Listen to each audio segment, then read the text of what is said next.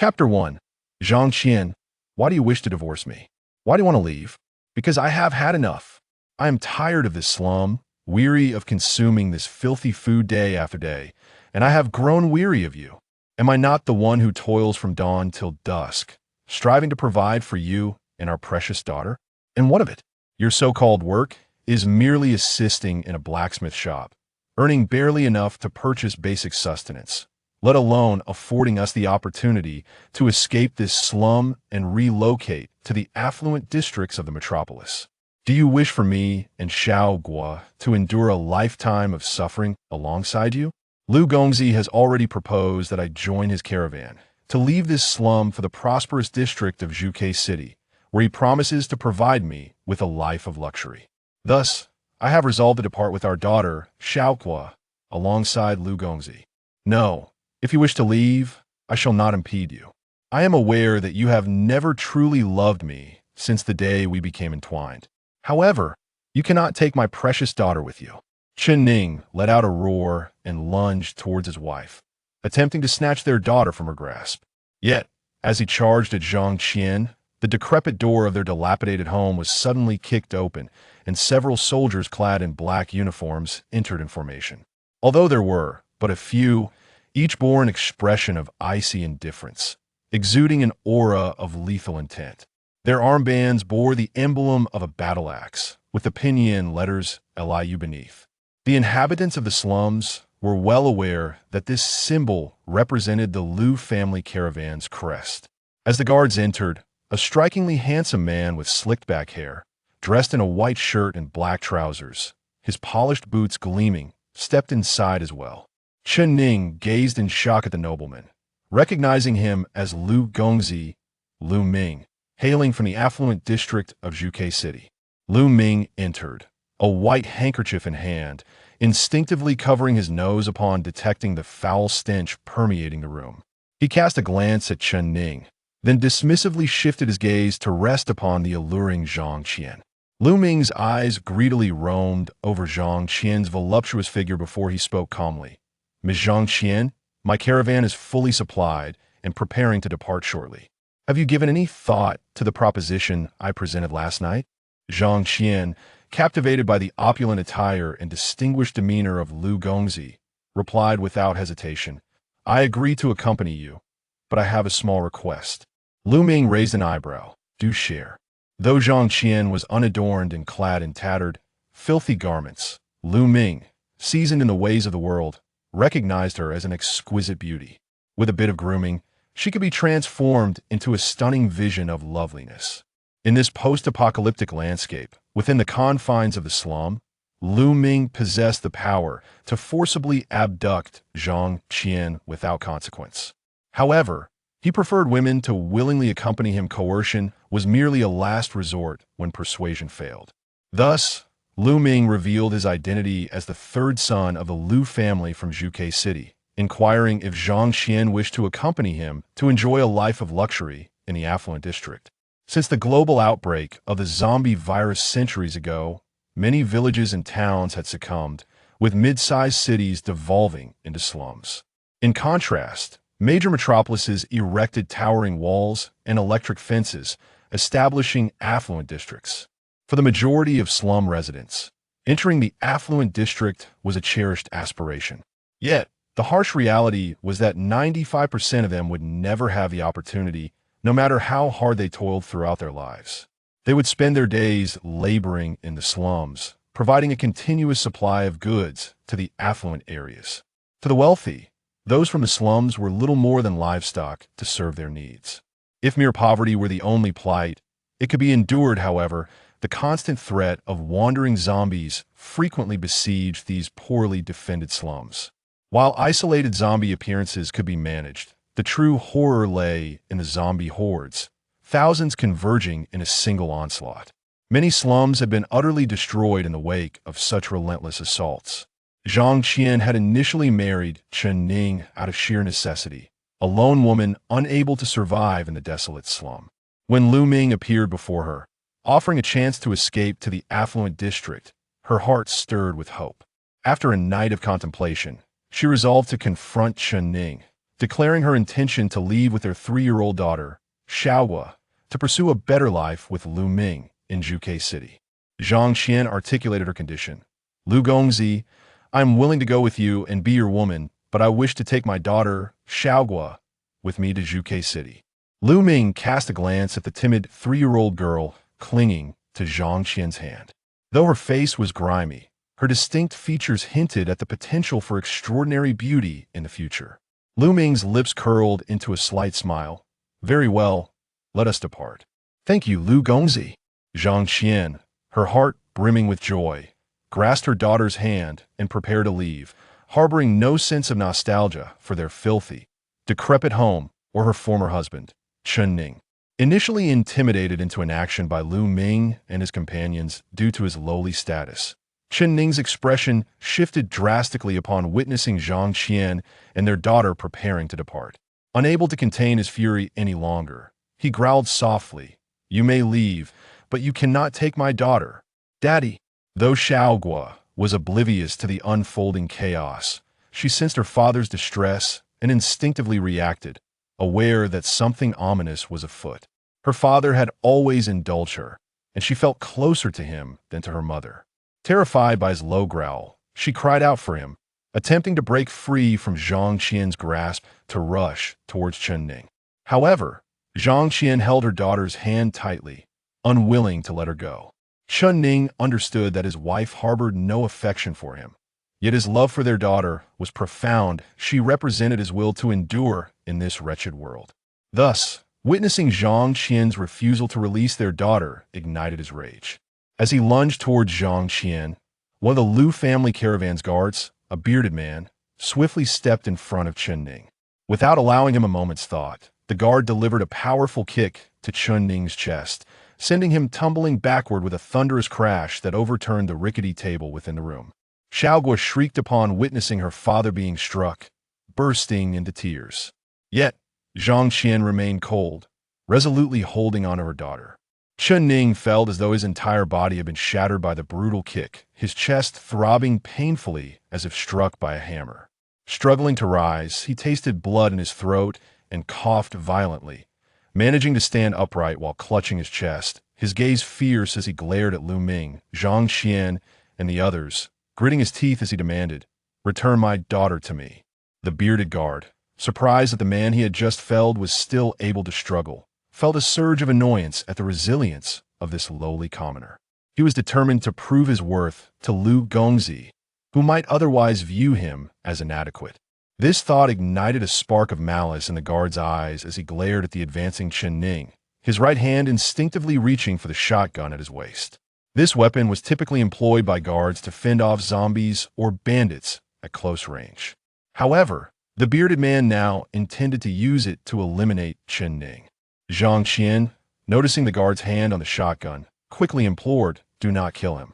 Yet, the guard paid her no heed. They were bound to obey Lu Ming's commands. Zhang Qian swiftly turned to Lu Ming, pleading, Do not take his life. I do not wish for my daughter to witness her father being killed before her eyes, leaving her with a lasting trauma. At that moment, Chen Ning, disregarding all else, charged forward. The bearded guard unhesitatingly drew his shotgun, the dark muzzle aimed at Chen Ning. Yet, just then, Lu Ming, moved by Zhang Qian's entreaty, finally spoke. Lu Lei, spare his life. The guard, who had been poised to pull the trigger, halted at Lu Ming's command. Instead of shooting, he swung the butt of his gun toward Chen Ning's head. With a sickening thud, blood erupted from Chen Ning's face, half of which became obscured in crimson as he was knocked sideways, collapsing to the ground. Chen Ning lay in a pool of blood, resembling a dying beast, his gaze fixed intensely in the direction of his daughter as he rasped, Return her to me. Bring my daughter back. Lu Ming, retrieving an elegant pocket watch, glanced at the time before coolly stating, We have lingered here long enough, let us depart. Zhang Qian scooped up her wailing daughter and followed Lu Ming and the others out of the wretched dwelling. Please do not take my daughter. Chen Ning, desperate to rise and pursue them, found himself overwhelmed by his injuries and the weight of despair, his vision darkening as he succumbed to unconsciousness. Upon awakening once more, he discovered himself lying in bed, with a ragged old man appearing before him. Chen Ning, you are awake. I feared you might not pull through. This old man was none other than his neighbor, Zhao Xing, who worked alongside Chen Ning at the Bull blacksmith shop in the slums of Heishui town. Zhao Xing was a solitary figure, yet he shared a cordial relationship with Chen Ning. Clearly, old Zhao had come to rescue Chen Ning upon learning of the troubles that had befallen his home. Struggling to sit up, Chen Ning grasped old Zhao's hand with urgency, inquiring, "Old Zhao, where are my wife and daughter?" With a look of pity, old Zhao sighed and replied, "Chen Ning, Zhang Qian has already departed with your daughter in Lu Gongzi's merchant caravan. I had sensed this long ago, but found it difficult to share with you. That woman is not one to willingly endure hardship. Her union with you was merely a consequence of her lack of better options. A woman of her disposition would eventually betray you, whether it be for Lu Gongzi or another affluent figure. Her departure was inevitable, yet I did not foresee that she would take Xiao Guo with her, who does not know how precious she is to you." Upon hearing that Zhang Qian had indeed left with their daughter for the grand city of Zhuge, a wave of despair washed over Chen Ning, rendering him powerless as he lay back down. Old Zhao brought forth a bowl of wild vegetable soup, glistening with a few droplets of oil, and placed it beside Chen Ning's bed. "Chen Ning, though your wife and daughter are gone, you must continue to live. What other recourse do we have against this mocking world? Drink this soup. You have been unconscious for 2 days and missed work at the smithy. Boss Tianlinio is quite irate and has declared that should you fail to return tomorrow, you need not come back at all. You understand that without this job, you will face starvation." Noticing Chen Ning's apparent despondency, old Zhao's eyes flickered thoughtfully before he added, "If you perish, you shall never see your daughter again. As long as you remain alive, there exists the possibility of traveling to Zhuge and reuniting with her." At these words, Chen Ning's eyes widened in realization. His previously hopeless gaze rekindled with hope. Indeed, survival meant the chance to see his daughter once more, to reclaim her from the clutches of another. Without hesitation, Chen Ning rose, grasping the bowl of wild vegetable soup and gulping it down eagerly, so hastily that he choked, tears streaming down his face. The following day, Chen Ning returned to the only blacksmith shop in Heishui town, the Bull Blacksmiths. Tianlinio, a burly middle-aged man weighing over 200 pounds, was a figure of some standing in Heishui town. He employed dozens of workers, and his shop primarily forged commonplace weapons such as swords and knives. Additionally, they offered limited repairs on firearms. However, they lacked the expertise for complex weaponry. Yet, they were competent in addressing issues like the wooden stocks of rifles. Every morning before work commenced, Tianlinio liked to address his workers. This morning, upon seeing Chen Ning among them, he wore a scornful smile and stated, "Chen Ning, I thought you had decided to abandon your duties here. You have been absent for 2 days, and thus, I shall be deducting half a month's wages from your pay this month. Do you have any objections?" The surrounding workers cast sympathetic glances at Chen Ning, for Tianlinio was notorious for his stinginess, always concocting reasons to withhold their earnings. Chen Ning's misfortune of missing 2 days of work had resulted in a significant financial penalty. Chen Ning bit his lip and uttered a phrase devoid of dissent. Yet his heart sank, not due to the deduction of half a month's wages, but because he suddenly realized that even if he toiled relentlessly in this impoverished blacksmith shop for an entire lifetime, he would never amass enough wealth to venture into the affluent district to see his daughter. Moreover, the thought of challenging the Lu family in Zhuge City to reclaim his daughter seemed utterly unattainable. He had to instigate a change. Just as Chen Ning contemplated this, a thunderous explosion reverberated from outside, causing the very ground to tremble beneath them. The townsfolk turned pale, questioning the source of the detonation, wondering if a horde of zombies had descended upon Heishui town. Following the anxious expressions of Tianlinio and others, Chen Ning rushed out of the blacksmith shop, only to find that the makeshift city gate erected for the defense against zombie incursions had been obliterated by explosives. Several military trucks thundered in, accompanied by a massive vehicle bearing a welded iron cage, within which was bound by chains a towering, fearsome zombie over 2 meters in height. Behind the truck transporting the zombie, additional military trucks were filled with soldiers, all hailing from the southern provinces of the Chinese Empire. it became evident that these imperious soldiers, frustrated by the town's failure to open the gates in time, had resorted to demolishing them. Tian Linyo, well-versed in such matters, gasped in astonishment upon seeing the zombie in the iron cage. Heavens, it's a level 4 zombie, a predator. Chen Ning was taken aback by this revelation and scrutinized the massive zombie in the cage. Its head was decayed, its body a sickly green hue, yet its muscles appeared remarkably robust. Particularly striking were its arms, which seemed disproportionately large compared to its body. Chen Ning had heard that zombies could evolve and that they had classifications, the lowest being the ordinary level 1 shamblers, characterized by their sluggishness and comparable strength to that of an average person. Level 2 zombies, known as stiffies, were an evolution of shamblers, possessing rigid muscles and twice the strength of a normal human, albeit with slower movements. The third tier, called rushers, also evolved from shamblers, exhibiting normal strength but with a significantly swifter pace, rendering them more formidable. The fourth tier, represented by the predator before him, combined the robust physique of the stiffies with the speed of the rushers, making it a terrifying amalgamation of strength and swiftness. This type of zombie was considered relatively advanced, a rarity that even the Imperial regulars found troublesome. Above the predator were even more formidable zombies, such as the 5th-level Hellhound zombie, which had deviated significantly from human form, exhibiting distinct beastly traits and attacking with claws and sharp teeth. The 6th-level Frisia zombie was a hybrid of the Hellhound, possessing a strong tail and a degree of intelligence, capable of rallying wandering zombies. The 7th-level Titan zombie typically arose from a mass of fused corpses, towering over 3 meters and weighing in excess of a ton. It lacked a head but was covered in eyes, boasting an immense physique and unparalleled strength, capable of demolishing ordinary walls and fortifications. In truth, there existed even higher-tier zombies, but Chen Ning and the other inhabitants of the impoverished district were oblivious to such knowledge. The Imperial army before them was evidently elite, likely tasked with capturing high-level zombies for scientific study. Humanity needed to continuously research these advanced zombies to understand them and devise strategies for combat, thereby holding the potential to eradicate them completely. Upon entering Heishui town, the military trucks and the one carrying the predator came to a halt. The door of the first truck swung open, and a bald officer, his head gleaming, nimbly leaped from the driver's cabin.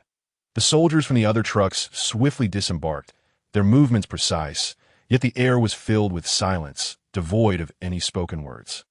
Chen Ning and the other townsfolk gazed in astonishment at these imperial warriors, who were clearly the Armée de la Armée of military might. The bald officer surveyed the residents who had retreated in fear, coldly demanding, "Who is the highest authority here?" "I am." A well-dressed, middle-aged man, flanked by 2 subordinates, hurriedly approached. This man was Su Liang, the mayor of Heishui town. Su Liang glanced at the officer's insignia and, eager to please, said, "Greetings, Major. I am Su Liang, the mayor of this town. How may I assist you?" The major pointed toward his soldiers. "Prepare lunch for 100 men, and do it swiftly." Upon hearing this, Su Liang felt a twinge of difficulty, for even landlords struggled to maintain reserves in these times. Although he could manage to provide a meal for 100, it would require him to draw from his own limited supplies. Food was a precious commodity in this apocalyptic era, and he was reluctant to part with it. However, these battle-hardened Imperial soldiers frequently engaged in combat with zombies and had certainly amassed wealth from their endeavors, making them generous patrons, especially when it came to purchasing weapons. Su Liang weighed the pros and cons in his mind, gritting his teeth before instructing his subordinates. "Go, tell the kitchen to prepare lunch for 100 immediately." After relaying his orders, he turned to the bald major, saying, "Major, please allow me to host you at my home for a brief respite." Yet, the major did not spare him a glance, instead striding purposefully towards Chen Ning's blacksmith shop. He approached with firm steps, demanding, "Who is the owner?" Tian Linyo, wearing a smile, stepped forward. "Major, that would be me." The major replied coldly, "My unit has suffered significant weapon losses during a zombie eradication mission. Do you possess standard weapons here? Either hand axes or machetes will suffice." Tian Linyo, sensing an opportunity, eagerly responded that they indeed had standard hand axes and daggers, despite the fearsome demeanor of the Imperial soldiers. They frequently hunted zombies and had been well rewarded for their efforts, making them affluent buyers willing to spend generously on weaponry. The major specified 50 hand axes and 50 daggers each. The price is negotiable. But the quality must be assured. Should the products fail to meet standards, I will not hesitate to sever your head. Tianlino hurriedly reassured him. Rest assured, Major, the weapons produced at our blacksmith shop are of the utmost quality. The Major inquired, do you have anyone capable of repairing rifles? We have about 10 rifles with damaged stocks. Tianlino affirmed, yes, we can certainly repair them. The Major then instructed his aide, hand over the damaged rifles to them. I expect to see them repaired within an hour. Otherwise, you shall face the consequences. Tianlino wiped the cold sweat from his brow, bowing repeatedly in assurance. We will have them ready. We will. In Heishui town, Su Liang, the mayor, and Tianlino, the owner of the blacksmith shop, were recognized as the two most powerful figures, one wielding authority, the other wealth. However, at this moment, Chen Ning observed these two influential individuals fawning over the bald major like eager lapdogs. Chen Ning was utterly astonished, gazing at the major, who exuded an air of authority over life and death. Deeply struck by the intangible dominance he radiated, he reflected on the deduction of his wages by Tianlino. He realized that remaining in the slums would forever bar him from challenging Lu Ming of the Lu family in Zhuge City, making any hope of reclaiming his daughter a distant dream. He needed to undergo a profound transformation in life. Yet he remained uncertain about how to achieve such a change at that moment, as he beheld the cold, commanding presence of the bald major. A powerful desire ignited within him. He yearned to join the imperial army, to become an officer like the major, who held the power to determine others' fates. He was determined to reclaim his precious daughter, to see Lu Ming and those heartless individuals like Zhang Qian groveling at his feet, pleading for mercy. This thought took root in Chen Ning's heart like a cherry seed, rapidly growing and spiraling out of control. The major turned to accompany his subordinates to Mayor Su Liang's residence for a brief stay. Chen Ning could no longer contain himself and rushed from the crowd, calling out, "Wait!" The bald major and his subordinates halted abruptly upon hearing a sound, then slowly turned to face the source. As Chen Ning felt their collective gaze fixated upon him, he was instantly consumed by a sensation akin to a lamb encircled by a pack of ravenous wolves, instinctively overwhelmed by fear. His body trembling uncontrollably, he stammered, "I mean no harm. I simply wish to join the army. I want to become a soldier." Upon hearing his words, the bald major and his companions exchanged glances, their expressions a mixture of surprise and derision. The major signaled to his aide, Huang Shi, who, with a narrowed gaze and a sardonic smile, strode menacingly towards Chen Ning. The townsfolk, witnessing Chen Ning's audacious declaration to join the imperial army, could hardly contain their mocking laughter. After all, becoming a member of the imperial forces was no trivial matter, and the warriors before him were evidently elite soldiers. The very thought of Chen Ning aspiring to join them was laughable. A mere folly. The crowd continued to jeer at Chen Ning. The atmosphere shifted when they observed Huang Shi's cold smirk as he approached. They held their breath, tension palpable in the air. Chen Ning, standing at approximately 1.77 meters, was not particularly short. However, Huang Shi towered over him, his robust physique and bulging muscles rendering Chen Ning akin to a child in the presence of an adult. A vicious scar marred Huang Shi's left cheek, accentuating his rugged features and adding to his menacing demeanor as he coldly regarded Chen Ning. "What did you just say?" Chen Ning felt suffocated by Huang Shi's overpowering presence. Nevertheless, he mustered the courage to straighten his back, resolutely stating, "I said I want to join you, to become an imperial soldier." Before he could finish, Huang Shi reacted swiftly, drawing his pistol and thrusting the barrel into Chen Ning's waistband. Leaving him pale and speechless, Huang Shi sneered, "What was that? I didn't quite catch it." The onlookers stifled their laughter, fully aware of the notorious temperament of the imperial soldiers from the moment they stormed through the city gates. Their audacious nature had been unmistakable. The notion of a destitute wretch from the slums seeking to join their elite ranks was nothing short of an affront. Concern for Chen Ning's fate began to ripple through the crowd. In this era, the life of a slum dweller was worth less than that of an ant, and an imperial soldier would face no repercussions for snuffing out such a life. With Huang Shi's pistol pressed against him, Chen Ning could feel the chilling metal against his skin, fully aware that this brutal sergeant would not hesitate to pull the trigger. Yet he fought to suppress his fear, stammering, "I said I want to join you." To be an imperial soldier. Just as he finished speaking, Huang Shi's eyes glinted with a cruel smile as he unhesitatingly pulled the trigger. Bang! The deafening gunshot rang out from his waistband, sending Chen Ning sprawling to the ground.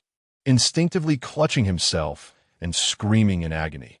Huang Shi, however, wore an expression of contempt, mockingly asking, "Did you just wet yourself in fear?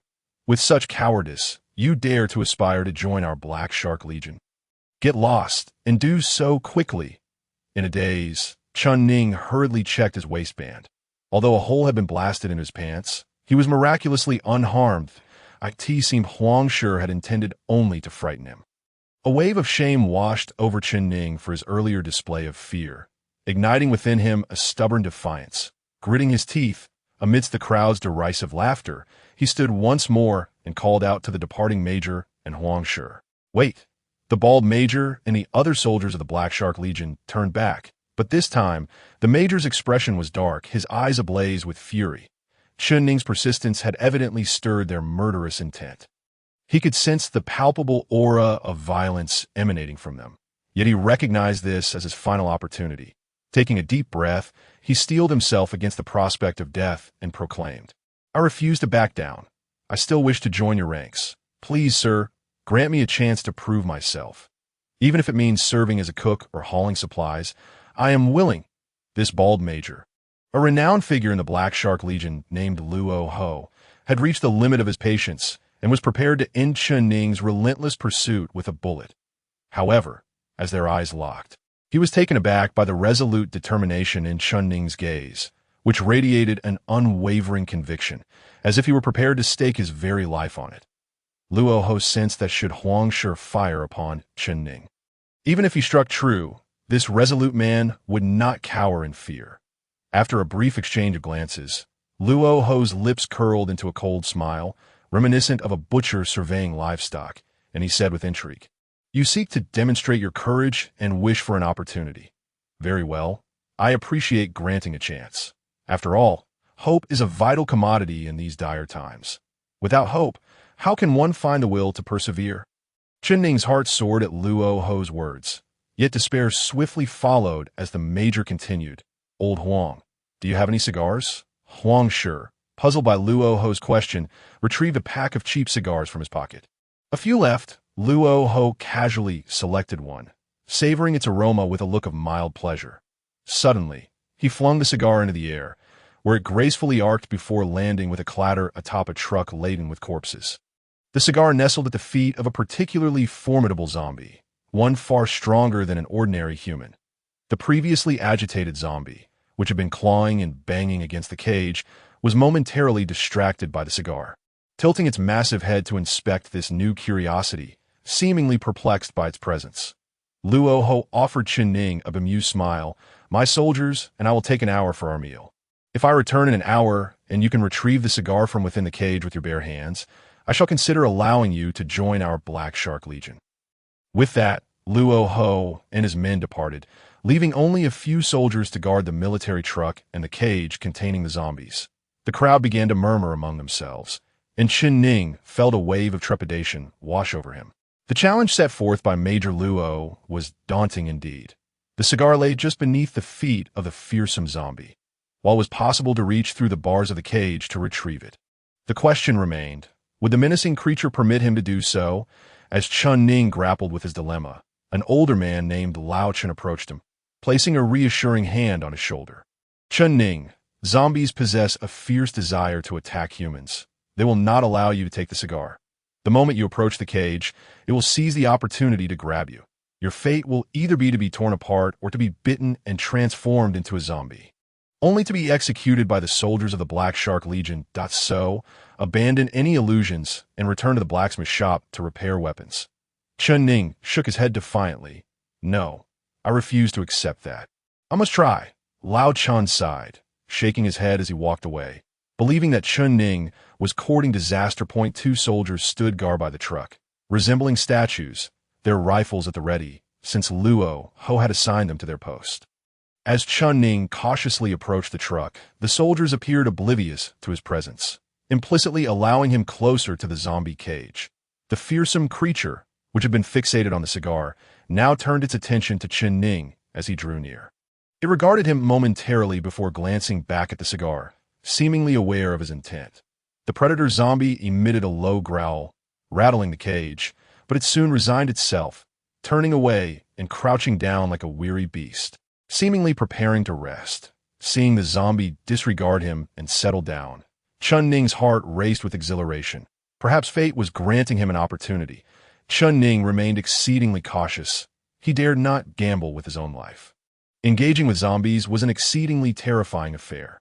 Not only was there the risk of being bitten, but even the slightest scratch could lead to infection by the zombie virus, ultimately transforming him into one of the undead.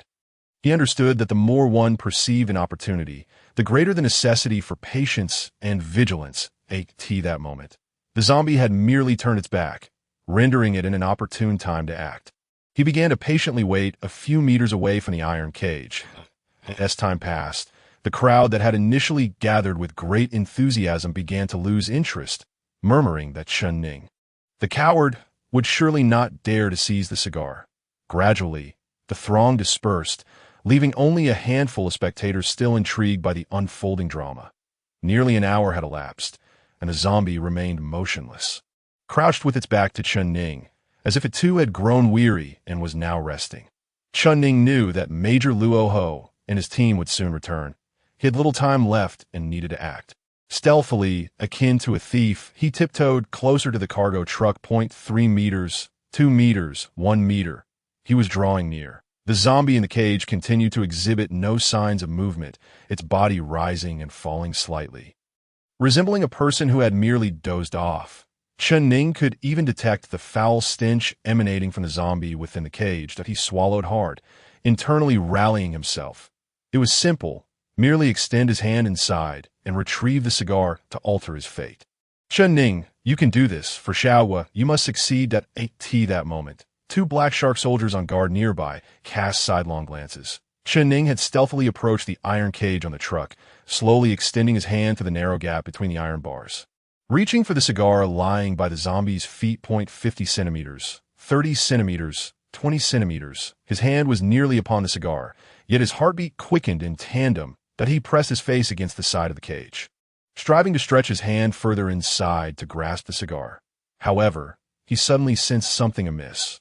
The zombie, which had been facing away from him and appeared to be asleep, had ceased its rhythmic breathing and become completely still. When does a beast ever remain motionless? Only when it is poised to strike. Instinctively sensing danger, Chun Ning retracted his hand in a flash. Just as he did, the previously feigning zombie spun around, roaring ferociously as it lunged towards him. Chun Ning barely evaded its grasp, retracting his hand just in time. The zombie's clawing hands, adorned with sharp nails, reached out from the cage, yearning to seize him.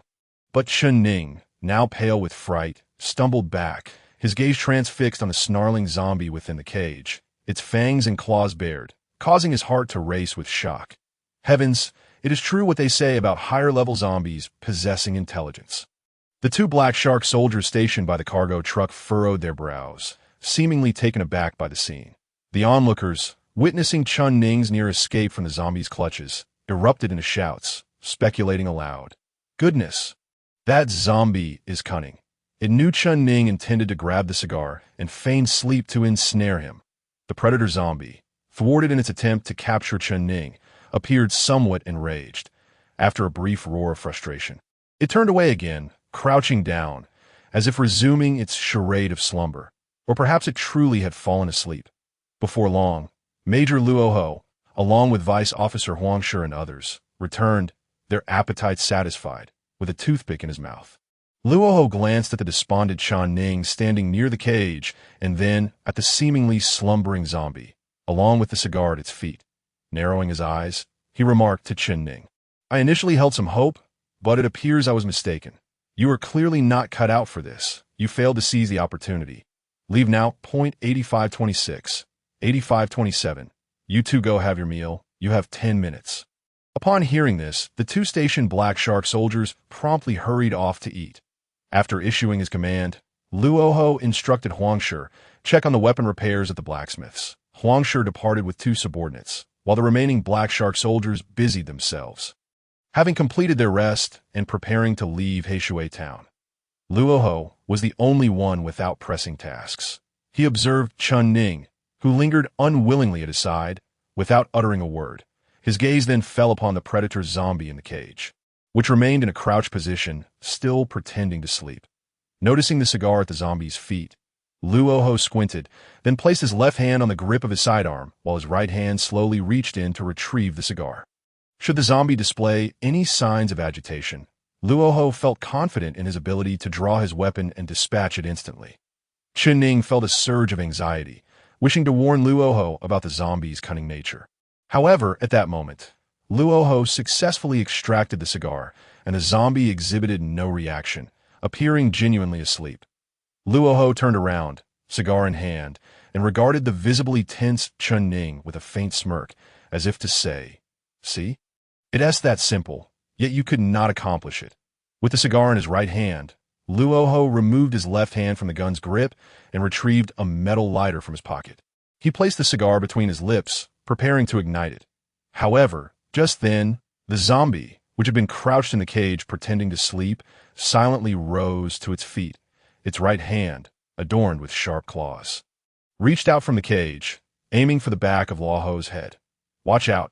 Chun Ning shouted instinctively as the zombie stood, rushing forward without hesitation to grasp the zombie's outstretched hand, attempting to thwart its attack on Luoho. Chun Ning clutched the zombie's arm with all his might, preventing it from seizing Luoho. In response, Luoho reacted swiftly, his face a mixture of shock and anger, that he drew his military knife and, with a decisive slice, severed the zombie's outstretched arm. Chun Ning, still holding onto the severed limb, tumbled to the ground. The surrounding Black Shark soldiers rushed to the scene, and Luoho, now visibly irate, realized that only zombies of level 5 or above typically possessed any degree of intelligence. Yet, to his surprise, this level 4 predator zombie had exhibited cunning, nearly leading him to disaster. The severed arm of the zombie oozed putrid green blood as it emitted an enraged roar, violently thrashing against the confines of the cage. However, it was evident that it could not breach the sturdy iron bars. With the situation back under control, Luoho, who had narrowly avoided catastrophe, ordered his subordinates to keep a close watch on the zombie before striding towards Chun Ning. He kicked aside the severed arm that lay on Chun Ning, then extended a hand to help him up, scrutinizing him closely. "Kid, are you all right?" Chun Ning shook his head repeatedly. "No, I'm fine." Luoho regarded him with a complex expression. "You just saved my life. I owe you one." Chun Ning's expression became strangely ambiguous. He seemed to want to say something, but hesitated, his emotions clearly conflicted, believing Chun Ning still wished to join the Black Shark Legion. Luoho stated, "The Black Shark Legion is a special force of the Chinese Empire, ranking among the top 5 in combat effectiveness. However, all our soldiers undergo rigorous training and are elite troops that if you join us, you likely won't last a month. If you truly yearn to become an Imperial soldier, I know that the Phoenix Qingqiao training camp, located 200 kilometers from here, is recruiting new members. The Phoenix ranks among the top 10 in the Empire. And I happen to know their chief instructor, Colonel Butcher. I can write you a recommendation letter to help you gain entry into the Qingqiao training camp. If you successfully complete your training and graduate, you could eventually join the Phoenix Legion, earn military accolades, and perhaps find your moment to shine." Chun Ning bit his lip, lowering his head to softly reply, "Thank you, Major." Luoho, a man of decisive action, swiftly penned a brief letter of recommendation for Chun Ning. Additionally, he provided him with a handgun, a dagger, and a bag of military rations, instructing Chun Ning on the general direction of the Qingqiao training camp, urging him to arrive within 3 days. In just 3 days, the recruitment for the Bluebird training camp will draw to a close. After Relic finished his instructions, he and his soldiers hastily boarded a military truck, the convoy departing from Heishui town. Lao Chun was taken aback to discover that although Chun Ning did not achieve his goal of entering the Black Shark Legion, he unexpectedly received a recommendation from Major Relic to join the Bluebird training camp. Overjoyed, Lao Chan rushed to congratulate Chen Ning. Haha, Chen Ning, you lucky lad. You've received a recommendation and now have the chance to enter the Bluebird training camp. I'm sorry, Lao Chun. I need to head home for a moment, Chen Ning replied, running back home in a state of mild panic beneath Lao Chen's bewildered gaze upon returning to his dilapidated abode. He quickly closed the door behind him. In a moment of urgency, he tore open his ragged shirt to reveal several conspicuous scratch marks on his chest, injuries he sustained while rescuing Relic from a zombie attack. However, he dared not speak of it, fully aware that such wounds would soon lead to infection by the zombie virus, ultimately resulting in his transformation into a zombie. The Imperial Army had only one method for dealing with those afflicted by zombie bites: execution. Defeated, Chen Ning sank into a chair, despair consuming him. He had hoped to take a gamble for a brighter future, yet now, with the zombie scratches, his very life was at stake. That I'll just wait to die, he thought in utter hopelessness. However, he did not wish to perish in the town, knowing that upon his death, he would rise as a zombie and pose a threat to the townsfolk. Thus, armed with a handgun and dagger gifted by Relic, along with some rations, he stealthily departed from Heishui town. Chen Ning set off towards the recruitment station for the Undying Legion's Bluebird training camp, while he was aware that being scratched by a zombie would lead to infection, death, and ultimately transformation. He remained unprepared for the sudden threat of mortality. Even now, he struggled to accept the impending reality of death, clinging to a flicker of hope. What if the virus within him did not activate? Perhaps he would survive. Moreover, his decision to head towards the Bluebird training camp was driven by another reason. There, he would encounter soldiers from the Undying Legion. If he were to succumb to the infection and transform, they would eliminate him, ensuring he would not harm any civilians. Armed with his dagger, handgun, and provisions, he left Heishui town, journeying towards the recruitment station. Given his dire circumstances, he felt despondent and only managed to cover 20 kilometers on the first day. As night fell, he discovered a small cave, hastily gathered some branches to obscure the entrance, and settled in for the night. He consumed a bit of his rations and lay down on a flat rock, his gaze fixed on the rudimentary defenses he had erected against potential zombie incursions, reflecting with a hint of self-mockery. How absurd! I am on the brink of becoming a zombie, yet still wary of a zombie attack. The first half of the night was restless, his mind filled with chaotic thoughts. One moment, he recalled his beloved daughter, Xiaohua, who had been taken from him. The next, he pondered his imminent fate as a zombie. As the night wore on, he sensed the virus within him beginning to take hold. A feverish warmth enveloped his body. His breath felt hot, and a burning sensation coursed through his skin, as if insects were crawling beneath it, igniting an urge to tear his flesh apart. Gradually, his consciousness began to wane. The following day, Chen Ning awoke with a start. Had he transformed into a zombie? This was the first thought that crossed his mind. Quickly, he inspected his body, relieved to find no abnormalities. He appeared as he always had. Remarkably, the wounds from the zombie scratches had scabbed over and begun to heal. I Haven T turned into a zombie.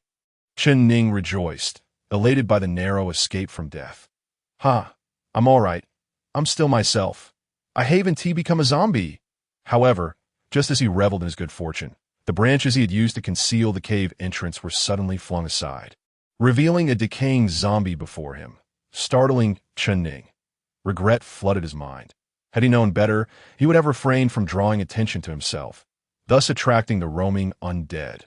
Though this zombie appeared to be a mere first-level creature, moving sluggishly and lacking significant strength, Chen Ning's lack of combat experience left him trembling with fear, his eyes fixed on the approaching creature as he stealthily drew his handgun, preparing to strike before it could reach him.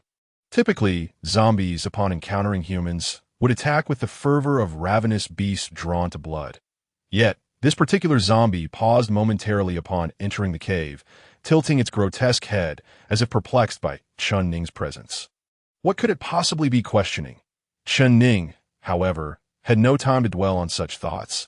The zombie's hesitation presented a fleeting opportunity. He raised his handgun, aiming at the creature's decaying skull. The zombie emitted a low, guttural sound, akin to a beast communicating with its kin, before it staggered closer. Now merely 3 meters apart, Chen Ning held his breath, aligning his aim with the zombie's head. The creature, not raising its arms, continued to emit strange, muffled noises, seemingly mistaking Chun Ning for one of its own. Without further hesitation, Chun Ning squeezed the trigger. The gunshot rang out, but alas, his lack of training resulted in a miss. The bullet merely grazed the left side of the zombie's head, obliterating its ear. The zombie, momentarily stunned, soon realized its error in judgment, raising its claw-like hands and roaring in fury, charging at Chun Ning with the intent to kill. Bang, bang, bang! Chun Ning's face drained of color as he fired his remaining rounds in rapid succession.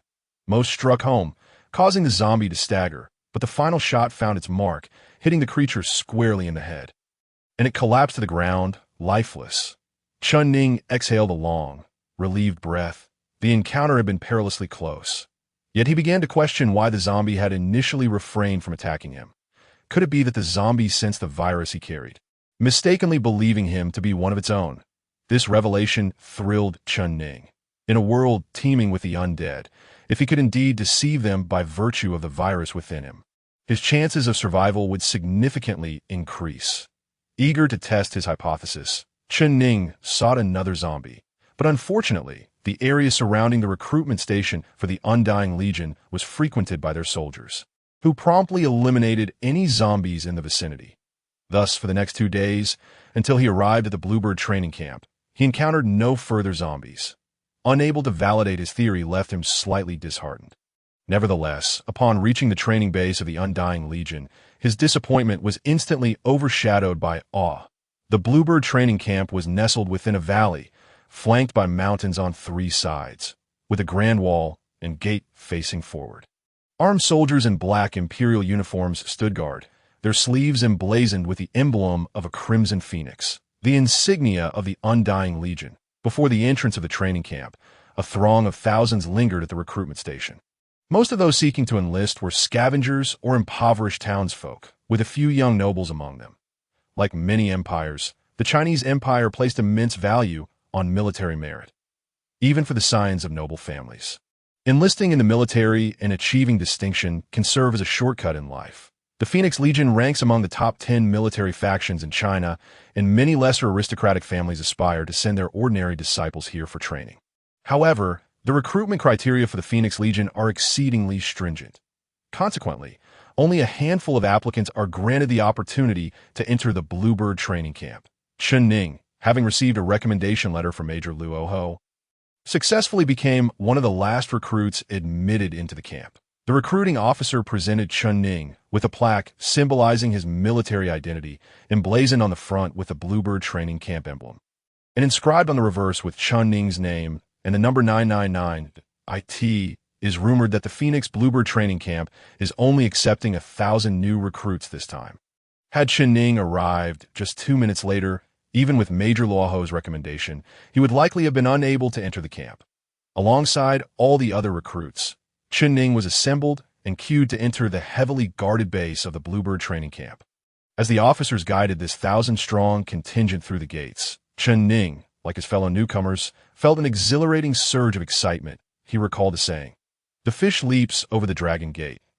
It is said that carp swim upstream to a place known as the Dragon Gate. Should they leap over it, they will rise above the rest and transform into dragons.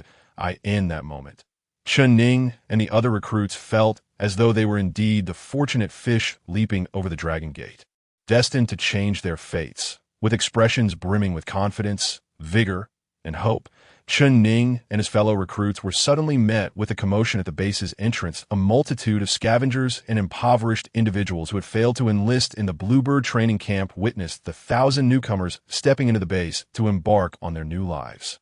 Meanwhile, they were left to confront the threats of zombies, hunger, poverty, disease, and death. Some began to lose their sanity, even attempting to storm the base's gates, with many desperate voices crying out, "Take me with you. Let me in. I too want to be a soldier, to feast and drink." The mob's fervor escalated, their unwillingness to depart intensifying, and more began to join the assault on the Bluebird training camp. Concurrently, the air raid sirens blared, signaling an impending attack. Blaring for 36 seconds and pausing for 24 down the ramparts, a burly middle-aged man, bare-chested save for military trousers and boots, adorned with a fierce tattoo of the eight-faced Buddha across his chest and a cigar clenched in his mouth.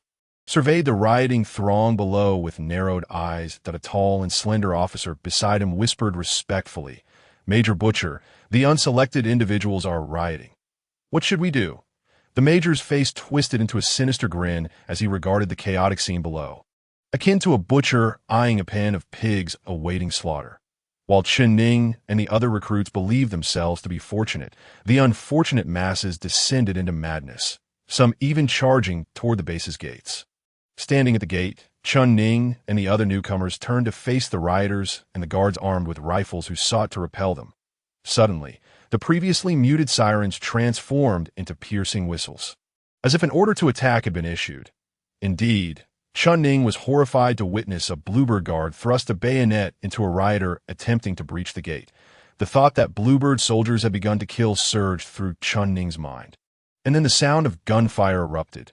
The guards at the gate and the soldiers atop the ramparts simultaneously opened fire, bullets raining down upon the mob like a torrential downpour, amidst the cacophony of screams. The rioters fell in droves, the scene resembling a hell's cape.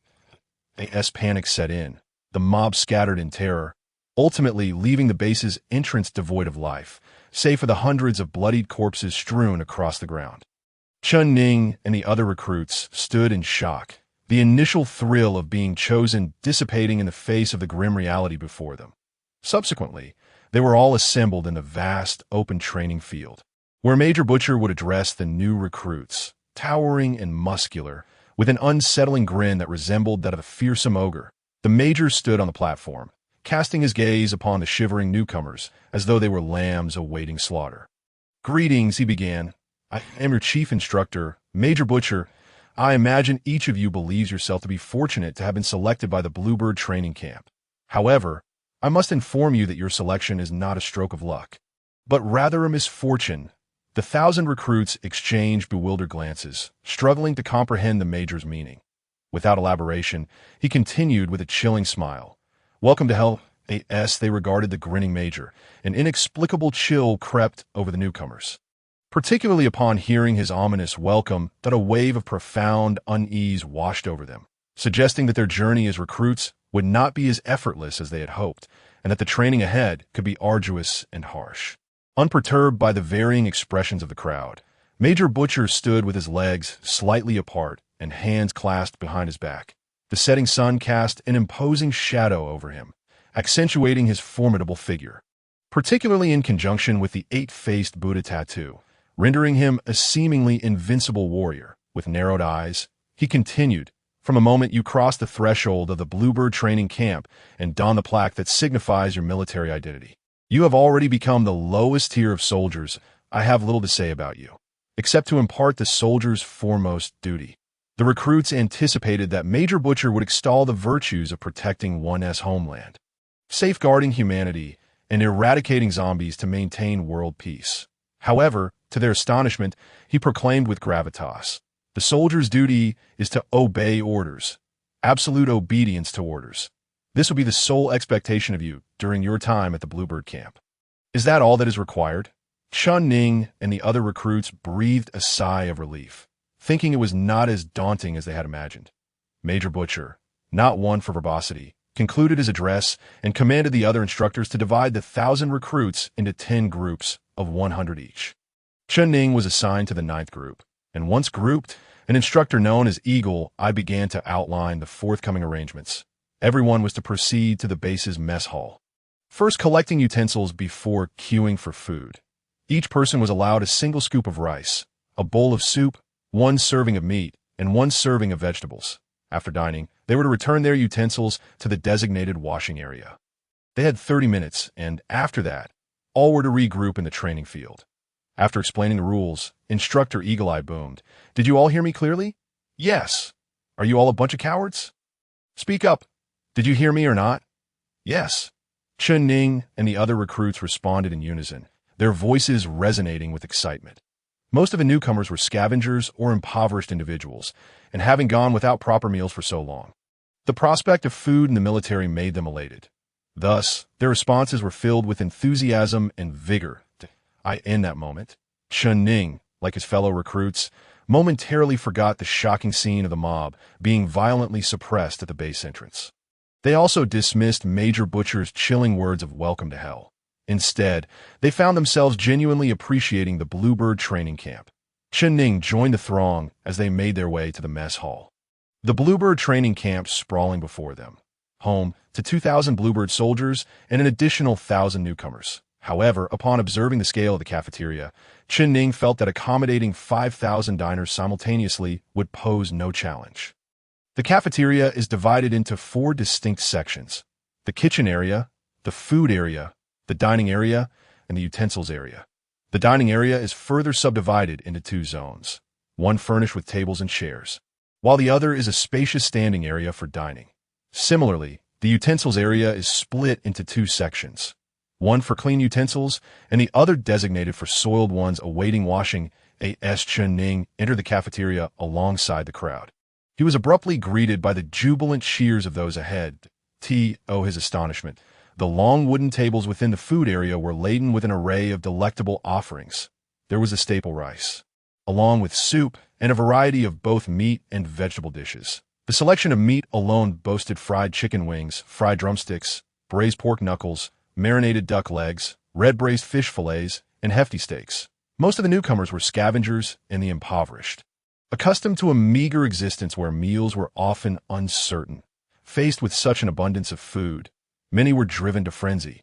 Some dashed forward, seizing the fried chicken wings from the tables and devouring them voraciously.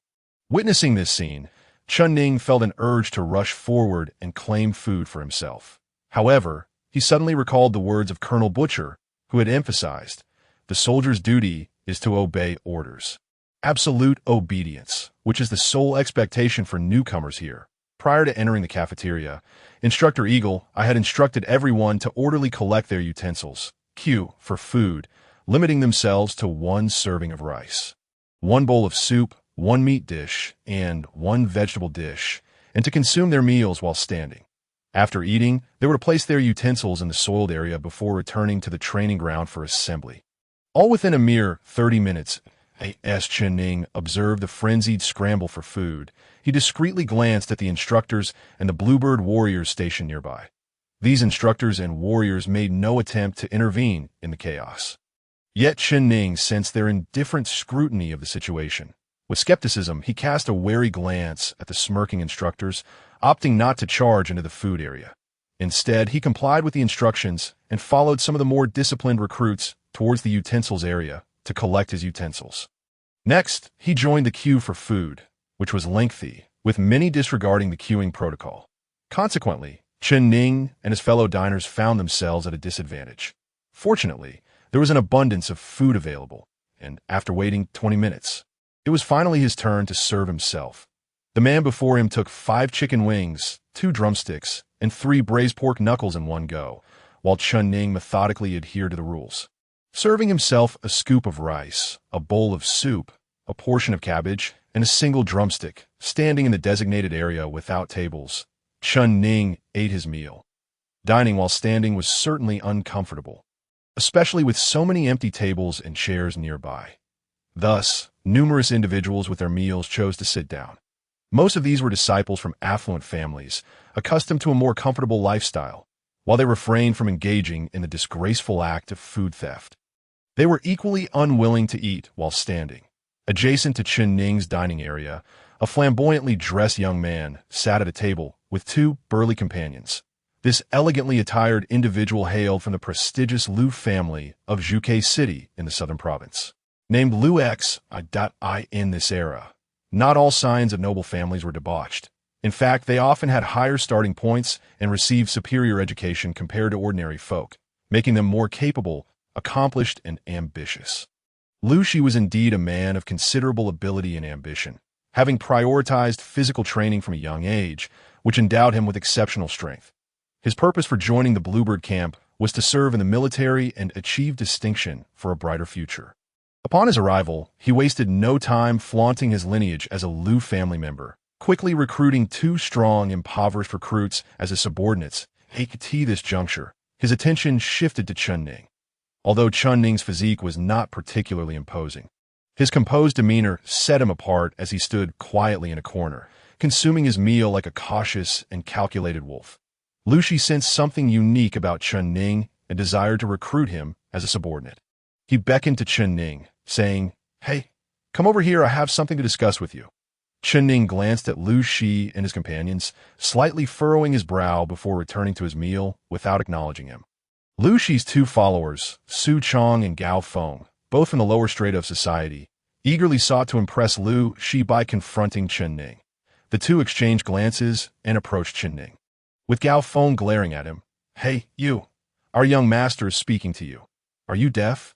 Upon hearing the term young master, Chen Ning quickly lifted his head, casting a doubtful glance at Lu Shi. "Young Master Lu?" Lu Shi, pleased to finally capture Chen Ning's attention, felt a surge of pride. After all, the Lu family was well regarded in the southern province, perceived as aristocrats by the impoverished. With a smug smile, Lu Shi approached, declaring haughtily, "Indeed, I am Lu Shi from the Lu family of Zhuke City." The mention of Zhuke City triggered memories of Lu Ming, the man who had taken everything from him. Chen Ning bit his lip and asked, "What is Lu Ming to you?" Lu Shi paused momentarily before responding, "He is my cousin." "Why? Do you have some connection with him?" Chen Ning replied coldly, "None. No connection, only enmity." However, Lu Shi failed to notice the flicker of hatred that passed through Chen Ning's eyes. He grinned broadly. "Well, I see you come from the slums as well, a mere commoner. How could someone like you possibly have any ties to my cousin? No matter, you can join me and be my subordinate. I can introduce you to him in due time." Lu Shi believed that by recruiting a commoner like Chen Ning, he was bestowing upon him a great favor and expected gratitude akin to that of Su Chong and Gao Feng. After all, for a commoner to serve as a lackey for a Lu family scion was a considerable honor. Yet, Lu Shi was utterly unprepared for Chen Ning's reaction, which revealed no hint of joy. Instead, Chen Ning shot him a look of profound disdain, spat on the ground in front of him as a gesture of contempt, and turned to leave. Lu Shi was taken aback. How could this commoner be so audacious? Su Chong and Gao Feng, indignant, exclaimed, "How dare he be so arrogant? Young master, let's teach him a lesson." Lu Shi, glancing at the instructors and bluebird warriors in the vicinity, sensed a watchful gaze upon their gathering and shook his head. "Today marks our first day at the Bluebird training camp. We shall not stir trouble. There will be ample opportunity to deal with this fellow later." Chen Ning placed his utensils in the soiled area, estimated that time was nearly up, and departed the cafeteria, heading towards the training ground for assembly. Just as he arrived, the sound of a whistle pierced the air, signaling the end of mealtime and calling everyone to gather. As Chen Ning and the other newcomers assembled, Colonel Butcher, accompanied by a cadre of instructors and a squad of Bluebird warriors, approached. Butcher scanned the crowd with a cold gaze before stating, "I have previously informed you that entering here signifies entering hell. The soldier's duty is to obey commands without question. Instructor Eagle has clarified the dining regulations, yet it appears many have disregarded our words." The newcomers, perceiving the murderous intent in Butcher's eyes, began to realize the gravity of the situation. Indeed, Butcher continued, "Those who scrambled for food, failed to adhere to the utensil protocol, neglected the rules for obtaining meals, or did not eat in the standing area. Step to the left. The rest of you, to the right." As his words rang out, many faces paled and shocked. A few, terrified, obediently stepped forward to the left, acknowledging their mistakes. Butcher surveyed the majority, standing to the right, raising an eyebrow. "Is there anyone else? This is your final chance." The Butcher's words instilled a sense of fear in many, prompting a group of individuals with complex expressions to step forward and move to the left. Acknowledging their mistakes, the Butcher nodded. "Excellent. Eagle Eye, punish each of these defiant individuals with 10 lashes." The instructor, known as Eagle Eye, promptly led a squad of soldiers, wielding whips, to administer punishment to those who confessed to disobeying orders. The whips, entwined with steel wire, could shred clothing and tear flesh. As Eagle Eye and the soldiers executed their grim task, the training ground echoed with lamentations, and cries of agony filled the air. Some of the weaker individuals, unable to endure the 10 lashes, succumbed to death from the brutal punishment. The Butcher, observing the pale-faced newcomers standing in the right camp, sneered, "Among you, there are still those who refuse to admit their errors and wish to treat me as a fool. The fate of such individuals is singular. Death, with a wave of his hand, a battalion of expressionless Bluebird soldiers armed to the teeth approached. These soldiers, working in pairs, swiftly apprehended one newcomer each, resulting in over 100 being seized. Chun Ning, witnessing the meticulous manner in which the Bluebird soldiers capture their targets, understood the gravity of the situation. The instructors, including Luo Ho, had been silently monitoring every newcomer from the shadows, recording the identities of those who had brazenly defied orders. Over 100 individuals, who had not voluntarily confessed their transgressions and clung to false hope, were all taken to the edge of the training ground to face execution. In an instant, those being whipped ceased their howls, staring in shock at the wretched souls destined for execution. It was now the turn of those poor souls awaiting their fate to begin frantically struggling and pleading for mercy. One brightly dressed man, in a frenzy, shouted, "You can't kill me. My name is He Chong. I hail from the He family in Zhuke City of the southern province. My father, He Jinhua, is a major general in the empire. You cannot kill me." Upon hearing this, the butcher strode over, snatched an assault rifle from a Bluebird soldier, and unleashed a volley of bullets at He Chong, instantly turning him into a bloody pulp. Not yet satisfied, the butcher raised the rifle and struck the corpse of He Chong with the butt of the gun, cursing, "You bastard, dying so disgracefully." The butcher then turned to the other newcomers, who stood at a distance, and bellowed, "Remember, in my training camp, regardless of your status, the consequence of disobeying orders is death." Chun Ning and the other newcomers bore witness to the execution of over 100 individuals on the spot. At last, Chun Ning comprehended why the butcher had previously welcomed them to hell and began to grasp the first lesson imparted by the butcher: absolute obedience to orders. The butcher had delivered a shocking lesson to the newcomers. Over 100 defiant individuals who refused to admit their mistakes were executed, while the remaining 500 who acknowledged their errors received 10 lashes each. The whips weighed 3 kilograms, causing significant harm. Those with weaker constitutions could faint after just 3 lashes, and even the strongest could endure no more than 24 lashes. The 500 individuals subjected to whipping had been meticulously selected from tens of thousands of applicants. Thus, most of them possessed robust physiques, capable of withstanding the 10 lashes. However, several individuals did not survive the punishment and were brutally whipped to death. Naturally, the over 400 who endured the lashes bore scars across their backs and buttocks. Suffering considerable injuries, as the sun set and darkness enveloped the land, the butcher gathered the 850 newcomers once more. Coldly, he stated, "Next, Instructor Eagle, I will arrange for you to spend your first night at the Bluebird training camp. This night is indeed crucial for you. I hope you find it enjoyable." With that, the butcher exchanged a glance with Instructor Eagle Eye, under the watchful eye of the Bluebird soldiers maintaining order. Eagle Eye and the other instructors began escorting Chun Ning and the other newcomers to the newcomer dormitory. They were led to a dimly lit building at the far end of the base. This building resembled a dormitory, but aside from the illuminated stairwells and corridors, every room was shrouded in darkness, and a foul stench of feces permeated the as Chun Ning and the other newcomers approached the building. They were greeted by a cacophony of barking from within, suggesting that numerous dogs were housed there. Chun Ning couldn't help but think, surely, we aren't expected to spend our first night in a dog kennel. Given the butcher's demeanor, it seemed plausible that he intended to teach them a lesson, a form of intimidation.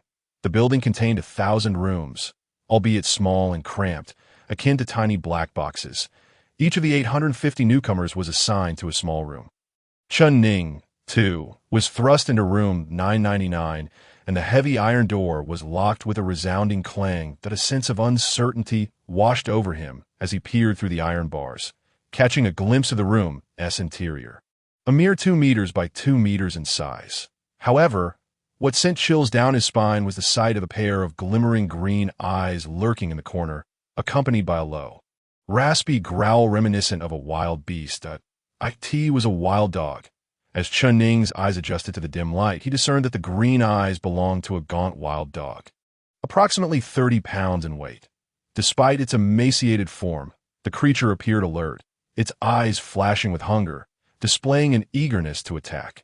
Chun Ning gasped in shock, initially expecting only to sleep in a dog kennel.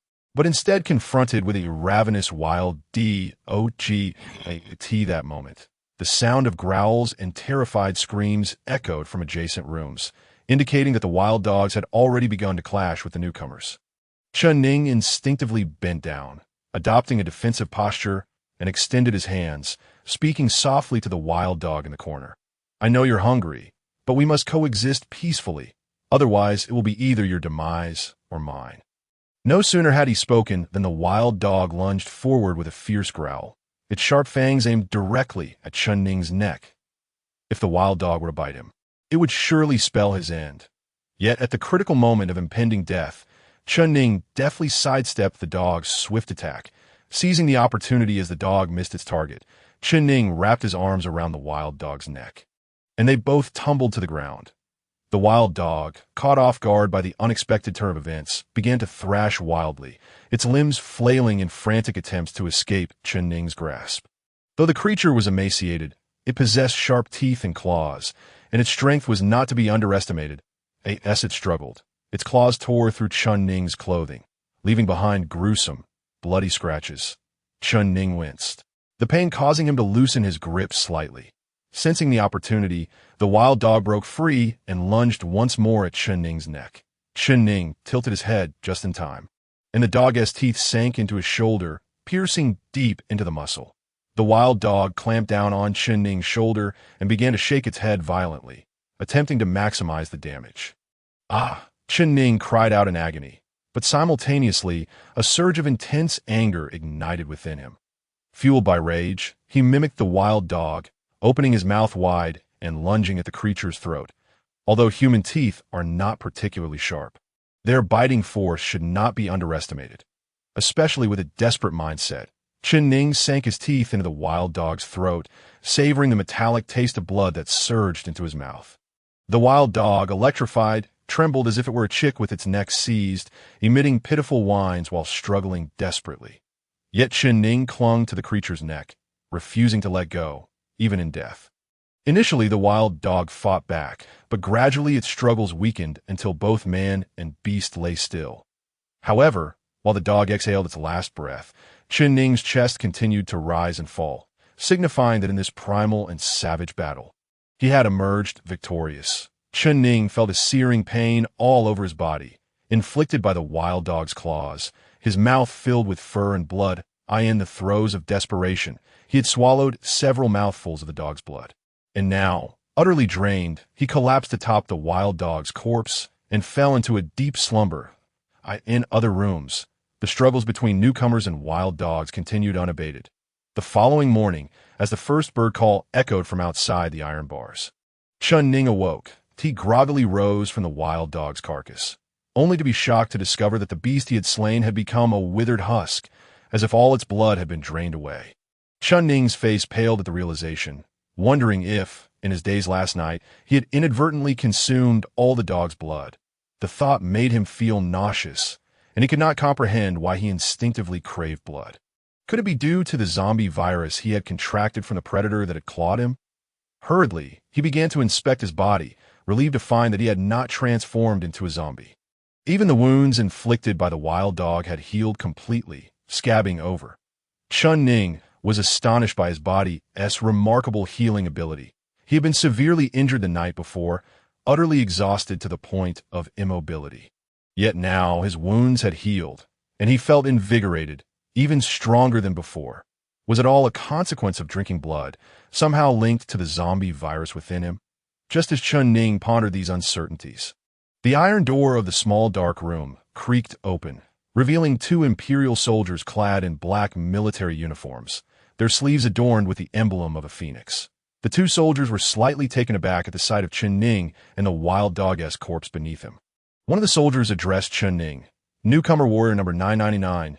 Chen Ning, congratulations on passing the trial of the Night of the Hatchling Eagles, officially becoming a rookie Phoenix warrior. After a few days, the mother eagle would take her fledgling to the edge of a cliff and push it off to practice soaring. Many fledglings perished as a result. The survivors would have their developing wing bones cruelly broken by their mother, only to be pushed off again, leading to more deaths. This brutal act of the mother eagle was crucial in determining whether the fledgling could soar freely in the vast sky. The regenerative ability of eagle wings is remarkably strong. As long as they endure the pain and continue to fly after their wings are broken, they can heal and emerge transformed, akin to a phoenix reborn, becoming true eagles that can soar thousands of miles. As Chun Ning exited the small dark room, several other newcomers emerged from their rooms, some of whom had not survived the night of the hatchling eagles, succumbing to the wild dog's fangs. Particularly, those who had been whipped had mostly not made it through. Chun Ning surveyed the assembled newcomers in the training ground. What had once been 10 groups of 1,000 had dwindled to about 500 overnight. The number of newcomers had halved. While in shock, he suddenly recognized 3 familiar faces: Lu Shi, Gao Feng, and Su Chong. Despite having endured 10 lashes each, they had managed to survive the trial of the night of the hatchling eagles, albeit with numerous injuries. Lu Shi bore a scar on his handsome left cheek, which only enhanced his sinister appearance. He caught sight of Chun Ning, and their eyes locked. Lu Shi's gaze was filled with resentment. It was evident that after failing to recruit Chun Ning and being spat upon in disdain, he harbored a deep-seated hatred for him. At that moment, Eagle Eye and the other instructors arrived. Regrouping the remaining 500 into squads of 100 at Chun Ning was placed in the same group as Lu Shi, Su Chong, and Gao Feng. Lu Shi subtly whispered to Chun Ning, "Being in the same group as me, you're as good as dead."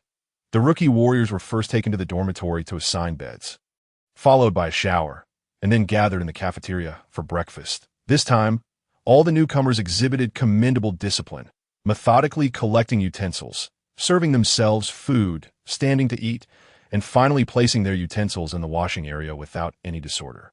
Compared to the chaos of the previous day, the improvement was stark. It seemed the butchery of the head instructor, though brutal, was remarkably effective. While Chun Ning and the others breakfasted in the cafeteria, the Phoenix warriors were busy in the small dark room, cleaning up the corpses of wild dogs and the deceased. But to the entrance of room 999, 2 warriors stood at attention, one of whom reported loudly, "Report to Major Guanxing. There is something unusual about the wild dog corpse found here. We're uncertain if it poses a problem, and we request your inspection." A tall, beautiful female instructor, clad in leather boots and possessing piercing eyes, stepped into the small dark room. She disliked being disturbed while working, casually closed the door behind her, and began to survey the room, her gaze landing on the corpse of the wild dog slain by Chun Ning. The corpse appeared desiccated, clearly drained of all blood. Noticing the bite marks on the dog's neck, Major Guanxing took out a small vial of blue liquid and carefully poured it onto the wound. Almost instantly, the wild dog's body began to transform at a visible rate. Within minutes, it stirred to life, grotesquely morphing into a decaying zombie dog, which lunged at Major Guanxing.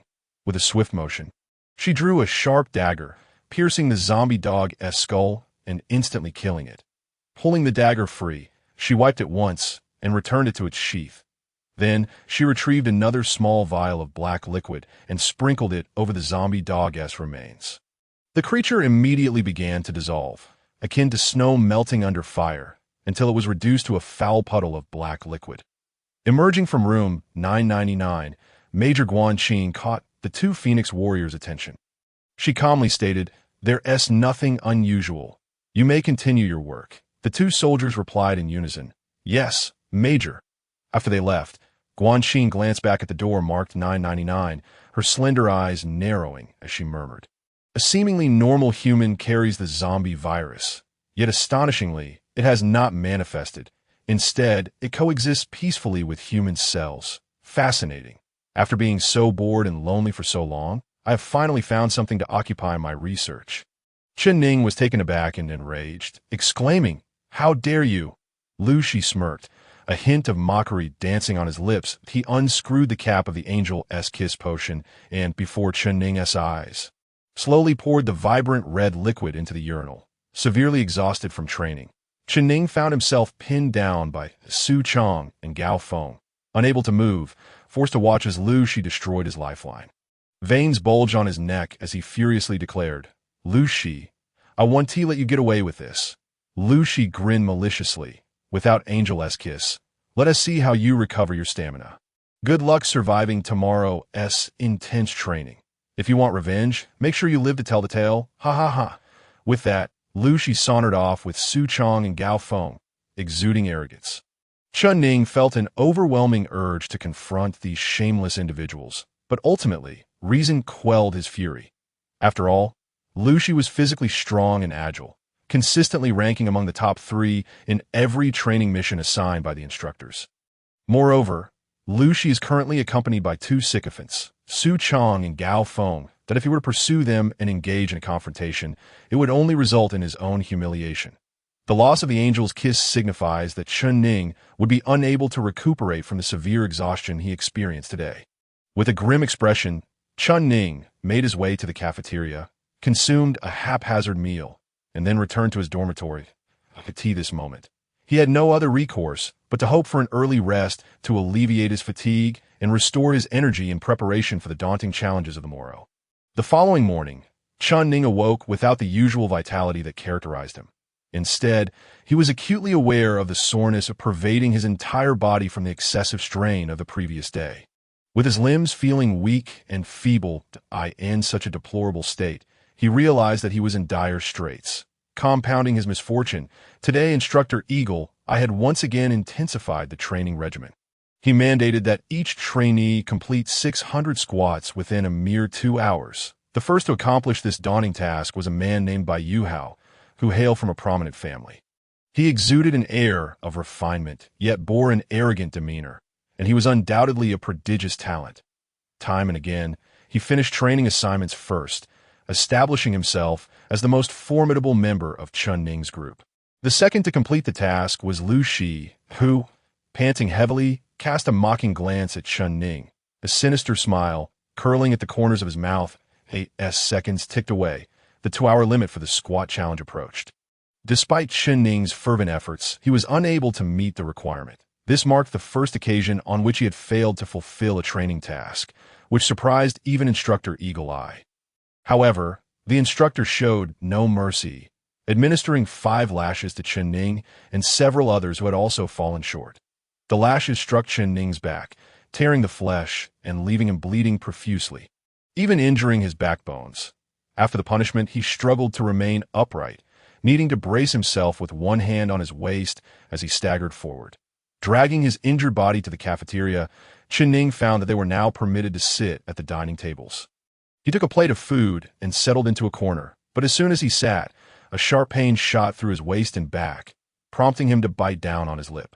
At that moment, Lu Shi approached with Su Chong and Gao Feng, their smiles devoid of warmth, taunting Chun Ning with TSK. Without the Angel's Kiss restorative potion, have you truly fallen into a vicious cycle? Aha! I can only say that your situation tomorrow will be even more dire.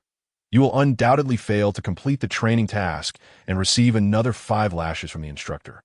I fear you may be left utterly crippled by the end of it. Chun Ning's expression darkened further, fully aware that Lu Shi's words were not mere exaggerations, but a likely prophecy of what awaited him. Being crippled would mean elimination, and in the Bluebird training camp, elimination equated to death. Lu Shi reveled in Chun Ning's despair and bitterness, laughing triumphantly before departing with his lackeys, as Chun Ning watched their retreating figures. He understood that he needed to devise a plan. Otherwise, he would be left to await his fate. Determined to regain his composure, Chun Ning began to contemplate how he might alter his unfortunate predicament. The most effective solution, naturally, would be to acquire another Angel's Kiss potion, that if he could obtain the potion, he would be able to swiftly mend his injuries and rapidly restore the energy he had expended. With his physical condition restored, he would undoubtedly be able to complete the training task for the following day, re-establishing a positive training cycle. However, at the Bluebird training camp base, the Angel's Kiss potion was a rare commodity for newcomers, serving as a lifeline of sorts. Who would willingly part with such a precious resource? Seeking assistance from the instructors would prove futile as well, within the Undying Legion and the Bluebird camp. The instructors held a profound disdain for weakness, offering no sympathy to the feeble. The butchers of the camp firmly believed that only the strong should survive, while the weak deserved to be eliminated. Thus, if Chun Ning approached the butchers or Instructor Eagle Eye to plead for help, he would likely be met with a cold dismissal as a worthless failure, promptly cast aside, with no feasible means of obtaining the Angel's Kiss potion. Chun Ning pondered whether there might be other substances or methods that could swiftly heal his injuries and restore his vigor. In the midst of his musings, he suddenly recalled his first night at the base. During the fledgling night, when he had bitten a wild dog in a dark room, inadvertently draining its blood. Upon awakening the next day, he found that his injuries had begun to heal, and he felt invigorated. Blood, a revelation struck Chun Ning like a bolt of lightning. Since he had been scratched by the predator zombies and had become a host for the zombie virus, it seemed that blood could wield significant power for him. He had heard tales that ordinary zombies, particularly those consuming human blood, underwent profound transformations that lower-tier zombies could evolve into higher-tier forms, with blood being their primary catalyst. This primal instinct to attack humans stemmed from their evolutionary drive. As a human, Chun Ning could not entertain the notion of consuming human blood, but animal blood was a different matter, especially now that he found himself cornered.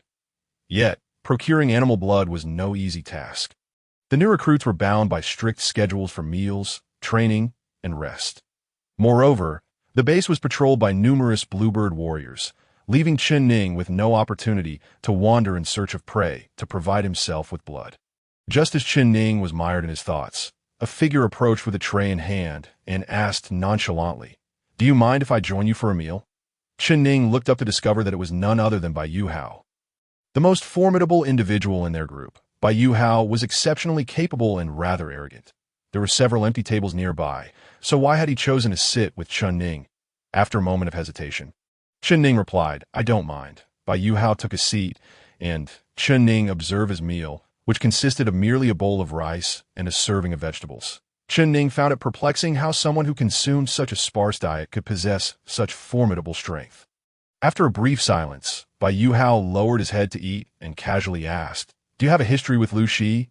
Taken aback, Chun Ning responded, "What do you mean?" Bai Yu Hao replied, "Nothing much, just that I happened to witness Lu Shi and his companions following you into the restroom yesterday, where they destroyed your Angel's Kiss potion." Bai Yu Hao's words struck a chord with Chun Ning, who felt a mix of surprise and dismay. "What are you trying to say?" Bai Yu Hao continued. "It's nothing serious. But I couldn't help but notice that you're on the brink of collapse and thought to inquire whether you'd like to regain an Angel's Kiss potion." Chun Ning's heart raced at Bai Yu Hao's proposition, for he knew that Bai Yu Hao was the strongest in their group, someone who could easily complete the daily training tasks without the aid of the potion. Could it be that Bai Yu Hao intended to offer him his own Angel's Kiss potion? Chun Ning felt a surge of hope and nervously asked, "Are you saying that you would be willing to lend me your potion?" Bai Yu Hao chuckled softly. "Not at all." Chun Ning was momentarily stunned. Feeling as though he had been set up, suppressing his anger, he demanded, "Then what do you mean by saying I could regain an Angel's Kiss potion?" Bai Yu Hao elaborated, "You are undoubtedly aware that you have fallen into a vicious cycle, with only a slow demise awaiting you. However, do you know of the traditional rule here?" Chun Ning was bewildered. "What rule?" Bai Yu Hao replied, "Redemption." Confused, Chun Ning inquired, "What is redemption?" Bai Yu Hao explained, "The base invests considerable effort in training warriors, so they offer opportunities for redemption to those who excel. Soldiers who make mistakes can apply for redemption. It involves spending half an hour in a confined space with a grizzly bear. Those who emerge unscathed will be forgiven. Since you lost your potion, you can request redemption.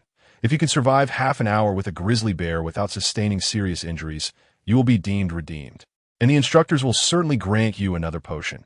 Though they are cold-hearted, they do not wish to see exceptional warriors perish needlessly." Bai Yu Hao finished speaking. He raised an eyebrow at Chun Ning. "However, surviving half an hour with a grizzly bear without injury is no small feat. Do you dare to attempt it?" In the instructor's duty room, Guan Qing was the duty leader for the night, and she gazed with some astonishment at the severely injured rookie soldier before her. "Chun Ning, you claim to have lost an Angel's Kiss, which has led you to this unfortunate state. Therefore, you now wish to apply for redemption?" Chun Ning replied resolutely, "Report Major, yes." Although the base had a rule regarding redemption, it was applicable only to regular soldiers of the Bluebird camp, and each individual was permitted only one opportunity for redemption. Guan Qing was perplexed as to how this newcomer, Chun Ning, had learned of the concept of redemption. However, her gaze inadvertently fell upon the military identification tag on Chun Ning's chest, which bore his name and the number 999. prompting her to recall the incident involving the blood-sucking wild dog in the small black room. She regarded Chen Ning with keen interest, pondering, was this fellow seeking to achieve redemption to obtain the angel's kiss? Or was he, driven by the zombie virus within him, yearning for blood, hoping to taste the essence of the grizzly bear? Guan Qing understood that zombies could consume blood, potentially leading to mutations or evolution. She narrowed her slender, phoenix-like eyes. Even the regular bluebird soldiers would not dare to share a room with a ravenous and enraged grizzly bear. Since you wish to challenge redemption, I shall make an exception and grant your request.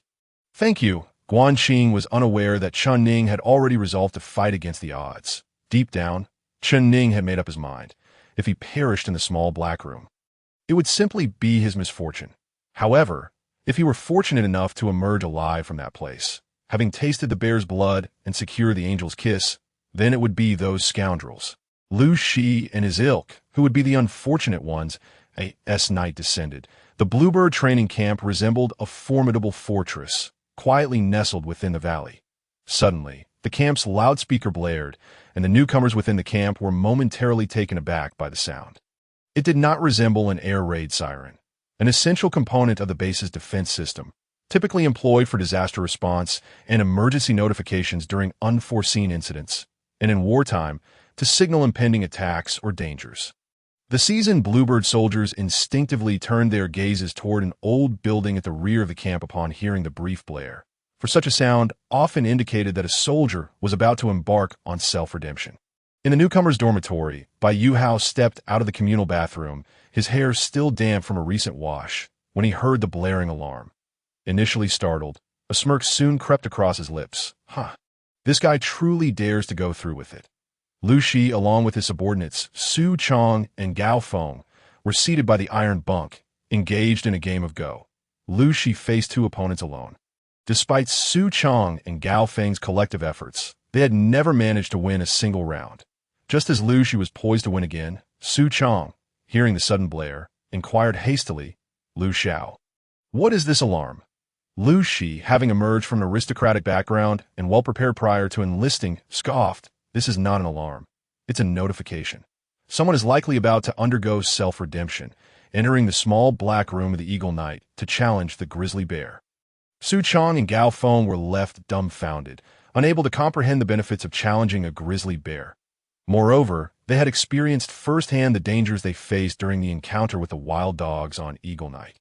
Just as they were about to ask why someone would voluntarily enter the small black room for self-redemption, a fellow rookie from their group rushed in, astonished, and exclaimed, "Oh my God, our group mate Chen Ning is going to the small black room to face the grizzly bear."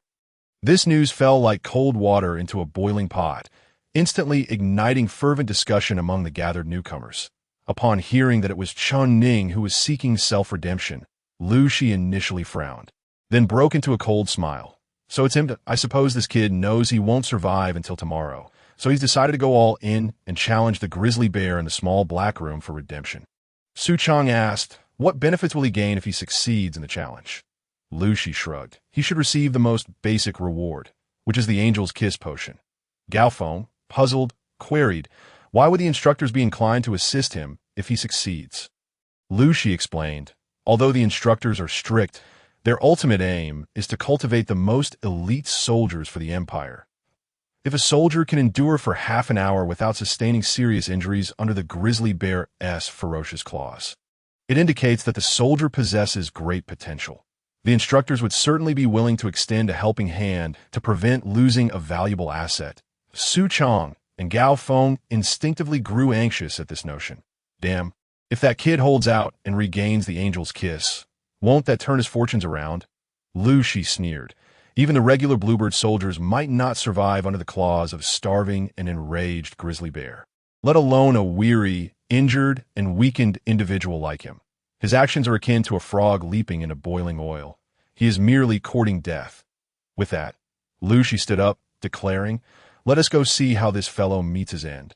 Lu Shi led Su Chong and Gao Feng, along with a throng of curious onlookers, to the building designated for Eagle Knight.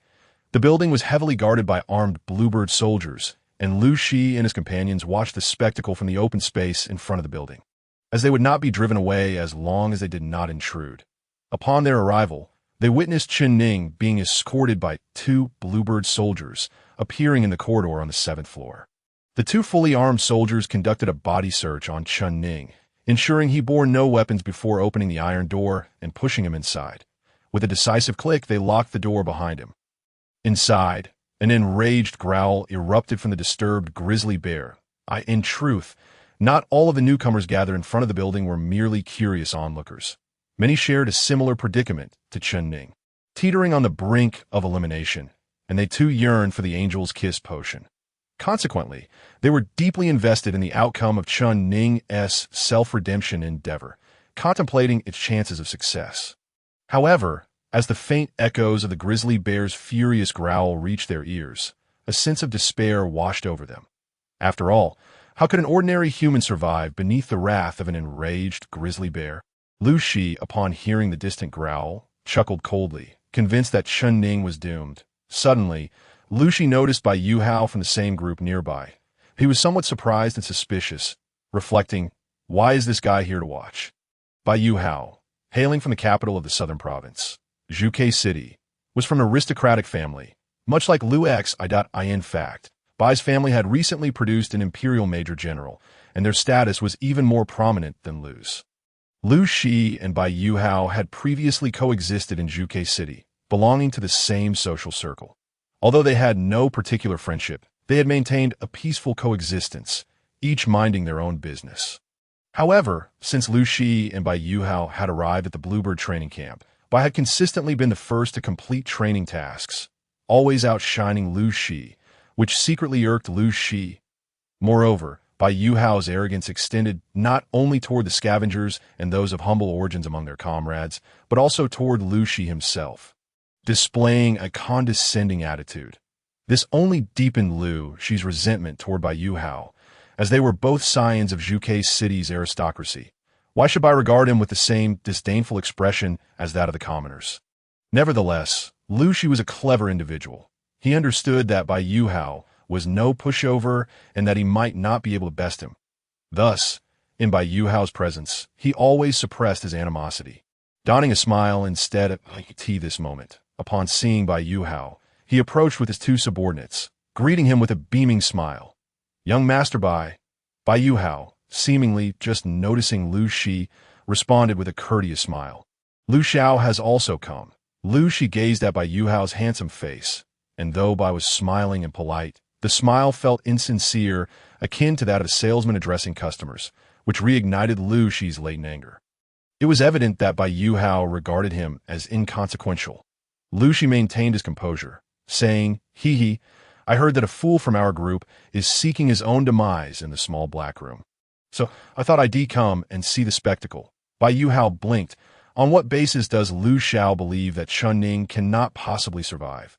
Lu Shi frowned at Bai Yuhao, replying, "The grizzly bear typically stands 2 meters tall, weighs over 400 pounds, and possesses formidable biting power along with sharp, powerful claws. Even regular soldiers would not dare to face an enraged grizzly bear unarmed." Chen Ning was struggling to fulfill even the training tasks, and had sustained injuries from the whip. If he managed to emerge alive, it would indeed be a wonder. Bai Yuhua remarked calmly, "Your analysis is astute, yet one must not underestimate human potential. People can survive in environments teeming with venomous snakes and zombies. During earthquakes, individuals have pushed aside colossal boulders, and mothers have lifted cars to rescue their children. I have a hunch that Chen Ning might just walk out of that small dark room alive." Lu Shi remained silent, merely chuckling softly. Bai Yuhua was aware of the enmity between Lu Shi and Chen Ning. Lu Shi harbored doubts about Chen Ning's capabilities and did not wish for him to survive. A devilish smile once again graced Bai Yuhua's handsome face as he addressed Lu Shi. "It seems that you, Lu Xiao, are quite pragmatic, while I tend to indulge in fanciful notions. How about we engage in a small wager?" Lu Shi furrowed his brow, casting a skeptical glance at Bai Yuhua. "What does young Master Bai wish to wager?" Bai Yuhua replied nonchalantly, "A small bet can be delightful, while a large one can be detrimental. Let us wager on whether Chen Ning will emerge alive. If he does, I win, and you shall hand over the Angel's Kiss that you earned from tomorrow's training task. If he dies, my Angel's Kiss potion will be yours." How does that sound? Both Lu Shi and Bai Yuhua were exceptional among the new warriors in their group, possessing formidable strength. Even without the Angel's Kiss restorative potion for a day or two, they could grit their teeth and complete the upcoming training tasks. Additionally, Lu Shi had long felt overshadowed by Bai Yuhua, nurturing a desire to triumph over him. Consequently, without hesitation, Lu Shi agreed. Very well, I accept your wager on whether he can survive. Inside the small dark room, a 2-meter-tall, 400-pound grizzly bear, previously in slumber, was awakened by Chun Ning's intrusion. He emitted a low growl and slowly rose. The dim light filtering through the small, iron window illuminated Chun Ning. The once furious grizzly's eyes gleamed upon seeing this frail human. Its gaze was filled with ravenous intent. Clearly, it had marked Chun Ning as its prey, in the instant the iron door locked. Chun Ning realized he had no way out. He was entirely committed, his breath nearly caught in his throat as he gazed at the fearsome beast nearby. Yet his thoughts turned to his beloved little daughter. Xiahua, and the tension in his face began to fade, replaced by a glimmer of determination as he managed to smile. Hello, big cat. The famished grizzly let out an earth-shattering roar and lunged at Chun Ning with unstoppable force. Chun Ning swiftly rolled aside, narrowly evading the bear's powerful strike. The grizzly crashed into the iron door with a resounding thud, the force causing dust to rain down from above. Outside, on the spacious grounds in front of the building, those anxiously awaiting the outcome of Chun Ning's challenge against the bear were left speechless by the commotion emanating from the small dark room. They wondered if the furious, starving grizzly would instantly annihilate Chun Ning. Lu Shi smirked coldly, casting a glance at Bai Yuhua. Bai Yuhua maintained his calm demeanor, seemingly either confident in Chun Ning or indifferent to the wager's outcome, treating the Angel's Kiss potion with nonchalance. Meanwhile, in the control room of the small dark room building, Jianqing had sent all other staff members away. The computer screen on her desk illuminated the scene of Chun Ning battling the grizzly bear. The small dark room had not originally been equipped with surveillance cameras. She had arranged for one to be installed on a whim. She wanted to observe this anomaly, who carried the zombie virus yet had not mutated, and to discern his motives for challenging the grizzly. Did the virus incite a thirst for blood within him? If so, human blood would surely be far more enticing than that of a bear, as it could facilitate the evolution and mutation of a zombie. That if he craved blood, why would he not target a human instead of the more formidable grizzly? Jianqing was intrigued. She casually removed her black officer's coat and hung it on a nearby rack. The fitted uniform shirt accentuated her curves, while her form-fitting skirt highlighted her figure, clad in tights. Her long legs appeared even more elongated, and the black knee-high military boots added an air of authority to her presence. She settled into her office chair, sipped the rose tea on her desk, and fixed her gaze on the screen, displaying the unfolding struggle between Chun Ning and the bear. The famished grizzly eagerly lunged at Chun Ning, who, despite his predicament, managed to roll away. Chun Ning narrowly evaded the bear's initial assault. However, the grizzly quickly pivoted, its colossal head turning to reacquire Chun Ning's location, roaring as it charged once more. This time, its movements were somewhat more cumbersome, lacking the previous fluidity. Chun Ning narrowly escaped again, but his body was now exposed to the dim light streaming through the iron window, laid bare before the grizzly's gaze. With a thunderous roar, the bear charged like a cannonball, its massive paws swinging with an unstoppable force toward Chun Ning. This time, he could not evade entirely.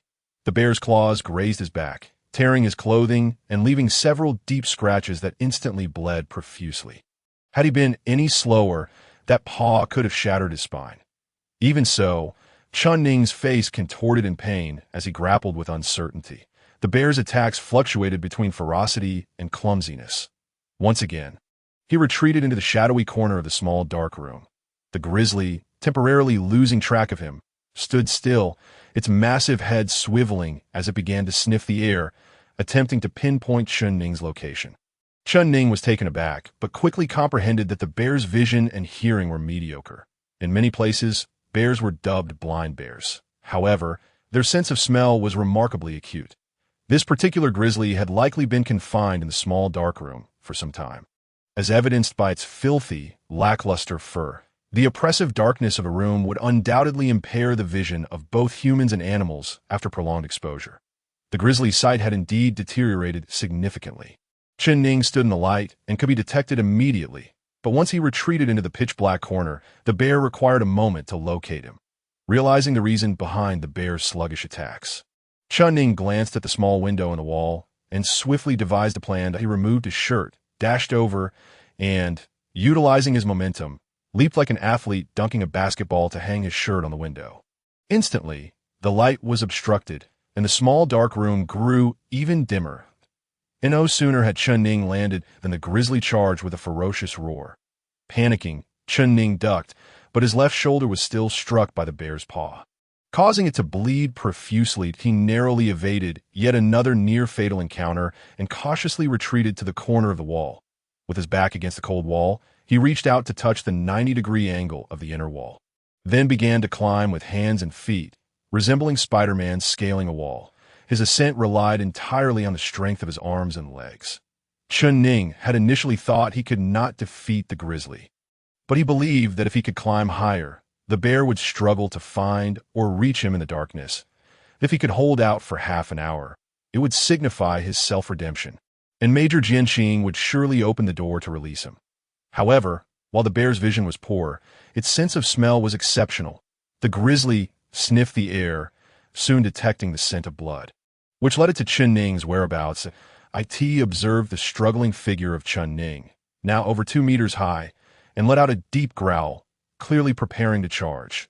The massive gray bear lunged forward with a burst of speed, its powerful form darting from the corner to snap its formidable jaws at Chen Ning's left foot. Moments earlier, Chen Ning had noticed a faint circle of red lights above him, indicating the presence of a surveillance camera, an army-grade device affixed to the wall with a triangular metal bracket. As the bear charged, intent on sinking its teeth into his foot, Chen Ning sprang upward, gripping the triangular bracket with both hands, suspended in midair like a monkey. The bear's bite missed its target.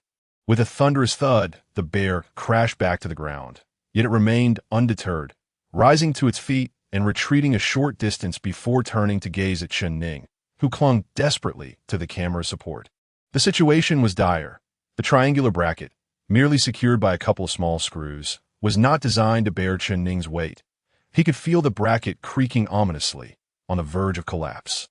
Meanwhile, in the surveillance room, Guan Qing stared in disbelief as she witnessed Chen Ning take refuge in the corner, clinging to the makeshift camera mount she had hastily arranged. She shook her head in frustration. This man was utterly incapable of resistance, and the bracket would soon give way. The bear was poised to attack once more, and it seemed inevitable that Chen Ning would meet his END. If to validate her concerns, the bear roared and charged again, its powerful limbs propelling it toward Chen Ning. Just as the bear lunged upward, the bracket finally gave way with a crack, sending Chen Ning plummeting directly onto the bear die. He bellowed, a thunderous roar echoing through the air as he brought the triangular bracket crashing down onto the bear's head. With a resounding impact, the metal struck the bear's left eye with devastating force, shattering the soft tissue beneath. Despite the bear's formidable strength, it was no match for the sheer brutality of the blow. Its eye exploded, viscous fluid and blood splattering everywhere. I could see that moment. The screen in Guan Qing's control room went dark. The camera had been destroyed in the fray.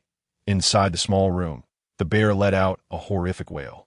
Chen Ning, now wholly committed to the fight, resembled the legendary Wu Song battling a tiger, as he seized the triangular bracket and began to mercilessly hammer it down onto the bear's skull.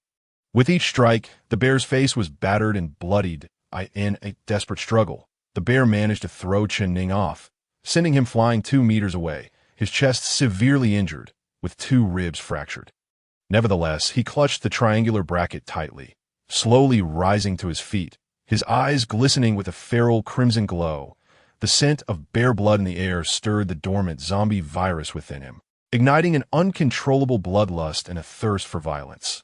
The bear, having suffered a grievous injury, its left eye destroyed, nasal cartilage shattered, a tooth broken, and numerous wounds bleeding profusely, was also in dire straits, confined in the small room and deprived of food.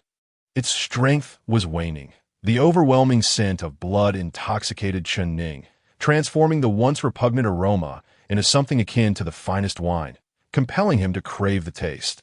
With renewed fervor, Chen Ning charged at the bear, reminiscent of Wu Song in his relentless pursuit. Once more pinning it down, he swung the triangular bracket with wild abandon, striking the bear's head again and again. Ultimately, the bear succumbed, collapsing to the ground.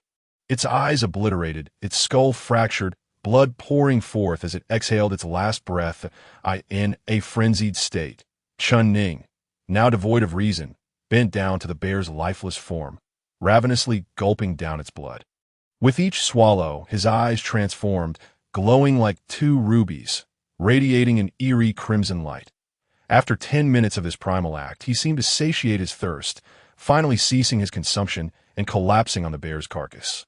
The zombie virus within him gradually calmed, and his blood-red eyes began to revert to normal. However, his physique had inexplicably become stronger.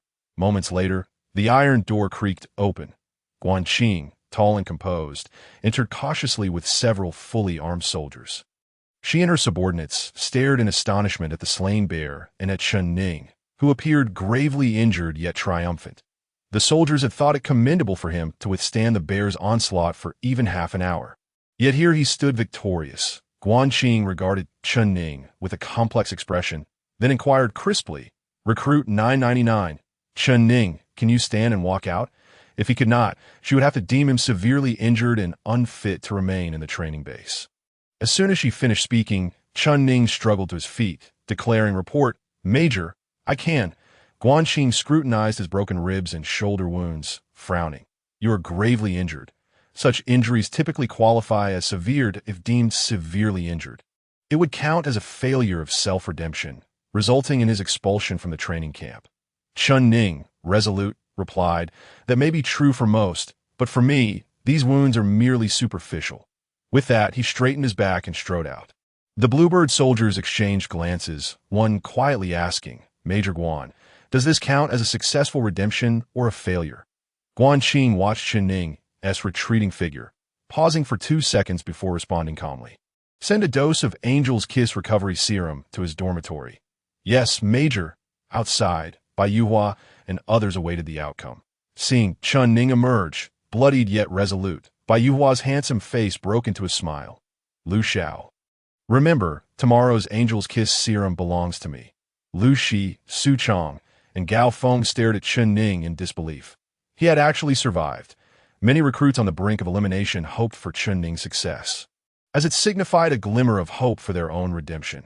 Thus, when Chen Ning, blood-soaked yet unwavering, emerged, cheers erupted around him. Bai Yuhua called out, "Chen Ning, congratulations." Chen Ning nodded, then turned to Lu Shi and the others, coldly stating, "You failed to kill me, so from tonight, your nightmares begin." Lu Shi's expression darkened at the words. Returning to his dormitory, Chen Ning found many gazes fixed upon him, their expressions varying but predominantly filled with admiration or relief. Though only a brief 10 days had passed since entering the Bluebird training camp, the appalling elimination rate was evident. From an initial 1,000 recruits, fewer than 500 remained, and no one knew if they would ultimately withstand the grueling training and avoid elimination. Chen Ning's successful self-redemption undoubtedly paved the way for others in the future. Those at their wits' end might dare to challenge their limits in the small room, hoping to create their own miracles. Chen Ning first headed to the communal shower to cleanse himself and inspect his injuries, discovering claw marks on his left shoulder and back from the bear's ferocity. The most critical injury was undoubtedly to his chest. The swipe from the grizzly bear had directly fractured 2 of his ribs. Given the severity of such an injury, it would have been prudent to seek treatment from a military medic. However, Chen Ning refrained from doing so, fearing that Major Jinxing would discover his broken ribs and classify him as severely injured, thereby disqualifying him from continued training at the base. Instead, he hastily wrapped a few strips of cloth around his chest for a makeshift bandage before exiting the communal bathroom. Upon reaching the dormitory entrance, he encountered a stoic Bluebird soldier clad in a black high-collared uniform, awaiting his emergence. This soldier, named Jin Ming, tossed Chen Ning a vial of the Angel's Kiss potion and coldly stated, "This is the Angel's Kiss you requested. Furthermore, Major Jinxing has instructed that after you consume the recovery potion, you are to report to her office." When Chen Ning exited the small dark room, Major Jinxing had not troubled him at that moment. so he was somewhat prepared for the receipt of the Angel's Kiss potion. However, he was taken aback by the unexpected summons to see her. What could this alluring and charming female officer want with him? Did she somehow learn of his consumption of bear blood and the presence of zombie virus within him? A wave of unease washed over Chen Ning at this thought. Yet he steeled himself and replied, "Understood. I will go at once." After Jin Ming departed, Chen Ning swiftly consumed the Angel's Kiss potion. He had become wiser, realizing the necessity of taking the potion immediately to prevent Lu Shi and the others from plotting against him again. Having already ingested bear blood, the dual restoration from the potion made him feel euphoric, akin to being under the influence of a drug, with a slight dizziness akin to intoxication and a tingling sensation enveloping his scalp. A thrilling sensation coursed from his brain down to his tailbone. Fatigue dissipated, and his wounds no longer throbbed with pain. With purposeful strides, Chen Ning made his way to Major Jian's office upon arriving at the door. He knocked and announced, reporting in, "New recruit number 999, Chen Ning." "Come in," came the melodious response from within. Chen Ning pushed the door open to find Major Jianqing seated in her office chair, her legs crossed nonchalantly. While Chen Ning's ex-wife, Zhang Qian, was undeniably beautiful, he found himself continually captivated by Major Jian's stunning allure each time they in a comparative analysis of their features. One might argue that Jianqing's face was not as pleasing as Zhang Qian's. Her eyes, nose, and lips paled in comparison. Yet when all her features harmoniously coalesced, her oval face, elongated phoenix eyes, and rosy lips exuded an irresistible charm, creating a strikingly perfect and balanced visage. Moreover, as an officer of the Phoenix Corps, she radiated an aura that far surpassed the superficiality of Zhang Qian's vanity. Though Major Jian was undeniably enchanting, Chen Ning noticed that nearly all the male instructors maintained a deliberate distance from her, as if she were a venomous scorpion, instilling a sense of reverence in them. "Major, I have come to report," Chen Ning stated, casting a fleeting glance at Jianqing's beautiful face before quickly averting his gaze. Standing as obediently as a schoolboy before a teacher, Major Jian had discerned the severity of his injuries in the small dark room, and now, less than half an hour later, he appeared revitalized. Was it the effect of the Angel's Kiss or the bear blood that had restored him? As both an instructor within the base and a knowledgeable figure in medicine, particularly in the study of zombies, she found Chen Ning's case intriguing. The fact that he carried the zombie virus without it manifesting was indeed rare, piquing her interest in him. Otherwise, she would not have shown such concern for a mere recruit. She scrutinized him. "How is your injury?" Reporting, "Major, it is nothing serious," Chen Ning replied. Observing his unwavering demeanor, reminiscent of the calmness of Tang Sung before a female demon, a smirk played on Jianqing's lips, revealing a hint of amusement. She beckoned him closer. "Step forward. Let me examine you." Though her voice was tender and alluring, it held an undercurrent of authority that was difficult to resist. Taken aback, yet slightly flattered, Chen Ning hesitated for a brief moment before stepping forward to stand before her. He maintained a rigid posture, his gaze fixed ahead, resembling a robot. He understood that this beautiful officer, while captivating, was not to be trifled with. In the presence of someone who wielded the power of life and death, humility was his best course of action. If an experienced veteran from the Bluebird base were to adopt such a stance before her, it would be entirely normal, as they would be well aware of her capabilities. However, as a newcomer, Chen Ning was likely oblivious to her true nature. His disregard for her beauty, however, irked Jianqing slightly. If only he knew her true thoughts, he might have been dismayed. Even this enchanting officer felt slighted by his lack of attention. Jianqing's gaze lingered on Chen Ning's impassive face before she rose to personally inspect his injuries. Standing like a javelin, he remained still as she examined him, her hands meticulously probing the areas of injury. She began with his left shoulder, where the bear's claws had left their mark, her delicate hands pressed against his shoulder bone. Assessing whether his scapula had fractured, in her examination, she applied a bit more pressure than necessary. Yet to her surprise, Chen Ning maintained a stoic expression, seemingly unaffected, as if he were an ancient warrior enduring a painful remedy without flinching. Jianqing silently assessed, this lad possesses a resilient spirit. Unbeknownst to her, Chun Ning's consumption of bear blood and the recent intake of the Angel's Kiss potion had placed him in a state of dual restoration. Leaving him somewhat numb to pain, she continued her examination. Moving to his back and chest, Chun Ning felt her hands glide over him. The faint yet intoxicating scent emanating from her captivating presence, stirring something within him. Unable to suppress his curiosity, he discreetly glanced at her, his gaze inadvertently drawn to the taut collar of her shirt, where he caught a glimpse of startling whiteness, quickening his heartbeat and breath. Little did he know, Jianqing had been keenly observing his every reaction. She noted his furtive glance and allowed a subtle smirk to grace her lips, having expected him to be more composed. Yet, like every other man, he too had revealed a hint of his primal instincts.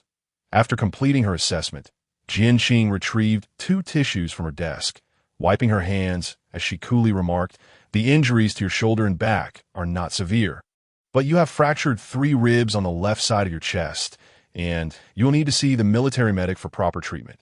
Chun Ning was already aware of his fractured ribs.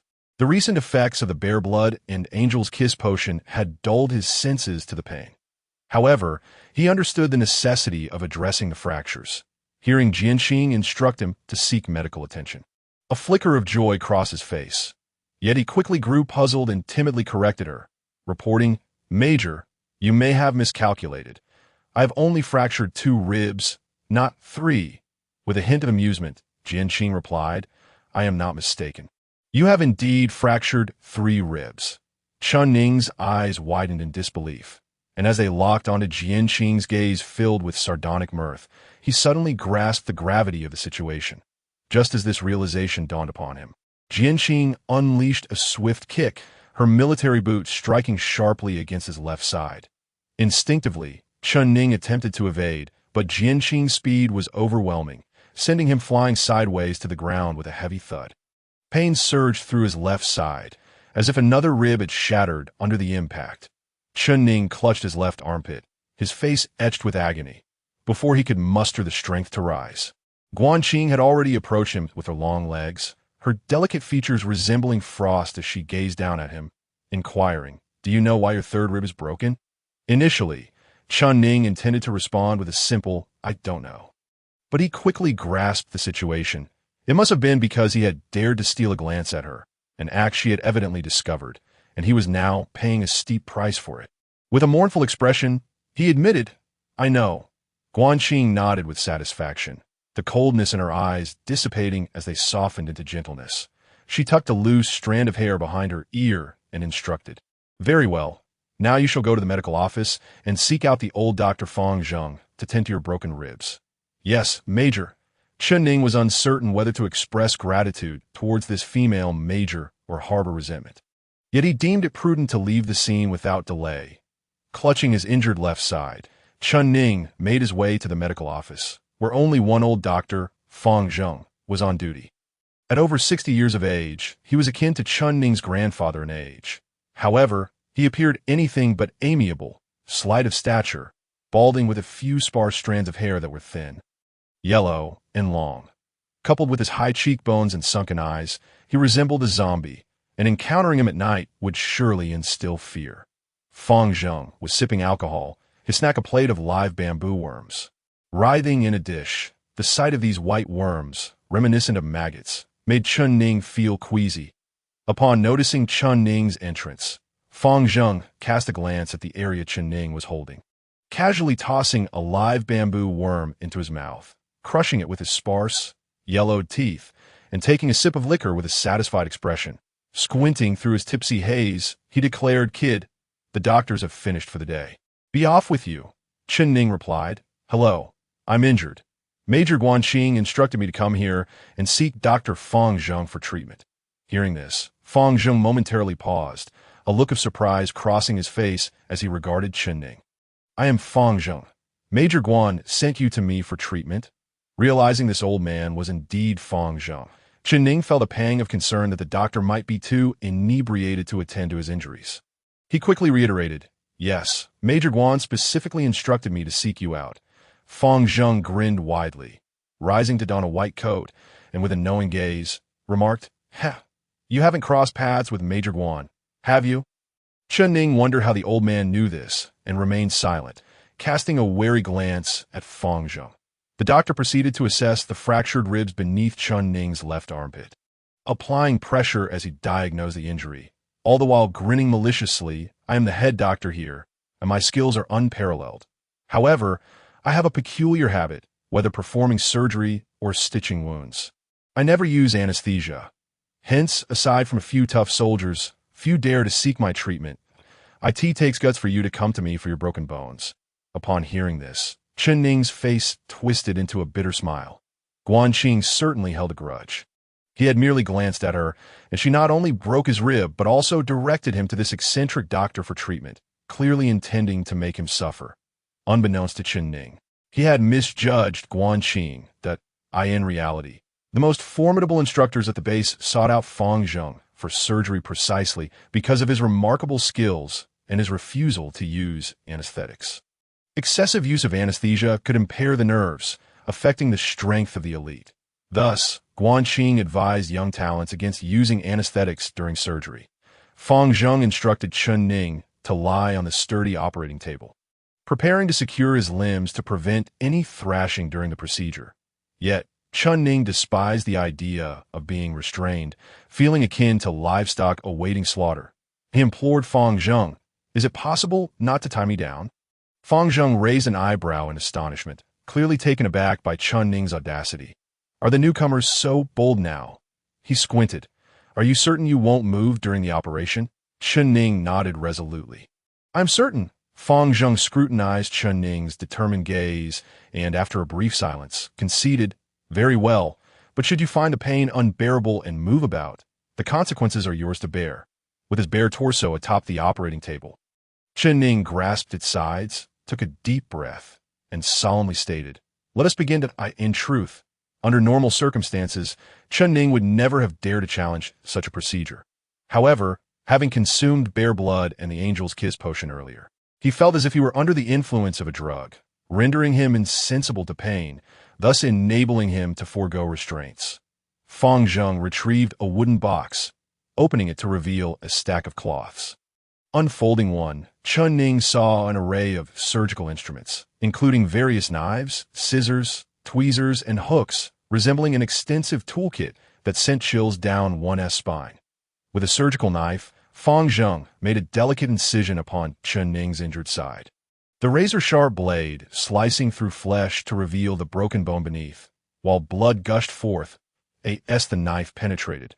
Fang Zheng noticed Chen Ning's body tense slightly.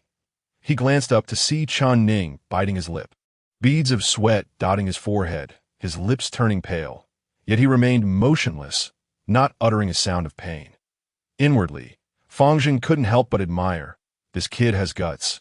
He bears a resemblance to the young butcher instructor from my past. As blood flowed profusely from Chen Ning's wound, Fang Zheng swiftly employed hemostatic forceps to clamp 2 blood vessels, achieving a significant degree of hemostasis. He then methodically set about addressing the 3 broken ribs, first clearing away the congealed blood, then realigning the bones, securing them with steel pins, and finally stitching and bandaging the wound. An hour later, Fang Zheng completed the procedure. Chen Ning, lying on the operating table, had turned ashen, drenched in sweat as though he had just been pulled from water. Fang Zheng administered a tetanus shot and anti-inflammatory medication, instructing Chen Ning to return the following day for another dose, as there were no beds available for recuperation. Having lost considerable blood, Chen Ning's complexion was pale. He struggled to rise from the table, muttering his thanks before making his way back to the newcomer dormitory, each step a laborious endeavor that he needed to rest quickly. For tomorrow, Instructor Eagle would not concern himself with Chen Ning's recent surgery. Training would commence as usual.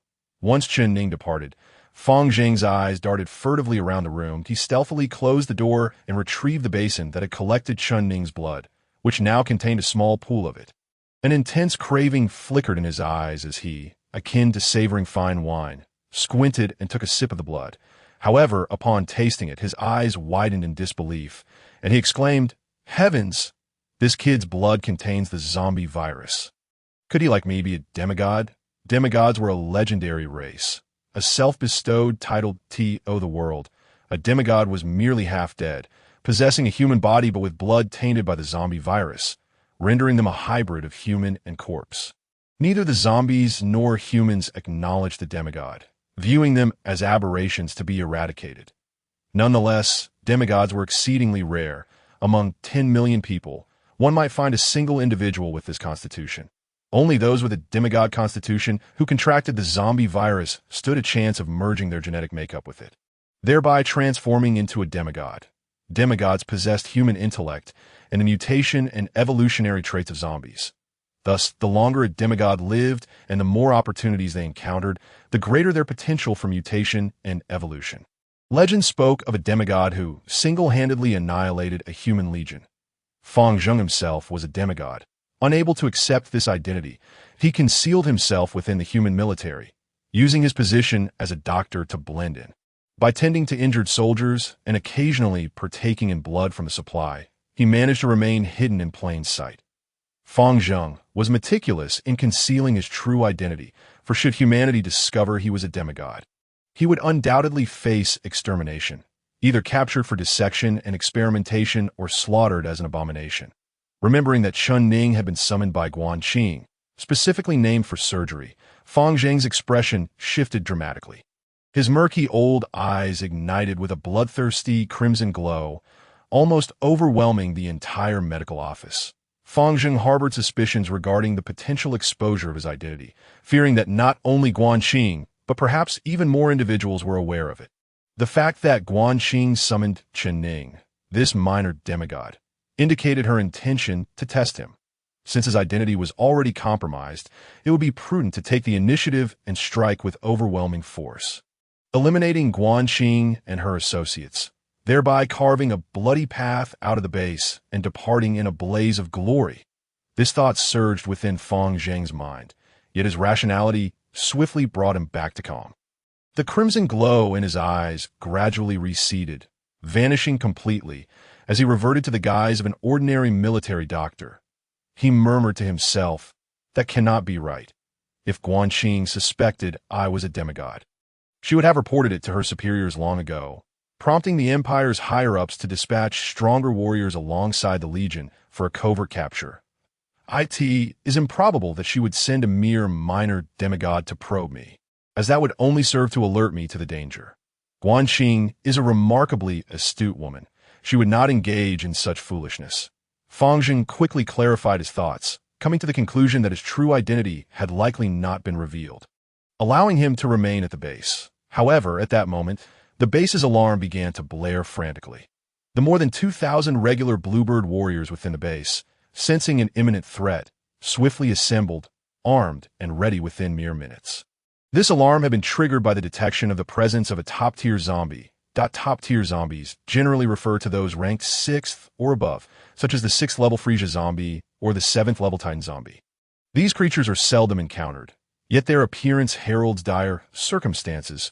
Casualties are inevitable, and cities may face annihilation at this juncture. The base's chief instructor, the Butcher, along with Eagle Eye, Guan Qing, and a cadre of instructors, had all emerged. The alarm had been sounded by the Butcher, whose perceptive abilities surpassed those of Eagle Eye and Guan Qing.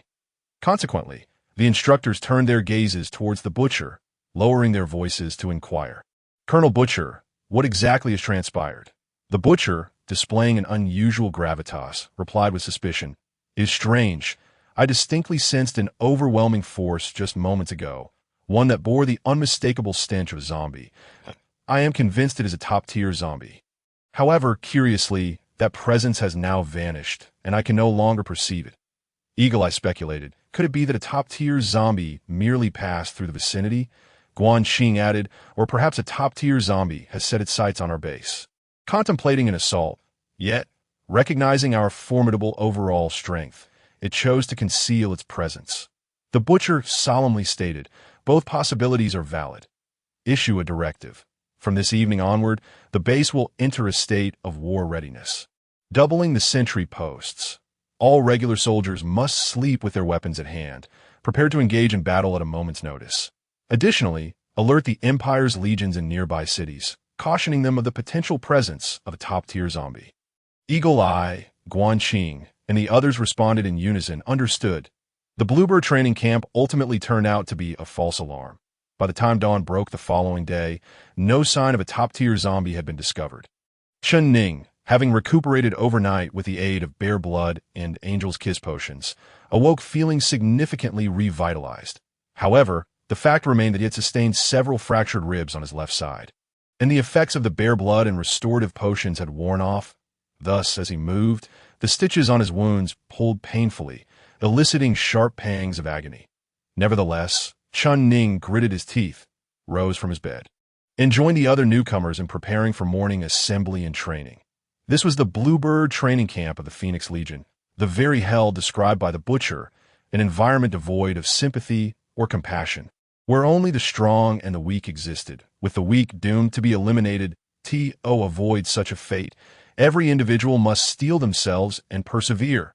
While washing up, Chen Ning encountered Bai Yuhao, a fellow recruit. Bai Yuhao, dressed like Chen Ning and the others in military green cadet uniforms, exuded an aura that set him apart, displaying a cultured demeanor imbued with the confidence and composure of a nobleman.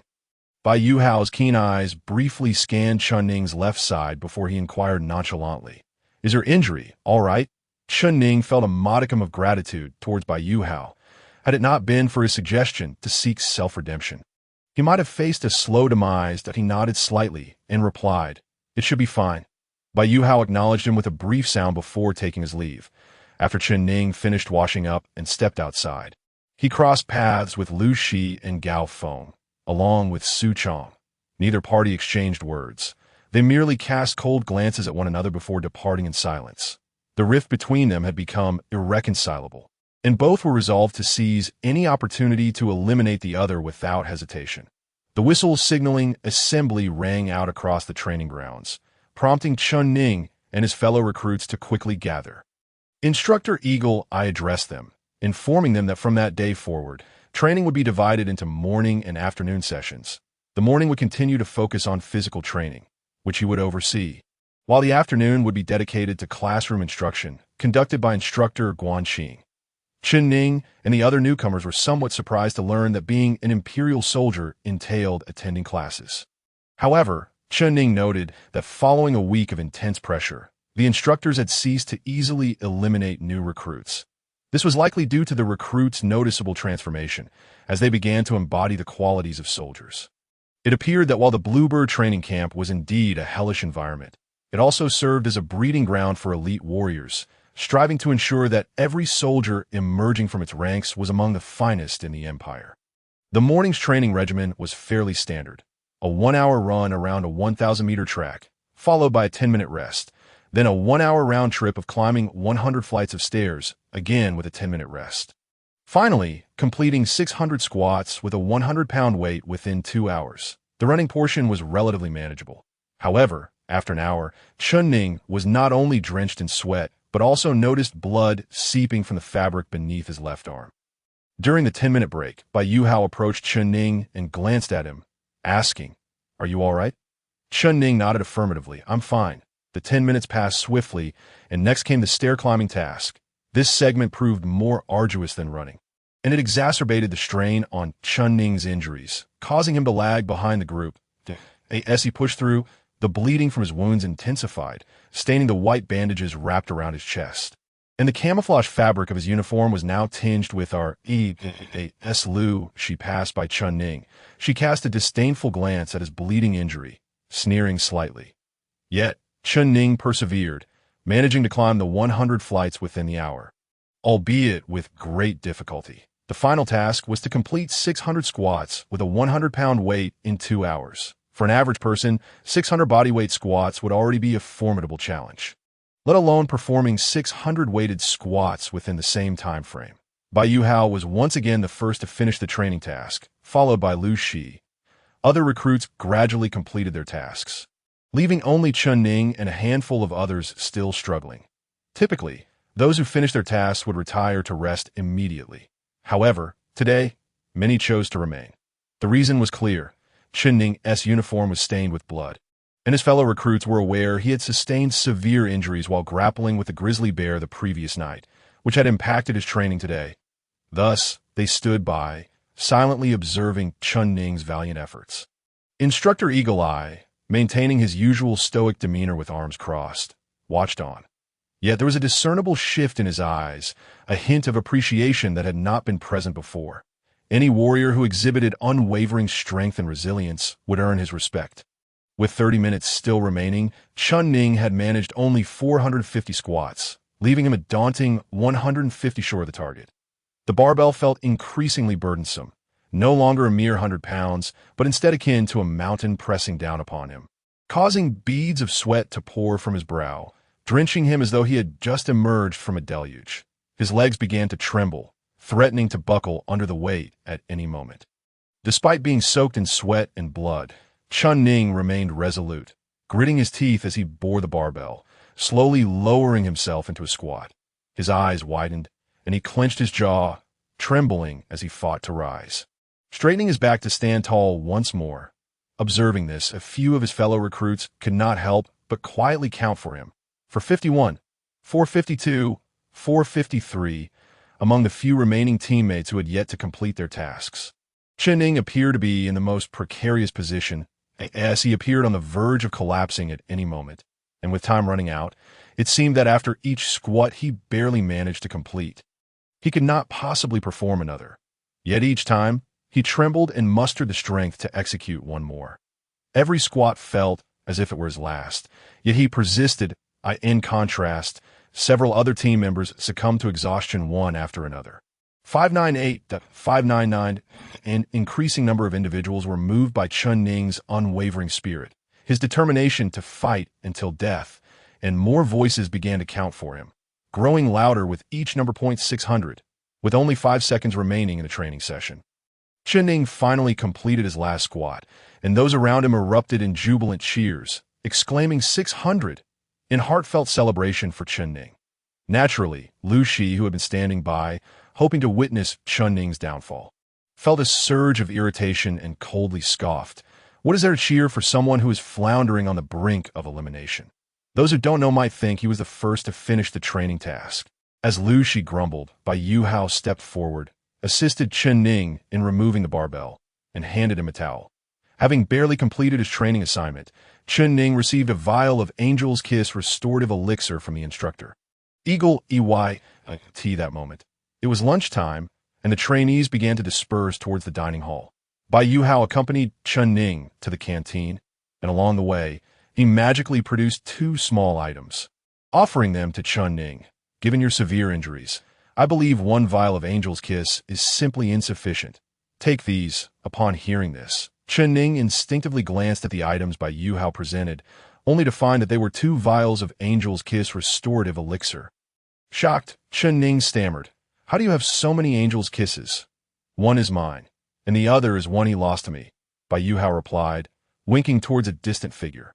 Following Bai Yuhao's gaze, Chun Ning saw Lu Shi, who appeared quite displeased. Chun Ning hesitated to accept the 2 restorative elixirs offered by Bai Yuhao. Though he was in dire need, he feared incurring a debt he could not repay. Bai Yuhao seemed to see through Chun Ning's inner thoughts. Raising an eyebrow, "Are you afraid of owing me? Or are you afraid of Lu Shi? Given your current predicament, is there still a need for fear?" Chun Ning reflected. "Indeed, I've been teetering on the brink of life and death due to my injuries. If my life were to slip away, is it wise to worry about owing a favor?" Resolving his doubts, Chun Ning no longer hesitated or indulged in self-pity, extending his hand to accept the 2 restorative elixirs from Bai Yuhao. With the one he already possessed, he now had 3 vials, an ample supply to aid him through his recovery. He promptly consumed 2 vials of Angel's Kiss, invigorated as if thawing from a deep freeze. Feeling his vitality surge and the fatigue and pain begin to fade, as for the remaining vial, Chun Ning decided to keep it close, prepared for any unforeseen circumstances, recognizing that consuming too many restorative elixirs could be counterproductive. Bai Yuhao left after giving Chun Ning the 2 elixirs without any demands for friendship or repayment. Chun Ning did not express his gratitude either. In this context, a single vial of Angel's Kiss could potentially save a life. Such a gift bore a weight that mere words of thanks could not diminish. Chun Ning felt that great kindness need not be acknowledged with words. He would repay Bai Yuhao when the opportunity arose. After lunch, there was a midday rest. In the afternoon, Chen Ning, along with dozens of fellow new recruits, gathered in a classroom to prepare for a lesson, having begun to exhibit the demeanor of soldiers. They entered the classroom methodically, taking their seats in silence, awaiting the instructor's arrival. Just seconds before 3 o'clock, the crisp sound of footsteps echoed from the corridor, and Major Jianqing appeared at the classroom door, arriving almost precisely on time. She was not clad in the standard officer's coat, but wore a fitted officer-esque shirt and a pencil skirt, her long, graceful legs accentuated by a pair of black high heels instead of military boots. Jianqing approached the podium, surveyed the room, and coldly stated, "From today onward, I will impart knowledge to you, and there will be periodic examinations. Those who fail the exams, like those who fail physical training, will receive 5 lashes." Chen Ning and his peers felt a chill run down their spines. For an ordinary person, 10 lashes could be lethal. While their physiques surpassed that of average individuals, 5 lashes still constituted a severe punishment. Furthermore, enduring lashes for failing an exam could hinder their physical training, potentially trapping them in a vicious cycle. After explaining the rules, Jianqing immediately commenced the lesson. She took chalk and inscribed 2 elegant characters on the blackboard. Rank. She then began to elaborate. "Today, we will discuss the classification of powerful individuals in the world, focusing on 2 aspects: the various ranks of zombies and the ranking of human combatants." Jianqing continued. "Your primary adversaries in battle will be zombies, so let us first discuss their ranks." Chen Ning and his teammates listened intently, not only because this knowledge would be essential for future examinations, but also because it was genuinely useful for them. Understanding zombies, their ranks, and their behaviors would better prepare them for future encounters. Jianqing began detailing the zombie ranks, revealing information that differed from what Chen Ning had previously known as a common citizen, who was only aware of the first 7 ranks. Listening to Jianqing's thorough explanations, he learned that zombies were generally classified into 12 ranks. Level 1. Walker, the most common and numerous zombies. Characterized by sluggish speed and poor reflexes, their strength comparable to that of an average human. Depending on individual variations, they carry the zombie virus. A bite guarantees infection, while scratches pose a risk of transmission. Level 2. Zombie, an evolved form of the walker, with rigid muscles and considerable strength, possessing twice the power of an average person, albeit with a somewhat slow pace. Level 3. Charger, also a mutated evolution from ordinary walkers, possessing strength similar to that of a normal human, but exhibiting a significantly faster movement speed, rendering them more terrifying and deadly than zombies. Level 4. Predator. This type of zombie combines the robust physique of a zombie with the speed of a charger, making it a formidable entity that embodies both strength and speed. This class of zombie is relatively advanced and rare, causing considerable concern even among regular army units. Level 5. Hellhound. This zombie's physical form deviates significantly from that of humans, exhibiting pronounced animal traits. Some hellhounds are essentially beasts that became zombies after being infected with the virus and mutated postmortem, attacking with claws and sharp teeth. Level 6. Frisia. Evolved from hellhounds, this half-human, half-beast zombie possesses an exceptionally powerful body and a robust tail, impervious to ordinary firearms and exhibiting a degree of intelligence, capable of gathering wandering zombies in small groups. Level 7. Titan Zombie. Typically formed from a mass of fused corpses, these zombies exceed 3 meters in height and weigh over a ton. Lacking a head, they are covered in eyes and possess immense size and unmatched strength, capable of demolishing ordinary walls and fortifications. Level 8. Demon Apostle. Similar in height to a human, this zombie possesses a pair of bat-like wings, allowing for brief flight at night. Its body is covered with a thin membrane that can deflect ordinary bullets, boasting intelligence comparable to humans and the ability to camouflage like a chameleon, making it an ultimate assassin-type zombie. Level 9. Blade Wolf Rider. This zombie stands approximately 2 meters tall with an exceptionally strong physique and features a unique body structure with an exposed heart, a tentacle for its left arm, and a bone blade for its right that IT typically rides hellhounds. Without a hellhound mount, its strength diminishes considerably. Its formidable physique renders it impervious to blades and firearms, save for its exposed heart. Jianqing succinctly informed the class that the level 10 zombie is called the Overlord, level 11 is the Tyrant. And level 12 is the Corpse Emperor. Upon hearing this, Chen Ning and all the new recruits noted that Jianqing had not elaborated on the specific forms and abilities of the three highest-tier zombies. Unable to contain his curiosity, a student raised his hand and asked, "Instructor, why don't you tell us more about the zombies above level 10? Jianqing glanced at the questioner and coldly replied, "Zombies above level 10 are beyond the capability of an ordinary battalion to handle. You need not waste your efforts studying them." The questioner timidly inquired again, "But what if we encounter zombies above level 10 in the future?" Jianqing, "Do not worry. Encountering them means your demise is inevitable." Chen Ning and the others exchanged glances once more, yet they began to comprehend that level 10 zombies were exceedingly formidable, and even a small military unit might not stand a chance against them. Jianqing paused momentarily before continuing, "Having provided a rough introduction to the strength levels of zombies, allow me to briefly discuss the classification of human forces. The categorization among humans is considerably simpler, derived from military traditions, and is typically divided into four main tiers: warrior, general, commander, and grand general. Each tier is further subdivided into three ranks, with the weakest being a tier 1 warrior and the mightiest a tier 12 grand general." Jianqing, having said this, casually brushed a strand of hair from her ear and continued, "Our human strength levels, akin to those of zombies, are also classified into 12 tiers. Theoretically, humans of the same tier possess equivalent combat capabilities as zombies. However, on the battlefield, zombies often hold the advantage, frequently defeating humans of the same tier. Some may be curious about how we assess human strength." Chen Ning and the others gazed at Jianqing, genuinely intrigued. Jianqing explained, "It is quite simple. Any human who can slay a zombie of certain tier can present their actual achievements to the designated military authority for certification.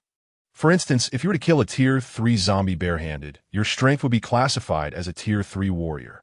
Naturally, our human strength assessment has numerous loopholes and is fraught with discrepancies, so it should only be regarded as a reference." Chen Ning and the others contemplated this, realizing that an ordinary person could potentially dispatch a tier 3 zombie with a firearm. Yet such a person would not possess the strength of a tier 3 warrior. Thus, the lower the tier, the greater the discrepancies become. Only those capable of single-handedly vanquishing top-tier zombies such as hellhounds, Frisia, or titans could be deemed genuinely powerful at this moment. Lucy could not help but pose a question. "Instructor, may I inquire what tier our current strength falls under? Are we considered warriors?" Jianqing coldly replied, "You're not even classified as tier 1 warriors. If we were to assess you, I would say you are at best cannon fodder. And even that term may be an overestimation." The expressions of the newcomers turned somewhat awkward, as they believed their recent performances reflected the valor of imperial soldiers. However, to Jianqing, they did not even qualify as cannon fodder. Chen Ning slowly raised his hand, clearly wishing to ask something. Jianqing cast a glance at him. "Speak your question," Chen Ning inquired. "Instructor, given that zombies can mutate, they can continuously evolve, ultimately transforming into the formidable entities you mentioned, lords, tyrants, and even corpse emperors. But do we humans possess individuals capable of contending with such beings? Are there truly grand generals with strength exceeding tier 10 among us, or even those at the pinnacle?" "Tier 12? Jianqing responded, "Firstly, I must remind everyone that inquiring about a person's strength is akin to asking a woman her age. It is not a question to be taken lightly. The weak may perceive it as an insult, while the strong prefer to remain humble and discreet." After a pause, she continued, "As for your curiosity regarding whether we humans, or even our empire, have any grand general level powerhouses, I assure you that we certainly do. However, the identities of these individuals are classified and not disclosed to the public." Jianqing added, "Regarding your confusion about why humans cannot mutate and evolve like zombies, yet some possess strength comparable to lords, tyrants, or corpse emperors, this is the primary subject I will address in our next lesson. Nonetheless, I can reveal a fragment of information now. Although we cannot mutate, we possess two significant assets: technology and ancient traditions." Chen Ning and the others listened attentively, beginning to grasp the complexity of human strength. It turned out that today's human powerhouses were broadly categorized into two factions. The technological faction, where the imperial military has developed numerous potions. such as the Angel's Kiss restorative elixir that Chun Ning and his comrades previously consumed, which is merely the most basic. There are countless other potions designed to enhance the combat prowess of human warriors, including genetic warriors. However, these technological warriors generally can only reach a maximum of Tier 6 general strength, with very few attaining Tier 7 commander status, beyond which they cannot progress. The other faction comprises those of ancient traditions, such as practitioners from the prominent families of the Chinese Empire, ninjas from the East, or Western werewolves and vampires. These individuals possess ancient cultivation methods or belong to mysterious races endowed with powerful bloodlines, and the elite among them have the potential to attain Tier 12 strength. Jian Qing, having reached this point, gazed at Chun Ning and the other newcomers, stating, "You have been training here for a month. After 3 months of basic training, the base will classify you into different groups through special assessments. If you are deemed suitable for cultivating military secret techniques, you will enter the training class. If your constitution is not suitable for such cultivation, you will be placed in the ordinary class, following the technological route." The explosive revelation left everyone stunned, as they had not anticipated the existence of cultivators or that the military employed specialized cultivation methods. The military's adoption of such practices is not entirely absurd, given that centuries ago, there were forms of hard Qigong practiced by civilians, and special forces incorporated hard Qigong techniques, ultimately enabling them to break bricks with their heads. Now, the military is merely collecting, organizing, and imparting even more powerful cultivation methods to suitable soldiers. The reality of the existence of werewolves and vampires, however, was what truly astonished them. One of the trainees could not help but timidly ask for confirmation. "Instructor, are there truly werewolves and vampires in this world?" "Indeed, and even other mysterious races you may have heard of exist. The only difference lies in their population sizes," Jian Qing replied, seemingly casting a knowing glance at Chun Ning. "Besides the werewolves and vampires you are familiar with, there's also a newly emerged race known as demigods. Demigods are individuals with special constitutions who have been infected by the zombie virus. Yet they did not transform into zombies, retaining their human appearance while possessing the ability to evolve and mutate akin to zombies. The more official term refers to them as hybrids of human and zombie. Demigods carry the zombie virus and typically possess terrifying strength. They are regarded as a catastrophic presence, though we must treat them as we do zombies and eliminate them." Chun Ning's heart raced at these revelations, pondering whether he might be one of these so-called demigods. Moreover, Jian Qing's glance towards him when mentioning demigods piqued his curiosity. Jian Qing's class was brief, lasting only an hour, but the knowledge imparted left many, including by Yu Hao and Lu Shi, signs from noble families who had enlisted, visibly shaken with anticipation upon hearing about the military's secret techniques for cultivation. After class, Chun Ning followed the others to the mess hall for dinner. Once the meal concluded and before the bell for lights out rang, the new recruits were granted free time, albeit within specified confines. Chun Ning made a beeline for the medical office, where the seasoned military doctor, Fang Zheng, had instructed him to come for a dressing change. However, he had been preoccupied with training and classes since morning and only now found the opportunity to tend to his wounds. Fang Zheng examined Chun Ning's injuries. Frowning slightly, "Your activities have been too vigorous. The stitches on several wounds have come undone." As he spoke, he proceeded to restitch Chun Ning's wounds without anesthesia, causing Chun Ning to break into a sweat. Yet he gritted his teeth and refrained from uttering a sound of pain. After redressing the wounds, Fang Zheng administered a 4-drip of standard anti-inflammatory medication. Once the infusion was complete, Chun Ning felt significantly better and prepared to take his leave. However, Fang Zheng tossed him a small black pill. "Kid, since we belong to the same category, here, as a bone-cleansing pill for your injuries." Chun Ning instinctively caught the black pill, somewhat taken aback as he asked. "Same category." Fang Zheng's eyes sparkled with mischief as he grinned, revealing a sparse and yellowed set of teeth. "Admit that you underwent surgery without anesthesia. Quite tough and embodying a manly spirit. Reminiscent of my younger days. Of course, you also share my handsome looks." Chun Ning's gaze fell upon Fang Zheng's balding head and the sparse, dried strands of hair on either side, considering the doctor's appearance. Regardless of the circumstances, it was impossible for him to relate to himself. let alone find any semblance of similarity. However, the fact that the other party offered him a healing remedy was still acceptable. Chen Ning expressed his gratitude with a simple thank you before departing from the military medical station. Upon returning to his dormitory, he casually took a sip of water and swallowed the small pill. Little did he know that this bone-cleansing pill was not an ordinary wound remedy, but rather a miraculous pill capable of purging the body and revitalizing one's very essence. This particular medicine was developed by the Imperial military, akin to the Angel's Kiss, which also belonged to military-grade treatments. However, the Angel's Kiss was merely a basic restorative agent accessible to regular soldiers, whereas the bone-cleansing pill was a rare treasure within military, typically awarded to valiant warriors who had made significant contributions. This pill could heal the chronic ailments of seasoned veterans while simultaneously fortifying their bodies. Generally, using the bone-cleansing pill could elevate lower-tier warriors to peak physical condition and enhance their strength by at least one rank.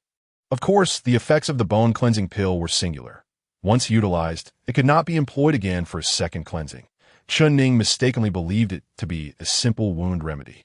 After taking it, he felt a surge of warmth rising from his lower abdomen, coursing through his meridians, particularly when it reached the site of his 3 injured ribs beneath his left armpit. The lingering agony instantly transformed into a soothing warmth, providing him with an extraordinary sense of comfort. Simultaneously, he experienced a slight dizziness. Rendering him drowsy, he lay down on his bed and soon drifted into a deep slumber, feeling an unusual warmth enveloping his body, accompanied by a gradual perspiration. When he awoke, it was already 5 in the morning, an hour before the wake-up call. To his astonishment, he had slept for nearly 12 hours. However, he quickly became aware of an uncomfortable sensation. His body felt sticky, as if he had sweated excessively during the night.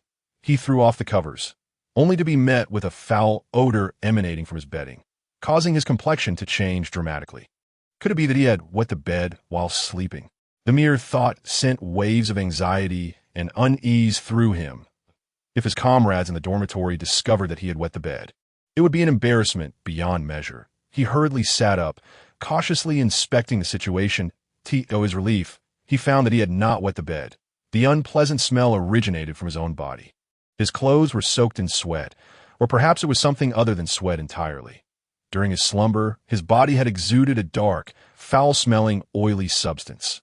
Chen Ning quickly got out of bed and tiptoed to the bathroom to take a shower. After washing up, he was startled by his reflection in the mirror. He appeared significantly revitalized. His movements were agile and vigorous, brimming with energy, as if he could take on 10 opponents at once. Remarkably, the persistent pain from the fractured ribs under his left armpit had vanished entirely. Surprised and delighted, Chen Ning realized that the bone-cleansing pill given to him by the old military doctor Fang Zheng was indeed extraordinary. The sweat he had shed during the night was not merely perspiration, but a means of expelling all the toxins and impurities from his body. Even his injured bones had been restored, leaving him stronger than before. No wonder this medicine was called the bone-cleansing pill. It was truly aptly named. Upon returning to his dormitory, Chen Ning tidied up his soiled bedding. Before long, the wake-up call sounded, and his fellow trainees in the dormitory stirred to life. The morning continued with physical training that, in addition to their usual exercises, a new task was introduced: to break a wooden stick with a diameter of 10 centimeters. As usual, Bai Yuhua was the first to complete the initial tasks, followed closely by Lu Shi. However, Chen Ning's performance today was astonishing. He turned around his previous lackluster performance and placed among the top 5 in every training task, leaving not only the Eagle Eye instructor astounded, but also his fellow trainees in awe. Bai Yuhua stepped forward first, executing a powerful kick with his long leg, akin to a cleaver, which effortlessly snapped the sturdy wooden stick, sending half of it flying more than 3 meters away. The other trainees gasped in amazement, exclaiming about Bai Yuhua's incredible strength. The Eagle Eye instructor nodded in satisfaction, declaring Bai Yuhua training task completed. Next up was Lu Shi, who, after having gifted an Angel's Kiss potion to Bai Yuhua the previous day, found himself slightly fatigued during this final stage of physical training. Nevertheless, he darted forward and delivered a swift kick to the wooden stick. Crack! The stick broke, leaving a sliver of bark still attached, bending at a right angle. Good. Next, the Eagle Eye instructor acknowledged. Then it was Chun Ning's turn. Lu Shi limped back to the group, nursing his sore right foot. Upon seeing Chun Ning step up, he let out a derisive snort. Despite Chun Ning's excellent performance today, Lu Shi believed it was merely a result of having received 3 doses of the Angel's Kiss potion the previous day. Attributing his current prowess to a temporary surge of energy, he was convinced that once the effects wore off, Chun Ning would revert to his former weakness. Chun Ning, however, ignored Lu Shi's taunts that he focused instead on the wooden stick before him, sprinted forward, and delivered a flying kick. With a resounding crack, the 10-centimeter wooden stick shattered, the broken piece soaring 3 to 4 meters away to land beside the stick that Bai Yuhua had previously broken. The onlookers erupted in astonishment, exclaiming, "Wow, incredible! My goodness, Chun Ning's performance today rivals that of our strongest member, Bai Yuhua." Many were left wondering when Chun Ning had become so formidable. However, whispers soon began to circulate, suggesting that Chun Ning had always been capable but had previously suffered due to sabotage, as someone had stolen his Angel's Kiss recovery potions and even poured them into a urinal. It was this deprivation that had led to his previous struggles. Yet now, having successfully redeemed himself and regained access to the recovery potions, he had evidently emerged from his plight and was back on his feet. Who could be so malicious to harm Chun Ning in such a way? One whispered. "Shh! Keep it down. It's Lu Shi. If he hears us speaking ill of him, we'll be in trouble." As the group marveled at Chun Ning, they quietly discussed the enmity between him and Lu Shi, with many realizing for the first time the extent of Lu Shi's wrongdoing, casting suspicious glances at him and viewing him as a villain. Lu Shi, neither blind nor deaf, caught snippets of their hushed conversations and felt the weight of their accusing stares, igniting a fierce anger within him as he glared at Chun Ning. He believed that Chun Ning had orchestrated this narrative against him. Moreover, witnessing Chun Ning's remarkable performance today made Lu Shi acutely aware of the threat he posed. He resolved to eliminate Chun Ning before he could fully realize his potential. For the following month, Lu Shi continuously sought opportunities to eliminate Chun Ning. However, Chun Ning remained vigilant, even while asleep, and the strict regulations governing newcomers in the base made it difficult for Lu Shi to find a safe opportunity to strike. Throughout this month, both Chun Ning and his fellow newcomers underwent significant transformations and improvements. Now, all trainees could effortlessly complete 600 repetitions of 200-pound squats and could kick through trees with a diameter of 20 centimeters. They had also acquired vast amounts of knowledge, primarily centered on combating zombies. The trainees, including Chun Ning, had met the requirements for ordinary military soldiers, yet they still fell short of the elite standards required to join the Phoenix Corps. Although Chun Ning and his peers had made rapid progress, the toll had been severe. Only 50 members remained in Chun Ning's group. The other 4 groups faced similar attrition, meaning that of the 1,000 recruits initially admitted to the Bluebird training camp, only around 250 were still alive, each step forward taken atop the fallen bodies of their comrades. In the final month, physical training was no longer the primary focus. The Bluebird training camp shifted its emphasis toward practical combat training. During this month, the Eagle Eye instructor personally led Chun Ning and 50 other novices beyond the base into the wilderness to hunt down solitary zombies for real combat training. They encountered zombies 3 times in total. The first being a solitary shambling corpse. This particular zombie had the capability of scaring off scavengers and the impoverished, but when faced with Chun Ning and his companions, it was akin to a mouse confronting a horde of kittens, especially with the Eagle Eye instructor at the helm. Thus, this ghoul was thoroughly examined and toyed with by Chun Ning and a group of novices for an extended period before Bai Yuhua took action to put an end to it. The second encounter with a zombie was a level 2 undead, also known as a corpse. Although it caused a slight commotion among Chun Ning and the other novices, ultimately, the zombie could not escape the fate of being bullied and brutally killed by the inexperienced group. The third encounter involved a horde of wandering ghouls, numbering around 10 at this time. The novice trainees all joined the fray, surrounding the zombies in groups of 3 or 5. The ghouls are the most basic form of zombie, characterized by their sluggish movements and lack of strength, compounded by the fact that the novices vastly outnumbered them. Having previously dispatched 2 zombies, the group felt no tension this time. Some even took delight in taunting the zombies, opting to play with them before delivering the final blow. Unfortunately, This led to misfortune for one individual that a female trainee named Huang Min, while playfully provoking the zombie, inadvertently sustained a bite to her hand. Huang Min was one of the few female trainees and had consistently performed excellently, but her carelessness this time came at a cost. In a state of panic, several novices clumsily dispatched the zombie. Eagle Eye instructor, come quickly. She has been bitten by a zombie. What should we do to save her? A few trainees laid Huang Min on the ground, rolling up her sleeve to reveal the bite on her arm. Urgently calling for the instructor, Eagle Eye, along with Chun Ning, Bai Yu Hao, Lu Shi, Gao Feng, Su Chong, and several other trainees, hastened to her side.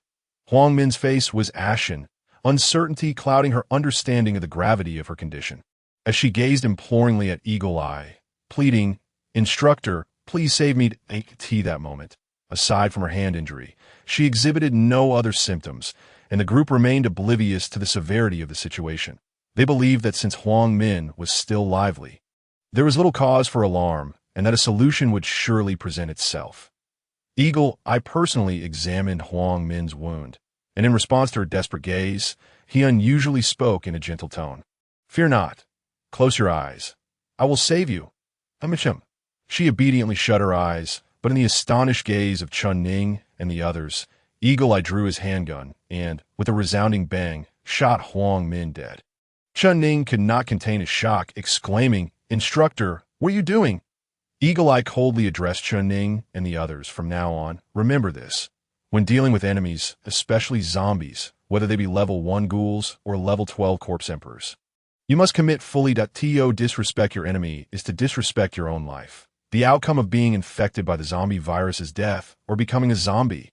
The previous joviality of Chun Ning and the others dissipated, replaced by a heavy atmosphere as they gazed at Huang Min's lifeless body. They had learned a crucial lesson that day. Never underestimate an enemy, and always approach even the weakest foe with utmost seriousness and effort. Following the incident with Huang Min, Eagle Eye organized several more practical training sessions, during which the trainees displayed a more solemn demeanor.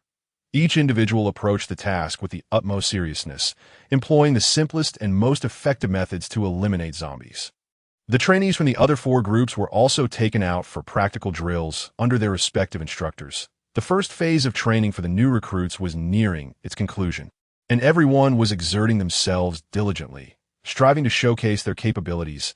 Each aspired to rank among the top 10 in their group, thus gaining entry into the elite team overseen by the butcher instructor. With prospects of rapid advancement on the horizon, Chun Ning was particularly dedicated to his training. Entering the elite group under the butcher instructor would mark the first genuine step towards realizing his ambition of becoming an officer. As he ascended through the ranks and established himself with a certain level of power and status, he envisioned returning to Zhuke City to reclaim his cherished daughter from the Liu family. Soon, the first phase of training would conclude, but not before an assessment. The nature of the assessment was straightforward. Approximately 250 remaining novice warriors from 5 groups would be dispatched to the area of Sanchi Town, located 200 miles east of the Qingyao base, to hunt the wandering zombies there.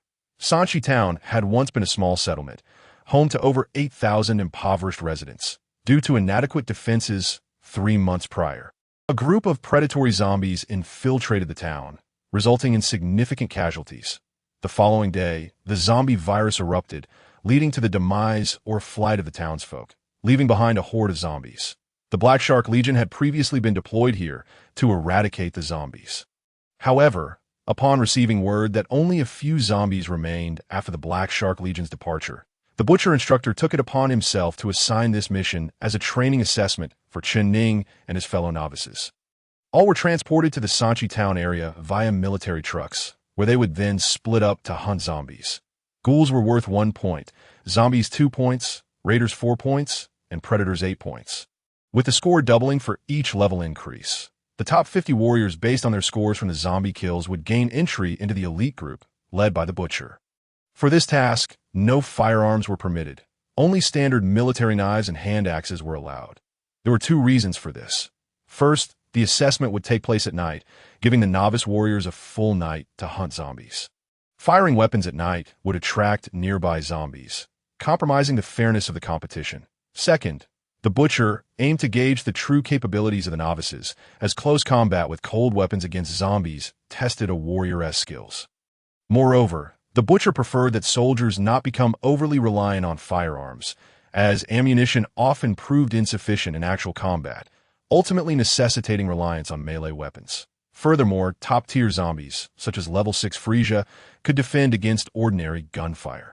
For humanity to contend with elite zombies, they must elevate their own strength to the level of formidable warriors, generals, or even super-strong champions, rather than depending solely on firearms, which were only effective against lower-tier zombies. 5 military trucks, akin to 5 iron beasts, traversed the treacherous, muddy country roads, their wheels grinding over the uneven terrain and kicking up mud. Each truck carried dozens of novice warriors from the Qingyao base.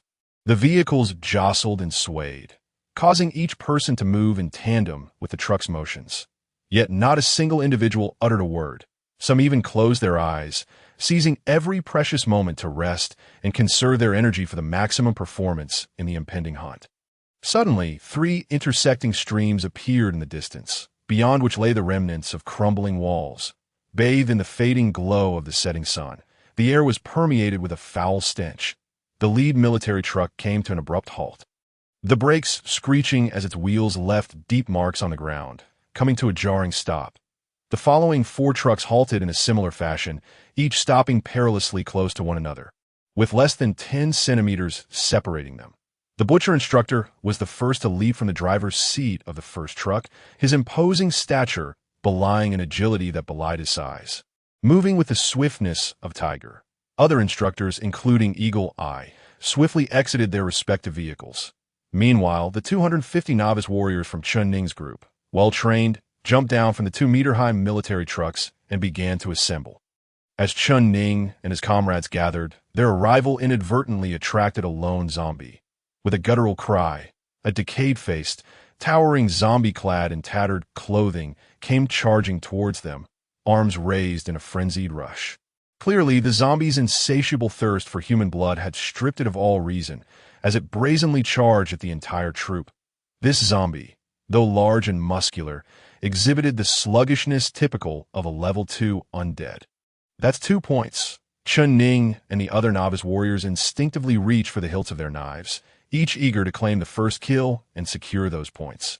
Yet to their surprise, it was the Butcher who struck first. He swiftly drew a triangular military dagger and, with a flick of his wrist, hurled it like a flash of white light, piercing the zombie's skull with a resounding thud. The dagger's tip penetrated the back of the zombie's head, causing it to collapse lifelessly to the ground. To be fair, this one counts as mine. The Butcher, clad in oversized military boots, advanced towards the zombie, his left foot pressing down upon its skull. He bent over, drawing the military dagger from the zombie's head, and with a deft flick of the blade, he effortlessly pried open the creature's cranium. Amidst the putrid brain matter, he discovered a brain core, only slightly larger than a peanut.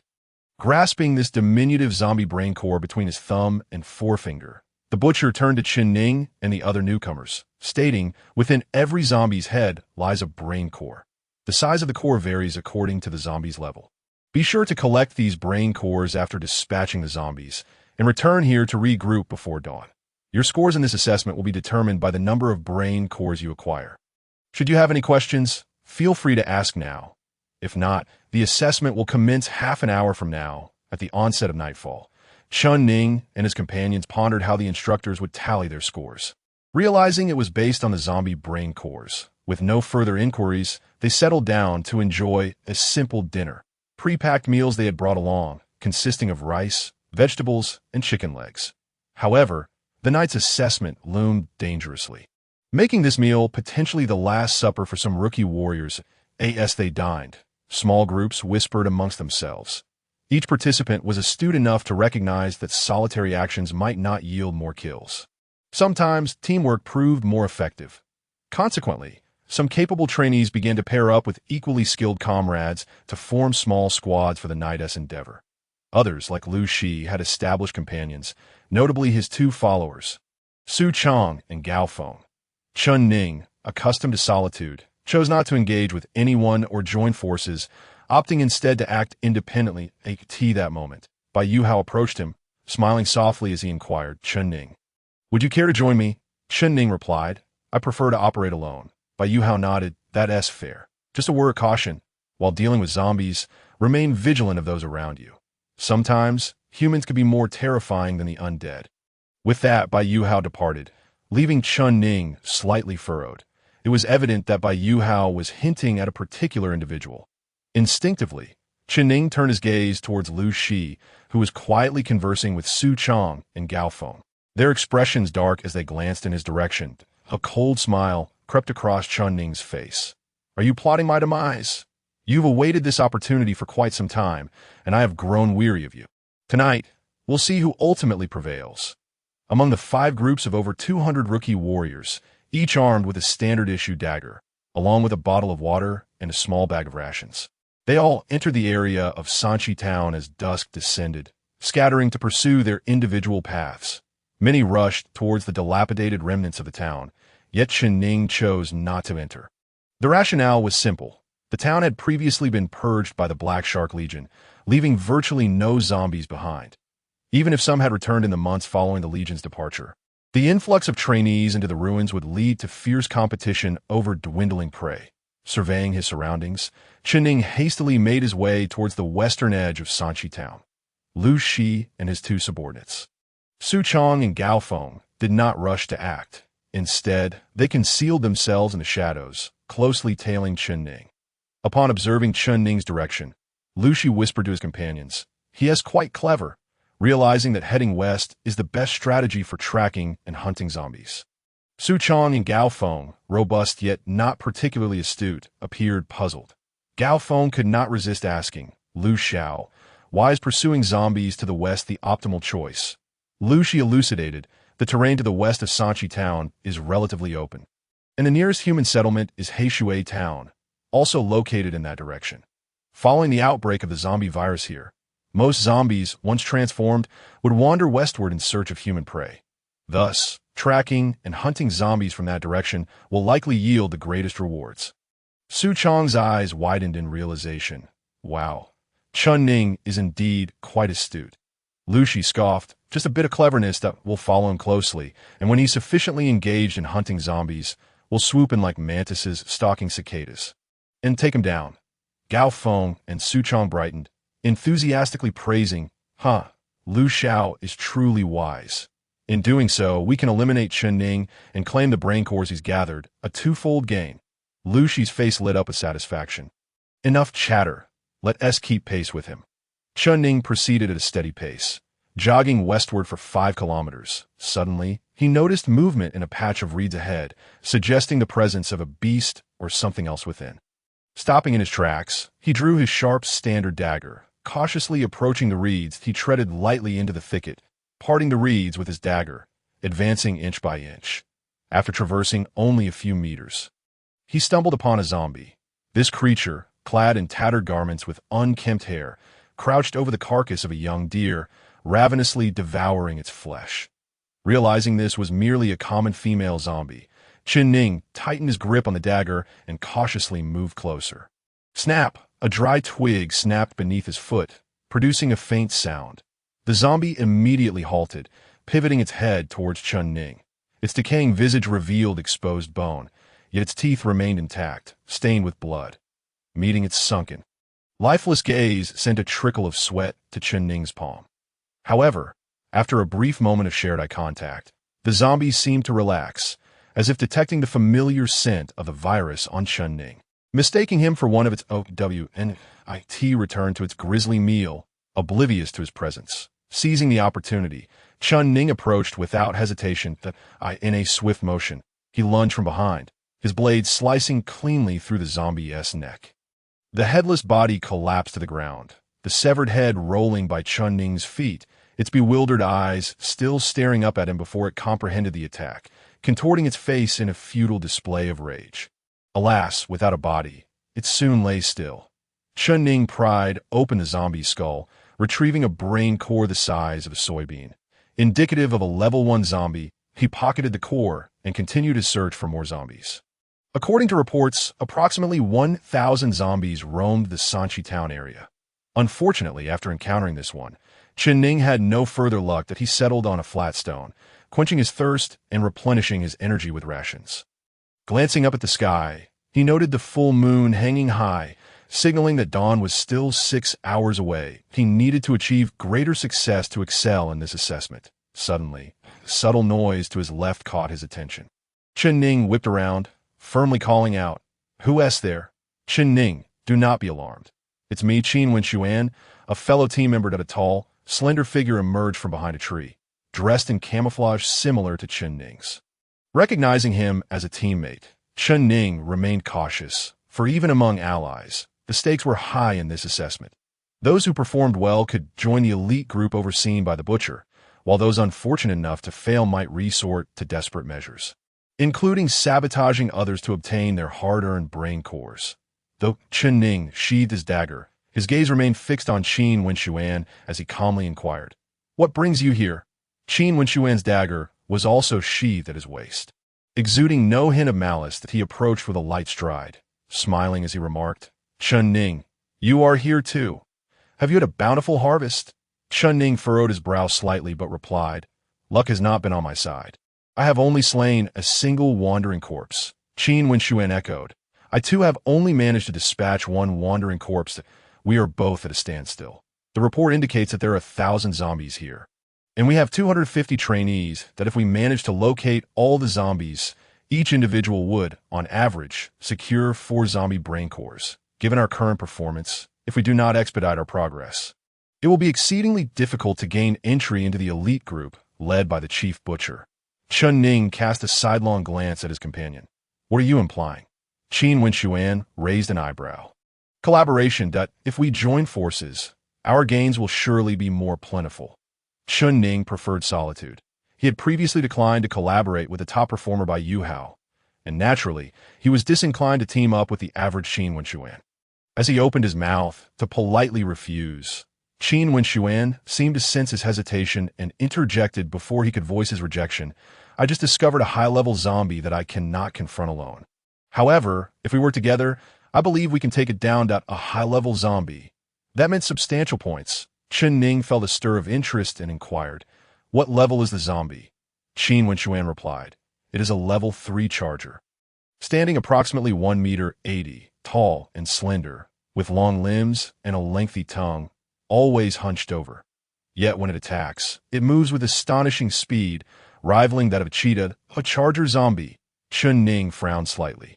During their practical exercises, they had only encountered wandering corpses and zombies. He had never fought against a charger, which was undoubtedly more formidable than a regular zombie. However, a level 3 charger was worth 4 points, equivalent to slaying 4 level 1 wandering corpses. Capturing this charger would significantly aid their advancement into the elite group. Chen Ning acquiesced. "All right, let's collaborate. Where did you spot the charger?" "Over there," Qin Wenxuan gestured. "That creature is quite vigilant. I dared not approach recklessly." Qin Wenxuan then led the way, and under the cover of night, the two made their way towards a hollow in the mountain. Soon, Chen Ning laid eyes on the charger that Qin Wenxuan had described. The zombie resembled a spider, with elongated arms and legs, currently on all fours, extending its long, crimson tongue to feast on the brains of a human corpse. That corpse was unmistakably clad in the same camouflage attire as Chen Ning and his peers. Clearly a fellow trainee who had encountered the charger and ultimately succumbed, becoming the creature's meal. Furrowing his brow, Chen Ning quietly instructed Qin Wenxuan, "I will approach from the front to draw its attention. You circle around to attack from behind." Qin Wenxuan, contemplating how to entice Chen Ning in alluring the zombie and creating an opportunity for a surprise attack, was pleasantly surprised when Chen Ning proposed the plan himself. His eyes brightened, and he replied without hesitation, "Agreed." Qin Wenxuan stealthily retreated, maneuvering to the zombie's rear. Chen Ning patiently waited until Qin Wenxuan had successfully positioned himself behind a tree, a distance of over 20 meters from the zombie, before he stood up unsteadily, mimicking the gait of an ordinary wandering corpse as he ambled towards the charger that was engrossed in its grisly feast. From his hiding spot, Qin Wenxuan watched in astonishment, wondering if such an act could truly deceive the zombie. The charger was soon startled by Chen Ning's approach. It raised its head, gazing intently, resembling a fearsome spider. The higher the level of the zombie, the greater its intelligence. The level 3 charger was evidently more astute than the level 1 zombies Chen Ning had previously dispatched, which had recognized him as a companion solely based on the scent of the zombie virus emanating from him. In contrast, the charger detected both human and zombie scents on Chen Ning and remained motionless, scrutinizing his unsteady approach, trying to discern whether Chen Ning was human or one of its kind. 5 meters, 3 meters, 2 meters. Chen Ning drew closer to the charger, the suspicion in the zombie's gaze intensifying. Realizing that the creature was becoming increasingly wary, Chen Ning sensed that if he drew any nearer, the charger would likely launch an attack as a means of testing him. Seizing the initiative, Chen Ning abandoned his pretense of being a wandering corpse and lunged forward like a ferocious tiger, plunging his military dagger towards the zombie's face with lightning speed. Whoa! The charger, startled and enraged, instantly rose to its feet, grasping Chen Ning's dagger with its powerful claws. Chen Ning found his dagger firmly held in place. Unable to penetrate further, the charger, filled with fury, leaned forward to bite Chen Ning. But at that moment, a figure darted in from behind the zombie, swiftly striking a blow to the back of its head. The sharp dagger cleaved through half of the charger's skull, eliciting a low, reluctant growl from the creature as it collapsed, sprawled over the corpse of a Bluebird training camp soldier. The viscous green brain fluid of the zombie began to ooze out, mingling with the bright red juices of the soldier's body. Both Qin Wenxuan and Chen Ning, still shaken, gazed at the fallen charger. They noticed the exposed corner of a zombie brain core nestled within the green, viscous fluid at the site where the charger's skull had been severed. This brain core belonged to a level 3 zombie, comparable in size to a broad bean, significantly larger than the level 1 brain core Chen Ning possessed. That was close, Qin Wenxuan exclaimed. Indeed, Chen Ning observed the fervent glint in Qin Wenxuan's eyes as they fixated on the zombie brain core. Qin Wenxuan's gaze shifted from the zombie to Chen Ning. Chen Ning, you should extract this level 3 brain core. All right, Chen Ning agreed, then crouched cautiously before the charger, extending his hand to retrieve the partially exposed brain core. However, an unsettling feeling gnawed at his heart. The memory of Qin Wenxuan's eager gaze upon the brain core resurfaced in his mind. Why was Qin Wenxuan so keen to have him extracted instead of doing so himself? As this thought crossed his mind, an unusual sound suddenly emanated from behind him. Before Chen Ning could react, a dagger plunged deeply into his back. He stifled a grunt of pain and slowly turned around to find that it was Qin Wenxuan who had betrayed him. Blood trickled from the corner of Chen Ning's mouth as he uttered, I believe that by joining forces, we could hunt more zombies and secure higher scores. Qin Wenxuan yanked the dagger out with a swift motion, stepping back cautiously to avoid any potential retaliation from the mortally wounded Chen Ning. That he sneered, with your level 1 brain core, my level 1 brain core, and this level 3 charger's brain core. That totals 6 points. This score should certainly secure my position in the elite group. Chen Ning, clutching his wound, staggered backward until he fell to the ground, blood staining his upper body. Qin Wenxuan was convinced that the brain cores belonging to the fallen charger and Chen Ning were as good as his own. He grinned maliciously, brandishing his dagger, ready to finish off the injured Chen Ning. Suddenly, a mocking voice echoed from behind him. Tiske, you managed to slay a charger zombie. Impressive, impressive. Huh? Qin Wenxuan's expression shifted dramatically as he turned abruptly, only to find Lu Shi, Su Chong, and Gao Feng emerging from shadows. Chen Ning, who had been ambushed and wounded by Qin Wenxuan, felt a surge of despair upon seeing Lu Shi and his companions. It was akin to encountering a wolf only to be followed by a tiger. Suddenly, Chen Ning noticed another alarming development. The slain charger lay atop the Bluebird soldier's corpse, their brain fluids silently merging, clearly indicating that the two bodies were on the verge of a mutation, evolving into an even more formidable zombie. Lu Shi, Su Chong, and Gao Feng approached with sinister smiles, their demeanor far from friendly. Not only did Chen Ning's expression darken, but Qin Wenxuan's also reflected fear and anger. However, Lu Shi ranked among the top 3 in terms of overall strength among their peers, and Qin Wenxuan stood no chance against him, especially with 2 capable allies at Lu Shi's side. Qin Wenxuan felt like a mantis stalking a cicada, oblivious to the yellow bird lurking behind. Yet he found himself unable to voice his fury, fully aware that he had no hope of winning in a confrontation. Thus, his eyes darted around twice before he squeezed out a smile and ingratiatingly said, "Lu Xiao, I know you have a grudge against Chen Ning. Taking care of this kid is also a way to vent for you. I will not take the brain core of the assault zombie on the ground, considering it a gift for you. I will only take the level 1 zombie brain core from Chen Ning. What do you think?" Lu Shi toyed with a standard dagger in his hand, nodding and smiling as he replied, "Your suggestion is quite commendable. I agree." Qin Wenxuan's expression brightened upon hearing this.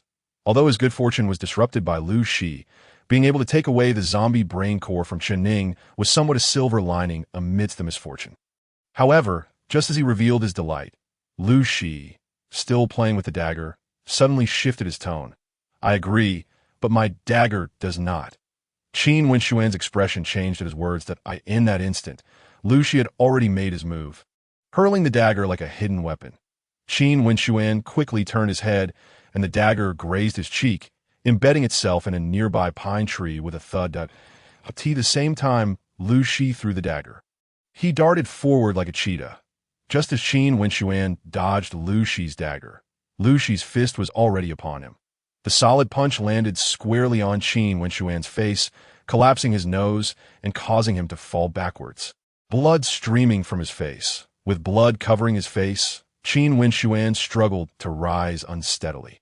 However, before he could regain his balance, Lu Shi had already launched a kick aimed at his head, with a resounding thud.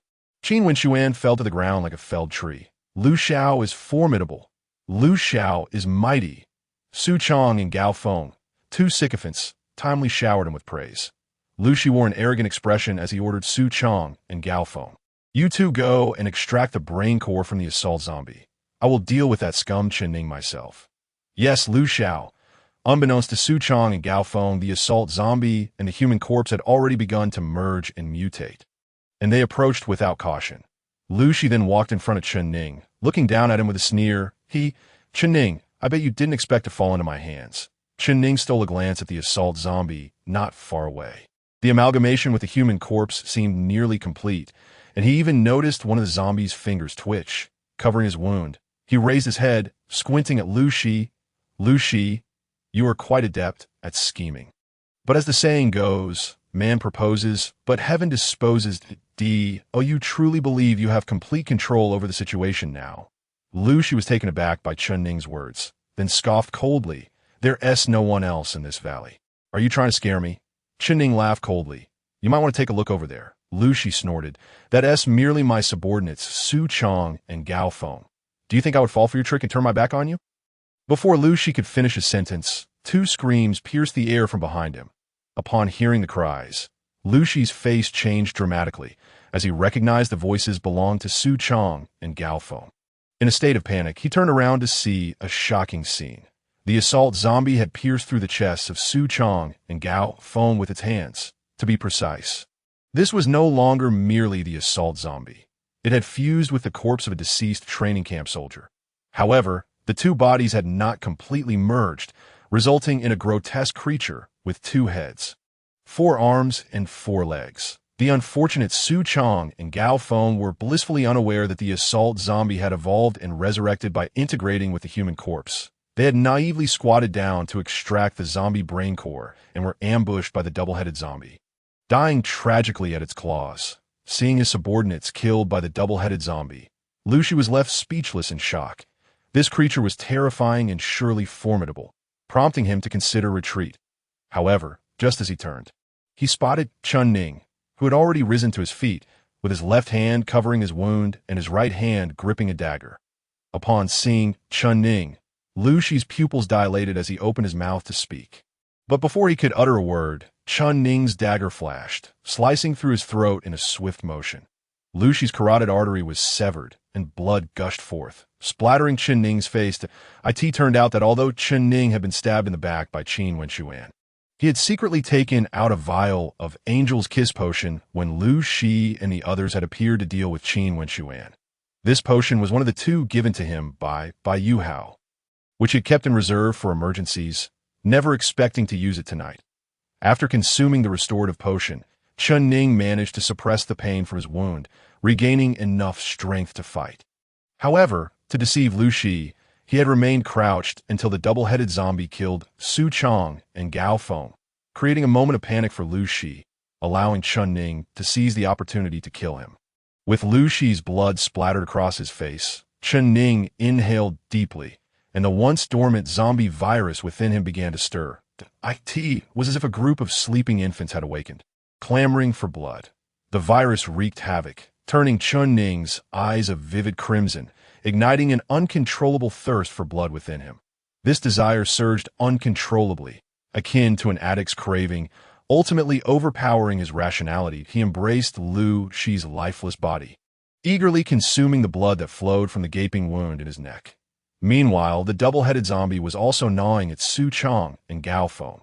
The blood that filled Chen Ning's stomach was akin to parched earth suddenly receiving rain, allowing the wound inflicted by Qin Wenxuan to heal at a visibly accelerated pace. 0.2 hours passed, and Lu Shi had become a desiccated corpse.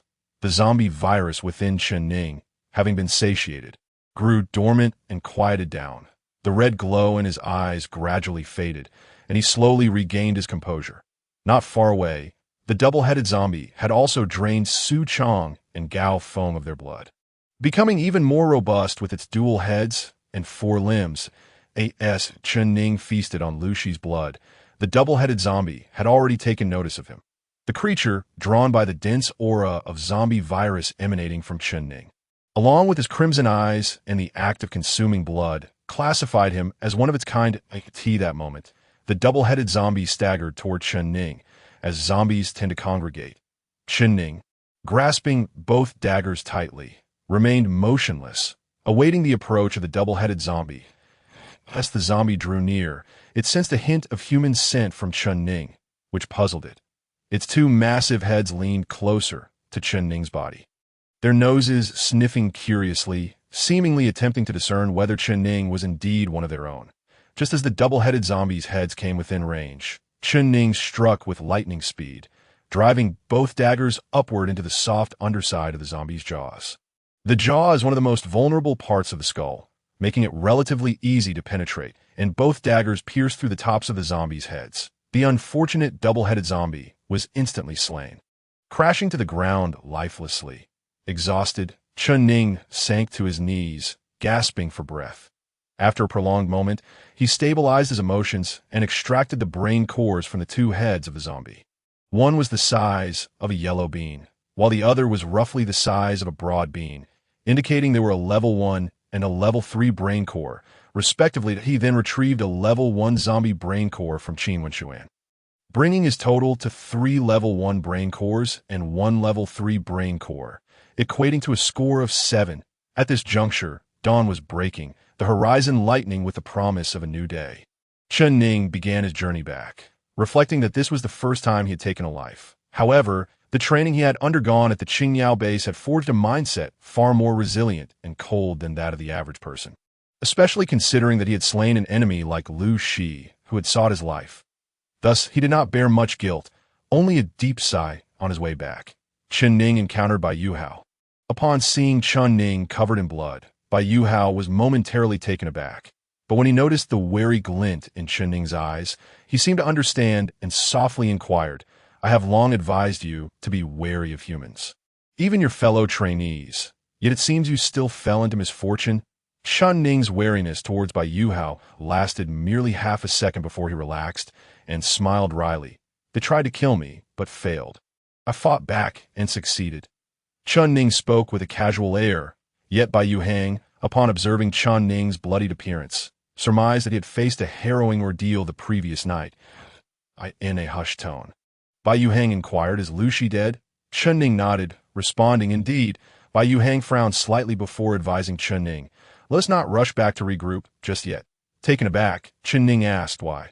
Bai Yuhang explained, "You are covered in blood, and it is not your own that I fear they may discover that you were the one who killed Lu Shi. Although Lu Shi was but a waste, the Lu family holds considerable influence in Zhuke City and has a position within the Imperial Army. If they learn that you are responsible for Lu Shi's death, They may seek retribution against you. We should find a deceased student, and you can change into their cleaner camouflage uniform before we return. Chun Ning acquiesced, and the two ultimately located a student escorts. Chun Ning donned the camouflage uniform of the deceased, and only then did he and Bai Yuhang formally head back to regroup. Along the way, Bai Yuhang queried Chun Ning, "How many zombie brain cores did you acquire?" Chun Ning tossed a small cloth bag to Bai Yuhang, stating, "All here." Upon opening it, Bai Yuhang chuckled, 3 level 1 cores, 1 level 3, totaling 7 points. Not a small feat. With a teasing tone, he added, after last night's lesson, "How do you still lack caution? You dare to show me so many zombie brain cores. Are you not afraid I might turn on you?" Chun Ning shot Bai Yuhang a glance. "You wouldn't, and if you truly desire these cores, I shall give them to you." "Why?" Bai Yuhang inquired. "Because you saved my life." "I owe you," Chun Ning replied. Bai Yuhang blinked. "Is that all?" "Nothing more." Chun Ning halted, gazing at Bai Yuhang in silence for 2 seconds before stating, "It is also because I consider you a friend." Bai Yuhang grinned, returning the small bag to Chun Ning and playfully draping an arm over his shoulder. "Now that sounds more like it." The two companions strolled back, arms linked, when Chun Ning curiously asked, "By the way, how many zombie brain cores did you acquire?" Bai Yuhang replied with a gleeful smile, "I brought a small gong last night. As I struck it along the way, the surrounding zombies were drawn to the noise, leading to their demise. Thus I collected quite a number of brain cores." "Is that even possible?" Chun Ning could not help but feel a sense of incredulity. Upon their return to the open grassy area in front of Sanchi town, they gathered with 250 individuals, of whom only 200 returned. 50 were likely lost. When Chun Ning presented the bag containing the zombie brain cores to the chief instructor butcher for inspection, he glanced at the bag and exclaimed loudly, 3 level 1 cores, 1 level 2 core, and additionally, 1 level 3 core, a total of 9 points. An impressive achievement, lad. Congratulations on becoming a member of the elite group. Overwhelmed with astonishment and joy, Chun Ning instinctively turned to Bai Yuhang. The extra level 2 core in his bag had undoubtedly been stealthily added by Bai Yuhang, who likely feared that a score of 7 would be insufficient for entry into the elite group, thus lending him a helping hand. Among the more than 200 new recruits who completed the assessment, most scored only 2 or 3 points, with only a handful achieving scores above 7. Notably, there were several exceptionally high scores, including Bai Yuhang's, which stood at 17 points, even after deducting 2 points for Chun Ning. Although Chun Ning successfully entered the elite group, his score placed him towards the lower end of the rankings.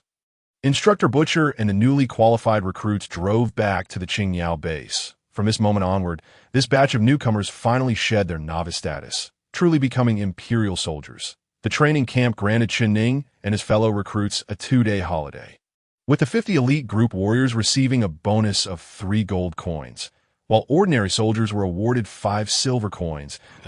In the apocalyptic era, gold and silver coins served as universal currency within the global civilization zone, alongside copper coins, where 1 gold coin equaled 10 silver coins, which in turn equaled 100 copper coins. That a single copper coin was equivalent to 1 yuan, and in the metropolitan civilization zone, a loaf of bread cost 1 copper coin. Thus, the reward of 3 gold coins was a considerable sum for Chun Ning and his companions. The Qingyao base was vast, accommodating over 5,000 residents. Resembling a small town, all necessary facilities were present, including restaurants, general stores, tailoring shops, and even taverns. However, prior to this, entrance to these establishments was strictly prohibited for newcomers like Chun Ning. Only instructors and seasoned veterans possessed the privilege to indulge. Now, having completed their initial training, Chun Ning and his fellow recruits were recognized as proper soldiers. Particularly for the 50 elite group members, their futures looked bright. Consequently, the previous restrictions were lifted, granting them access to these venues. Thus, regardless of whether they had successfully entered the elite group or become ordinary soldiers among the 150 recruits, spirits were high as they celebrated with their freshly acquired gold and silver coins. The allure of cigarettes from the general store and drinks from the tavern was ever enticing and popular among the soldiers. As night fell, Bai Yuhang dragged Chun Ning to the tavern, insisting they toast to their achievements. Bai Yuhang, being strong and hailing from a prominent family, was surrounded by friends. Apart from Chun Ning, Two male warriors and one female warrior accompanied them, fellow recruits and elite group members. The two brothers, known as Luo Long and Luo Hu, were twins, while the girl, Su Luo, possessed a delicate beauty and an alluring figure. Her smile revealed two shallow dimples, exuding a sense of innocence. Yet her eyes occasionally sparkled with a cunning glint, suggesting she was not as simple as she appeared. After all, a naive girl could hardly survive in a training camp. The two brothers, robust and towering like iron giants, were not only boisterous in demeanor, but also had a formidable capacity for alcohol. Bai Yuhang appeared refined, while Su Luo radiated purity, yet both could hold their liquor. Having rarely indulged in alcohol, Chen Ning, hailing from a humble background in the apocalyptic world, could hardly afford such luxuries. After a few cups of liquor, he found himself flushed.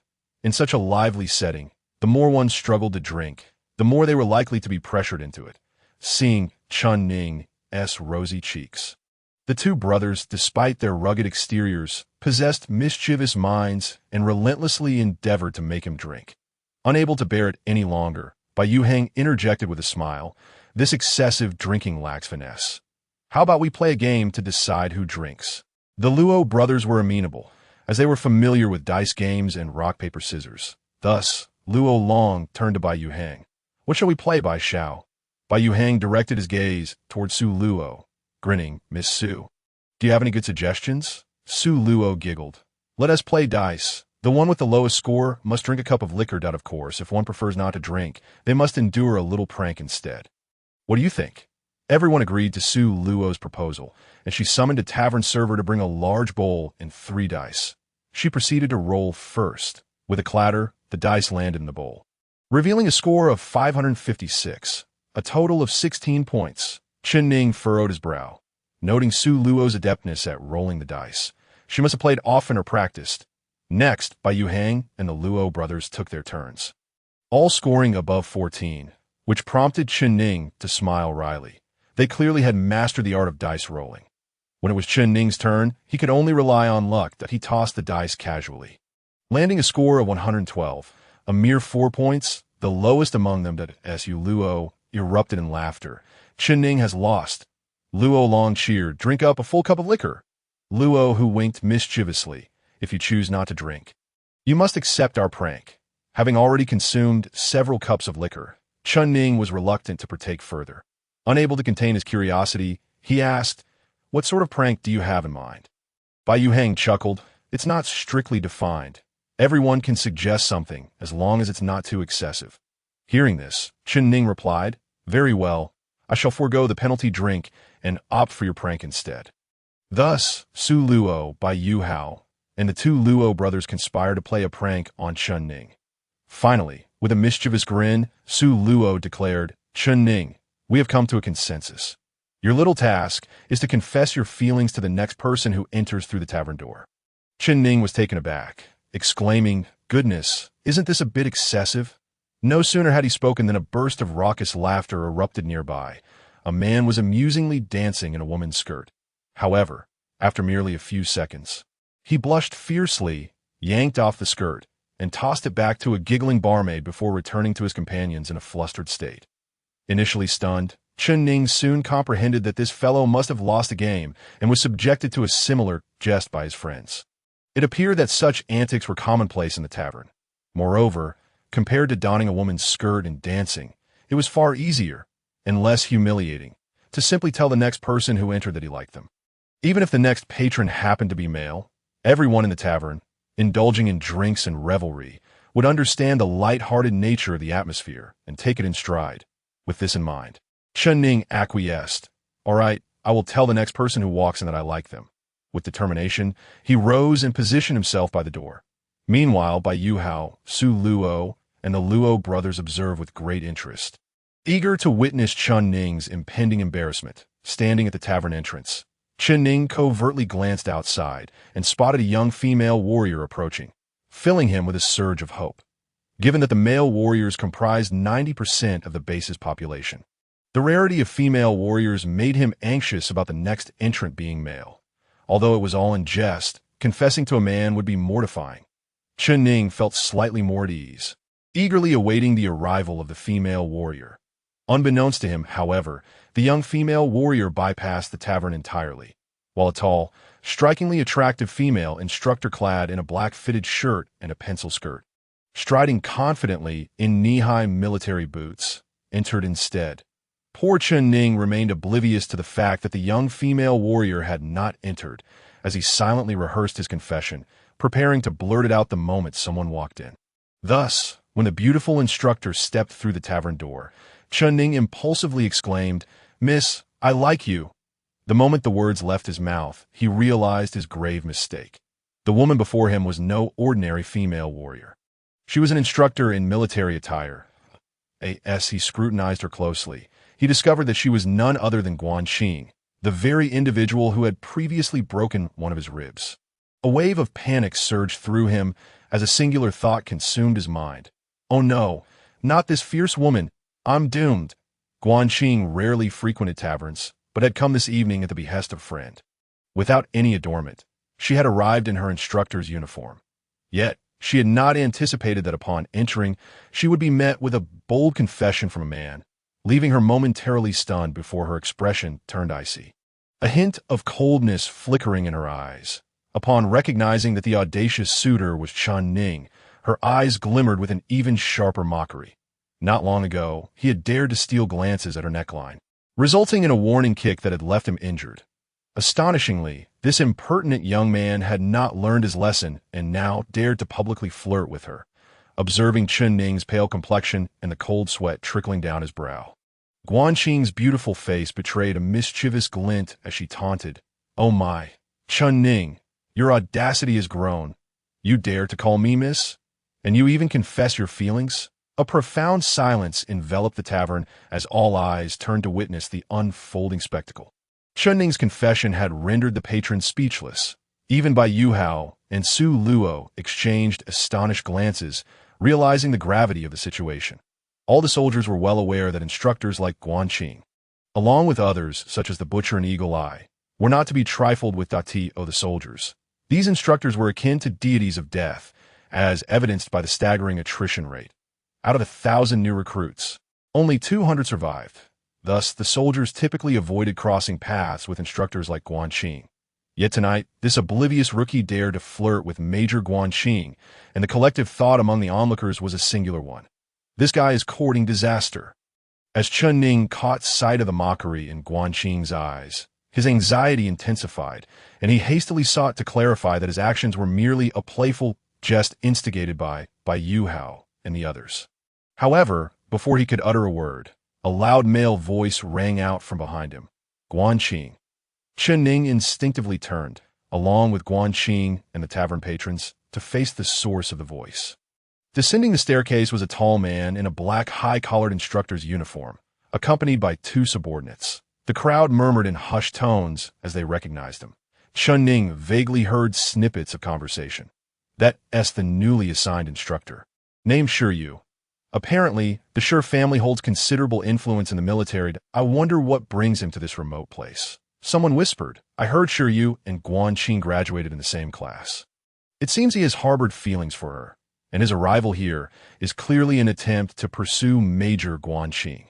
Chen Ning's complexion darkened at this revelation, realizing he had just confessed his feelings for Guan Xing right in front of her admirer, who happened to be an instructor at the base. His future prospects suddenly appeared bleak. Now his only hope was that Shi Yu remained unaware of his earlier confession, which had merely been a jest. While conversing with Chen Ning, Guan Xing had initially displayed a teasing demeanor. However, upon noticing Shi Yu and his subordinates approaching, her expression reverted to its usual coolness, offering a lukewarm greeting. "Major Shi, long time no see. You can just call me Shi Yu.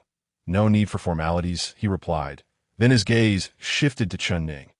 Men are inherently sensitive, particularly when they see their beloved woman in the company of another man. Making it hard to suppress jealousy, Shi Yu casually scrutinized the soldier, feigning indifference as he inquired, "Guan Xing, who is he?" Chen Ning looked at Guan Xing with pleading eyes, silently hoping she would show him mercy. However, to his astonishment, Guan Xing's eyes danced with mischief as she smiled lightly and said to Shi Yu, "He is a trainee under my command, named Chen Ning. At this juncture, Guan Qing winked at Chen Ning and provocatively stated, Chen Ning, what was it you just said? Did you say you like me? Chen Ning's face instantly paled, and he felt the piercing glares of Shi Yu and his companions directed at him. He opened his mouth to explain, but Guan Qing interjected, I understand that you were injured by a grizzly bear recently, and I treated your wounds, which might have led to your gratitude manifesting as affection. However, you need to focus on your training and strengthen your abilities. Matters of the heart can wait until you finish your second phase of training. All right? The surrounding patrons were left dumbfounded by Guan Qing's remarks. And Chen Ning himself was utterly bewildered. Everyone had anticipated that his bold confession would result in a severe reprimand from Guan Qing. Yet, to their astonishment, she not only refrained from outright rejecting his feelings, but even encouraged him to train diligently, suggesting that romantic pursuits could wait until after his training, a clear indication that he had a chance. This revelation sparked envy among the onlookers, particularly from Shi Yu, whose glare could have killed Chen Ning 100 times over. Only Chen Ning himself recognized that Guan Qing likely harbored no genuine affection for him, but he surmised that her ambiguous response was influenced by Shi Yu's presence, perhaps intended to incite jealousy or to signal that she had already set her sights on another. After Guan Qing finished speaking, she ignored Chen Ning and ascended the stairs to the elegant room with the sullen Shi Yu to drink. Upon entering the elegant room, Guan Qing discovered several vacant seats. Prompting Shi Yu to explain, I have also invited Colonel Butcher and the others from the Eagle Eye. They have yet to arrive, so let us reminisce for now. By the way, what is your relationship with that Chen Ning? With a smile that was neither fully amused nor disinterested, Guan Qing replied, Chen Ning possesses a courageous and resolute character. I hold him in high regard. Shi Yu, upon hearing this, grew anxious and said, Guan Qing, But Guan Qing interrupted him with a light laugh. Oh, our Guan family and your Shi family have been prominent families for generations. We have known each other since childhood, akin to siblings. Shi Yu felt a pang of frustration. Why could Guan Qing not comprehend his feelings? He harbored romantic sentiments toward her, yet she insisted on framing their bond as one of brother and sister. Unable to contain himself, Shi Yu yearned to express his affections to Guan Qing. However, at that moment, the door to the elegant room swung open, revealing the burly Colonel Butcher, the cold-eyed Eagle Eye, and several other instructors.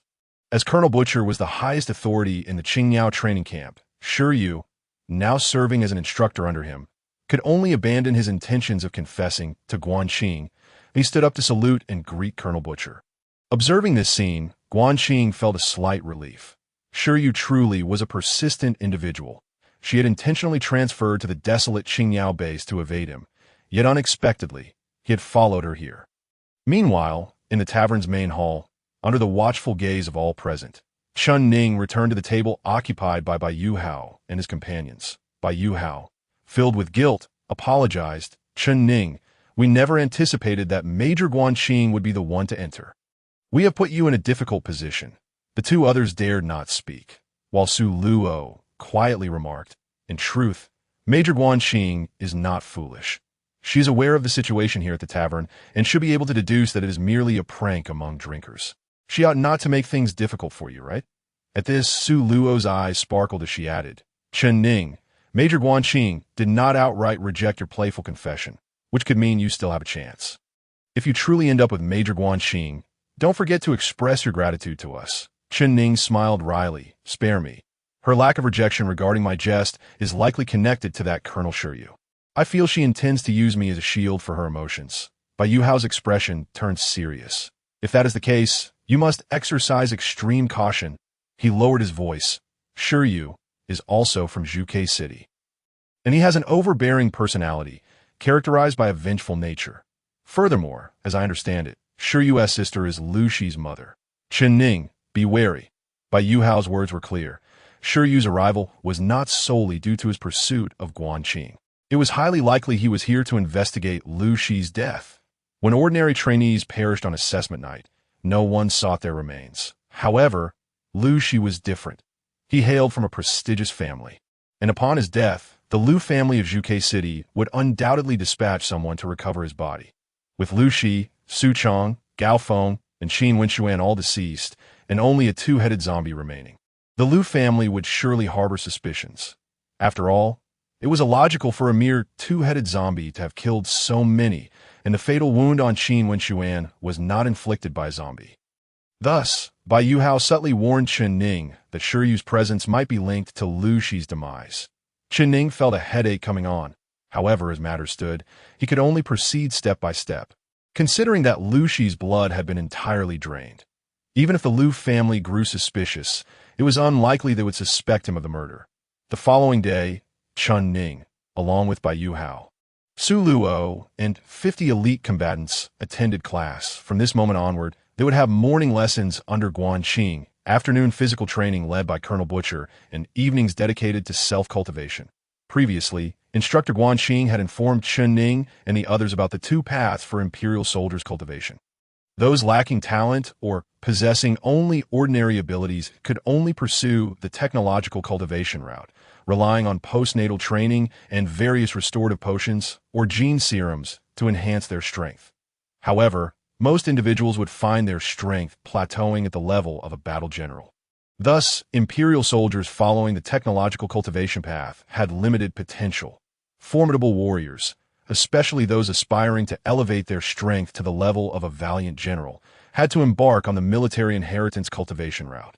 In fact, during the selection of 1,000 recruits, the Qingyao base had covertly assessed the cultivation talents of the applicants, discreetly recruiting those with promising abilities and physiques. Therefore, it could be said that this batch of newcomers, including Chen Ning, possessed the aptitude for cultivating military secrets. However, there was an exception, Chen Ning himself.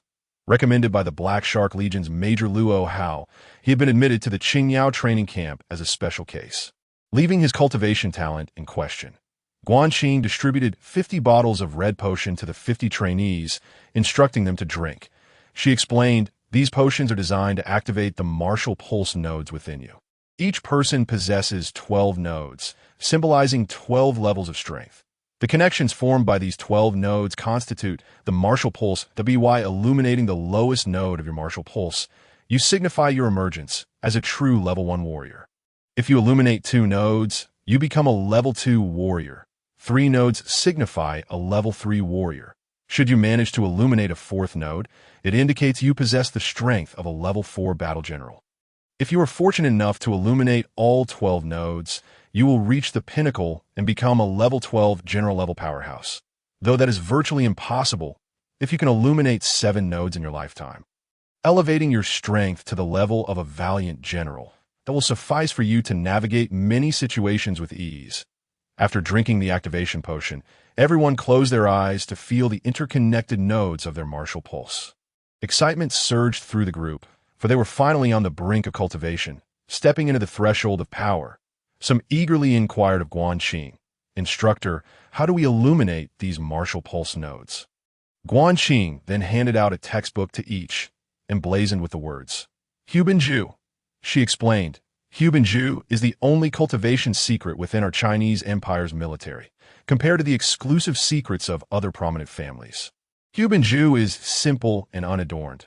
It offers no shortcuts and does not promise rapid results, but it is fair. Only those with innate talent and diligent practice can gradually and steadily enhance their strength. After a pause, Guan Qing continued, Hubanju is the military secret practiced by all imperial soldiers, including majors and generals.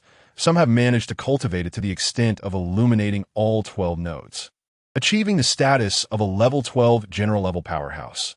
Now, let us see how many nodes you can illuminate. Upon hearing her words, everyone in the classroom began to practice Hubanju according to the instructions provided, attempting to illuminate the nodes within their martial pulse. Bai Yuhao was the first to succeed, illuminating 4 nodes in one breath. As he attempted to illuminate the 5th node, he was suddenly overwhelmed by excruciating pain, unable to suppress a groan as he had to cease his efforts. Guan Qing checked on Bai Yuhao and said, "You have illuminated 4 nodes, reaching the level of a level 4 battle general. To illuminate more nodes, you must diligently practice Hubanju. The martial pulse is akin to electrical wiring. The nodes are like light bulbs, and Hubanju functions as the generator to illuminate more nodes. You must earnestly cultivate Hubanju and accumulate greater martial power.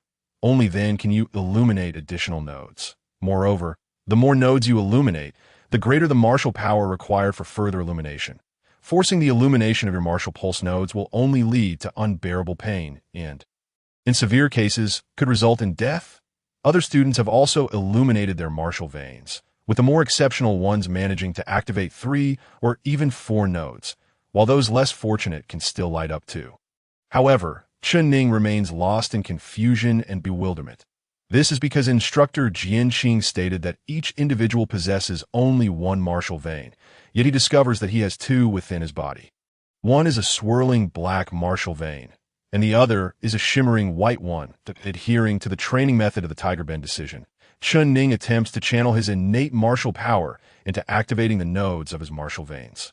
Ultimately, each martial vein only lights up one node. Chen Ning is taken aback. While others need only to nurture a single martial vein, he must nourish 2. That it is akin to how others need to raise only one child, whereas he must raise 2, implying that to illuminate as many nodes as others, he must exert double the effort in his cultivation. At this moment, Jian Qing approaches Chen Ning and places her hand on his forehead to examine the condition of his martial veins. As she inspects, the swirling black martial vein within Chen Ning immediately retreats, leaving only the shimmering white vein visible. Jian Qing ultimately discovers only the white martial vein, noting with disappointment that Chen Ning has activated just one node, revealing that his cultivation talent is quite poor, granting him only the strength of a level 1 warrior to TO progress. He must exert efforts several times greater than that of ordinary individuals. Not far away, Bai Yuhao furrows his brow as he observes Chen Ning, knowing full well that Chen Ning's strength is evidently beyond that of a mere level 1 warrior. At this moment, the previously hidden black martial vein within Chen Ning reemerges, contrasting beautifully with the white one, each having illuminated a single node. Chen Ning is bewildered. He muses, with both my black and white martial veins having activated a node each, what does that make my strength? A level 1 warrior with dual powers. After class, as Jian Qing exits the classroom, the other students are either immersed in the joy of igniting their martial nodes or casting pitying glances at Chen Ning. This is an elite group where out of 1,000 new warriors, only 50 have been selected. Yet, Chen Ning stands out with only the strength of a level 1 warrior, a situation both ironic and suspicious. Most surrounding him regard him with the eyes of a weakling, and someone even coldly remarks, "Our weakest here are level 2 warriors, and the majority are level 3 warriors. How did this guy manage to hunt down level 3 and level 2 zombies?" The speaker, Xiao Zihao, was not in the same group as Chen Ning previously.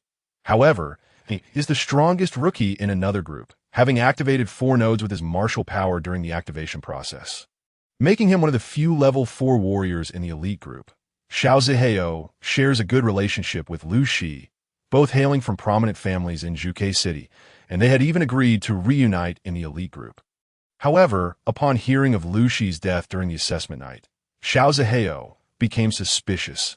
Lu Shi was not only powerful, but also accompanied by 2 lackeys. Yet on assessment night, all 3 perished, casting doubt on the circumstances of Lu Shi's demise. Today, upon encountering Chen Ning, who has activated only 1 node in his martial vein, Xiao Zihao recalls Lu Shi mentioning a grudge against Chen Ning. Consequently, he begins to harbor deep suspicions towards Chen Ning, even suspecting that Chen Ning might have used underhanded tactics to ambush Lu Shi and his companions. For instance, seizing the opportunity while Lu Shi and the level 3 zombies were engaged in a fierce battle. Chen Ning could have struck from behind, resulting in the deaths of Lu Shi and his companions, subsequently claiming their spoils and falsely entering the elite group. Otherwise, how could a mere level 1 warrior possibly hunt down a level 3 zombie? A level 2 zombie and 3 level 1 zombies? When Xiao Zihao expresses his disbelief about how Chen Ning could have killed so many zombies, his tone is deliberately loud enough for Chen Ning to hear. Those around them pick up on the insinuation that Xiao Zihao suspects Chen Ning of cheating during the assessment, with accusations of opportunism and theft resonating in the essay result. The gazes directed at Chen Ning are filled with suspicion. Hearing Xiao Zihao's taunting remarks, Chen Ning furrows his brow in annoyance and looks at Xiao Zihao, asking, "What do you mean by that?" Xiao Zihao, a level 4 warrior from a prestigious family, feels no fear towards Chun Ning. With a slight smirk, he locks eyes with Chun Ning and coldly states, "Nothing much. I merely find it hard to believe that a waste like you could achieve such dazzling results on assessment night. Moreover, I am aware of your enmity with my friend Lu Shi, so I have serious doubts that you might have harmed him and claimed his accomplishments as your own. Otherwise, how could a level 1 warrior like you defeat a level 3 zombie? Who do you think you're fooling?" The tension between Xiao Zihao and Chun Ning escalates, and those around them grow increasingly skeptical of Chun Ning's achievements during the assessment night. Although Chun Ning's martial power has only activated one node in each of his black and white veins, he knows that his true strength exceeds that of a level 1 warrior. However, with his dual martial veins, he is uncertain how to gauge his actual prowess. Yet he is unwilling to disclose the secret of his dual martial veins, fearing it may be linked to his semi-divine identity. Faced with Xiao Zihao's aggressive demeanor and the scrutinizing gazes of his peers, Chun Ning concludes that the only way to prove himself is by challenging Xiao Zihao to a duel, demonstrating whether he truly possesses only the might of a level 1 warrior. As Chun Ning rises with a solemn expression, Bai Yu Hao, seated not far away, becomes acutely aware of Chun Ning's intentions. Bai Yu Hao believes that although Chun Ning's strength is undoubtedly greater than that of a level 1 warrior, it likely falls between that of a level 2 and level 3 warrior. Xiao Zihao, being a level 4 warrior, poses a significant threat, and if Chun Ning engages him in combat, he may face severe consequences. Therefore, before Chun Ning can issue his challenge, Bai Yu Hao approaches him with a smile and addresses Xiao Zihao, saying, "Even the butcher instructor has not indicated any issues with Chun Ning's assessment results. You are making unfounded accusations against him, which seems rather bullying, don't you think?" Xiao Zihao, initially arrogant, had underestimated Chun Ning despite their shared status in the elite group. He had intended to provoke Chun Ning into a fit of rage, hoping that Chun Ning would challenge him, allowing Xiao Zihao to eliminate him openly. However, he did not anticipate Bai Yu Hao's intervention. Aware of Bai Yu Hao's background, his family holds a significant position in Zhuge City and the imperial military. Xiao Zihao feels a twinge of apprehension. He retorts angrily, "Bai Yu Hao, this is a personal matter between Chun Ning and me. Why are you meddling in it?" Bai Yu Hao glances at Chun Ning and replies with a polite smile. "The reason is simple. First, Chun Ning is my friend, and I believe in him." Xiao Zihao is taken aback. He never expected Bai Yu Hao, who typically looks down on others, would regard someone from slum like Chun Ning as a friend, that he scrutinizes both Bai Yu Hao and Chun Ning before declaring, "This waste is your friend, but Lu Shi was also my friend." Turning back to Chun Ning, Xiao Zihao coldly threatens, "Kid, for Bai Xiao's sake, I'll let you off this time. But you better not fall into my hands in the future. And don't let me discover that you were the one who killed Lu Shi, or I will make you suffer greatly." With that, Xiao Zihao strides out of the classroom, followed by 5 or 6 others, indicating his considerable influence within the elite group. The remaining students disperse with varied expressions. Although Chun Ning did not engage in a confrontation with Xiao Zihao, they still largely believe Xiao Zihao's claims. Given that Chun Ning has only demonstrated the strength of a level 1 warrior, making it implausible for him to have hunted so many zombies on assessment night, Chun Ning turns to Bai Yu Hao with a wry smile, saying, "Thank you for your help earlier." Bai Yu Hao, with a laid-back demeanor, replies, "What's there to thank? You think the word friend comes free? Now, let us go have lunch that we have training this afternoon. By the way." The butcher instructor mentioned that those who enter the elite group will receive substantial rewards. That it is said that he will personally present the rewards to everyone shortly. Let us look forward to it. Chun Ning, along with Bai Yu Hao, Su Luo, and De Luo Xiao Luo, made their way to the cafeteria. After finishing their meal, the group returned to their dormitory. Since joining the elite team, their living conditions had greatly improved. They no longer resided in communal dormitories but enjoyed the privilege of having their own small, independent rooms. Though the dormitory was modest, occupying merely a few square meters with just a bed, it was considered quite decent within the military camp. This was primarily due to the fact that all 50 of them were disciples of the butcher instructor, earmarked for special training to eventually serve as officers in the Immortal Phoenix Corps.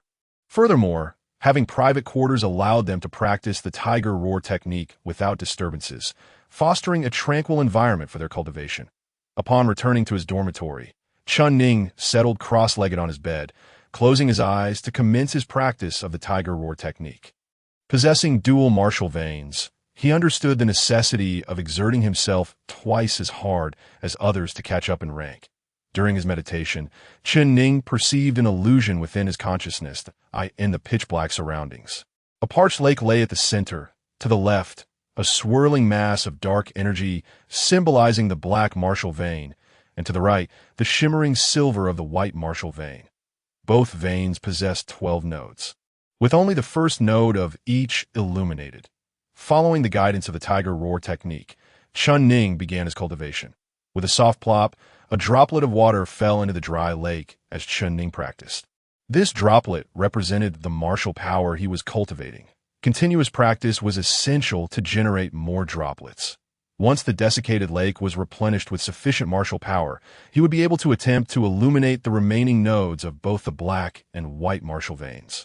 Hours slipped by unnoticed, and soon 2 hours had passed. Chen Ning noted that initially, he had been generating martial power droplets with relative ease, acquiring one every second. However, as time progressed, the rate diminished, and he found himself obtaining only 1 droplet per minute. Opening his eyes, he ceased his meditation, recalling instructor Jianqing's words. The Tiger Roar technique must be complemented with physical training to facilitate continuous cultivation. Physical training provided the energy necessary for the body to store, enabling the cultivation of martial power droplets through the Tiger Roar technique. Thus, the optimal training regimen consisted of half a day devoted to physical training, followed by half a day of meditation and practice of the Tiger Roar technique. At 2 in the afternoon, a piercing assembly whistle pierced the air, prompting Chen Ning to leap from his bed, donning his attire with haste before darting toward the training ground. There he joined the other elite team soldiers in formation, each standing tall and straight like a javelin. The butcher instructor, a burly figure with a bare torso and a cigar clenched between his teeth, approached with several subordinates. The butcher surveyed the group and boisterously announced, "As I mentioned before, joining the elite team comes with rewards. However, the rewards are not uniform. Each reward is tailored to suit and benefit you." He then began to distribute the rewards. The prizes varied. Yet the majority received the bone cleansing pill, a remarkable elixir capable of healing old injuries and enhancing one's strength by a level. However, disciples from prominent families, such as Xiao Zihao and Bai Yuhao, could only smile ruefully at receiving the bone cleansing pill, having already acquired such treasures from their families. Given that the bone cleansing pill could not be used twice, they found themselves in a rather helpless position. Contrarily, Chen Ning was bestowed not with the bone cleansing pill. The butcher, recognizing that Chen Ning was merely a level 1 warrior, yet had demonstrated remarkable prowess by slaying numerous zombies during the assessment night, awarded him with something exceptional, a standard-issue Tang Dao, typically reserved for high-ranking officers, named Dragon Tooth. The blade was straight and razor-sharp, exuding an ancient elegance, undoubtedly a superior weapon. Many gazed upon Chen Ning's Dragon Tooth with envy, particularly Xiao Zihao, whose eyes burned with covetousness, thinking how unworthy this seemingly inept Chen Ning was of such a fine weapon. Upon the completion of the reward ceremony, the butcher commanded the commencement of training. His training regimen was far more demanding than that of the Eagle Eye, requiring the soldiers to run 1,000 meters at full speed for an hour, complete 600 100-pound squats within 2 hours, and shatter sandbags and break tree stumps the size of a bull's mouth to meet the standard. Many inwardly groaned in despair, as the butcher's training was notoriously grueling. Yet, Chen Ning did not voice any complaints and eagerly immersed himself in the training. While others ran, deliberately conserving their energy with a steady pace, Chen Ning distinguished himself by sprinting at full throttle from the outset, moving as swiftly as a wild horse. He managed to maintain this rapid pace for the first half hour. But as fatigue set in during the latter half, he began to slow down. Others continued their unhurried pace, but Chen Ning was drenched in sweat, resembling a weary ox, gasping and gritting his teeth to keep moving forward. Observing this, Xiao Zihao sneered quietly. Foolishness knows no cure. He started out too fast, and now can't keep up." Bai Yuhao, however, cast a glance back at the panting Chen Ning and thought differently. He understood that the effectiveness of the Tiger Roar technique depended on the intensity of physical training. The harder one trained, the more energy would be stored within the body.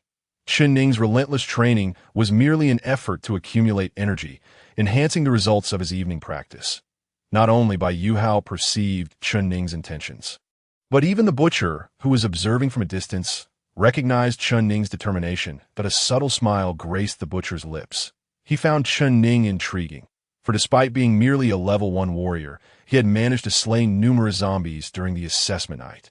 The butcher admired Chen Ning's tenacity, believing that awarding him the Dragon Tooth was indeed a wise choice. Alongside the butcher stood 2 other instructors, the tall and stunning Jian Qing and the newly appointed instructor Shi Yu. It turned out that Shi Yu had used a pretext of unfamiliarity with the Qingyao base to persuade Jian Qing to show him around, hoping to create opportunities for them to spend time together. Although Jian Qing was aware of Shi Yu's intentions, she felt it inappropriate to refuse given their friendship and current camaraderie, so she acquiesced and guided him to the training ground, where they observed Chen Ning and the others in training. Jian Qing noted Chen Ning's unwavering dedication and sensed his resolute determination to grow stronger, as well as his remarkable resilience. Shi Yu, noticing the glimmer of admiration in Jian Qing's eyes as she looked at Chen Ning, felt a surge of jealousy and cast a disdainful glance at the struggling Chen Ning, who was trailing at the back of the group. That Chen Ning is quite foolish, lacking any skill. He simply charges ahead without thought, starting fast but now lagging behind. He scoffed. Jian Qing replied coolly, "It is not foolishness. Rather, it is a serious attitude. He is giving his all from the very beginning and continues to do so until the end." Shi Yu huffed, but he is clearly falling behind now. This method is both erroneous and foolish. He then turned to the butcher and asked, "Colonel, given that Chen Ning is running so slowly now, does this not deviate from your requirement of running for an hour? Shouldn't he face the consequences for this?" Though the butcher was rough and unyielding, he was not ignorant. He shared the same thoughts as Jian Qing. While Chen Ning's all-out approach might seem unwise at present, if he persisted with this intensity, it was conceivable that in a few days, while others were still jogging leisurely, Chen Ning would be capable of maintaining a high-speed sprint for a full hour. Only by challenging one's limits could substantial progress be achieved. However, Shi Yu's observation held merit. While it was acceptable for Chen Ning to start fast, his current fatigue and resultant slow pace were not permissible. Therefore, after the hour of running concluded, the butcher, with a stern expression, reprimanded Chen Ning for his lackluster performance in the latter half, highlighting his slow pace before picking up a punishment whip and delivering 3 harsh strikes to Chen Ning's back. Standing tall and unyielding, Chen Ning maintained a stoic expression throughout the ordeal, resembling a younger version of the butcher. The whip struck against his back, tearing through skin and flesh, blood staining his shirt. Onlookers bore varying expressions. Bai Yuhao and Jian Qing frowned, while Shi Yu and Xiao Zihao reveled in their misfortune. After the punishment, the butcher coldly addressed the group, "Rest for 10 minutes, then we will proceed to the second training session." In the subsequent training sessions, Chen Ning exhibited an unwavering commitment, mirroring his initial fervor with unrestrained zeal. However, as with running, his early vigor gradually waned, leading to a state of exhaustion where each exercise felt like a punishment. Upon the conclusion of the final training session, the imposing instructor, known as the butcher, approached wielding a whip, and all eyes turned towards Chen Ning. It appeared that Chen Ning had steeled himself for this moment. Without waiting for the butcher to speak, he turned his back, standing tall and resolute. Yet despite his erect posture, his legs trembled slightly, and his body quivered, clearly on the brink of collapse that a severe lash from the butcher could easily send him crashing to the ground, potentially inflicting further harm on his battered physique. With a swift flick of his wrist, the butcher cracked the whip, sending Chen Ning sprawling to the ground. However, the whip, though fearsome in appearance, bore a deeper purpose. When it struck Chen Ning, the pain was excruciating, yet the force seemed to disperse the stagnant blood within him, revitalizing his weary state. What had initially felt like a struggle for survival transformed into a surprising relief. The butcher delivered 2 more lashes, which appeared menacing, yet he was subtly employing the whip's hidden strength to heal Chen Ning's bruises. After administering 3 lashes, the butcher coldly addressed the group. "This is the consequence of failing to complete your training tasks. Disperse." Following the announcement of dismissal, Bai Yuhua, Su Luo, and a few other friends hurried to assist Chen Ning. Bai Yuhua, typically composed, could not hide his concern and remarked with a wry smile, "Chen Ning, have you lost your mind? Why push yourself to this extent?" Chen Ning managed a strained smile in response. "It's nothing. I can endure it," Su Luo chimed in, a hint of exasperation in her tone. "Endure? I'm genuinely worried you might be whipped to death by the butcher." At that moment, Jianqing approached, her military boots crunching softly against the ground. With an indifferent demeanor, she instructed Chen Ning, "Go find Fang Zheng at the medical station. Tell him I sent you for treatment." Without an officer's order, injured soldiers were typically barred from seeking medical attention. So upon hearing Jianqing's words, Bai Yuhua and Su Luo promptly expressed their gratitude on Chen Ning's behalf before hurriedly escorting him towards the medical station. Su Luo couldn't help but whisper to Chen Ning, "Goodness, the instructor Jianqing personally ordered you to seek medical help. She must really care for you. Chen Ning, you might just have a chance." Chen Ning forced a smile. "Su Luo, stop with the nonsense. Are you trying to get me killed?" The butcher, who had not strayed far, turned upon seeing Jianqing instructing Chen Ning to visit the medical station. He regarded her with mild surprise, observing the beautiful officer with a smile reminiscent of a proud father. However, Major Shi Yu, witnessing Jianqing's concern for Chen Ning, felt a pang of jealousy, despite recognizing that her actions stemmed from an admiration for Chen Ning's relentless training. His gaze, filled with resentment, followed Chen Ning's retreating figure. When Fang Zheng, the elderly doctor, laid eyes on Chen Ning, his expression transformed into one of delight. Although his visage could be somewhat intimidating, his gaze towards Chen Ning radiated warmth and kindness. After tending to his injuries, Chen Ning, accompanied by Bai Yuhua, proceeded to the mess hall for a meal before returning to the dormitory. Upon arrival, he immediately commenced his practice of the Tiger Bend decision. Soon he found himself once again immersed in a spiritual illusion. This time, as he trained in the Tiger Bend decision, droplets of martial force cascaded down upon the lake above, accelerating his training speed to more than twice that of earlier in the day. Chen Ning's elation was palpable. This intense training truly yields remarkable results in my practice of the Tiger Bend decision.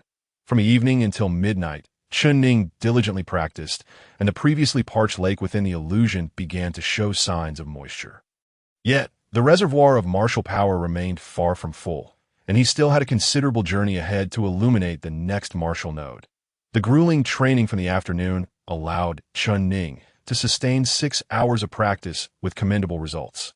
Typically, an ordinary imperial warrior would attend classes in the morning, train in the afternoon, and then practice the Tiger Bend decision for several hours at night, leaving them utterly fatigued and ready for sleep.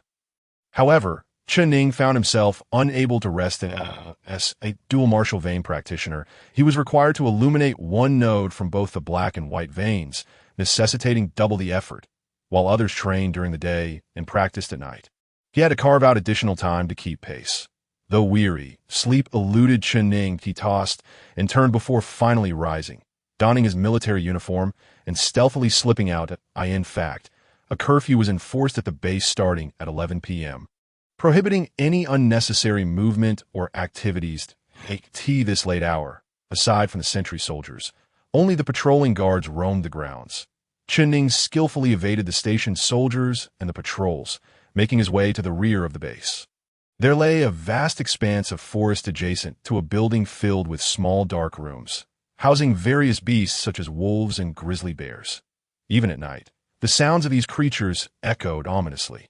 Ensuring that the area remained deserted after dark, Chen Ning seized this opportunity to clandestinely continue his physical training, enabling him to persist with the Tiger Bend decision.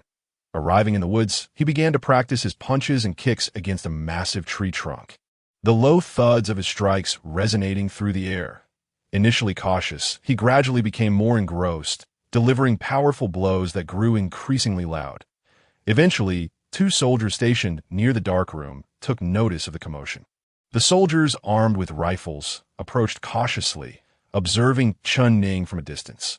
Normally, a regular soldier training at such an hour would have been apprehended, but as a member of the elite group, Chen Ning was afforded a measure of leniency.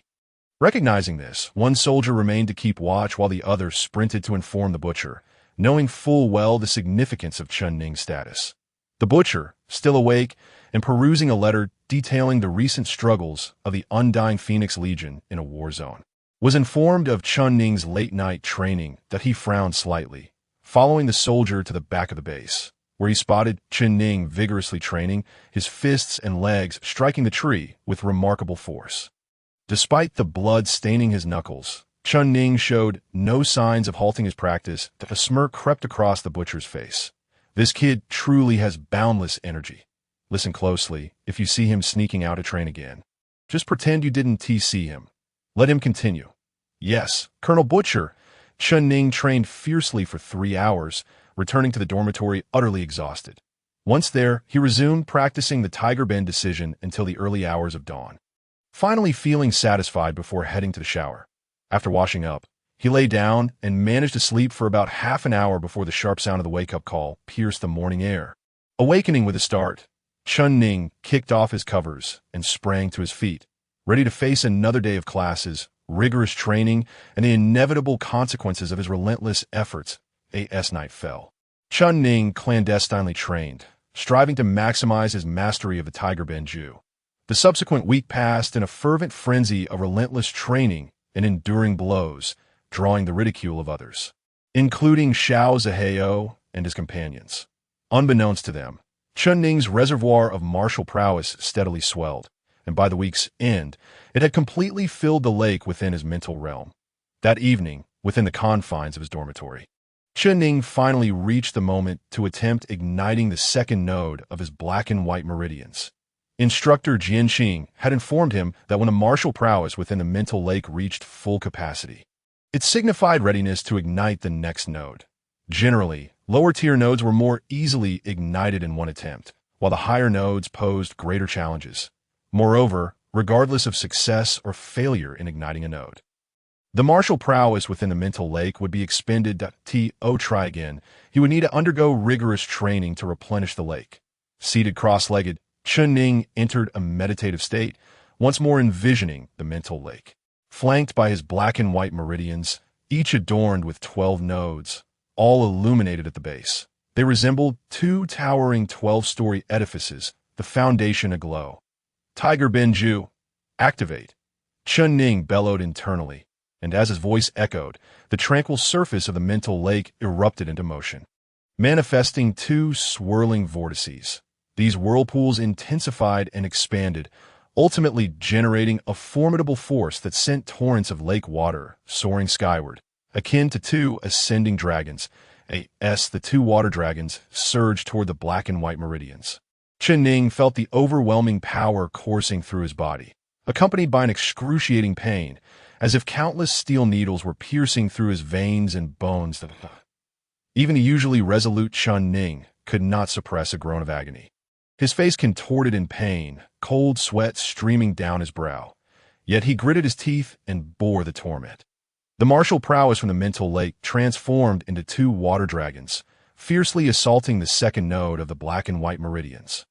Just as the lake was on the brink of depletion, both nodes emitted a resounding, powerful resonance, illuminating simultaneously 1,000 miles away in the imperial capital of the Chinese Empire, Qinglong City. The Grand Commander Xiao Ku was engaged in a game of Go with his advisors when suddenly his expression shifted.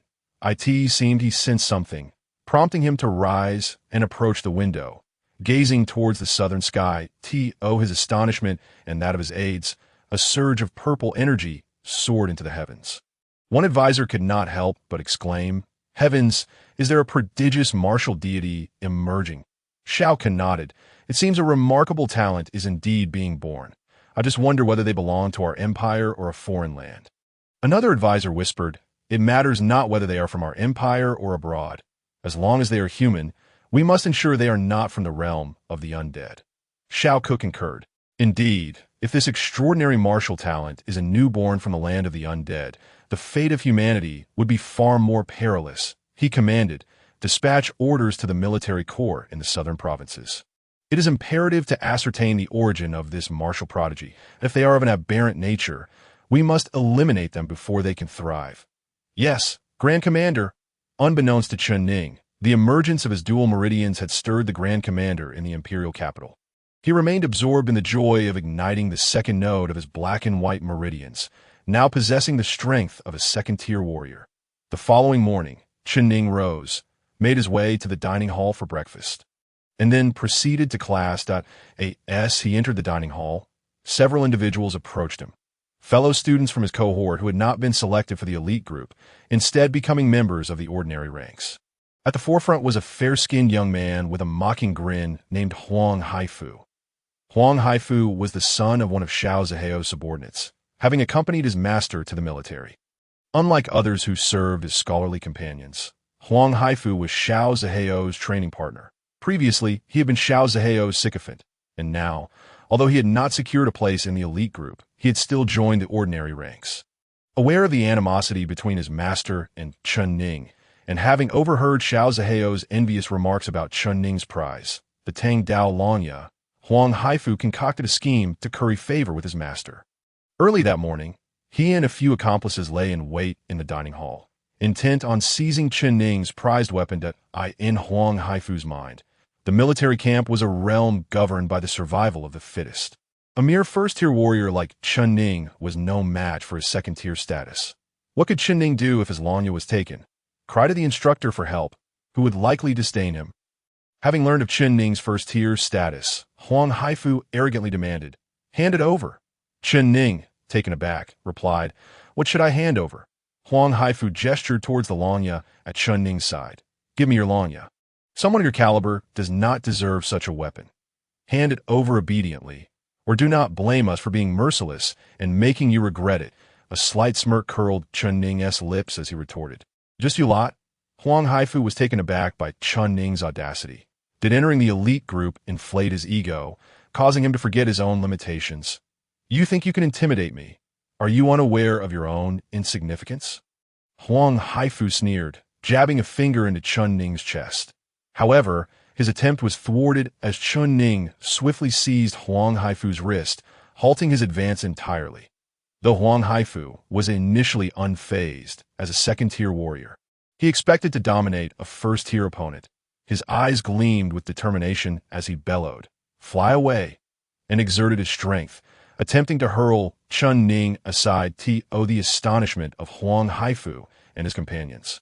Rather than sending Chen Ning flying, his effort met with resistance. Chen Ning's grip remained unyielding. Huang Haifu's smirk faltered, disbelief etched across his face. Wasn't this fellow merely a first-tier warrior? How could he possibly possess such strength? After two futile attempts to break free, Huang Haifu's bravado crumbled as he demanded, "What do you intend to do?" "Let go." Chen Ning's lips curled into a cool smile as he replied, "Let go." "Very well, you fly away." Mimicking Huang Haifu's earlier tone, Chen Ning exerted his own strength, flinging Huang Haifu's bulk effortlessly across the room, where he crashed into a table, sending the onlookers gasping in shock. Covered in dust, Huang Haifu scrambled to his feet, a mix of rage and humiliation flooding his features. "What are you waiting for? Attack together! Subdue this brat and break his legs," Huang Haifu commanded his companions. Among them were two first-tier warriors and two second-tier warriors, all charging at Chen Ning. With a swift motion, Chen Ning dispatched the two first-tier warriors with a pair of lightning-fast kicks, sending them crashing to the ground.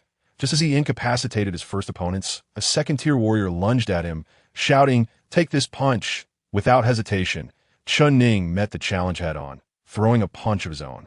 The impact reverberated through the air, and while Chen Ning stood firm, his opponent's arm trembled, accompanied by the faint sound of cracking bones. The fellow emitted a wretched scream akin to that of a slaughtered pig, then collapsed to the ground. Writhing in agony, it was evident that he had engaged in a fist fight with Chen Ning, resulting in the fracturing of his palm bones. Another second-tier combatant seized the opportunity and swiftly delivered a kick towards Chen Ning. However, Chen Ning retaliated with a sweeping kick of his own, executed with greater speed and power, striking the opponent's leg. With a resounding crack, accompanied by the second-tier combatant's anguished wail, Chen Ning's kick brutally shattered the right leg of the adversary. Within the cafeteria, numerous individuals were partaking in breakfast, some seasoned veterans from the base, a few members of the elite group, and several fresh recruits from the ordinary ranks. Many recognized Chen Ning, not due to his prowess, but because over the past week, there had been much gossip regarding the elite group having a first-tier warrior. Most regarded Chen Ning as a mere joke, a pitiful figure whose lackluster abilities had somehow earned him a place among the elite. Their scorn was palpable, mingled with jealousy and resentment. Consequently, when Huang Haifu and his cohorts sought to provoke Chen Ning in public, not a single person dared to intervene on his behalf. Yet, to the astonishment of all present, this so-called useless Chen Ning managed to send Huang Haifu and his 3 second-tier warriors, along with 2 first-tier warriors, into disarray, akin to a father overpowering his children. The onlookers exchanged incredulous glances. Pondering, is Chen Ning truly a first-tier warrior? After subduing several opponents, Chen Ning strode towards the recently risen Huang Haifu. Chen Ning, I am Xia Zihai's subordinate. My father serves the Xiao family. The Xiao family is a prominent clan in Zhuke City. If you dare to harm me, young Master Xiao will not spare you, Huang Haifu proclaimed, retreating in fear. His cowardly demeanor was evident as he stumbled over an object, falling clumsily to the ground. Chen Ning bent down, picking up a wooden leg from the wreckage of the table the Huang Haifu had just smashed, gazing down at him from a height. I recall you threatening to cripple me, stating you would break my legs. Huang Haifu's face turned ashen. Chen Ning, please don't be reckless. Chen Ning replied nonchalantly. Do not be cowardly. Our instructors have taught us that as warriors of the empire, our words carry weight, that a promise made is a promise kept, and we, as the Qingyao warriors, must uphold the reputation of our indomitable Phoenix Legion. Of course, in battle, it is either you kill me or I kill you. Therefore, if you intend to break my legs, you must be prepared for the possibility of having your own broken. Thus, I shall proceed to break one of your legs. Surely, that is not unreasonable. A chill ran through Huang Haifu's body. He initially perceived Chen Ning as a worthless individual, but now he saw him as a veritable demon. He opened his mouth to speak, but Chen Ning abruptly raised the wooden stick and swiftly brought it down towards his left foot. In that instant, Huang Haifu could not help but shut his eyes and scream, "Ah!" However, although Chen Ning raised the stick high, he did not strike with full force. It merely tapped lightly against Huang Haifu's left leg. Huang Haifu, drenched in sweat, opened his eyes, consumed by a singular thought. Have I broken my leg? Chen Ning squinted, a smile playing at the corners of his mouth. Do not panic. I have yet to strike. Huang Haifu, witnessing Chen Ning's enigmatic smile, felt on the brink of collapse. Chen Ning had transformed his eyes into a terrifying fiend, and he trembled as he pleaded for mercy. Chen Ning, I was wrong. I shall never dare again. Chen Ning narrowed his eyes. Do not be cowardly. I am not like you to say what I mean, and if I declare I will break your legs, I shall certainly do so. At that moment, a cacophony of hurried footsteps echoed from outside. It was Huang Haifu's supervising instructor, Shiyu, accompanied by young Master Xiao Zihai, who had come upon hearing the commotion in his moment of despair. Huang Haifu, upon seeing his instructor and master approach, shouted desperately, Instructor Shi, young Master Xiao, hurry, save me. This madman intends to break my legs. Stop. Do not move. Shiyu and Xiao Zihai entered just in time to witness Chen Ning poised to strike Huang Haifu's left foot with the wooden stick. Their expressions shifted simultaneously, and they commanded Chen Ning to cease. Chen Ning was well aware that Huang Haifu was a subordinate of Xiao Zihai, and that Huang had sought to provoke him. Likely to curry favor with Xiao Zihai by seizing Chen Ning's prized hang dao, Longya. Moreover, Xiao Zihai had been antagonizing Chen Ning since the former's entry into the elite group, and Chen Ning had endured this treatment for far too long. Understanding the harsh realities of power and authority, Chen Ning was resolute. With Shiyu, Xiao Zihai, and a cadre of soldiers observing, as well as the entirety of the cafeteria's patrons, Chen Ning smirked slightly and unhesitatingly brought the wooden stick down upon Huang Haifu's left foot. Ah! Huang Haifu's scream reverberated through the cafeteria, and Shiyu and Xiao Zihai's expressions turned ashen. Shiyu, as Huang Haifu's instructor, and Xiao Zihai, as his master, were both taken aback. It is often said that even when striking a dog, one must consider its master. Today, Chen Ning showed no regard for either of their positions. Furious, Xiao Zihai glared at Chen Ning, while Shiyu, in a fit of rage, bellowed, "Scoundrel! Seize this brat and administer 30 lashes. The crowd was astounded by Chun Ning's ferocity, but upon hearing Shi Yu's orders for his apprehension and punishment, their gazes shifted to one of pity. For a normal person, enduring 10 lashes was already a feat. Even the strongest warrior would struggle to withstand 30, which could very well lead to death. Su Luo had just entered the cafeteria, and, upon witnessing Chun Ning injuring Huang Haifu and facing the prospect of 30 lashes, her expression changed dramatically. Shi Yu was responsible for the new recruits of the ordinary group, and Su Luo felt it inappropriate to plead with him. She resolved to seek assistance from her own instructor, the butcher, and immediately left the cafeteria in search of him. Due to Guanxing's influence, Shi Yu had never looked favorably upon Chun Ning. However, since Chun Ning belonged to the elite group, and Shi Yu was an instructor of the ordinary group, he had not previously been able to create trouble for Chun Ning. Now, witnessing Chun Ning engage in a fight with his student in the cafeteria, and having been publicly humiliated when Chun Ning shattered Huang Haifu's left foot, Shi Yu was consumed by rage. A mere first-tier warrior dared to challenge the authority of his instructor. If he did not deal with Chun Ning now, how could he maintain respect in the Qingyao base in the future? Thus, Shi Yu's intentions turned lethal, ordering the soldiers behind him to apprehend Chun Ning and deliver 30 lashes. Several soldiers, fierce as wolves, advanced to bind Chun Ning, but he remained expressionless, stating, "No need. I will go with you to face my punishment."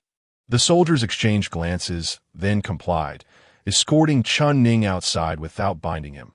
Beside the training grounds stood a statue of an imperial general, towering over 2 meters. This was where punishments were executed for soldiers who erred. Under the watchful eyes of Shi Yu, Xiao Zihai, and a throng of curious onlookers, Chun Ning, devoid of expression, removed his military jacket, revealing his robust physique and the myriad of unhealed lash marks adorning his back. With narrowed eyes, he spread his arms, placing his hands against the statue, turning his back towards the soldiers and Shi Yu. Dressed in a black high-collared officer's uniform, Shi Yu coldly commanded, "Lash him hard. 30 strikes." A hush fell over the crowd. There were no screams, not even muffled groans. Only the terrifying sound of the lashes striking Chun Ning's back. The expressions of those around varied. Yet Chun Ning remained impassive, gripping the marble statue tightly, enduring his punishment in silence. One lash after another landed upon Chun Ning's back, and within a few strikes, his already scarred flesh became a bloody mess. Yet, Chun Ning maintained his stoic demeanor, as if the lashes were being delivered to a piece of wood rather than a living being. Su Luo hurriedly sought out the butcher, but upon reaching the instructor's office, she found not him but Guanxing. She saluted and, upon receiving permission, quickly entered, succinctly recounting the situation. "Major Guanxing, Chun Ning is facing severe punishment from instructor Shi Yu, with a sentence of 30 lashes, and no matter how strong a warrior, no one can withstand such a heavy punishment. He may very well be killed. Major Guanxing, I implore you, considering his diligent training and potential to become an outstanding warrior, please save him just this once." Jiang Qing heard that Huang Haifu and several others were looking for trouble with Chun Ning in front of Shi Yu. Chun Ning broke Huang Haifu's leg, which led to Shi Yu imposing severe punishment on him. This left her somewhat astonished, as Chun Ning had always given her the impression of being resolute and composed. She had not anticipated that he could be so domineering when provoked. Jiang Qing stood up and said, "Let us go take a look." During her last examination of Chun Ning's martial veins, she discovered that he had only activated a single node, symbolizing his strength as a first-level warrior. How could it be that in this fight, it appeared that Huang Haifu and his companions were no match for Chun Ning? As she walked, she inquired of Su Luo, "What level of strength do Huang Haifu and his men possess?" Su Luo blinked and replied that they were all second-level warriors and first-level warriors. After answering, Su Luo too found it peculiar. How could a first-level warrior like Chun Ning seem particularly formidable? Jiang Qing couldn't help but recall that Chun Ning was carrying the zombie virus, and she sensed that something was amiss with his strength. The usual methods of measuring power seemed inapplicable to him. His true capabilities should exceed that of a mere first-level warrior, perhaps even beyond that of a second-level warrior. Chun Ning had endured 15 lashes of punishment, feeling as though his internal organs had been severely jolted. Yet, He gritted his teeth and persisted, unsure if he could withstand the 30 lashes ahead, as that was essentially the physical limit for an average strong warrior. Just then, a delicate voice rang out. "Stop!" The executing guards paused in shock, while Shi Yu, Xiao Zihao, and others turned their gazes toward the source of the voice, curious to see who was intervening. The crowd parted to reveal two stunning women approaching. One petite, Su Luo from the elite group, and the other, the tall and captivating Jiang Qing, one of the few female instructors at the Qingyao training camp. Jiang Qing strode in her knee-high military boots. Shi Yu's eyes brightened. He had known Jiang Qing since childhood, and each time he saw her, he was struck by her beauty. He stepped forward with a smile. "Jiang Qing, what brings you here?" Jiang Qing's gaze fell upon Chen Ning, whose back was a gruesome sight, and a flicker of urgency crossed her eyes. "Shi Yu, what is going on here?" Shi Yu keenly detected the concern in Jiang Qing's eyes for Chen Ning, causing his smile to freeze and a wave of jealousy to swell within him. However, he rationally concealed his jealousy, responding in a calm tone, just punishing a reckless fool who disregarded his superiors. This guy not only injured several comrades, but also openly challenged my authority by disregarding my words. A slight punishment is necessary to teach him the importance of camaraderie and respect for superiors. Jiang Qing observed Chen Ning and said, "I believe he has learned his lesson, and the 30 lashes are too severe. They could be fatal. It's not easy to cultivate a warrior in the base. I think the punishment should end here." Under normal circumstances, or if it were someone else, sure you would have likely given Jiang Qing face to please her. However, he felt that Jiang Qing harbored a unique fondness for Chen Ning that she did not exhibit toward other men. And whenever she sought to assist Chen Ning, sure you felt particularly envious. Thus, he coldly replied, "No, I believe the punishment is insufficient. The full 30 lashes must be administered." Jiang Qing, proud and high-spirited, was taken aback that Shi Yu would not yield to her. Her face instantly turned frosty, and her tone became cold and resolute. "From what I know, the altercation between Chen Ning and Huang Haifu was initiated by Huang Haifu and his group attempting to provoke him to seize his Tang Dao, the Dragon Tooth. Chen Ning was merely defending himself. If punishment is to be meted out, shouldn't Huang Haifu and his companions also be held accountable? And, as the instructor responsible for your students, don't you share some responsibility for their despicable behavior?" Sure, you had not expected Jiang Qing to confront him over a mere Chen Ning, even escalating the issue to his failure in managing his subordinates. Just as he was about to respond, Jiang Qing continued, "Therefore, I propose that you take Huang Haifu and his group back for discipline, while I will take Chen Ning from the elite group to handle matters myself. What do you think?" For the first time, sure you felt a surge of anger toward Jiang Qing that he slowly spoke. "What if I insist on punishing Chen Ning?" Jiang Qing stood her ground. "We are both majors. Since we disagree, I will have to call in Colonel Butcher to decide how to proceed." Colonel Butcher was the highest authority present, and he had worked closely with Jiang Qing for a longer period. Moreover, Chen Ning was a protege of Butcher. Thus, if he were called in, it was likely that he would side with Jiang Qing. Not to mention, Butcher had a volatile and ruthless temperament, and Shi Yu was wary of challenging his authority. Quickly, he relented, softening his demeanor, and smiled at Jiang Qing. "Jiang Qing, calling Colonel Butcher seems a bit excessive. Let us do as you suggested. You take your elite group back. I will take my ordinary group." "Very well." Jiang Qing approached Chen Ning, gazing at his bloodied and mangled back, and calmly asked, "Can you walk?" Chen Ning, forcing himself to stand upright, replied, "Report, instructor, I can." Jiang Qing nodded. "Good. Follow me." Chen Ning followed Jiang Qing away. While Shi Yu watched his retreating figure, his eyes filled with intense resentment. Meanwhile, Xiao Zihao, who had been observing coldly from the crowd, felt displeased that Chen Ning, who had injured Huang Haifu, had managed to escape unscathed.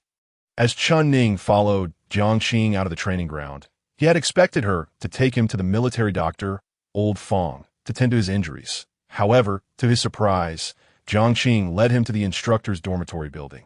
Ultimately arriving at her own apartment door, she took out a key, unlocked the door, and upon entering, noticed that Chen Ning had not followed her. Turning back, she saw him standing at the entrance, looking awkward and uncertain. Amused and exasperated, she thought, where had his audacity to confront the instructor gone? Jiang Qing shot him a playful glare and said, "Coming already? Why are you standing there like a fool?" Chen Ning, captivated by Jiang Qing's casual yet feminine gesture, felt somewhat dazed in terms of status. Jiang Qing clearly hailed from a privileged background, having achieved the rank of major at young age while serving as Chen Ning's instructor. In contrast, Chen Ning came from a slum and was merely an ordinary member of the elite group. Adding to this was Jiang Qing's striking beauty and poise, which elevated her in Chen Ning's eyes to a goddess-like status. Walking into the goddess's dormitory was something he had never dared to imagine, leaving him feeling somewhat inferior. After Jiang Qing prompted him again, he finally stepped inside her apartment with a mix of nervousness and trepidation. Jiang Qing's quarters were far more upscale than those of the elite group members, comprising a living room and 2 bedrooms. Although the decor was minimalist, the details exuded a warmth characteristic of a woman's abode. The faint scent in the air and the pink plush toys on the living room sofa offered Chen Ning an entirely different experience. Jiang Qing instructed Chen Ning, "Have a seat. I'll find some ointment to treat your wounds." Chen Ning awkwardly sat on a chair, sitting stiffly. The bravado he had shown earlier in breaking someone's leg and confronting an instructor had completely vanished. Jiang Qing rummaged through the cabinet and finally retrieved a bottle of red ointment and a vial of Angel's Kiss recovery potion. She approached Chen Ning and handed him the recovery potion, urging him to drink it first. Chen Ning, somewhat flabbergasted, complied and drank the potion obediently, instantly feeling a significant relief from his pain. Jiang Qing then instructed, "Take off your military jacket. I'll apply the ointment." Chen Ning, embarrassed, replied, "Instructor, why don't you just give me the ointment? I can apply it myself when I get back." Jiang Qing had called Chen Ning to her dormitory not only to treat his injuries, but also to examine his physical condition. She was astonished by Chen Ning's feat of hunting 3rd-level zombies and his ability to defeat Huang Haifu and his companions alone. She was concerned that the zombie virus within him might be causing some mutation, which accounted for his extraordinary prowess. Thus, she snapped at Chen Ning, "Stop babbling. If I tell you to take it off, then take it off." With no other choice, Chen Ning complied and removed his jacket, revealing his scarred torso. His back was particularly gruesome, a sight that was truly shocking. Jiang Qing asked nonchalantly, "Don't you feel any pain?" Chen Ning forced a smile. "I do, but I try to ignore it. To understand pain, it must not be a zombie." Guanxing extended her hand to examine Chen Ning's injuries while discreetly probing the martial veins within him. Originally, Chen Ning possessed 2 martial veins, one black, shrouded in sinister, swirling energy that exuded an aura of malevolence. The other white, shimmering with a silvery light, revealing a spirit of unwavering strength. However, as Guanxing attempted to scrutinize Chen Ning's internal martial veins, the black vein seemed to instinctively sense her presence and swiftly concealed itself. Ultimately, Guanxing discovered only Chen Ning's white martial vein, noting with delight that it had already illuminated the 2nd node. A mark of a level 2 warrior. "Ah, you've actually ignited the 2nd node." Guanxing exclaimed with astonishment. Chen Ning pondered, "Why does she not mention my black and white martial veins? Has she failed to detect my dual martial veins?" He responded to Guanxing's statement, "Yes, I ignited it last night." Guanxing, taken aback, remarked, "Heavens, your cultivation talent is evidently not exceptional. Yet you have managed to fill the reservoir of martial energy in the Spirit Lake so swiftly and successfully illuminated the 2nd node. This is truly remarkable." Reflecting on Chen Ning's relentless training, where he consistently pushed his physical limits, Guanxing realized that this might explain his unexpectedly rapid progress in mastering the Tiger's Wrath technique. Achieving a node in merely a week, even if it is one of the most basic nodes, is still an astonishing pace. One could scarcely call it anything less than genius. That it seems that the adage diligence can make up for lack of talent holds true. After finishing her assessment, Guanxing began applying medicinal oil to Chen Ning's back. She poured a small amount of crimson oil into her palm and gently spread it across his wounded back. The tenderness of her touch, combined with the delicate sensation of the oil against the skin, caused Chen Ning to shiver slightly.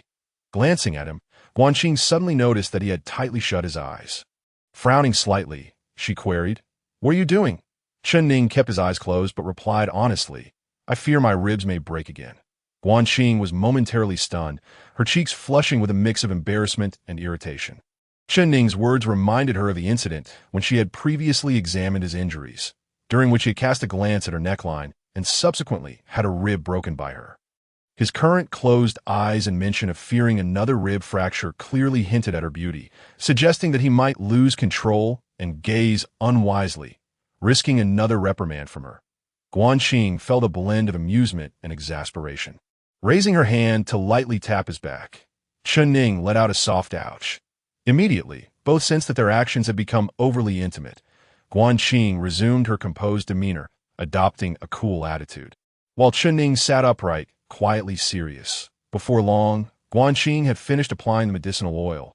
Rising, she stated, "All right, it's getting late. It's almost time for class. You should head back to the classroom." Understood. Chen Ning stood, donned his shirt, and made his way out. However, as he reached the doorway, he suddenly paused, turned around, and earnestly expressed his gratitude. "Instructor Guanxing, thank you." Guanxing was momentarily taken aback, noticing the pure gratitude shining in Chen Ning's eyes. She replied softly, "No need to thank me. Just train well and repay the Empire in the future." "Yes, instructor." Chen Ning exited the instructor's dormitory building and proceeded to the elite classroom in the teaching building. Upon entering, dozens of fellow students directed curious glances at him.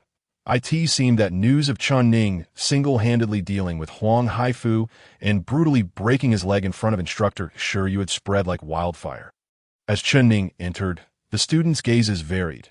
Some admired his audacity, others were astonished by his bravery, some deemed his disregard for instructor Shiryu foolish, while others envied the support and care he received from instructor Guanxing.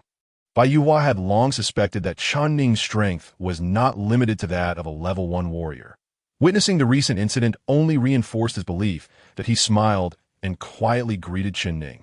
"Well done." Chen Ning offered a wry smile as he made his way to his seat. Passing by Xiao Ziheo's desk, Xiao coldly remarked, "Kid, Huang Haifu is under my protection. You dare to touch him? You're finished." Having already broken Huang Haifu's leg in front of Xiao, Chen Ning was unfazed by the threat. He merely raised an eyebrow and returned to his seat. Not long after, instructor Guanxing arrived. Typically, she was responsible for the morning classes, yet today, instructor 2 appeared alongside her in the classroom, that a palpable sense of unease filled the air as Guanxing approached the podium and began. "Today was meant to be a regular class, but our base has received an urgent notification. We have a mission to execute. Therefore, classes and training are suspended, and everyone must undertake this task. The details will be explained by Major T. S. Chen Ning, and his peers looked on in confusion. Major 2 took to the stage and slowly announced, "A small city less than 500 kilometers from here was devastated by zombies last night.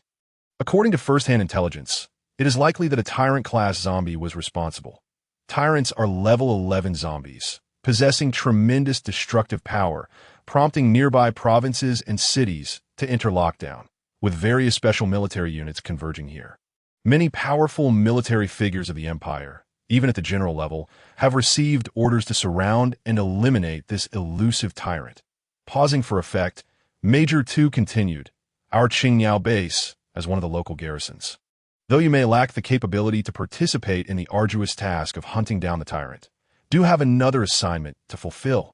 Due to the tyrant's appearance, many civilians have perished, and their bodies are rapidly transforming into zombies. We must urgently mobilize to eradicate these newly born zombies and prevent the spread of their numbers." The mention of a level 11 tyrant left the students breathless.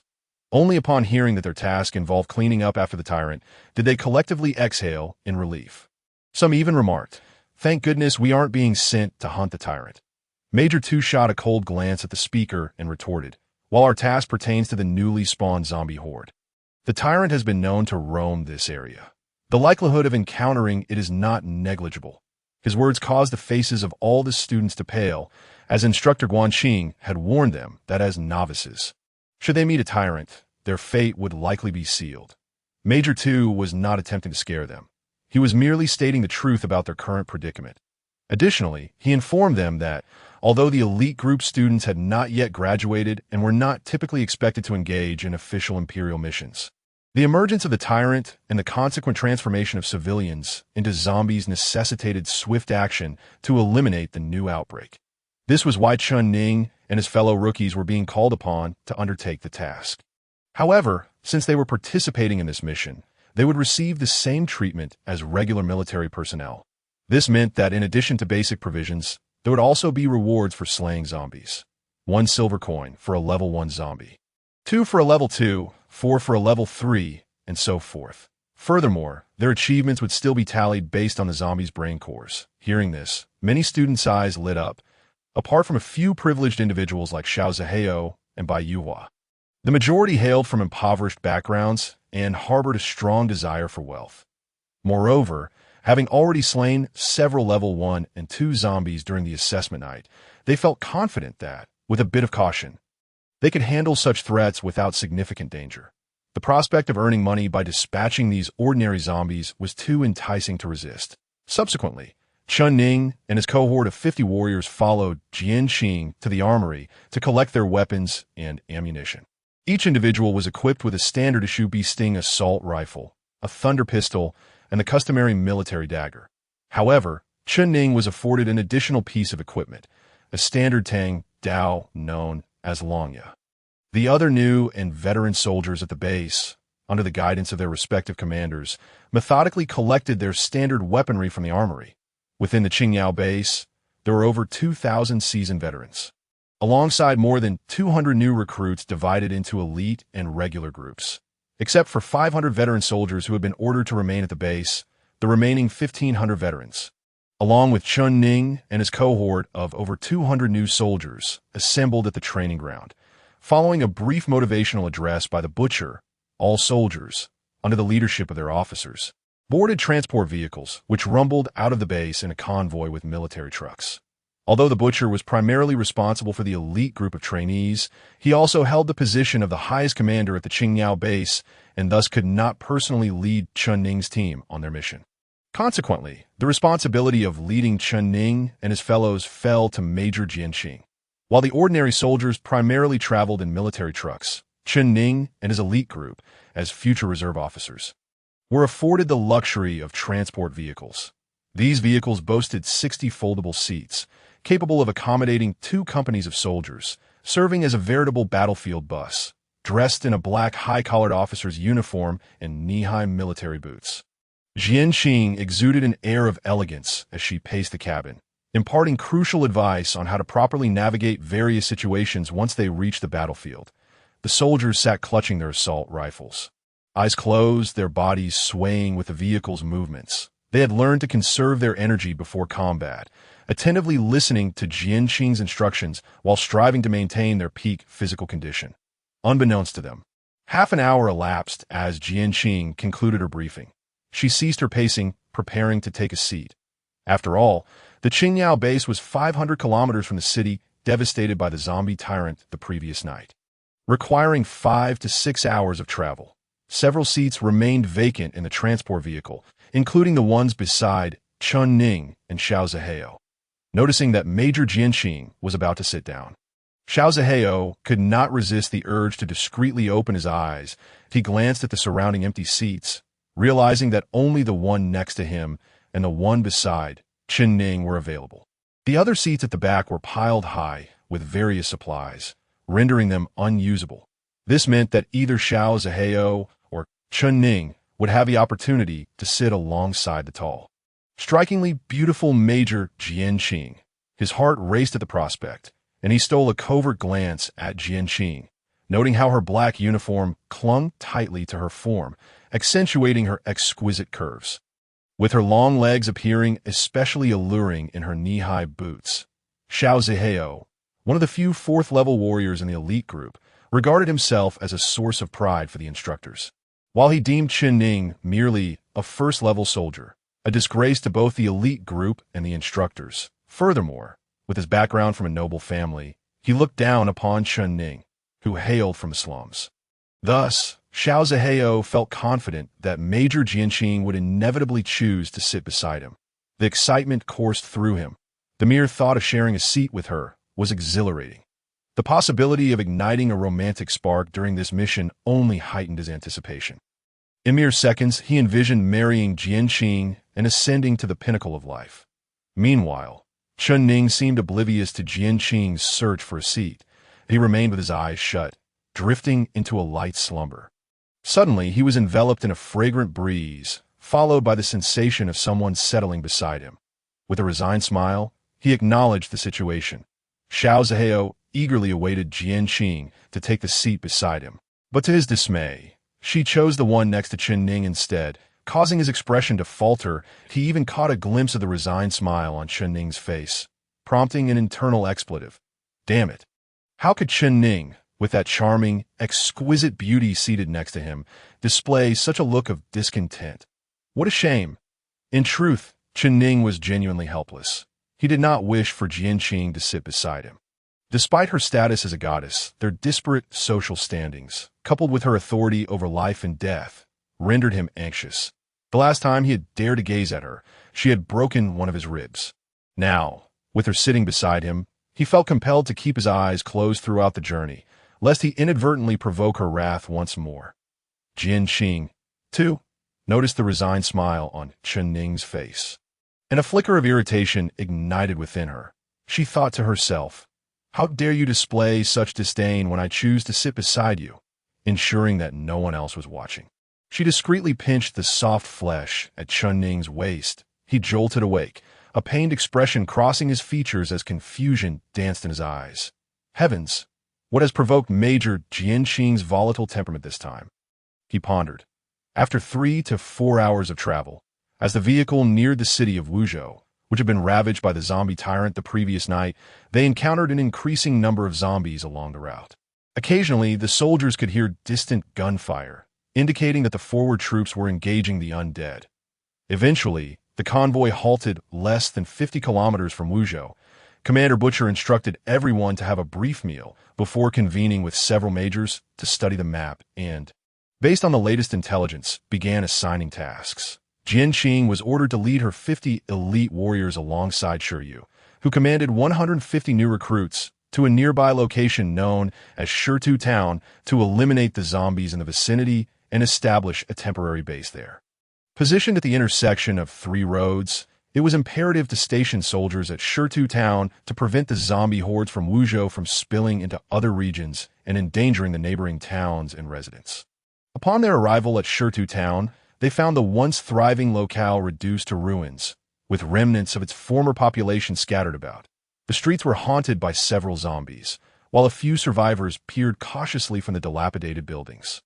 Shiryu raised his assault rifle, dispatching several zombies on the street with precision. He also noted the furtive movements of survivors lurking in the wreckage. However, recognizing that this area had become a collapse zone, he understood that any survivors present might already be infected with the zombie virus, posing an imminent threat of transformation into zombies themselves. Without hesitation, he issued a ruthless command. Everyone, eliminate all zombies and any remaining survivors. Regardless of age or gender, leave none alive. Though the ordinary recruits were taken aback by the order, they understood that Shiryu was their direct superior, and executing orders was the duty of imperial soldiers, a lesson ingrained in them since their first day in the Qingyao training camp.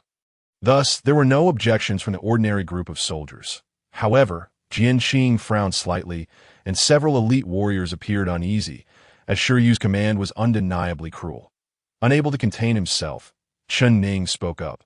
Major, while this area may be overrun by zombies, the survivors may not necessarily be infected with the virus. Their survival in the aftermath of the outbreak is already a significant feat. They have long awaited our arrival. Yet instead of rescuing them, we are to slaughter them. Is that truly appropriate?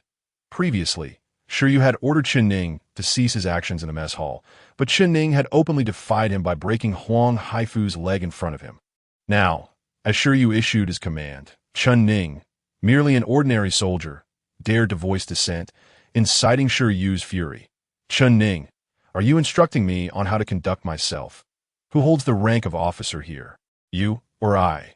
Have you forgotten that the first lesson upon entering the Qingyao training camp was to obey orders without question? Do you think your elite status grants you the right to act with impunity? Believe me when I say I could shoot you on the spot and enforce military law right now. Jian Qing interjected. Shiryu, I too believe that executing the survivors indiscriminately is not suitable. Allowing such news to circulate would tarnish the reputation of our undying legion as merciless killers of the innocent. Shiryu coldly inquired, "What do you propose we do if these survivors are carrying the zombie virus and suddenly transform into zombies? Can you bear the responsibility for the casualties among our warrior brothers?" Jianqing calmly replied, "How about this? You and your ordinary group of warriors go eliminate the surrounding zombies, while I lead the elite group to gather all the survivors here and keep them under control. If, after 24 hours, they have not turned into zombies, we can reasonably conclude they have not been infected, that we will eradicate those who have transformed, while offering salvation to the innocent residents. What do you think? This operation comes with monetary rewards for hunting zombies, but there are no rewards for rescuing civilians. Furthermore, Jianqing's plan is rather cumbersome." Shiryu felt that since Jianqing was willing to undertake this thankless task, he might as well hunt zombies and earn some money in the process. This proposal was quite appealing to him. Thus, he nodded, "Since you wish to show mercy, let us proceed, as you suggest." Shiryu, accompanied by his 150 warriors, immediately embarked on the mission, specifically targeting zombies, executing them with precision and extracting their brain cores. "I could see this moment," Jianqing addressed Chen Ning and the others. "All right, let us not remain idle. Search each house and gather the survivors in the town square. Be cautious, as there may be lurking zombies within. Additionally, if any survivors bear injuries, particularly bites or scratches, exercise extreme caution, as they may have already been infected with the zombie virus. Keep them at a high level of alert. If they exhibit any aggressive behavior, you are to eliminate them immediately." The elite warriors promptly commenced their separate missions, scouring the houses, dispatching any hidden zombies, and rescuing survivors hiding among the ruins. Jianqing walked alongside Chen Ning and lowered her voice, saying, "Chen Ning." Chen Ning turned to her, "Yes, instructor." Jianqing instructed from now on, "Remember this, regardless of right or wrong, you must carry out any orders given by superiors. Your earlier behavior was quite perilous." Chen Ning remained silent for 2 seconds before replying, "Yes, instructor." Shiryu and Jianqing's soldiers worked in an orderly fashion, and soon Shiryu and his subordinates had eliminated all the zombies in the town, beginning to expand outward to hunt those outside. Chen Ning and his team meticulously located each survivor in the town. Suddenly, from a nearby house, they heard a woman scream and a man's desperate pleas, accompanied by faint laughter. Jianqing and Chen Ning exchanged glances, and then Chen Ning quickly approached the house and pushed the door open. Inside, he found a young couple, presumably husband and wife, with the husband held at gunpoint by 2 elite warriors. The woman, possessing some beauty, was being manhandled by Xiao Zihao, who leered as he said, "What are you hiding from? To prevent you from carrying the zombie virus, we need to check your body ourselves." "Ha!" Unable to tolerate the scene, Chen Ning coldly commanded, "Stop it." Xiao Zihao and the other 2 warriors turned around in unison. Upon seeing Chen Ning, Xiao Zihao sneered, "What's the matter, Chen Ning? Did you have an objection to Instructor Shiryu's orders, causing us to miss out on the chance to earn money hunting zombies? Now, we're just having a bit of fun with a woman, and you want to meddle?" Having come from the slums, Chen Ning held a measure of sympathy and compassion for those living at the bottom of society. Thus, he expressionlessly told Xiao Zihao and the others, "Get lost." Xiao Zihao's eyes flared with anger, and before he could speak, one of his burly companions stepped forward, drawing a powerful pistol and aiming it at Chen Ning's head. Threatening, "Chen Ning, what did you just say? Say it again if you dare." The thunder pistol was a formidable weapon, known for its immense stopping power, capable of blasting a fist-sized hole in a zombie's chest. If it struck a human head, it would result in immediate death. Despite the gun barrel aimed at his head, Chen Ning continued to glare coldly at the burly, stating once more, "Get lost."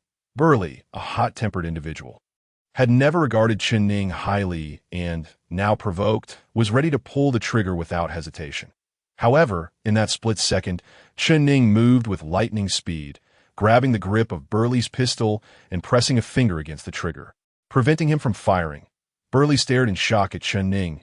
"You," before he could finish, Chen Ning twisted Burly's wrist painfully, snatching the thunder pistol from his grasp. Chen Ning then struck Burly's nose with the butt of the gun, breaking it instantly and causing blood to pour forth. Xiao Zihao and his other companion, startled and furious, raised their assault rifles to aim at Chen Ning. However, at that moment, Jian Qing entered the room, coldly asserting, "What is this? Are you about to turn on each other? Have you forgotten the severe military law regarding harming comrades?" Upon seeing Jian Qing, Xiao Zihao and the others subdued their aggression. He shot a resentful glance at Chen Ning before addressing Jian Qing. "Instructor, we were just having a bit of fun with Chen Ning. It's nothing serious. Burley, Ernyo, let us go search other houses." Burley wiped the blood from his nose in frustration, reclaiming the thunder pistol from Chen Ning before following Xiao Zihao out. Chen Ning turned to the young couple, instructing, "Head to the isolation zone in the square. After 24 hours, if you are confirmed free of the zombie virus, we will escort you to a safe area." The young couple expressed their heartfelt gratitude to Chen Ning before supporting each other as they departed. Hours passed and night fell. Shiryu and his team had successfully cleared the zombies around the town, yielding substantial rewards that he and his more than 150 soldiers celebrated by consuming the town's food and beverages. Meanwhile, Jian Qing and Chen Ning's group took turns guarding the isolation zone containing over 100 survivors. As night deepened, Chen Ning was assigned to watch at the town's entrance, vigilant against potential zombie attacks on Shirtu Town. Clad in his black Imperial soldier uniform, Chen Ning also wore a military coat, standard attire for soldiers on night watch. Suddenly, he heard faint footsteps. He turned and called out, "Who goes there?" Emerging before him was Jian Qing, dressed in a black uniform top and form-fitting skirt, her feet adorned with knee-high military boots. She replied coolly, "It's me." Chen Ning saluted respectfully. "Good evening, instructor." Jian Qing returned the gesture nonchalantly, then stood shoulder to shoulder with Chen Ning. Gazing into the pitch-black night, her tall figure was only slightly shorter than Chen Ning's. Jian Qing asked, "Have you noticed anything unusual?" Standing straight, Chen Ning replied, "Report, instructor, no abnormalities detected." "How is your injury?" "Report, instructor, it is fine." "Have Shiryu and Xiao Zihao caused you any trouble?" "Report, instructor, no." Unable to sleep, Jian Qing sought out Chen Ning, thinking he was the only one available for conversation. They engaged in a somewhat stilted dialogue, with Jian Qing asking questions and Chen Ning responding. Jian Qing observed Chen Ning, who steadfastly maintained his gaze forward, pondering whether he was too shy to look at her or simply socially awkward. She felt a twinge of annoyance, thinking, "Are you a robot? I ask you a question, you answer, but you never initiate conversation. I ask this how one chats," trying to kill the mood, as the night breeze blew. Bringing a chill, Jian Qing instinctively wrapped her arms around herself, feeling the thinness of her shirt and skirt in the cold. Casting a sidelong glance at Chen Ning's warm military coat, she subtly remarked, "It's really cold tonight." Finally, Chen Ning turned to glance at her, noticing her inadequate clothing, but his voice remained as monotonous as ever. "Report, Major, yes. Indeed, it's rather cold." Jian Qing continued, crossing her arms and coughing heavily as if hinting at something. Chen Ning replied, "Report, Major, yes." Feeling a sense of helplessness, Jian Qing thought, "Does this guy really lack common sense? Even after such a blatant hint, does he not get it?" She turned to Chen Ning, exasperated. "Chen Ning, I said I'm very cold." Chen Ning blinked, responding, "Instructor, I understand. I already said yes." "Curse it." Jian Qing finally reached her limit, rudely yanking the military coat off Chen Ning and draping it over herself. Chen Ning stood there, dumbfounded, gazing at the somewhat smug Jian Qing. Just about to speak when suddenly, a radiant light appeared in the distance along the road leading to the town, accompanied by an overwhelming aura of pressure that seemed to envelop them. Both Chen Ning and Jian Qing displayed expressions of shock. The formidable presence was nearly suffocating. Even Chen Ning, a dual-stage warrior, understood that the approaching individual possessed immense strength. His face turned pale. "Instructor, could it be the zombie tyrant?" Jian Qing, though equally stunned, shook her head. "It shouldn't be. The tyrant is an 11th level zombie. If it were the zombie tyrant, the aura would be even more powerful and terrifying. However, regardless, the incoming presence is undoubtedly at the level of a valiant general, which means at the very least, it is a 7th level powerhouse that we must quickly alert everyone to be on guard." A sharp whistle pierced the night sky, awakening Shiryu from his slumber. Recognizing it as a severe alert signal, likely indicating the approach of a formidable enemy. He hastily sprang up, shouting, "Get up, everyone! Assemble immediately to prepare for an enemy attack." Meanwhile, Bai Yu Hao, Su Luo, De Luo, Xiao Zihao, and other elite warriors of their group, upon hearing the whistle, quickly gathered, still clad in their uniforms and clutching their weapons, just as the over 200 warriors within the base barely assembled. The light from a road in the distance grew ever closer. Chen Ning and Jian Qing soon discerned that it was a military green sidecar motorcycle, occupied by a man in his 30s. This individual was tall and clad in the uniform of the Imperial Black Shark Legion. To Chen Ning's astonishment, the epaulets on this man's shoulders bore golden wheat sheaves and a Major General S star. This man was indeed a Major General of the Empire. As the sidecar motorcycle halted before Major Jian Qing, Major Shi Yu, and the 200 warriors, the tall man squinted as he dismounted from the vehicle. Shi Yu eagerly rushed forward, saluting sharply and blushing with excitement, exclaiming, "Major Shi Yu of the Undying Bird Legion, I greet Major General Xiao Feng." Jian Qing also regained her composure and saluted, "Greetings, Major General Xiao." Seeing this, Chen Ning and the other warriors naturally followed suit, saluting in unison, "Greetings, Major General." It turned out that this individual was named Xiao Feng, the highest authority within the Black Shark Legion. The Major Luo Hao whom Chen Ning had encountered before was under Xiao Feng's command.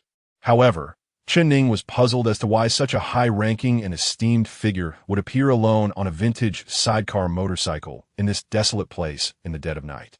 Xiao Feng glanced at Chen Ning and Bai Yu Hao, then casually remarked, "The rookies of the Undying Bird Legion have some potential." Chen Ning and Bai Yu Hao exchanged bewildered looks, unable to discern the meaning behind Major General Xiao Feng's words. Yet, Jian Qing's face lit up with joy, for she understood that this statement was a high compliment towards Chen Ning and the other newcomers. Not only was Xiao Feng the highest authority of the Black Shark Legion, but he had also attained the rank of Major General at a remarkably young age. It was said that his own strength had already reached the terrifying level of a 9th-level Valiant General. More importantly, Xiao Feng was only 37 years old at such a young age. Having elevated his prowess to this extent, he had a promising future ahead, with the potential to break through the bottleneck and ascend to the rank of general. The stages of warriors, warrior, war general, valiant general, and general, each represented a significant threshold. The divide between warrior and war general was relatively manageable, but the gap between valiant general and general was a formidable chasm. This so-called chasm referred to the difficulty in transcending the bottleneck and enhancing one's abilities. Additionally, the strength disparities within these 4 stages were starkly pronounced. Under normal circumstances, several 3rd-level warriors could not defeat a single 4th-level war general. 10 6th-level war generals would be no match for one 7th-level valiant general, and 10 9th-level valiant generals could not contend with a single 10th-level general. This was the chasm. Thus, countless individuals aspired to break through from warrior to war general, from war general to valiant general, while many strong warriors devoted their lives to overcoming the bottleneck of valiant general to enter the realm of general. Though Xiao Feng achieved success at a young age, he also possessed the maturity of experience, having spent 20 years in military service. Known for his stringent expectations of soldiers, his remark that Chen Ning and his peers had some potential was indeed a considerable compliment. Shi Yu and Jian Qing wished to host Xiao Feng, but he merely instructed them to provide him with water and food before preparing to leave. Shi Yu and Jian Qing offered to send someone to escort him. But upon hearing this, Xiao Feng simply smirked, leaving them feeling rather awkward. They remembered that Xiao Feng, with his 9th-level strength, was incomparably more powerful than they were, rendering any need for their protection moot. Moreover, should they encounter the zombie tyrant, they would be of no assistance. After replenishing his supplies, Xiao Feng departed. However, he did convey some recent news to Jian Qing and the others. The military scouts had located the zombie tyrant's whereabouts, and numerous powerful figures from the Imperial forces were hastily making their way here, preparing to encircle and eliminate the blood tyrant. Once Major General Xiao Feng left, the group dispersed, with De Luo stepping in to relieve Chen Ning of his watch. Chen Ning returned to the temporary camp to rest alongside Bai Yu Hao, who whispered as they walked, "Heavens, The zombie tyrant that has caused so much trouble in the southern provinces is none other than the infamous Blood Tyrant. Curious, Chen Ning inquired, "The Blood Tyrant, is it well known?" Bai Yuhao chuckled with exasperation. "Haven't you heard of it?" Chen Ning shook his head. "Not at all. I come from a humble background and lack knowledge in these matters. The Blood Tyrant is a notorious zombie, infamous not only in the human world, but also in the world of zombies." "What do you mean, their SA reputation in the zombie world?" Bai Yuhao rolled his eyes. "Of course. Do you think all zombies are like those lowly creatures we encountered earlier? In reality, zombies can evolve. The higher they evolve, the more intelligent they become. Advanced zombies possess intellect comparable to that of humans. The top-tier zombies have united to establish a zombie kingdom. Their goal is simple: to annihilate humanity and unify the globe, fulfilling the aspirations of all zombies." Chen Ning was taken aback, realizing that zombies not only attack humans, but had also established their own kingdom. Bai Yuhao continued, "The top-tier zombies are aware of the need to create a zombie civilization and know how to deal with and exterminate us humans. They possess intelligence akin to ours, and even have physical capabilities surpassing those of humans. This is a primary reason why humanity has struggled to eradicate zombies completely, if not for our advanced technology, such as firearms and various genetic enhancement serums. Our civilization might not stand a chance against the zombie civilization and could face extinction." Chen Ning grasped the magnitude of the zombie threat. Bai Yuhao redirected the conversation back to the Blood Tyrant, stating, "The Blood Tyrant is a powerful 11th level zombie within the zombie realm. This creature is greedy, cunning, evil, and cruel, not only slaughtering humans, but also torturing its fellow zombies for amusement. For decades, it has been loathed by both human and zombie factions alike. Yet, due to its elusive nature and formidable strength, it has never been successfully punished." Chen Ning couldn't help but laugh at the absurdity of the Blood Tyrant, realizing that it was such a peculiar zombie that even its own kind despised it. After returning to the temporary camp, Chen Ning lay down and fell asleep. After all, the formidable existence of the Blood Tyrant is beyond their capacity to confront, so there is no need for excessive concern. After a mere 2 or 3 hours of sleep, as the first light of dawn began to break, Chen Ning and his companions were once again roused by the piercing sound of a whistle. Everyone hurriedly assembled, only to be astonished to discover that a troop was passing through. This was the regular force of the Canglong Legion, one of the Empire's special military corps, resplendent in their armored personnel carriers, boasting a formidable presence of over 1,000 elite warriors. Atop the command vehicle stood a man in his 40s, proudly adorned with insignia of 1 epaulet and 1 star, a major general of the Empire. Much like Xiaofeng, the Canglong Legion passed through the small stone town without pausing, their grand procession heading toward the very direction that Xiaofeng had taken in the early hours of the previous night. Beside Chen Ning, Bai Yuhao gazed at the imposing Canglong Legion and the middle-aged Major General on the command vehicle, whispering, "Major General Duan Canglong has indeed arrived.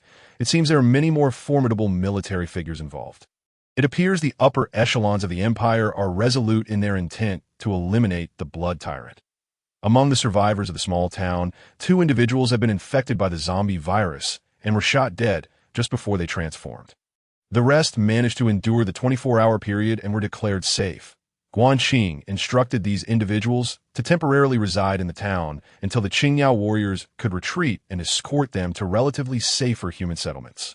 The survivors held no fondness for Shi Yu and his group, yet they were grateful to the elite warriors like Guanqing and Chen Ning, complying with Guanqing's arrangements and temporarily residing in the stone town.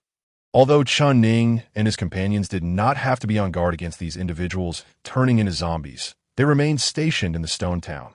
Their mission was to safeguard the area, preventing the spread of zombies into other human habitation zones, and because there were still over 100 residents in the town, they needed to ensure their safety against potential zombie attacks.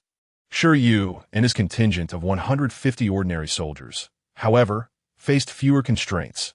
Shi Yu showed little concern for the well-being of the town's survivors and was not particularly diligent in his assignment here. Perhaps he believed that with Guanqing and the elite warriors stationed, there was no cause for alarm. Though Shi Yu hailed from a prestigious family, he was merely a bastard son, unlike legitimate heirs, who held far greater status within noble families. bastard sons received significantly less support. Thus, despite his noble lineage, Shou Yu found himself in a position of relative poverty. In the days that followed, he seized the opportunity presented by this operation, leading his subordinates daily on patrols to hunt zombies. That a lowly zombie hunt would yield a reward of 1 silver coin. But Shou Yu made it clear to his soldiers that he would claim half the bounty, leaving only half for them. Consequently, he amassed a substantial income of over 100 silver coins daily, equivalent to more than 10 gold coins, a considerable fortune for someone of his impoverished background.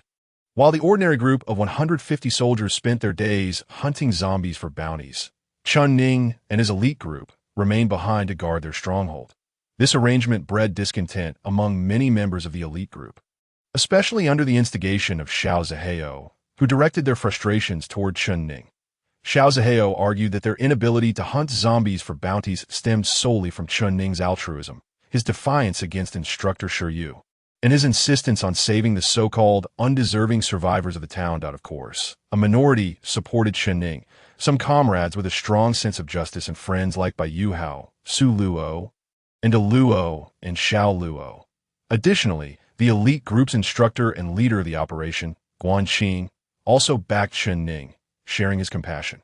However, she quietly observed the growing resentment toward Chun Ning and contemplated ways to alleviate it. Otherwise, he might soon become a public enemy. Guan Qing, not only beautiful but also astute, quickly devised a plan to ease the group's grievances. The root of their discontent was their inability to hunt zombies for profit. So she proposed that they indeed hunt zombies, however, not as a single unit, but rather in shifts, dividing everyone into 3 groups. 1 on duty, 1 hunting zombies, and 1 resting, rotating among the 3 as expected. Although they could only hunt zombies for bounties every 3 days, the group's morale immediately lifted.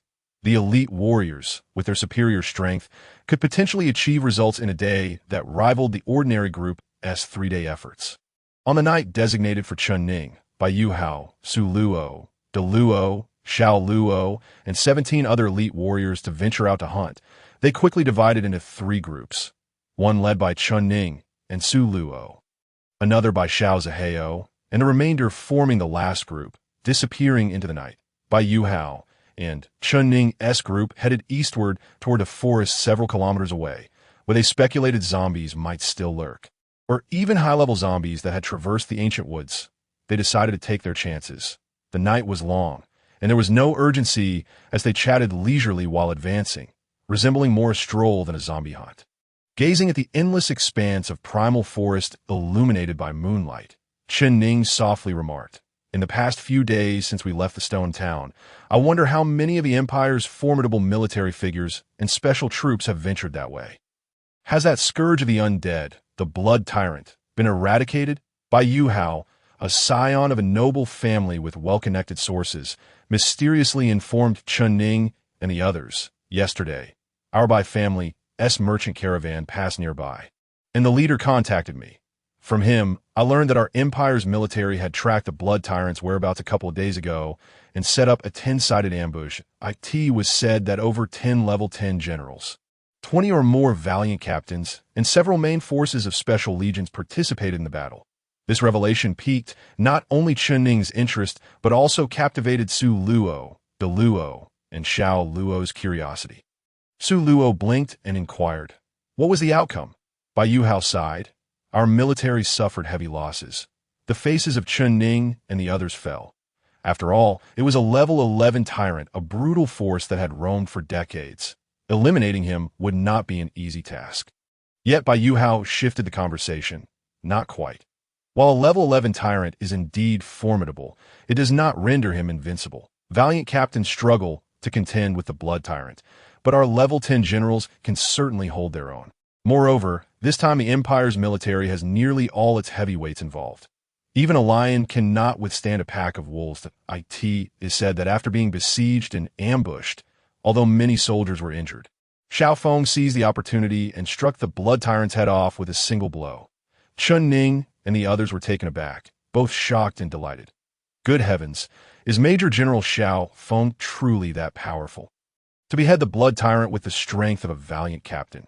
He must be seething in his grave, Bai Yuhao shook his head. The blood tyrant is not dead yet. Chen Ning and the others were flabbergasted. What? Bai Yuhao elaborated. Although Xiao Feng succeeded in striking the nearly defeated blood tyrant as head, the battle took place atop the Xiangshan Peak. The head fell from the summit into the abyss, landing in the sea of forest before us. According to classified intelligence, although the blood tyrant is reduced to but a head, he is far from dead. Various special legions have dispatched numerous warriors into the sea of forest to locate the blood tyrant's head and seek glory. Exchanging glances, Chun Ning, Su Luo, De Luo, and Xiao Luo then turned their gaze toward the sprawling sea of forest ahead, simultaneously exclaiming, "I can't believe you chose to hunt zombies here tonight. Your true intention must be to seek out the blood tyrant's head." Bai Yuhao smiled modestly and bashfully replied, "Indeed." Chen Ning forced a smile, saying, "By Xiao, although we are warriors of the elite group, we are but a few insignificant fish. To confront the blood-colored tyrant is akin to throwing a meat bun to a dog. There is no return." Bai Yuhao narrowed his eyes and replied, "Not so. The blood-colored tyrant has been engaged in continuous battles and has ultimately lost its physical form, leaving only its head.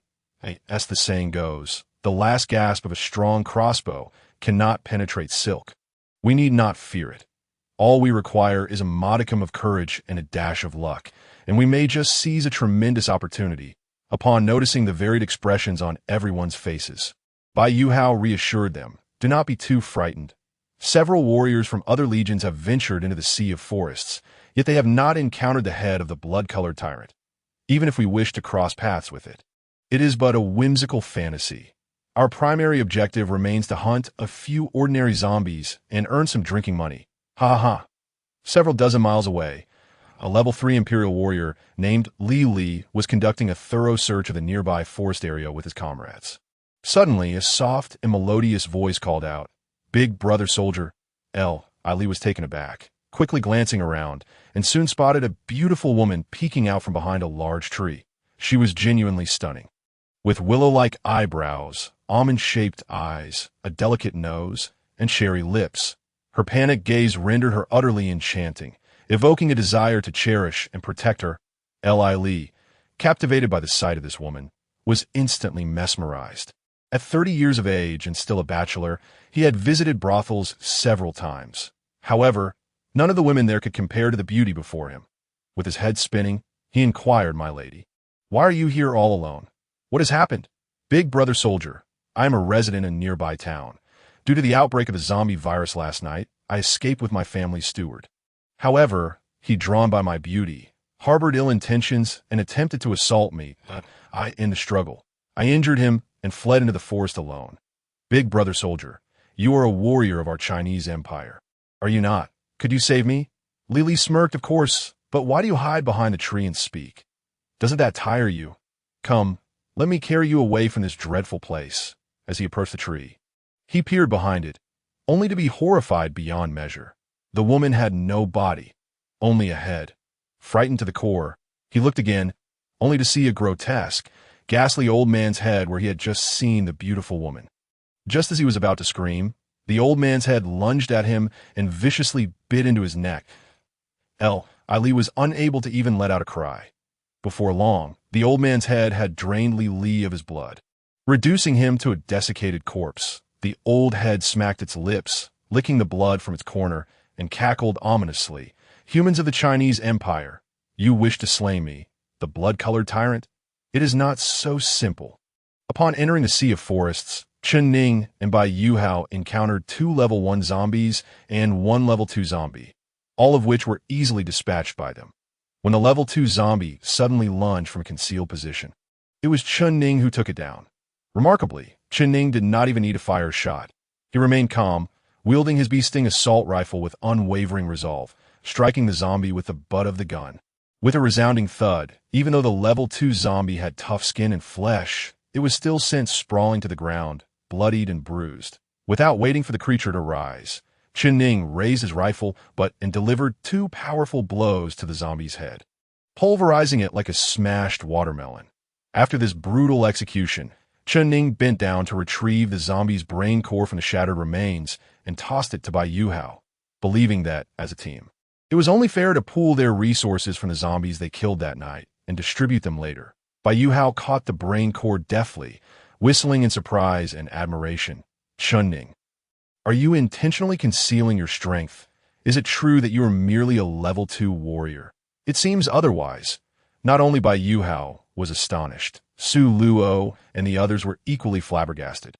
Normally, the strength of a level 2 warrior is comparable to that of a level 2 zombie. In fact, humans typically possess slightly less strength than zombies of the same level, as zombies do not tire and feel no pain from injuries sustained in battle, traits that humans cannot match. However, Chunning's performance far exceeded their expectations. It was said that he had just activated the second node of his martial vein, truly becoming a level 2 warrior. Yet his current display was even more impressive than that of Su Luo and the others, who were level 3 warriors. Although Bai Yuhao and the others were his close friends, Chunning refrained from revealing his dual martial veins, uncertain if it was a trait unique to demigods. If it were, then admitting to having dual martial veins would be tantamount to confessing to being a demigod himself. The term demigod is merely a euphemism. In reality, a demigod is a half-corpse, half-human creature, and the fear that humanity harbors towards them is no less than that of zombies. Chunning did not wish to lose his friends or expose himself to the threat of being hunted by human warriors. Thus, he simply said, "You may be surprised that I have activated 2 nodes, yet my strength appears to surpass that of a level 2 warrior. In truth, Instructor Guanxing has already informed us that Imperial warriors have 2 paths to pursue: the technologically enhanced genetic warriors who rely on training and potions, and the martial vein warriors who cultivate the tiger's might technique." Chunning paused and continued, "Those without talent cannot activate their martial veins, so they must train diligently to become ordinary Imperial warriors. They lack martial veins, which means they have no nodes. However, the absence of nodes does not mean they cannot defeat walkers, zombies, ambushers, and predators. Many seasoned veterans, despite having no activated martial vein nodes, have achieved the strength of level 3 or even level 4 warriors." Bai Yuhao listened intently, finally grasping Chunning's meaning. That he chuckled. "I understand now. Chunning is saying that he has not only cultivated the tiger's might technique, like the martial vein warriors, to activate 2 nodes, but he has also trained diligently like ordinary Imperial warriors. Thus, his foundation is solid, and his true strength exceeds that of a level 2 warrior." Realization dawned on Su Luo and the others as they recalled Chunning's relentless dedication during training. Su Luo giggled. "So that is how it is," Bai Yuhao suggested. "Since Chunning's strength is formidable, let us engage in a little competition tonight." Curiously, Chunning and the others asked, "What kind of competition?" Bai Yuhao smiled and proposed, "We shall divide into 3 groups. Chunning and Su Luo together, De Luo and Xiao Luo as a pair, and I will go solo. We will act independently and gather here before dawn to see which group collects the most brain cores." How does that sound? Except for Chunning, who felt uneasy about their separation. Everyone else found no issue with the plan. Ultimately, Chunning had no choice but to agree to Bai Yuhao's proposal. After agreeing on the meeting time and place, they each set off on their separate paths. Chunning and Su Luo ventured deeper into the forest. After walking 2 to 3 kilometers, they encountered 2 walkers, both of which Chunning swiftly dispatched. Su Luo, witnessing Chunning's agile prowess, felt quite at ease. However, as they continued, they encountered no more zombies. Su Luo's eyes revealed confusion. Logically, with the zombie outbreak in nearby towns, there should be many zombies wandering into the forest. Why are we encountering so few? Chunning chuckled. In recent days, Shiryu has been taking ordinary group warriors to hunt zombies here, that if there were still many zombies remaining. That would be strange indeed. Look at those scattered shoe prints on the ground. It is evident that someone passed through here just 2 hours ago, and that cigarette, but at the tree stump, is also fresh. Clearly, we have chosen the wrong direction. A group of Imperial warriors has already passed through here, likely conducting a thorough search. It is improbable for us to encounter any zombies now. Su Luo's eyes widened. Does that mean we're going to lose to Bai Yuhao and the others? Chunning chuckled at her response, bemused by the notion that women are typically gentle. In fact, women's competitive spirit often surpasses that of men, especially during contests or games. With a carefree demeanor, Chun Ning replied. If we lose, then we lose. What can we do about misfortune? Unwilling to accept defeat, Su Luo insisted. No, we must continue deeper. I refuse to believe they could have hunted every zombie in this area. Chun Ning uttered a sound of acknowledgement and then proceeded towards the overgrown area on his left. Observing this, Su Luo couldn't help but inquire. Where are you going? Chun Ning replied. I have a slight stomach ache and need to relieve myself. Su Luo, upon hearing this, felt a mix of embarrassment and irritation. Chun Ning, how can you be so crass? Can't you express it in a less disgusting manner? Chun Ning thought to himself that consuming grains certainly marked him as a commoner. Yet he refrained from countering Su Luo's remarks. He nodded and said, All right, then I'll go gliding. Gliding? Su Luo's forehead couldn't help but furrow with annoyance as Chun Ning ventured into the wild grass. Su Luo's indignant voice echoed behind him. Chun Ning, go further away. I certainly do not wish to be suffocated by your stench. Understood, miss. With no other option, Chun Ning walked a good 100 meters away before he began his business. A few minutes later, having completed his task, he turned to head back. However, just a few steps into his return, his keen ears picked up on an extraordinarily faint and unusual sound. His expression turned serious. He halted and slowly glanced towards the source of the noise, where a massive tree stood. With his assault rifle in hand, he squinted and spoke in a low voice. Who is there? No sooner had he spoken than a figure emerged from behind the tree. A strikingly beautiful woman with an oval face, willow-like brows, phoenix-like eyes, a noble nose, and a rosy mouth. Her cold demeanor was laced with a hint of allure. It was none other than Jianqing. Chun Ning was equally astonished, exclaiming, Instructor Jianqing, what are you doing here? Typically accustomed to wearing a frosty expression, Jianqing now smiled charmingly at Chun Ning. That I was a bit worried about you. So I came to find you. I initially intended to startle you, but I didn't expect you to notice me. Come here quickly. I have something to show you, a little surprise I prepared for you. At that moment, Jianqing was not only captivatingly alluring, but also spoke with an undertone of subtle provocation in her voice. Upon hearing this, Chun Ning walked directly toward the head that peeked from behind the tree. If he had been able to see beyond the trunk, he would have been astounded to discover that there was no body behind it. Jianqing was merely a disembodied head. In reality, this was not Jianqing at all, but rather the Blood Tyrant, which had just slaughtered an imperial warrior. Although the Blood Tyrant had been reduced to a mere head, its mental power was immense, capable of influencing others' nerves and inducing hallucinations. The visage of Jianqing that Chun Ning beheld was merely an illusion conjured by the Blood Tyrant's mental prowess, ensnaring Chun Ning's senses. Unaware of the danger, Chun Ning approached the head of the Blood Tyrant without a hint of caution. Meanwhile, Su Luo, waiting for Chun Ning's return 100 meters away, was distractedly breaking a twig and idly tapping it against the grass, oblivious to the encroaching threat. Unknown to her, a desiccated zombie clad in imperial warrior garb had silently appeared behind her, inching closer with malicious intent to launch a surprise attack. Come on, hurry over. I want to take a good look at you. The voice of Jianqing rang in Chun Ning's ears, seemingly hypnotic, causing his gaze to grow distant, as if entranced, as he stepped closer to the location of the Blood Tyrant's head, utterly oblivious to the impending peril. Very good, good boy, just a little closer, my dear. Had anyone been present, they would have been horrified to witness a grotesque old man's head suspended in the air, grinning menacingly as it beckoned Chun Ning to approach. Chun Ning appeared to be completely ensnared in a hypnotic state, his gaze vacant and defenseless as he drew nearer. With each step, Chun Ning closed the distance to merely a meter away from the ghastly zombie head, which fixated on the vulnerable carotid artery at his neck, seemingly intoxicated by the tantalizing scent of human blood and the thrill of severing a vein to taste the warm rush of life. The head, suspended in the air, cackled, "Perfect, that's enough."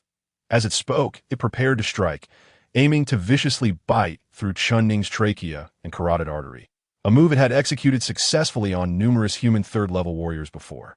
Weak as it was, the head craved human blood to regain its strength and evolve once more into a tyrant capable of dominating both the zombie and human realms. However, just as the zombie head lunged toward Chun Ning's neck, His previously vacant eyes ignited with a fierce crimson glow, and a cold smirk crept onto his lips, realizing the intensity of Chun Ning's gaze and the chilling smile that played on his face. The zombie head's instincts screamed danger, but it was too late. Chun Ning swiftly swung his assault rifle, the unyielding steel stock crashing down upon the zombie's head. With a resounding thud, the head was sent flying like a ball, crashing against the tree before tumbling to the ground. Ouch, you rascal, that hurt like hell. The disembodied head landed on the ground, dazed and disoriented, even letting out a crude expletive. Chun Ning, unfazed by the head's complaints, immediately aimed his assault rifle at the grotesque visage and unleashed a barrage of bullets. All the bullets struck the zombie head, yet none managed to obliterate it. Instead, the head whimpered, "Stop, you wretch! No, noble hero. Spare me." Chun Ning was taken aback. He anticipated that his entire magazine would fail to destroy the monstrous head. He stepped forward, firmly planting his left foot on the zombie's head, before drawing his Thunderbolt pistol from his waist. The Thunderbolt pistol, standard issue for the Chinese Imperial military, was renowned for its power, rivaling the Western Desert Eagle as one of the most formidable handguns available. Determined to use the Thunderbolt pistol to obliterate the zombie head, he bent down, aiming the barrel at it, and coldly declared, "You grotesque creature, attempting to masquerade as our instructor Jianqing to deceive me. Ah, our Jianqing is no one like you. I knew you were a counterfeit at first glance. Now, you shall pay for defiling the image of my goddess." As Chun Ning prepared to pull the trigger, the head suddenly began to plead tearfully, "Please, don't shoot. I have an elderly mother in her 80s and a 3-year-old child depending on me." Chun Ning's expression turned incredulous. He thought this zombie head was already bizarre enough, but its behavior further challenged his understanding of zombies. This creature was akin to a human rogue. If zombies could be classified as degenerates, this one would undoubtedly qualify. Spare me the theatrics. Do you truly believe you are human? Look at yourself. 3 years old and still suckling. Are you begging for mercy or insulting my intelligence? Though he said this, the trigger that he had intended to pull hesitated. Meanwhile, Su Luo, who had been waiting for Chun Ning's return, was caught off guard by the sound of gunfire from his direction. The sudden eruption of gunfire tightened her nerves, having witnessed Chun Ning's previous encounters with first and second level zombies without firing a shot. This indicated he was likely facing a formidable foe. She pivoted, preparing to rush towards the source of the gunfire to assist Chun Ning. Just as she turned, however, a shadow lunged toward her, a zombie. The thought surged through Su Luo's mind, and the benefits of her grueling training at the Qingyao training camp became evident.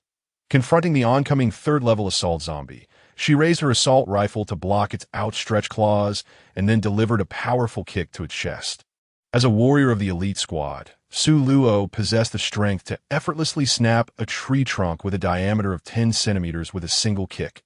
Her formidable strike sent the zombie hurtling through the air. In that split second, as the zombie was sent flying, Su Luo knelt on one knee, steadied her assault rifle, and unleashed a trio of precise shots at the airborne creature. All 3 bullets found their mark on the zombie's body, causing it to tumble twice upon landing. Yet regrettably, she failed to strike its head or heart, resulting in minimal damage.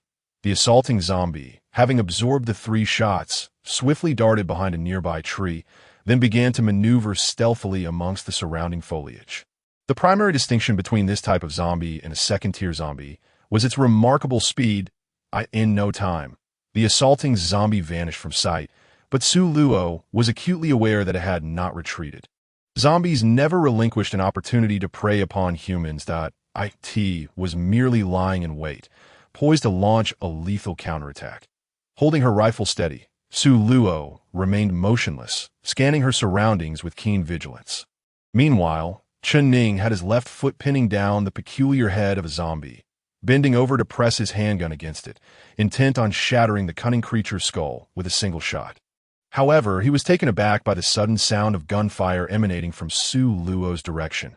Alarmed, he instinctively raised his head to glance towards her. Unbeknownst to him, he was standing atop the head of the blood tyrant, a creature characterized by its brutality, cunning, and malevolence. This particular zombie had recently fallen victim to a coordinated assault by the military forces of the Chinese Empire, resulting in its decapitation while it was in a notably weakened state. Otherwise, it would not have been reduced to being trampled by a novice like Chun Ning, who was oblivious to its lurking potential for vengeance. In that fleeting moment of distraction, the zombie head seized its opportunity. It erupted with a sudden surge of power, breaking free from Chun Ning's foot like a cannonball, and lunged towards his chest, its gaping maw poised to sink its teeth into him. The zombie's teeth, sharp as blades, cleaved through Chun Ning's chest muscles, blood gushing into its mouth as he let out a heart-wrenching cry of pain. The zombie head's eyes gleamed with malicious triumph as it swallowed its first mouthful of flesh, preparing to drain Chun Ning of his life force. Yet, at the instant of its bite, the dormant zombie virus within Chun Ning's body awakened with fervor. His eyes ignited with a bloodthirsty, crimson glow, radiating outward like a flood engulfing the surrounding forest. The elderly zombie head, filled with terror, gasped, "Heavens, this creature is a demigod.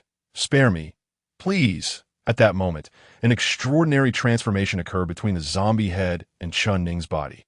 The bite had activated the dormant virus, and countless viral entities surged forth like eager sprites, welcoming the invading zombie virus with open arms. In a harmonious convergence, both viral swarms united, flooding into Chun Ning's being. Amidst his agonizing grunts and the blood tyrant's desperate shrieks, Chun Ning's body seemed to sink into a quagmire, consuming the entire zombie head, ultimately merging into one. As the fusion completed, Chun Ning experienced an overwhelming relief from pain. Realizing that the zombie head had completely integrated into his body, startled and anxious, he hastily tore open his shirt to inspect his chest, finding no trace of injury. The bitten area appeared entirely unscathed. Had the zombie head truly merged with him? He could not detect any external changes, yet he remained oblivious to the fact that within his mental landscape, the left side still swirled with dark energy, while the right shimmered with silvery light. Above this mental lake, however, hung the head of the blood tyrant, appearing somewhat pitiful. Chun Ning was utterly bewildered. The eerie zombie head had indeed bitten him, yet his body had undergone a transformation, devouring and assimilating it while repairing the wound. If not for the signs of battle surrounding him, he might have questioned whether it had all been a mere illusion.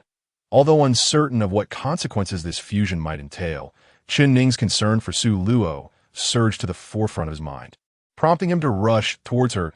That moment, Su Luo was enduring a second ambush from the assaulting zombie.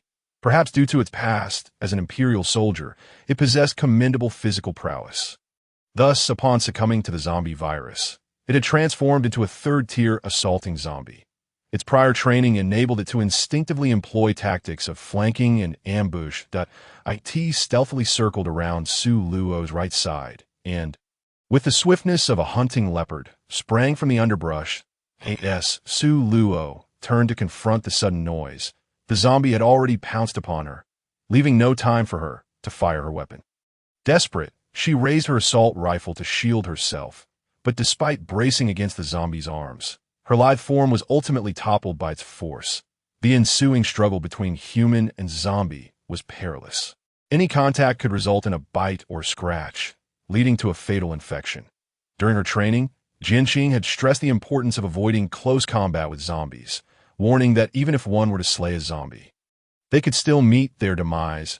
Su Luo lay on the ground, staring at the ravenous jaws of the zombie descending upon her. A singular thought filled her mind. I am doomed. Just then, a figure darted into view. Chun Ning, wielding his Tang Dao, dragon tooth. In a flash, he delivered a precise, lethal strike, severing the head of the third-tier zombie, which rolled away lifelessly.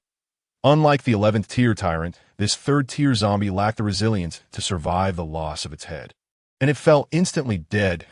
Su Luo, narrowly escaping death, swiftly kicked the zombie's body off her and scrambled to her feet. Concern etched on Chun Ning's face as he inquired, "Are you all right?" After a quick assessment, Su Luo exhaled in relief. "Heaven has favored me. I am unharmed." Chun Ning then pried open the zombie's skull and extracted its core. Now calm, Su Luo recalled the gunfire she had heard from Chun Ning's direction, indicating he had encountered a zombie as well. Noticing the torn fabric of his shirt, her anxiety resurfaced. "Chun Ning, Did you come into contact with a zombie? You weren't injured, were you? Chen Ning, reluctant to disclose that he had not only been bitten, but had also assimilated the zombie's head, shook his head and fabricated a lie. I encountered a formidable zombie, likely a level 4 predator. I fired several shots, but failed to kill it. It seemed somewhat intelligent and escaped. Su Luo accepted his explanation.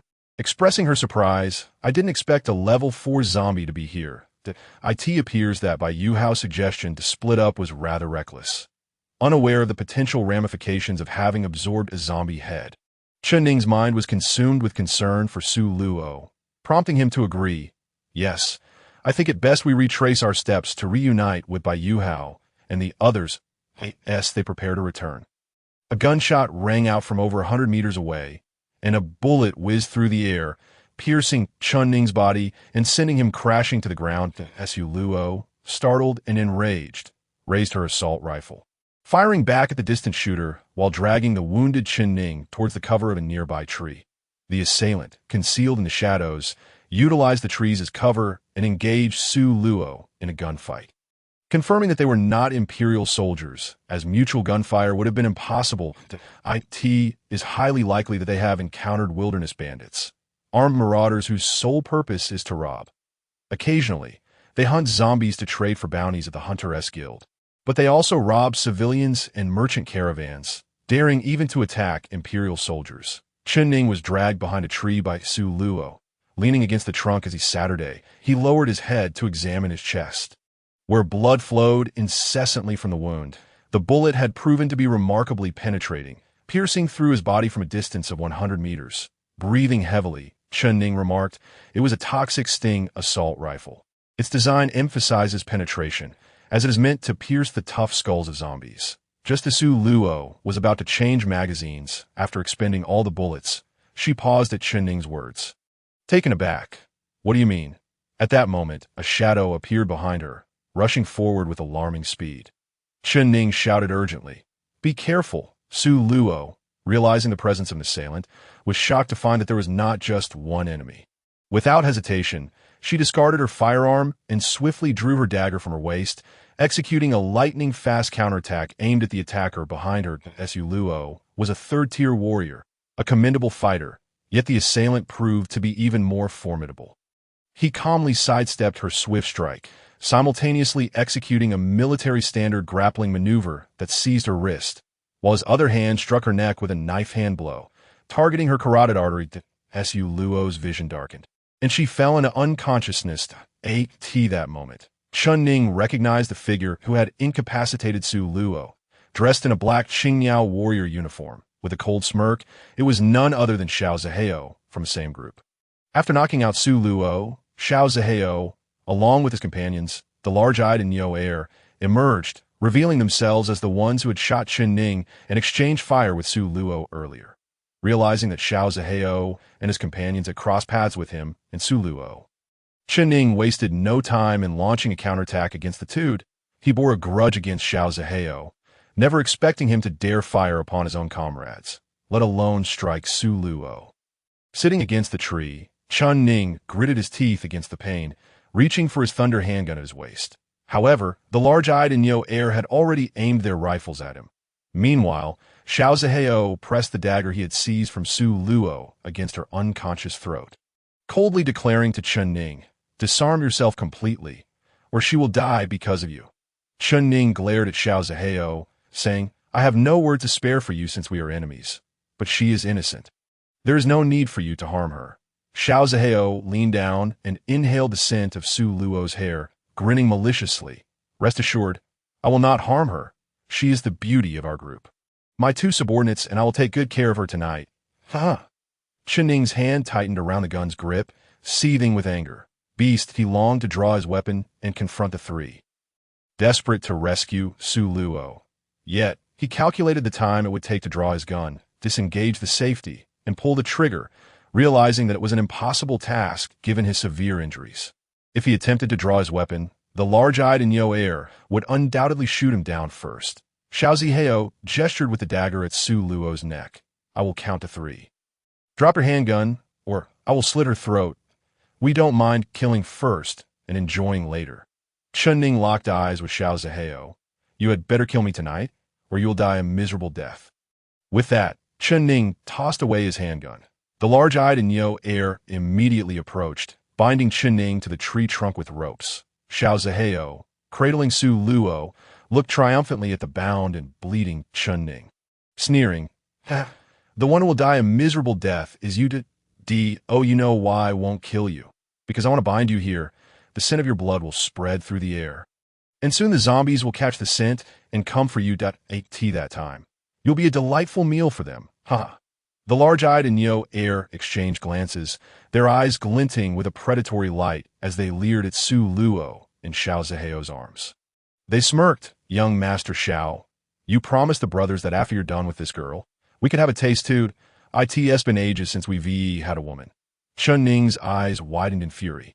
Yet he found himself utterly powerless, in his state of anger and helplessness. A cunning voice suddenly echoed in his mind. Hey, demigod boy, it seems your strength is lacking. How about we team up? You agree to do me a favor, and I'll lend you my power to deal with these little pests. Chun Ning froze, bewildered by the voice addressing him. He was filled with astonishment, thinking, who is speaking to me? It is I, the blood-colored tyrant. As Chun Ning grappled with his rising questions, he initially believed his fury had caused a mental breakdown leading to hallucinations. However, when he heard the name blood-colored tyrant, his pupils dilated in shock, instinctively glancing around, but found no sign of the legendary, fearsome zombie tyrant. What are you searching for? I have been devoured by you. I now reside within your spiritual world. You fool! The voice of the blood-colored tyrant echoed again, sounding like an old man, coarse yet strangely familiar. It dawned on Chun Ning that this voice belonged to the severed zombie head he had consumed. It was indeed the fabled blood-colored tyrant, now inhabiting his spiritual realm. Chun Ning shut his eyes, and to the onlookers, it appeared he had succumbed to despair, unable to watch them torment Su Luo. Xiao Zhehao glanced between the unconscious Su Luo and Chun Ning, unhurried in his actions, that he believed that to destroy an enemy, one must first torment them psychologically, for that was the most satisfying form of revenge. Although Su Luo was a beauty, Xiao Zhehao was not particularly interested in her. His intent was to make Chun Ning watch helplessly as his friend was violated, thereby inflicting deep psychological pain on him. Thus, when Xiao Zhehao observed Chun Ning closing his eyes, he assumed Chun Ning had given up and sneered. Aha! Chun Ning, weren't you quite arrogant before? Why do you appear so powerless now, unable to even protect your friend? As Chun Ning closed his eyes, he strove to stabilize his emotions and enter his spiritual world. Above the spiritual lake suspended between the black and white veins, a grotesque zombie head floated. Indeed, the very head he had absorbed and integrated, now manifesting within his spiritual realm. Chun Ning's heart raced as he inquired, You old fool, are you truly the infamous scourge of the zombie realm, the human enemy known as the blood-colored tyrant? You are the fool, and your entire family is full of fools. The old head's expression was one of indignation. But Chun Ning was uncertain if this irascible old man was indeed the blood-colored tyrant.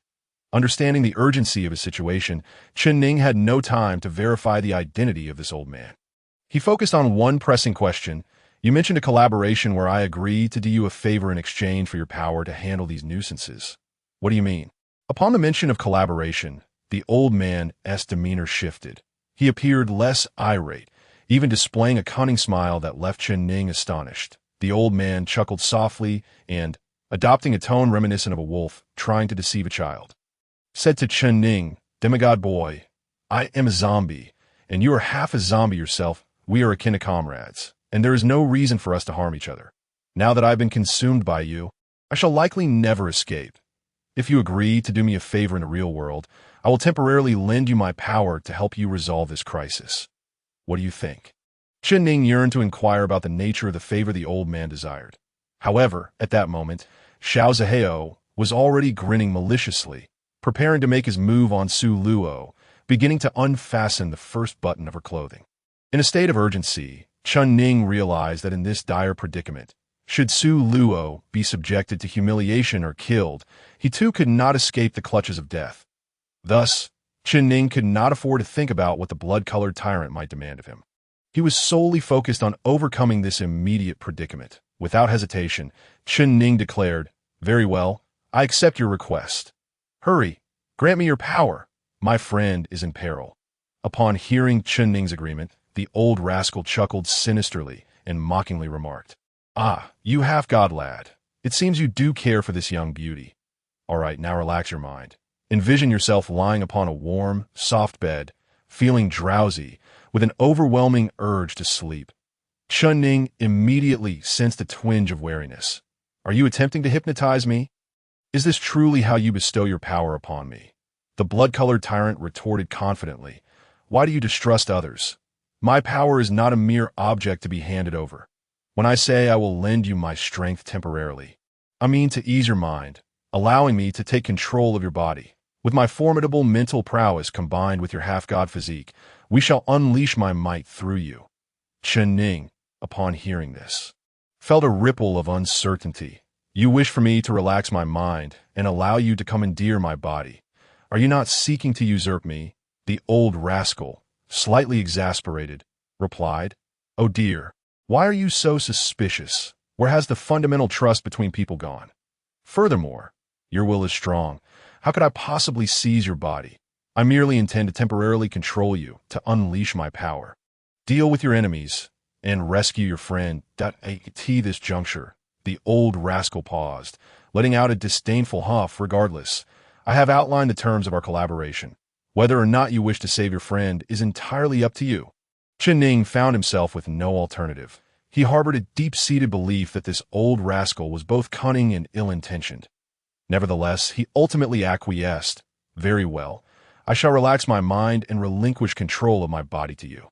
As he spoke, Chen Ning imagined himself in a state of profound drowsiness, striving to disregard everything and slip into a light slumber. As he relaxed his mind, the decaying head of the zombie tyrant, which had been suspended over his mental lake, rapidly enlarged, emanating a sinister red glow that was akin to a blood moon hanging ominously above Chen Ning's mental realm, casting a crimson hue throughout his consciousness. The white martial vein on the right side of his mental lake remained unchanged. However, the black martial vein on the left, previously shrouded in swirling darkness, became increasingly dense. The 12 nodes of the black martial vein, which had only the bottom 2 illuminated, now, under the brilliance of the blood moon, saw the 3rd to the 11th nodes light up one after another, with 11 nodes aglow, perhaps symbolizing the strength of the blood-colored tyrant, or, at this moment, Chen Ning's own power. Yet despite the 11 illuminated nodes, their light was not particularly radiant, carrying a somewhat dim and yellowish hue. This likely indicated that, although it represented an 11-level tyrant's strength, it was not at its peak, but rather in a state of severe power depletion. Nonetheless, even a weakened 11-level tyrant was more than sufficient to handle Xiao Zhehao, the 4-level war general, along with his 2 3-level warriors, Niu Er and Dian. Just as Xiao Zhehao was grinning wickedly while unfastening the first button of Su Luo's attire, he suddenly sensed something amiss, an inexplicable chill creeping into his heart, a primal instinct warning him of danger.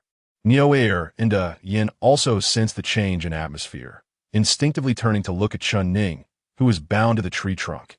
Upon seeing him, their hearts sank. The once handsome Chen Ning had undergone a grotesque transformation. A skeletal mask had emerged on the left side of his face. The left visage now bore the eerie mask, while the right side remained that of a striking young man, a stark contrast resembling a fusion of angel and demon, or a handsome man adorned with a half-bone mask. Even more terrifying was the red glow emanating from the eye behind the skeletal mask, an ominous sight. Moreover, with a mere shrug of his shoulder, the masked Chen Ning effortlessly snapped the ropes binding him. Xiao Zhehao, Niu Er, and Yin stood dumbfounded by this spectacle, with Xiao Zhehao exclaiming, "What is happening? This guy has mutated." Niu Er, Yin, shoot him dead. Niu Er and Yin, now snapping back to reality, aimed their assault rifles at Chen Ning's head and opened fire. The bullet struck Chen Ning's face as though hitting unyielding steel, failing to inflict even the slightest injury. Chen Ning smirked coldly, his voice raspy. How audacious, to shine like a pearl before this tyrant. Xiao Zhehao, Dian, and Neo Air were horrified to find that the renowned poison spike assault rifles could not penetrate Chen Ning's head, nor did they even mar the skeletal mask on his left face. Additionally, hearing Chen Ning refer to himself as a tyrant left their faces ashen. Xiao Zhehao grasped that something was terribly wrong and contemplated fleeing. For the scene before him was far too bizarre. He furtively glanced around but then shouted sternly, "Dian, Neo Air, do not be afraid. This lad is merely putting on a show. Let us charge together and finish him off. Forward!" With that rallying cry, Xiao Zhehao turned and ran without the slightest hesitation. Neo Air and Dian, though not foolish enough to engage this strange Chen Ning head-on, were taken aback by Xiao Zhehao's utter lack of loyalty.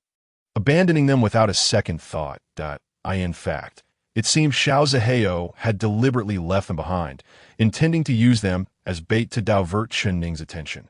Xiao Zhehao was selfish, but he was also clever. The moment he turned to flee, the skeletal-masked Chen Ning, with a cold smile, made his move. Neo Air and Dian barely had time to react as Chen Ning swiftly closed the distance between them. Their faces were filled with terror, and before they could mount any resistance, Chen Ning's hand shot out, seizing their necks. Despite Neo Air and Dian being slightly more robust than Chen Ning, they found themselves hoisted off the ground, their feet dangling helplessly. Before they could struggle, Chen Ning's fingers pierced through their throats, and like chickens with their necks broken, they breathed their last. Chen Ning discarded their lifeless bodies, his gaze shifting to Xiao Zhehao, who had retreated 20 meters away. The red-eyed glare from behind the skeletal mask flashed with cold amusement and murderous intent as he rasped, thinking of escaping. At that moment, the body of Chen Ning, under the control of the blood-colored tyrant, prepared to strike down the fleeing Xiao Zhehao. However, Chen Ning's clear, youthful voice suddenly shouted, "Hey, old rascal, do not kill him outright. I want him alive to experience the agony of despair." As soon as the words left his mouth, Chen Ning's voice reverted to its raspy tone. "Torture. I relish the thought." It turned out that after relaxing his mind, Chen Ning's body was under the control of the blood-colored tyrant, rendering him incapable of commanding his own limbs, not even a single finger.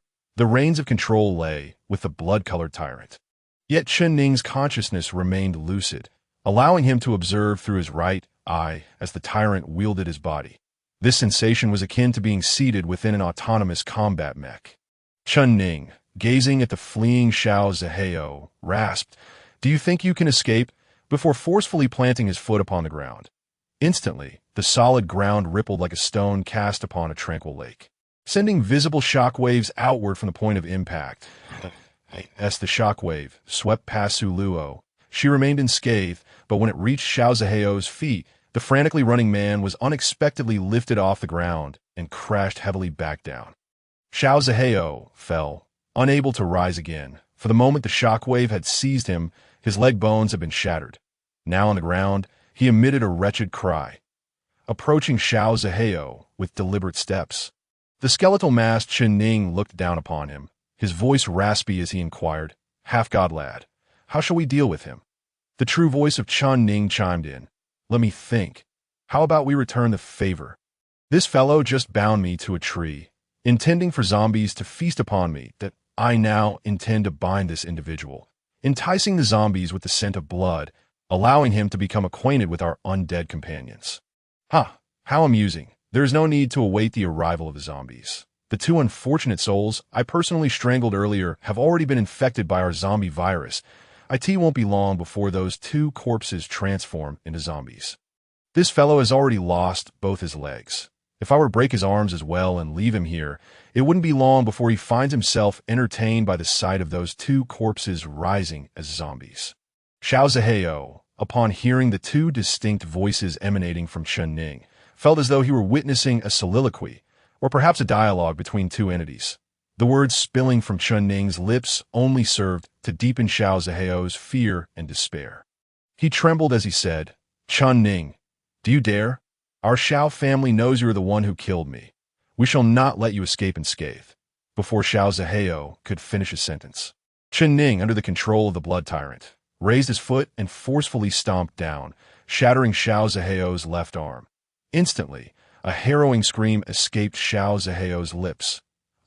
The blood tyrant, devoid of any compassion, callously lifted his foot once more and crushed Xiao Zhehao's other arm with a sickening crack. Finally, he tore a piece from Xiao Zhehao's clothing and stuffed it into his mouth to eye in this manner.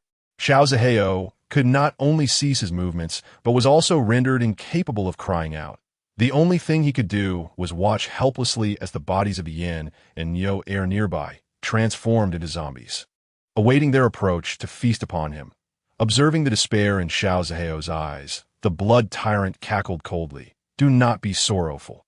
Since you three are such good brothers, it is only fitting that you remain together in entirety, transforming into zombies side by side. What a splendid notion. Hey, old man, now that the three of them are dealt with, you may return control of the body to me." Cackling, he continued, "Yinavi boy. Should I describe you as innocent or merely foolish?" "What do you mean by that, old man? You wouldn't be attempting to play tricks, would you?" "Ha! I was besieged by the Chinese military and had my head severed. Losing my body was already a tragedy, and yet I encountered you, this detestable demigod, who devoured what remained of my severed head. I thought I would be trapped in your mental realm forever.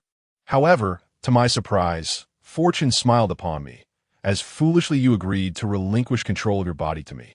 Haha, I have finally regained a new body, and not just any body, a demigod's body. How rare is that? Do you truly believe I would return control to you? Curse you, old man. You're up to something. It's not me playing tricks. It's your own folly. Besides, I've already dealt with Xiao Zhehao and his companions. I've shown you considerable favor. You should be grateful and resign yourself to a peaceful slumber within your mental realm. This body is mine now. Despicable. You wish for the impossible. Hey, what do you intend to do? Do not act recklessly. Two minds vying for control of a body will lead to its ruined at that moment. The consciousness of the two entities within Chen Ning was fiercely contending for control, causing Chen Ning's limbs to thrash about uncontrollably, reminiscent of seizure. Moreover, the skeletal mask on his left cheek began to multiply and crack, while the skin on his right cheek bubbled like boiling water, creating a horrifying spectacle as if his body were on the brink of explosion. The blood tyrant sought to firmly seize control of Chen Ning's body for himself. Yet, Chen Ning was equally unwilling to yield, his willpower remarkably resilient and formidable. During his training, he had relentlessly pushed the limits of his physical endurance, relying on this tenacity to persevere. Although the blood tyrant was powerful, it was currently in a weakened state. Thus, neither side could gain the upper hand, both struggling for dominance over the body. Meanwhile, not far away, the slain bodies of the Yin and Nyo Air began to stir. The zombie virus within them had activated, transforming them into zombies that stood unsteadily. As Chen Ning and the blood tyrant continued their fierce battle for control, the two newly risen zombies began to bite at each other. However, after a few moments, they seemingly recognized each other as kin and ceased their aggression. Lying on the ground beside Chen Ning, Xiao Zhehao, now with broken limbs, emitted muffled whimpers despite his mouth being gagged. The commotion from Chen Ning's struggle for control quickly attracted the attention of the two zombies. After a few bites, realizing they were the same kind, the zombies lost their desire to attack one another. Yet they soon turned their attention to the thrashing Chen Ning and the moaning Xiao Zhehao. The Yin-S zombie first stood still, observing Chen Ning and Xiao Zhehao, before catching a whiff of the blood-soaked air surrounding them, igniting its primal urge to feed. The De Yin zombie staggered forward, followed closely by the Nyo Air zombie, which, after a few steps, caught sight of another target. The unconscious Su Luo on the ground, it abandoned its pursuit of Chen Ning and Xiao Zhehao, instead lurching towards Su Luo. Seeing the De Yin zombie approach, Xiao Zhehao, sensing the imminent threat of death, let out a desperate whimper. Alas, with his mouth stuffed and his limbs shattered, escape or struggle was futile. He could only watch helplessly as the zombies drew near. Chen Ning, possessing the zombie virus and endowed with a demigod's constitution, could coexist peacefully with the virus. Thus, he was not overly concerned about being bitten. However, in his fierce contest with a blood tyrant for control, he noticed that the Nyo Air zombie was headed towards Su Luo, and his anxiety surged. If Su Luo were to be harmed by the zombies, it would spell disaster. Curse it! Return control of my body. Chen Ning's voice was laced with fury as he intensified his struggle for dominance. This led to his skin roiling like boiling water. His body on the verge of bursting as he poured all his mental and willpower into the fight. The collision of their wills became a fierce clash, akin to a gladiatorial battle. Chun Ning felt as if his consciousness were being seared by flames. Yet he refused to retreat, embodying a resolve that echoed the sentiment of either you perish or I shall. The blood tyrant, too, was not faring any better, while Chun Ning's consciousness felt as if it were aflame. The blood tyrant experienced a similar sensation of its own awareness being seared. When two distinct personalities or consciousnesses reside within a single body, fiercely contesting for control, the outcome inevitably leads to one of two fates. Either the brain falls into dysfunction, rendering the body uncontrollable, or the weaker consciousness is utterly extinguished, leaving only the stronger one behind. Willpower is a mysterious force. Some individuals may possess frail bodies, yet exhibit remarkable resilience, akin to wild grass that cannot be easily defeated by mental anguish. Conversely, others may be robust and powerful, yet exhibit a fundamentally weak character. They may flourish during times of ease, but falter when faced with adversity.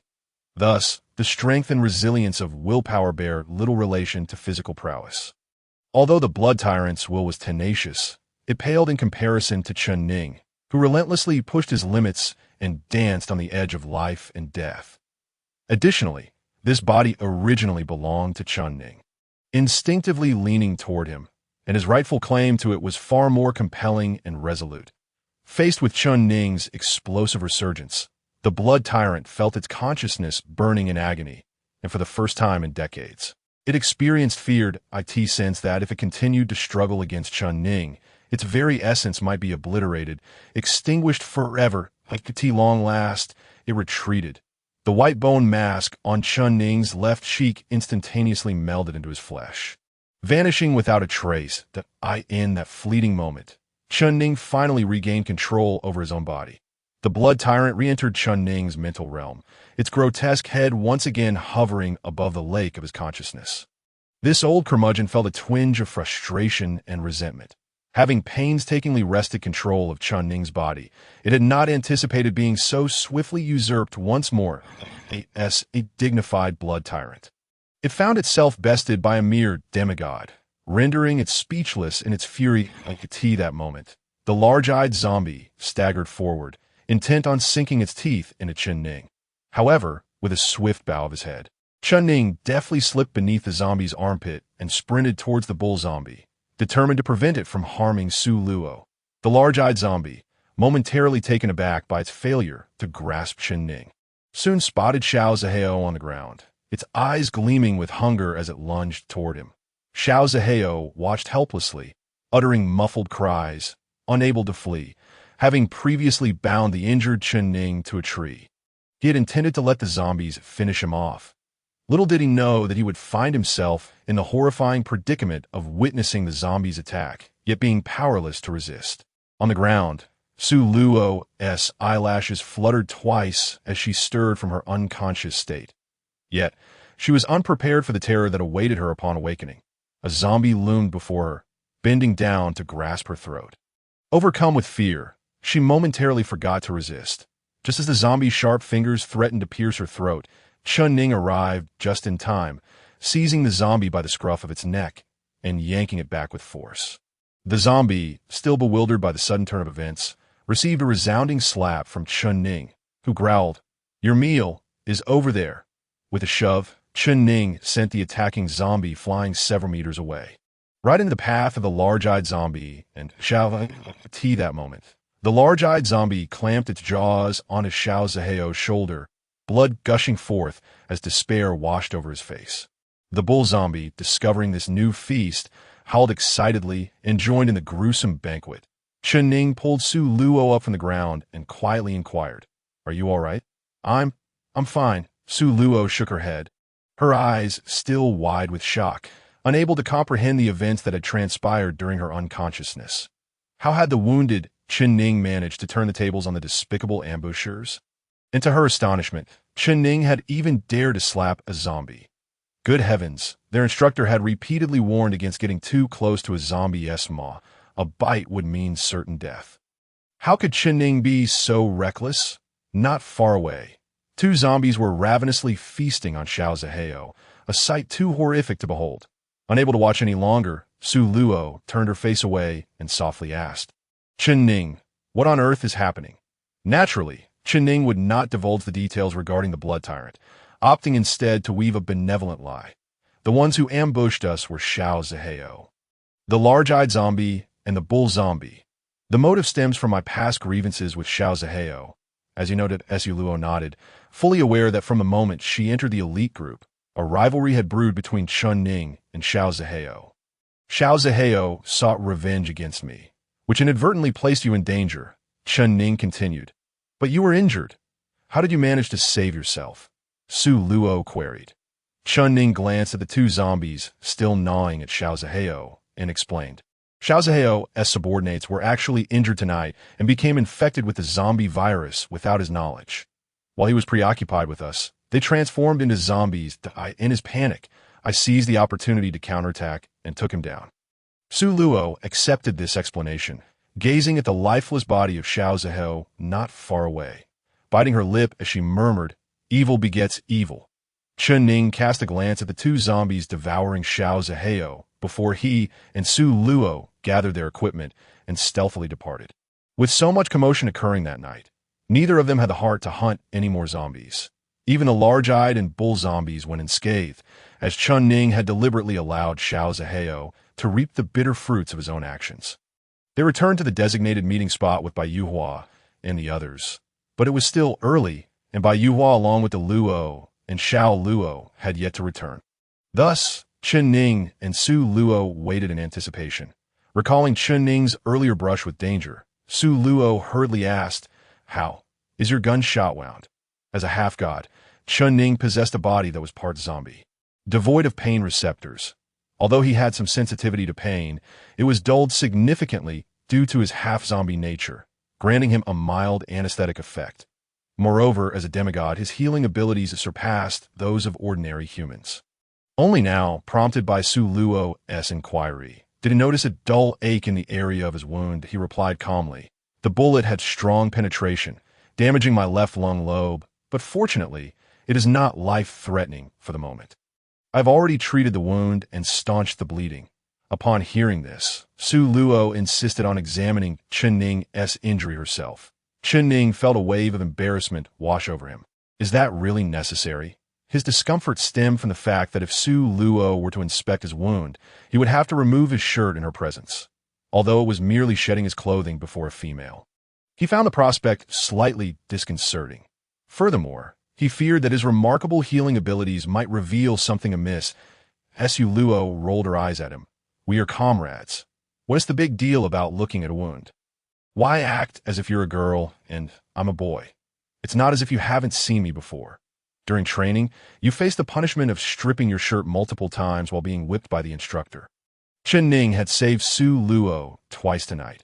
While mutual cooperation and protection among comrades was entirely natural, even commonplace in battle, Su Luo still felt a flicker of gratitude towards Chen Ning, compelling her to insist on checking his injury for her own peace of mind. With no other recourse, Chen Ning reluctantly removed his shirt, allowing Su Luo to inspect his gunshot wound. It's truly stopped bleeding. And the wound has already formed scabs, but what about the bleeding in your left lung lobe? Are you experiencing any difficulty breathing or coughing up blood? Not at all. It only hurts a little. Su Luo was taken aback by the complete cessation of bleeding and the healing state of Chen Ning's wound. Chen Ning fabricated a story, claiming that an old military doctor had given him a pill called bone cleansing pill, which he had taken after being injured, allowing him to swiftly control the wound. Su Luo's expression shifted to one of realization. So that the bone cleansing pill not only enhances physical condition and cultivation, but also serves as a miraculous healing remedy. No wonder your injury has healed so well. Curious, Su Luo then asked if, after taking the bone cleansing pill, he had managed to activate the third node of his martial veins. Chen Ning shook his head.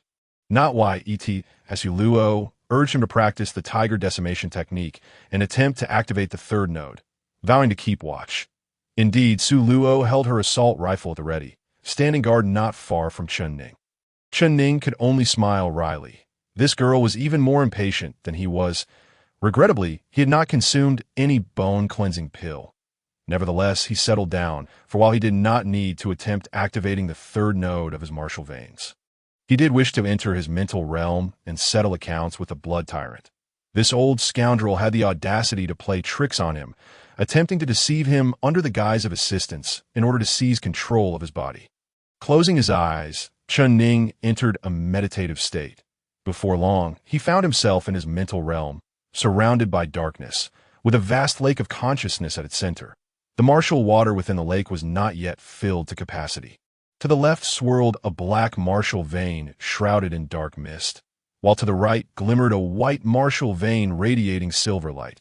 Suspended above the surface of the lake was the head of the blood tyrant. Old scoundrel, how dare you play tricks on me? It is time for me to settle the score with you. Chen Ning's voice echoed with indignation in his mental realm, as the master of this space. He was prepared to confront the blood tyrant with the same ease as one would deal with a prisoner bound in their own basement. Noble hero, spare my life. I have aged parents and silence. All right, I will be quiet. I do not seek mercy. However, there is something I wish to convey. Young hero, your physique is remarkable, endowed with dual martial veins, and you possess a promising opportunity to become an unparalleled dual 12th-tier powerhouse in the future. Of course, this is merely a theoretical possibility, for I observe that your current cultivation method lacks systematic approach, and it seems that reaching the strength of dual 9th tier might be your utmost limit in this lifetime. Chen Ning is already prepared to deal with the blood tyrant in the spiritual realm. However, unexpectedly, the cunning old man, after failing to plead for mercy, swiftly adopted a different tactic, successfully capturing Chen Ning's attention and curiosity. Chen Ning scoffed, saying, "What do you mean by lacking systematic approach? I am practicing the Tiger Benju of the imperial military of our Chinese empire. Many formidable warriors of the empire cultivate this method to elevate their strength to the general level. Why should I be limited to merely reaching the valiant general level in my lifetime?" The blood tyrant, somewhat fearful of Chen Ning's impetuousness, realized that since Chen Ning had initiated conversation, it provided an opportunity to quell his anger and evade the calamity of retribution.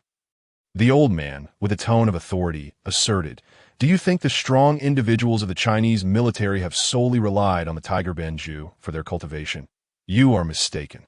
Many of them hail from noble families with ancient lineages, each possessing their unique cultivation secrets. For instance, the esteemed General Xiaoku of the military cultivates the purple qi from the east. And your military's Major General Duan Songlong practices the dragon control Ju." Chen Ning was taken aback, as he had assumed that all military powerhouses relied solely on the Tiger Benju for their cultivation. The old man then continued nonchalantly. The Tiger Benju is merely the most fundamental cultivation method, designed for soldiers, and its progress is rather sluggish. It is also referred to as the path of the impoverished. As ordinary individuals lack access to other more intricate and profound cultivation techniques, for them, the Tiger Benju is their only escape. That a few exceptional talents may elevate their cultivation to the general level through it. But you, I assure you, cannot. Chen Ning retorted defiantly. Why not? The old man explained. It is quite simple.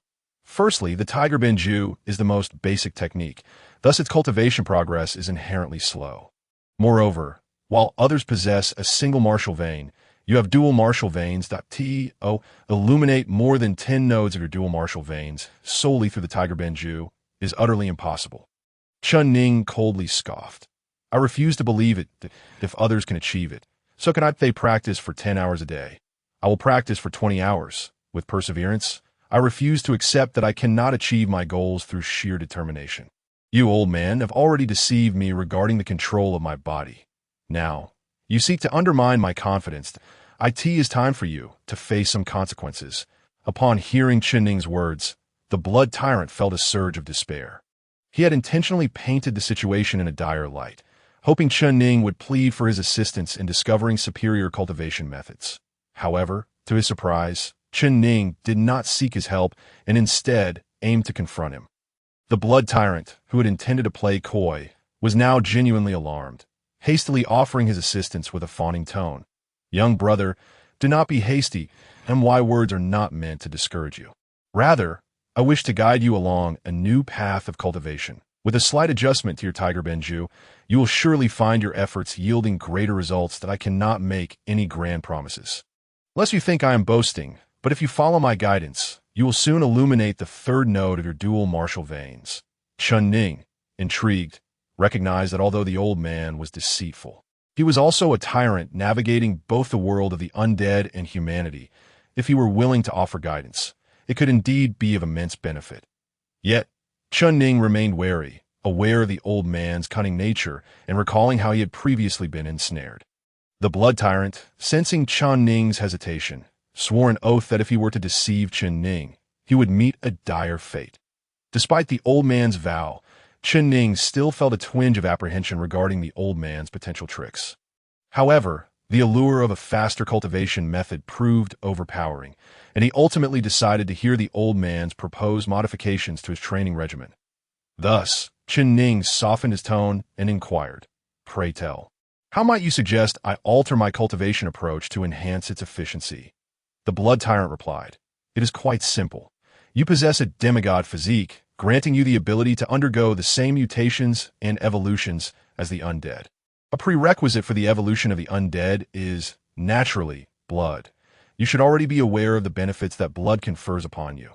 Chun Ning acknowledged, "Indeed, I have consumed animal blood on 2 occasions, once from a wild dog and once from a grizzly bear. Both significantly aided in my physical recovery, akin to the effects of the Imperial military's angelic serum." The blood tyrant continued, "Given that blood is highly advantageous for you, I recommend incorporating it into your cultivation. If you were to infuse half the water from the Martial Force Reservoir in your spiritual lake with blood, your cultivation time would be halved, and the presence of blood would greatly increase your chances of success when attempting to illuminate the martial vein nodes." Chun Ning was astonished. Isn't the Martial Force Reservoir limited to storing the water cultivated through practice? Can it also store blood? The blood tyrant, brimming with self-satisfaction, replied, "Previously, under your circumstances, it was not possible. However, with my assistance, I can facilitate the storage of real blood within your spiritual lake." Chun Ning was taken aback, realizing that to illuminate the martial vein nodes, he must first fill the Martial Force Reservoir in his spiritual lake. This reservoir must be used to exert pressure upon the martial vein nodes. Regardless of whether the attempt ultimately succeeded in illuminating the nodes, the water in the lake would be entirely consumed. The most challenging aspect of this process was filling the Martial Force Reservoir, which required painstaking cultivation of the Tiger Benju, drop by drop. Now, according to the blood tyrant's assertion, Chun Ning needed only to cultivate enough martial force water to fill half the reservoir. Then add half the volume with blood to begin attempting to illuminate the martial vein nodes, significantly improving his chances of success. This indicated that if this method proved effective, Chun Ning's future cultivation would yield results with half the effort. Chun Ning skeptically asked, "Is your method truly effective? Can blood genuinely replace martial force water?" The blood tyrant, somewhat exasperated, responded, "Why do you doubt me? For ordinary individuals, blood cannot replace martial force water, nor can they incorporate blood into their spiritual lakes. Yet you, possessing a demigod physique, find blood immensely beneficial. With my presence, I can assist you in introducing blood into your lake. All conditions must be met for blood to substitute martial force water. Missing any one condition renders it impossible." Chun Ning inquired, "How can I transfer blood into the spiritual lake?" The blood tyrant replied, "It is quite simple. I will teach you at this moment." It was already past 4 in the morning. Su Luo, hiding behind a tree several dozen meters away, was keeping watch. Chun Ning sat cross-legged on the ground, when suddenly a snake as thick as an arm stealthily approached him. The creature flicked its forked tongue, its eyes fixed on Chun Ning, and raised its head, poised to strike at his leg.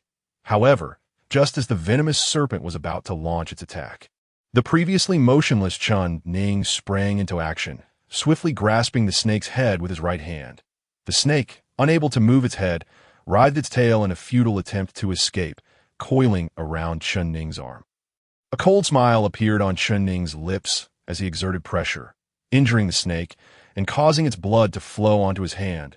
To the astonishment of onlookers, the The blood vanished into Chun Ning's hand as if absorbed by a desert, leaving the snake as nothing more than a desiccated husk. Nearby, Su Luo's voice echoed with excitement. Bai Yuhao, you are back. It turned out that Bai Yuhao and several others had returned. Chun Ning rose, casually discarding the snake into the nearby underbrush. In his spiritual realm, a pool of fresh blood had already been introduced into the spiritual lake, resembling a blooming crimson rose in the water. Chun Ning realized that the devouring technique taught by the blood tyrant indeed allowed him to absorb real blood into his body, which would appear in his spiritual lake alongside the martial force water to illuminate the martial vein nodes. The blood tyrant's words echoed in Chun Ning's mind. Take heed, the blood can fill only half the lake. The relationship between blood and martial force water is akin to desire and reason. Excessive desire leads to losing oneself, yet a lack of desire is equally detrimental. Therefore, one must possess ambition and desire, but also exercise control to avoid losing oneself, ensuring that desire does not dominate. You, old man, have imparted many words, yet this particular statement resonates with sincerity. Humph. Let me remind you that while attempting to breach the low-tier martial veins, the blood of ordinary animals proves useful. However, when striving to penetrate the high-tier martial veins, the blood of common creatures becomes ineffective, with human blood being the most valuable. When reaching the pinnacle of martial prowess, even the blood of ordinary humans loses its significance. Only the blood of formidable beings suffices. Whether these formidable beings are humans or other exotic entities. What do you mean by other exotic entities? For instance, werewolves or vampires? Understood. Upon concluding his exchange with the blood tyrant, Chun Ning noticed that Bai Yuhai and the others had approached.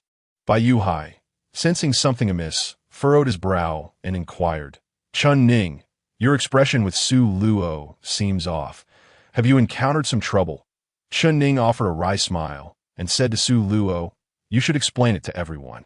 Su Luo reluctantly recounted the ambush by Xiao Zihao and his group against her and Chun Ning, as well as the incident involving Dian and Ernio, where the zombie virus erupted, resulting in Xiao Zihao's demise. After listening, Bai Yuhai and the others exchanged glances, astonished that Xiao Zihao had actually died. In a hushed tone, Bai Yuhai remarked, currently, the Lu family still believes that Chun Ning is involved in Lu Shi's death. That officer Shiryu has come here to investigate the cause of Lu Shi's demise, and the Lu family has already labeled Chun Ning as the murderer. Chun Ning's situation is precarious. Now that Xiao Zihao is also dead, we cannot allow anyone to know that his death is connected to Chun Ning. We must all maintain discretion tonight, stating only that we did not encounter Xiao Zihao. Su Luo expressed her discontent. It was Xiao Zihao who ambushed us, reaping the consequences of his own actions. Why should we conceal the truth, as if we are guilty? Should we simply allow him to kill us? Is self-defense a crime? Chun Ning replied calmly, we're not in the wrong, but weakness is an original sin. The Xiao family holds a significant position within the imperial military, and if they discover that Xiao Zihao died because of us, they will not reason with us, but rather resort to despicable means of revenge. Thus, we must endure and reason. Only those with sufficient strength may engage in dialogue. Bai Yuhai nodded, acknowledging, while Chun Ning's words may seem somewhat extreme, they bear a semblance of truth, particularly regarding self-preservation. Therefore, no one is to speak of tonight's events. After reaching a consensus, they retraced their steps back to the temporary camp in Stone Town. Upon their return, the eastern sky revealed a hint of dawn, indicating that daybreak was imminent. Among the over 100 residents of Stone Town, some had already risen to prepare breakfast for the soldiers. The soldiers who had stood guard the previous night were in the midst of exchanging duties with those taking over, sharing light-hearted banter as they made their way to the temporary cafeteria to eat before heading to rest. Additionally, several elite soldiers, who had ventured out to hunt zombies for bounty, returned one after the other. Upon returning from their hunts, all soldiers were required to report to Instructor Jianxing, primarily to submit the zombie brain cores for documentation and to ensure that every soldier who had ventured out returned safely. Chun Ning and his companions arrived at Jianxing's temporary office to submit the zombie brain cores. Chun Ning observed Jianxing, who was seated at her desk recording their achievements. He couldn't help but recall the blood tyrant's transformation into Jian Qing's likeness in the Sea of Forest, enticing him. Gazing at the aloof Jian Qing, he mused that if she were to truly entice him in such a manner, he might find it difficult to resist temptation. As his thoughts wandered into inappropriate territory, Jian Qing suddenly lifted her head, locking eyes with Chen Ning, who was now wearing a rather ambiguous expression. Alarmed, Chen Ning's face blanched, and he quickly averted his gaze. Jian Qing raised an elegant eyebrow, having keenly noticed Chen Ning's lascivious glance. Feeling a mix of embarrassment and irritation, she thought, this fellow has grown bolder. Perhaps he has developed a taste for danger. After documenting the achievements of Chen Ning and his companions, Jian Qing calmly stated, "All right, you all may go on a breakfast, then rest that I have just received news that the task of eradicating the zombie horde led by Colonel Butcher has been completed. We may retreat back to the Qingmiao base this afternoon, so make the most of your time to rest." "Understood, Instructor." Chen Ning and the others responded in unison before turning to leave. After all, he had just been unable to resist stealing a glance at Jian Qing's profile. However, he was caught off guard when Jian Qing unexpectedly called out, "Chen Ning, stay behind. I have a few words to discuss with you." Bai Yuhai and Su Luo exchanged glances, sensing an undercurrent of tension. They had a lingering suspicion that the relationship between Chen Ning and Jian Qing was more intricate than that of mere instructor and student. Given the unusual attention Jian Qing afforded Chen Ning, they couldn't help but wonder if Chen Ning's earlier jest at the base tavern, where he jokingly professed his affection for Jian Qing, had stirred some ripples between them. With various speculations in mind, they exited the office, in the makeshift and humble office. Only the anxious Chen Ning remained, alongside Jian Qing, whose lips curled into a slight, enigmatic smile. Chen Ning, characterized by his upright nature, would normally exhibit composure and confidence in the presence of Jian Qing if he had nothing to hide. However, given his current predicament, he felt entirely different. Jian Qing remained seated at her desk, focused on computing the numbers of those who had completed missions and those who had returned, seemingly ignoring Chen Ning and leaving him in a state of discomfort. Recognizing her deliberate coldness towards him, Chen Ning felt the sting of embarrassment. He cleared his throat and asked, "Instructor Jian Qing, may I inquire if you have any tasks for me now that you have kept me here?" Jian Qing lifted her gaze, a playful smirk dancing on her lips as she regarded the uneasy Chen Ning. "It appears you haven't learned from the lesson I imparted last time, have you? Your audacity seems to have increased." As Jian Qing stretched lazily, Chen Ning instinctively lowered his head. The sight of her graceful figure, especially as she stretched, caused his heart to race, fearing that he might inadvertently cross a line. At that moment, the voice of the blood tyrant echoed in his mind. "Chen Ning, you fancy this female officer, don't you? No wonder when I tempted you with a mental illusion in the forest. The image you envisioned was her. This beauty is quite alluring, but her temperament seems rather challenging to manage." Infuriated by the blood tyrant's incessant remarks, Chen Ning snapped, "Silence!" Jian Qing, startled by his outburst, immediately flushed with indignation. Slamming her palm on the desk and glaring at Chen Ning, "What did you say?" Chen Ning had intended to silence the blood tyrant in his mind, but his instinctive response led to a misunderstanding, causing Jian Qing to believe he was addressing her. Now, Chen Ning found himself in a dire situation, unsure how to clarify, his thoughts racing. "Instructor, please don't be angry. He hesitated, fearing that if he continued, Jian Qing might question whom he was referring to. The last thing he wanted was for her to suspect him of harboring secrets that could jeopardize his identity or the blood tyrant's existence within his mind. Jian Qing narrowed her eyes. "What were you about to say?" Chen Ning stammered, "You broke one of my ribs last time, and it still angers me, so in a moment of frustration, Jian Qing's gaze turned icy. "So you couldn't help but shout at me?" Jian Qing pulled out a chair and, with an unfriendly expression, stepped out from behind the desk to stand before Chen Ning, standing at 1.73 meters. She was not significantly shorter than Chen Ning, who stood at 1.77 meters. In fact, at this moment, her presence felt even more commanding than his. Chen Ning, feeling utterly helpless, internalized his frustration towards the old tyrant, cursing him silently 1,000 times over. Though he stammered, Struggling to find the right words, he could not articulate his thoughts that moment. Jianqing lifted her booted foot and brought it down sharply on the back of Chen Ning's left foot, eliciting a grimace of pain from him. With a cold huff, her expression softened slightly. Despite the sharp pain inflicted upon him, Chen Ning felt a significant sense of relief, as this seemed to spare him from a more severe reprimand. He also noted a peculiar aspect of Jianqing's demeanor. When she was merely slightly displeased, her expression appeared fierce. However, when she was genuinely angry, she would exhibit a serene smile that could be disarming. Just as Jianqing had vented her frustration by stepping on Chen Ning's foot, someone unexpectedly entered the office without knocking in the temporary camp. Commoners had no chance to approach Jianqing's office. Any soldier entering must knock and seek permission first. The only one bold enough to enter unannounced was Shi Yu, who held an equal rank to Jianqing. Shi Yu had intended to discuss a matter with Jianqing, but upon entering, he was taken aback to find her standing so close to Chen Ning. His surprise quickly turned into a dark glare to him. The proximity of the two, given their different genders and hierarchical roles, suggested something inappropriate.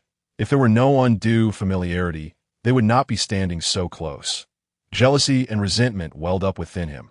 Upon seeing Shi Yu barge in, Jianqing furrowed her brow slightly and commanded, "All right, if there is nothing more, Chen Ning, you may return to your rest." "Yes, instructor," Chen Ning replied, turning to leave. As he passed by Shi Yu, he did not even salute him, despite Shi Yu being his superior. Shi Yu seethed inwardly, thinking, "Don't think that just because you are a soldier from the elite group, you can act with impunity. You had best not fall into my hands, nor serve under me. Otherwise, I shall ensure you pay dearly for your arrogance." After dismissing Chen Ning, Jianqing resumed her usual aloof demeanor, as she was not one to wear a smile for anyone. She inquired coolly, "Major Shi Yu, you seem rather hurried. There's something you need." Shi Yu recalled the purpose of his visit and said, "I just received word that Colonel Tu and his team will pass through Shitu Town in 3 hours. We are to rendezvous with the main force and return to the Qingyao base together." Jianqing nodded in acknowledgement. "Very well. I will inform our elite group soldiers shortly." Shi Yu continued, "Several of my ordinary group soldiers went missing during last night's operation to eliminate nearby zombies. They have yet to return. Have all your elite group personnel come back?" Jianqing had already reviewed the list of soldiers who had gone out last night and those who had returned this morning. She frowned and replied, 3 individuals are still unaccounted for. Xiao Zihao, Dian, and Yo E are by all accounts. They should have returned by now. Chen Ning, who had just stepped out the door, overheard Jianqing and Shi Yu's exchange and discreetly departed. Meanwhile, in the sea of forests, a level 4 predator zombie was slowly rising to its feet, its face marred with wounds. Yet, it was still vaguely recognizable as Xiao Zihao, Dian, and Yo Er.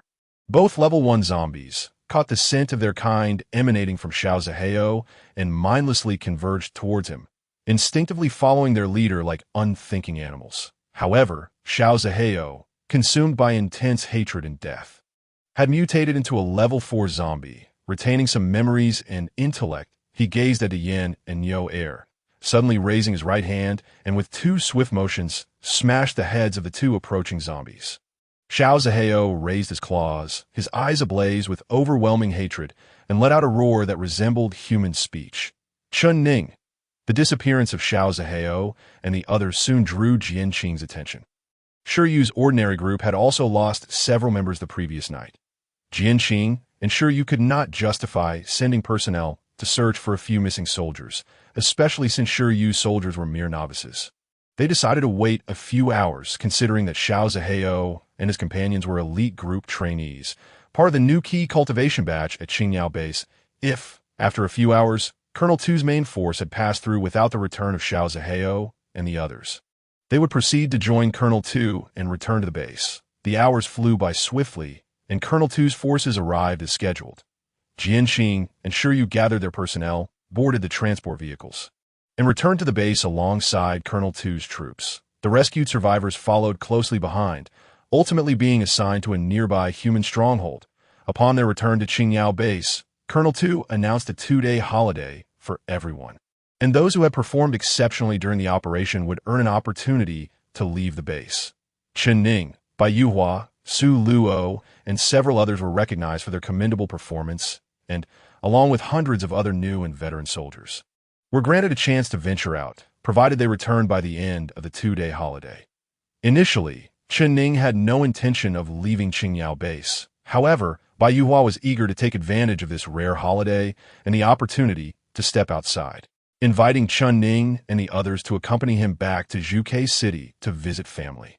Zhuge City, Chen Ning could not help but think of his 3-year-old daughter, Xiaoguo. Eventually, unable to resist the longing within his heart, he agreed to join Bai Yuhua and the others on their trip to Zhuge City.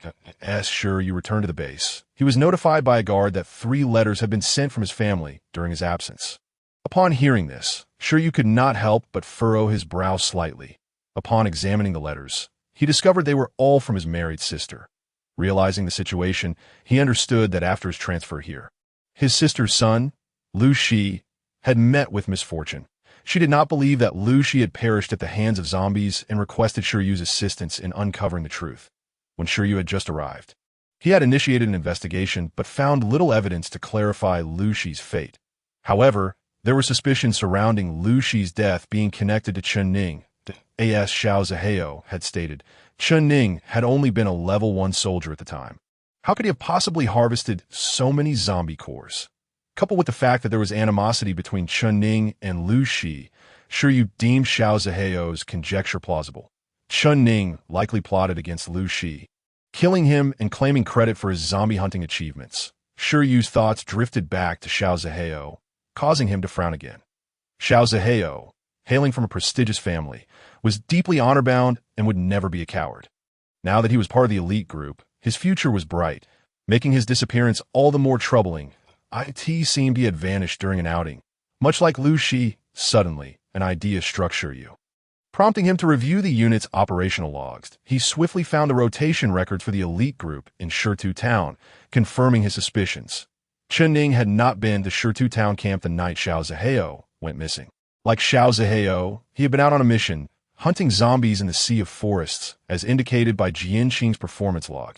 Shiryu narrowed his eyes that in Sanchi Town, Chen Ning had been with Lu Shi during the assessment night, when Lu Shi, his adversary, had died. Now in Shirtu Town, Chen Ning had been out hunting zombies alongside Xiao Zihao, another rival, who had also encountered trouble. Upon remembering Chen Ning, Shiryu could not help but reflect on the ambiguous relationship between Chen Ning and Jian Qing, as well as Jian Qing's unusual attentiveness towards Chen Ning, igniting a flame of jealousy within him. Without a moment's hesitation, he took a seat at his desk and composed a letter to his sister, Shirley Li, who resided far away in Zhuge City. The essence of his message conveyed that the murderer was Chen Ning, yet he was devoid of any evidence. Thus, vengeance could only be sought through clandestine means. As Shiryu dispatched his missive, Chen Ning had already gathered 2 sets of clean clothing and brought along 3 gold coins he had acquired upon joining the elite group at the Qingyao base. Subsequently, he departed the base alongside Bai Yuhua, Su Luo, and the duo of De Luo and Xiao Luo, making their way toward Zhuge City. Zhuge City lay 700 kilometers from the Qingyao training camp, and by car, the journey would take approximately 7 hours. However, the Bai family held a prominent status in Zhuge City, not only within the military ranks of the empire, but also in the realm of commerce. The Bai family's trade caravans spanned several southern provinces, and just over 100 kilometers from the Qingyao base, they possessed a commercial stronghold in a bustling trade. It was Bai Yuhua who guided Chen Ning and the others to this location, where they would board the family's commercial helicopter en route to Zhuge City. After a 3-hour flight, the capital of the southern province, one of China's 4 major metropolises, finally came into view. The first sight that greeted them was the majestic 20-meter-high city walls, adorned with a colossal statue of the vermilion bird at the Grand City Gate, as well as a towering structure within the city, known as Zhuge Tower, which soared hundreds of meters high and served as a renowned landmark. For Chen Ning, this was his inaugural visit to the legendary metropolis, a realm once yearned for by those who resided in the slums. The skyline was densely populated with towering skyscrapers and an array of uniquely opulent buildings, encapsulating the essence of advanced human civilization. Zhuge City was encircled by 2 formidable walls, with several kilometers separating the first and second layers. The gates remained typically secured and were heavily guarded. The helicopter, emblazoned with the Bai family crest, established contact with the ground defense forces to request entry and landing clearance. Following the directives of the control tower, the helicopter gradually descended into the area nestled between the two walls. It became evident that entering the city followed a meticulous and stringent protocol. Any deviation could result in dire consequences. Upon disembarking from the helicopter, Chen Ning and his companions were met by a contingent of soldiers donning gas masks. They conducted identity checks and administered a disinfectant aerosol spray to ensure that the group posed no health risks before permitting them entry into the city. As elite soldiers from the Qingyao training base, Chen Ning, Bai Yuhua, Su Luo, and the duo of the Luo and Xiao Luo possessed the right to traverse any city within the Chinese Empire, even during their leave. Thus, the guards ultimately allowed them entry, with the captain of the guard offering a slight compliment to Bai Yuhua, saying, "Welcome back to Zhuke City, young Master Bai." Chen Ning and his companions exchanged glances, silently acknowledging Bai Yuhua's apparent renown in Zhuke City. Bai Yuhua led the group into the city. Chen Ning and the brothers De Luo and Xiao Luo were entranced, their eyes wide with wonder. Akin to Lu Laolao stepping into the Grandview Garden. Their astonishment elicited an eye roll from Su Luo and a bemused smile from Bai Yuhua. Upon returning to the Bai residence, Bai Yuhua arranged accommodations for Chen Ning and the others, advising them not to rush, for the evening would showcase Zhuke City's vibrant nightlife, where he intended to broaden their horizons. Not long after Chen Ning and his companions arrived in Zhuke City. At the Lu family estate, a middle-aged noblewoman named Shirley Li had just received an urgent letter sent 800 miles A.S. She perused Shiryu's correspondence. A fierce hatred flickered in her eyes, and she muttered to herself, "A mere bastard from the slums dares to take my Shir's life. Does he? He has already gone to Zhuke City with the Bai heir. Splendid. That saves me the trouble of sending someone to find him."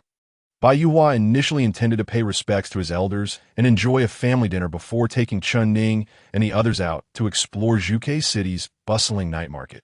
However, unforeseen circumstances arose, as his grandmother, who doted on him, engaged him in lengthy conversation upon his return, leaving him unable to extricate himself. Aware of this, Chen Ning and the others decided to venture out independently. Once outside the Bai residence, Chen Ning proposed they indulge in some freedom, encouraging everyone to explore as they pleased, with the only caveat being to return by midnight. Su Luo, observing Chen Ning's retreating figure down the street, found herself puzzled by his choice to wander alone rather than join the group. De Luo and Xiao Luo, with mischievous grins, speculated, could it be that Chen Ning is off to indulge in the pleasures of the night? Su Luo, understanding the implications, felt a twinge of embarrassment, deeming Chen Ning's behavior somewhat unbecoming. Yet, she also sensed it was unlikely, as she had known him long enough to recognize his integrity. He had never displayed any lecherous tendencies, at least not towards her. In truth, Chen Ning had no intention of indulging in leisure. He merely sought to visit the Lu family in Zhuke City, hoping to catch a glimpse of his beloved daughter. The Lu family was well known in the upper echelons of Zhuke City society, and with a bit of inquiry, Chen Ning had discerned the location of their estate. At the entrance stood two imposing stone lions, a testament to the Lu family's formidable stature. Hiding in the shadows of an alley across from the Lu residence, Chen Ning gazed coldly at the estate's entrance. His visit to Zhuke City was unplanned, leaving him without a clear strategy for reclaiming his daughter. He was acutely aware that the Lu family was a prominent power in Zhuke City, and with his current strength as merely a secondary-level warrior, he stood little chance against the formidable forces of the Lu clan. That it was likely that even a low-ranking officer within their ranks could dispatch him with ease. Conflicted, Chen Ning found himself questioning his purpose in lurking outside the Lu estate. Whether it was merely the hope of catching a fleeting glimpse of his daughter, or simply to ascertain her well-being. After half an hour of waiting, he observed individuals entering and exiting the Lu residence. Yet he saw no sign of Lu Ming, Zhang Qian, or his daughter. Suddenly, a vintage red flag sedan appeared at the entrance of the Lu estate. The locals recognized the license plate as belonging to Lu Wanlin. The head of the Liu family and a high-ranking officer in the Empire, commanding the infamous Wolfpack Legion, 8T, just 50 years of age, Liu Wanlin was a formidable figure, boasting a level of strength that reached the 8th tier. As his vehicle approached the estate, the previously closed electric gates began to open slowly. However, Chen Ning was taken aback to see the red flag sedan come to a halt at the entrance, remaining stationary rather than proceeding into the Liu compound. Inside the sedan, Liu Wanlin, a robust figure with an imposing presence, sat in the back seat, flanked by his driver Lu Qing and his sole personal bodyguard, Lung Jianfeng. Dressed in a black Imperial Major's uniform, Lung Jianfeng wore a thick gas mask and black leather gloves, with standard-issue officer's sabers at his sides, remaining motionless like a merciless automaton at that moment. Lu Qing, unable to restrain his curiosity, glanced toward the rearview mirror, catching a glimpse of Liu Wanlin, who sat with his eyes half closed, surveying the surroundings with an air of authority. Cautiously, he inquired, "Master, why have we stopped? Are we not returning home?" Liu Wanlin remained silent. Prompting Lu Qing to refrain from further questioning, he turned slowly to gaze outside the window, where a dimly lit alley stood empty, illuminated by the flickering streetlight. Yet Liu Wanlin furrowed his brow, sensing an unsettling presence emanating from the entrance of the alley. Who was this mysterious figure, lurking stealthily at his doorstep, and what was their intent? At this moment, Chen Ning was firmly pressed against the wall. Motionless in the corner of the alley's entrance, his mind racing. The aura exuding from the individual in the vehicle was formidable, clearly indicating a powerful adversary. Why had his vehicle come to a halt? Could it be that he had already detected my presence? Liu Wanlin slowly spoke. Jianfeng, sitting in the passenger seat, clad in an officer's uniform and wearing a gas mask, the cold and ruthless Lung Jianfeng responded in a husky voice that emerged through the mask. "Here, go take a look if he's not one of our kind. Find him and eliminate him." "Understood." Lung Jianfeng opened the car door, his heavy military boots thudding on the ground as he stepped out. After descending, he mechanically rotated his neck, then placed his hands on the knife hilts at his sides, advancing deliberately towards the alley's entrance. Each step he took was measured with precision, as if measured with a ruler. Once Lung Jianfeng exited the vehicle, the Hongqi sedan drove into the Liu estate. Liu Wanlin had just returned home when his concubine, Shi Lily, hurried out with her maid, her voice already filled with tears before she even arrived. "Master, I receive a letter from my brother stating he has discovered who killed our son, that a wretched creature named Chen Ning, who is reportedly already in our Zhuke city." Chen Ning, concealed in the corner of the alley, heard the sound of the car door opening and the rhythmic, forceful thuds of military boots approaching, realizing that a formidable opponent was closing in on him. Simultaneously, the anxious voice of the blood-colored tyrant echoed in his mind. "The newcomer is a level 6 battle general. Chen Ning, you possess only the strength of a double level 2. The opponent is evidently aggressive. If you fall into his hands, you will undoubtedly perish. Flee at once." Chen Ning, already contemplating retreat, heeded the blood-colored tyrant's warning and swiftly turned to escape. Naturally, Lung Jianfeng heard the footsteps approaching and a cold smile crept across his lips as he strode into the alley. However, as he pursued into the alley, the fleeing Chen Ning had already drawn his pistol and turned to fire at Lung Jianfeng, who was several dozen meters behind him, pulling the trigger repeatedly. The pistol Chen Ning wielded was a standard thunder pistol, a powerful sidearm used by special military units, renowned for its immense firepower. Often compared to the Desert Eagle, weighing in at 4 pounds, it was ill-suited for ordinary soldiers, only manageable by elite troops. Chen Ning had calculated his move. As his opponent entered the alley, he would counterattack suddenly. In such a confined space, the potent bullets would likely find their mark easily. However, in the instant the gunfire erupted, Lung Jianfeng had already unsheathed his dual swords. With a swift motion, he deflected the 7 powerful bullets, causing them to split in half, accompanied by a cacophony of clashing sounds and sparks. Although Chen Ning failed to injure Lung Jianfeng with his thunder pistol, by the time Lung Jianfeng severed the incoming bullets and looked toward the other end of the alley, Chen Ning had vanished without a trace. Escaping like a mouse fleeing for its life, a low, raspy voice emerged from behind Lung Jianfeng's gas mask. laced with irritation, clearly displeased that Chen Ning had evaded him. Lung Jianfeng turned and returned to the Lu residence, where Lu Wanlin, dressed in pajamas, was perusing documents in his study. Upon Lung Jianfeng's entrance and report, Lu Wanlin did not lift his gaze but casually inquired, "What happened?" Lung Jianfeng extended his right hand, clad in a black glove, placing a half-destroyed bullet on Lu Wanlin's desk. "He got away. He was using a thunder pistol, identifiable by the insignia of the Immortal Phoenix Legion on the bullet." "The Immortal Phoenix Legion?" Lu Wanlin raised his head. "That aligns perfectly. I have received word that my second son, Lu Shi, was slain by a warrior named Chen Ning. Now, Chen Ning has indeed arrived in Zhuke City. Go find him and eliminate him." "Understood." Lung Jianfeng turned to leave. Lu Wanlin called out, "Wait, even when hunting a dog, one must respect its master. Chen Ning is, after all, a soldier of the Immortal Legion. When you eliminate him, do so discreetly, without drawing attention. I do not wish for our Greedy Wolf Legion to have any unpleasant encounters with the Immortal Phoenix Legion." "Understood." Chen Ning had narrowly escaped his pursuer, a close call indeed. However, he recognized that the Lu family was indeed teeming with formidable individuals, making it exceedingly difficult for him to reclaim or rescue his young daughter. The voice of the blood-colored tyrant echoed in Chen Ning's mind once more. Imbued with a tone of provocation, Chen Ning, that individual was merely a level 6 battle general. In my eyes, those of such strength are akin to sheep awaiting slaughter. You intend to storm the Lu household to reclaim your daughter? Why not allow me to assist you once more? Grant me control of your body, and I shall help you infiltrate the Lu estate." Chen Ning snorted coldly. "Would you willingly offer a second chance to a venomous snake?" The blood-colored tyrant was momentarily taken aback, then quickly realized Chen Ning was likening him to a serpent, inciting his fury. "You little brat. What do you mean? I've aided you in eliminating Xiao Zihao and his ilk, and taught you the devouring technique that I am. In essence, you're a half-master. How can you not trust me?" Chen Ning showed no sign of yielding. "Indeed, I do not trust you." The blood-colored tyrant was enraged. "Very well. Since you refuse to grant me control of your body, I cannot utilize my powers to assist you."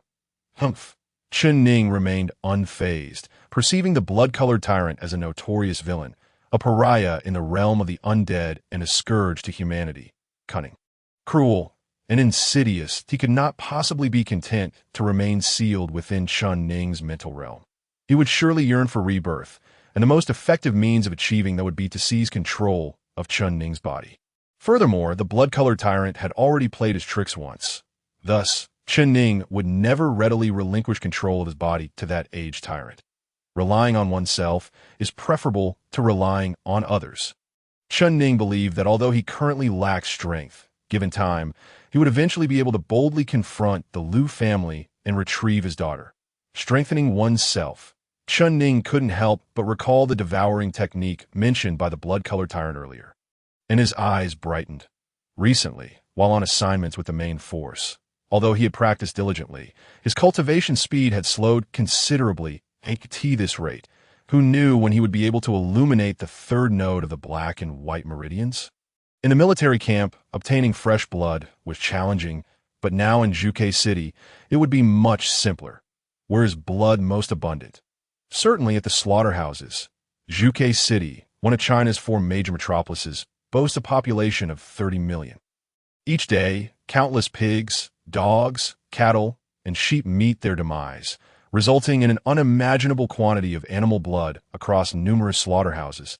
If he were to venture into a slaughterhouse, he could quickly fill his spiritual reservoir using the devouring technique and then attempt to ignite the third meridian node. Just as this thought emerged in Chen Ning's mind, the blood-colored tyrant's voice lazily drifted into his consciousness. "You're currently a level 2 battle soldier. At this stage, you can indeed use animal blood to supplement the water of power and attempt to illuminate these lower-tier nodes. However, I do not recommend using the blood from slaughterhouses, as the benefits are immediate, but you may regret it later." Chen Ning frowned. "Why?" The blood-colored tyrant explained.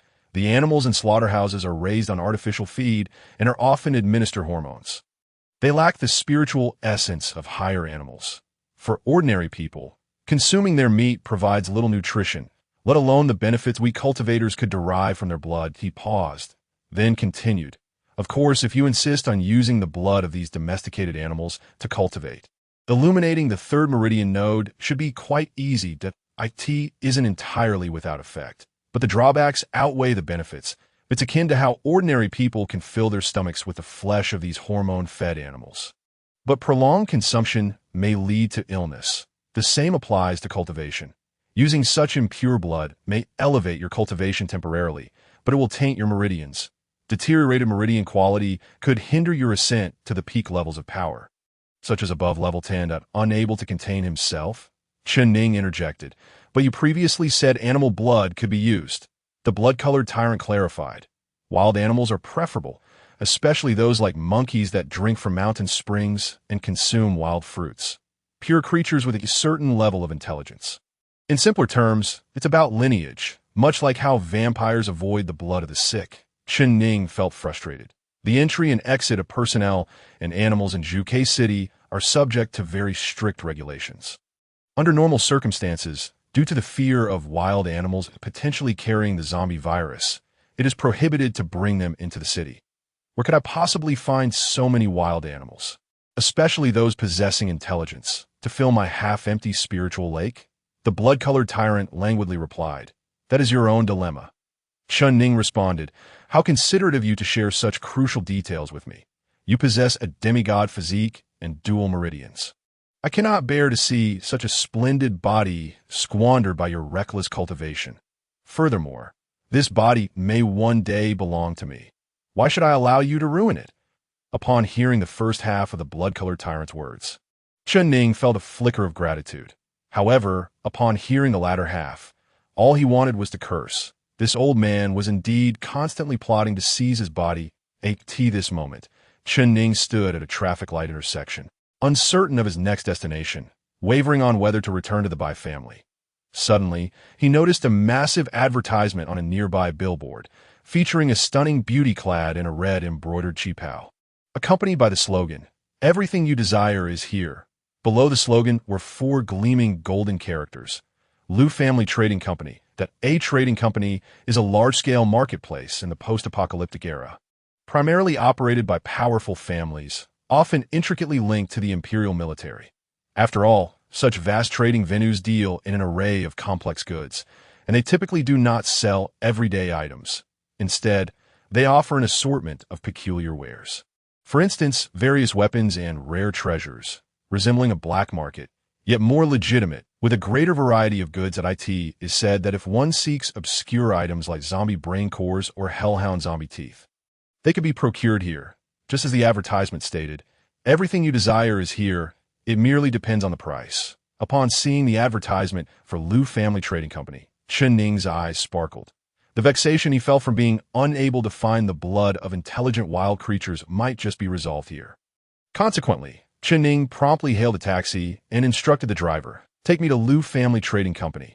Lu Family Trading Company is one of the largest and most renowned trading establishments in Zhuge City. The taxi driver, likely noticing Chen Ning's imperial military attire, did not dare to take him on a wild detour, and in just 20 minutes he arrived at the foot of a towering skyscraper, where the sign boldly displayed, Lu Family Trading Company.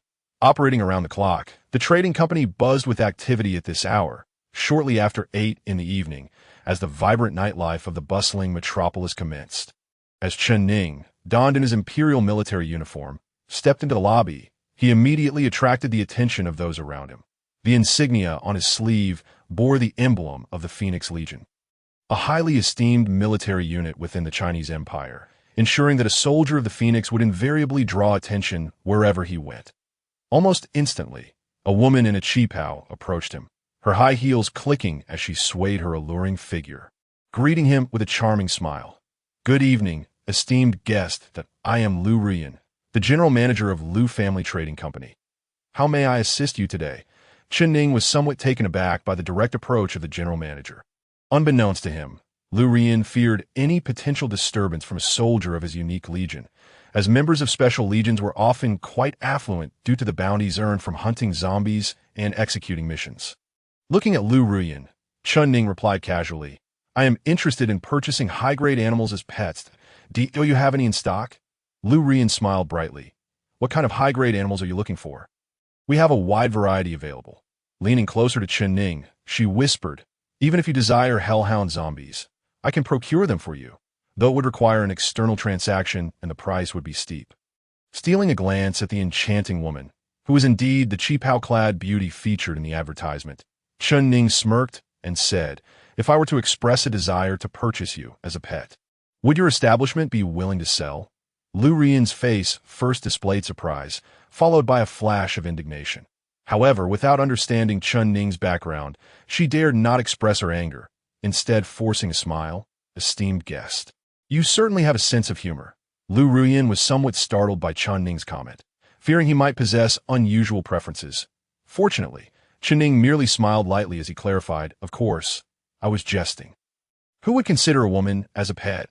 Relieved, Lu Rian recognized that Chen Ning, adorned in the uniform of the Phoenix Legion, exuded an extraordinary presence, until she deciphered his identity, even as the general manager of Lu Family Trading Company.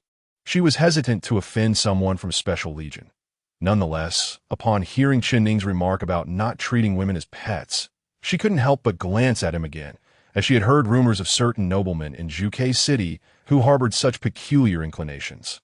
Maintaining her professional demeanor, Lu Rian inquired, may I ask, esteemed guest, what specifically are you seeking? Let me see if our establishment can assist you. Chen Ning calmly replied, as I mentioned earlier, I wish to see what intelligent animals you have available for purchase as pets. Lu Rian responded cheerfully, we have a plethora of animals, including some of the most intelligent, such as gorillas, dolphins, and octopuses. What do you fancy? Chen Ning was pleasantly surprised. Your inventory is indeed comprehensive. Lu Rian chuckled. Consider this, esteemed guest. Our trading company caters to the 30 million residents of Zhuke City that stand out among numerous competitors. We rely on ample, diverse, and high-quality supplies. Take me to see your most intelligent animals. Remember, I prefer larger pets. I am not fond of small creatures. Chen Ning specified that, in truth, he did not dislike small animals. However, for his current purpose, he required larger creatures to draw sufficient blood to fill his half-empty spiritual lake. Very well, esteemed guest, please follow me, Lu Rian said, leading the way with graceful strides, her waist swaying in an alluring rhythm. She turned back to Chen Ning. By the way, do you possess a membership card for our trading company? Chen Ning shook his head. No. Lu Rian replied. Would you like to apply for one? It's free of charge and merely requires your identification information, that we will assign you a VIP level based on your details, which offers increasing discounts as your spending grows. Observing the cunning glint in Lu Rian's eyes, Chen Ning understood she was probing for his identity and background. He smiled lightly. There's no rush. Let's see your goods first before deciding.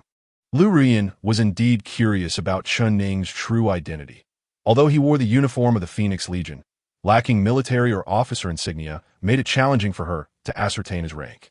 Moreover, his demeanor suggested he was no ordinary individual. Unbeknownst to her, Chen Ning had once worn such insignia. However, upon entering Zhuke City, Bai Yuhua had advised him to remove them, as imperial regulations allowed officers and soldiers to wear their uniforms in civilian capacities during their leave. However, it is forbidden to wear epaulettes, a measure designed to prevent officers from flaunting their authority and casting a negative light upon the empire. Additionally, by removing their epaulettes, Chen Ning and his companions obscure their true identities from outsiders, making it less likely for them to be targeted or provoked. Noticing the curious glances cast upon him by Lu Rian, whose enchanting eyes occasionally darted in his direction, Chen Ning realized her inquisitiveness regarding his identity. With a faint smile, he accompanied her into the elevator, descending to the 10th basement level of the building. Since the onset of the apocalyptic era, urban architecture has incorporated extensive underground facilities, with each structure boasting multiple basement levels. This design serves as a sanctuary against potential zombie invasions, allowing inhabitants to retreat to fortified subterranean shelters that, in essence, times have changed, and so have the demands. Once, skyscrapers were built to reach for the heavens, whereas now, the greater the number of basement levels, the more formidable the building is perceived to be. Upon exiting the elevator, they found themselves in a corridor illuminated as brightly as day, leading to an electric steel gate.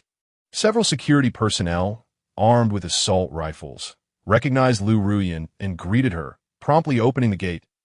As Lu Ruyan guided Chen Ning inside, he was astonished to discover a space resembling a zoo, or rather an aquarium-themed zoo, filled with a myriad of exotic animals. According to the accompanying map, this level was divided into various sections, such as the terrestrial exhibit and the marine exhibit. This floor is the animal trading hall of our Lu family business. Lu Ruyan explained that we only deal with animals of significant value. You can find a plethora of creatures here. Let me show you around. Over here is the aquarium. Look, this whale is one we invested considerable effort to transport into Zhuke City. Chen Ning squinted at the whale, casually inquiring, "What is the price of this whale?" With a beaming smile, Lu Ruyan replied, 100 gold coins, and if you're interested, I can offer you a slight discount. And I will include a complete tank and oxygen supply system. Chen Ning was taken aback by the steep price, wondering how many zombies he would have to hunt to amass 100 gold coins. Maintaining a facade of composure, he pointed at a massive octopus not far away, asking, "How much for that creature?" Lu Ruyan chuckled. "That is a giant octopus, measuring 5 meters in circumference and weighing around 100 kilograms. It is a fierce predator of the deep, notoriously difficult to capture, priced at 50 gold coins." Observing several tanks designated for the giant octopus, Chen Ning noted their remarkable regenerative abilities. Their wounds healed rapidly. If he could absorb the blood of these octopuses into his spiritual reservoir, the benefits for his cultivation would be substantial. Unfortunately, with only 3 gold coins to his name, he surmised that his funds would barely cover a single tentacle. Realizing that purchasing any of these larger animals was out of reach, Chen Ning resolved to abandon the idea. However, feeling awkward about leaving so soon after entering, he continued to accompany Lu Ruyan as she showcased various marine creatures. Noticing his lack of interest in the marine life, she decided to lead him to the terrestrial animals, specifically those known for their intelligence and impressive size. Eventually, Lu Ruyan brought Chen Ning to a room housing a colossal gorilla. Through the thick tempered glass, they beheld a 2-meter-tall giant gorilla lounging on the ground. Initially bored, the gorilla's demeanor shifted dramatically upon spotting Lu Ruyan and Chen Ning, especially when it laid eyes on Lu Ruyan in her qipao. It suddenly sprang to life, roaring and lunging toward the glass with astonishing speed. With a thunderous crash, the giant gorilla collided with the tempered glass. Chen Ning furrowed his brow, concerned that the glass might shatter under the force. Lu Ruyan's expression faltered slightly as she awkwardly explained, "This gorilla is usually quite intelligent. It doesn't typically act so foolishly." Chen Ning inquired, "Why does it appear so agitated now?" with a hint of embarrassment. Lu Ruyan clarified, "Gorillas are closely related to humans, and this male gorilla has a strong desire for females, including human women." Chen Ning chuckled at her remark, while Lu Ruyan's cheeks flushed. She added, "When it sees women, it becomes frenzied, banging against the glass. Although our glass is robust, I still worry about its actions that I should step away. You can observe it for a moment, and I will show you other large animals shortly." As Lu Ruyan turned to leave, Chen Ning contemplated voicing his intent to depart, having found no suitable animal to purchase. However, as he watched the gorilla once more violently slam against the glass, an idea struck him. Since he could not afford to buy the animals, why not take advantage of the situation by releasing the giant gorilla? It would surely cause chaos, allowing him to intervene under the guise of assistance, potentially even slaying the creature and secretly absorbing its blood. As Chen Ning entertained this thought, he focused on the gorilla, which, seeing Lu Ruyan retreat, became increasingly agitated, howling and pounding against the glass with fervor. Seizing the moment, Chen Ning struck the same spot on the glass with a powerful punch, utilizing his dual-level warrior strength. The resulting crash resonated throughout the room, the point of impact where Chen Ning's fist met the gorilla's strike perfectly aligned. Despite the tempered glass's durability, it could not withstand the combined force, and a massive crack appeared. Feigning surprise, Chen Ning stepped back, just as Lu Ruyan turned around, witnessing the gorilla's ecstatic frenzy as it struck the glass once more. In disbelief, she gasped, "Watch out!" Anticipating the impending chaos, Chen Ning swiftly retreated several meters, adopting a look of feigned shock as he stood beside Lu Ruyan. "Your security measures are lacking. Look, your giant gorilla has broken free." While he felt a twinge of guilt for the deception, He subtly planted the notion in Lu Ruyan's mind that the gorilla had escaped on its own. Lu Ruyan, already grasping a mini communicator nestled in her collar, called out urgently, "Security room, security room." The giant gorilla in the terrestrial animal exhibit on the 10th basement level has broken free. The situation is escalating. Please send assistance immediately. The security room acknowledged her call, dispatching reinforcements while advising Lu Ruyan to ensure her own safety. Though security personnel had not yet arrived, the now-freed giant gorilla had noticed Chen Ning and Lu Ruyan, its prolonged confinement having heightened its excitement at regaining freedom. Upon spotting Lu Ruyan, the female human, it seemed to be fueled with newfound vigor. With a series of roars, the gorilla pounded its powerful fists against its chest before lunging towards Chen Ning and Lu Ruyan.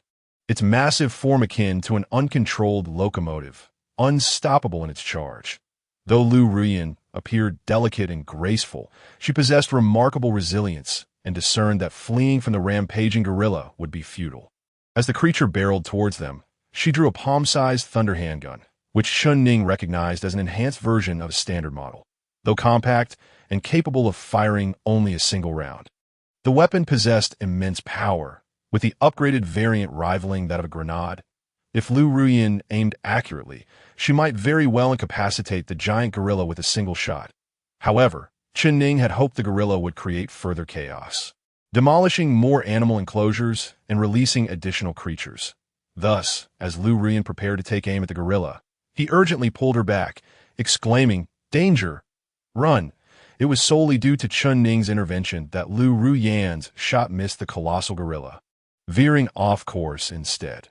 The bullet grazed the side of the gorilla's head and ultimately shattered the glass of an enclosure housing other animals, resulting in a resounding crash as the tempered glass splintered into a myriad of shards, startling a nearby rhino that bolted from its confines. Lu Ruyan, caught off guard by her misfire, found herself facing the massive gorilla, now less than 2 meters away. The gorilla lunged forward, extending its enormous arms as if to embrace her. Stricken with fear, Lu Ruyan was paralyzed, unsure of how to flee or resist. In that critical moment, Chen Ning swiftly drew his standard-issue Tang Dao, and with a decisive slash, he severed the gorilla's left arm. Despite the gorilla's formidable strength, Chen Ning's blade, crafted for Imperial officers to combat high-level zombies, was exceptionally sharp, and it cleanly amputated the gorilla's entire left hand. With a thunderous roar, the gorilla emitted a bone-chilling scream, the excruciating pain driving it into a frenzy. A cold smirk crept across Chen Ning's lips as he urged the bewildered Lu Ruyan, "Run," as they turned to flee amidst the gorilla's agonized cries. They barely reached the aquarium when the enraged creature caught up with them, charging like a cannonball. Chen Ning swiftly pushed Lu Ruyan to the left while he darted to the right, allowing the gorilla to crash between them with a deafening thud, causing the glass of a tank housing a giant octopus to crack slightly.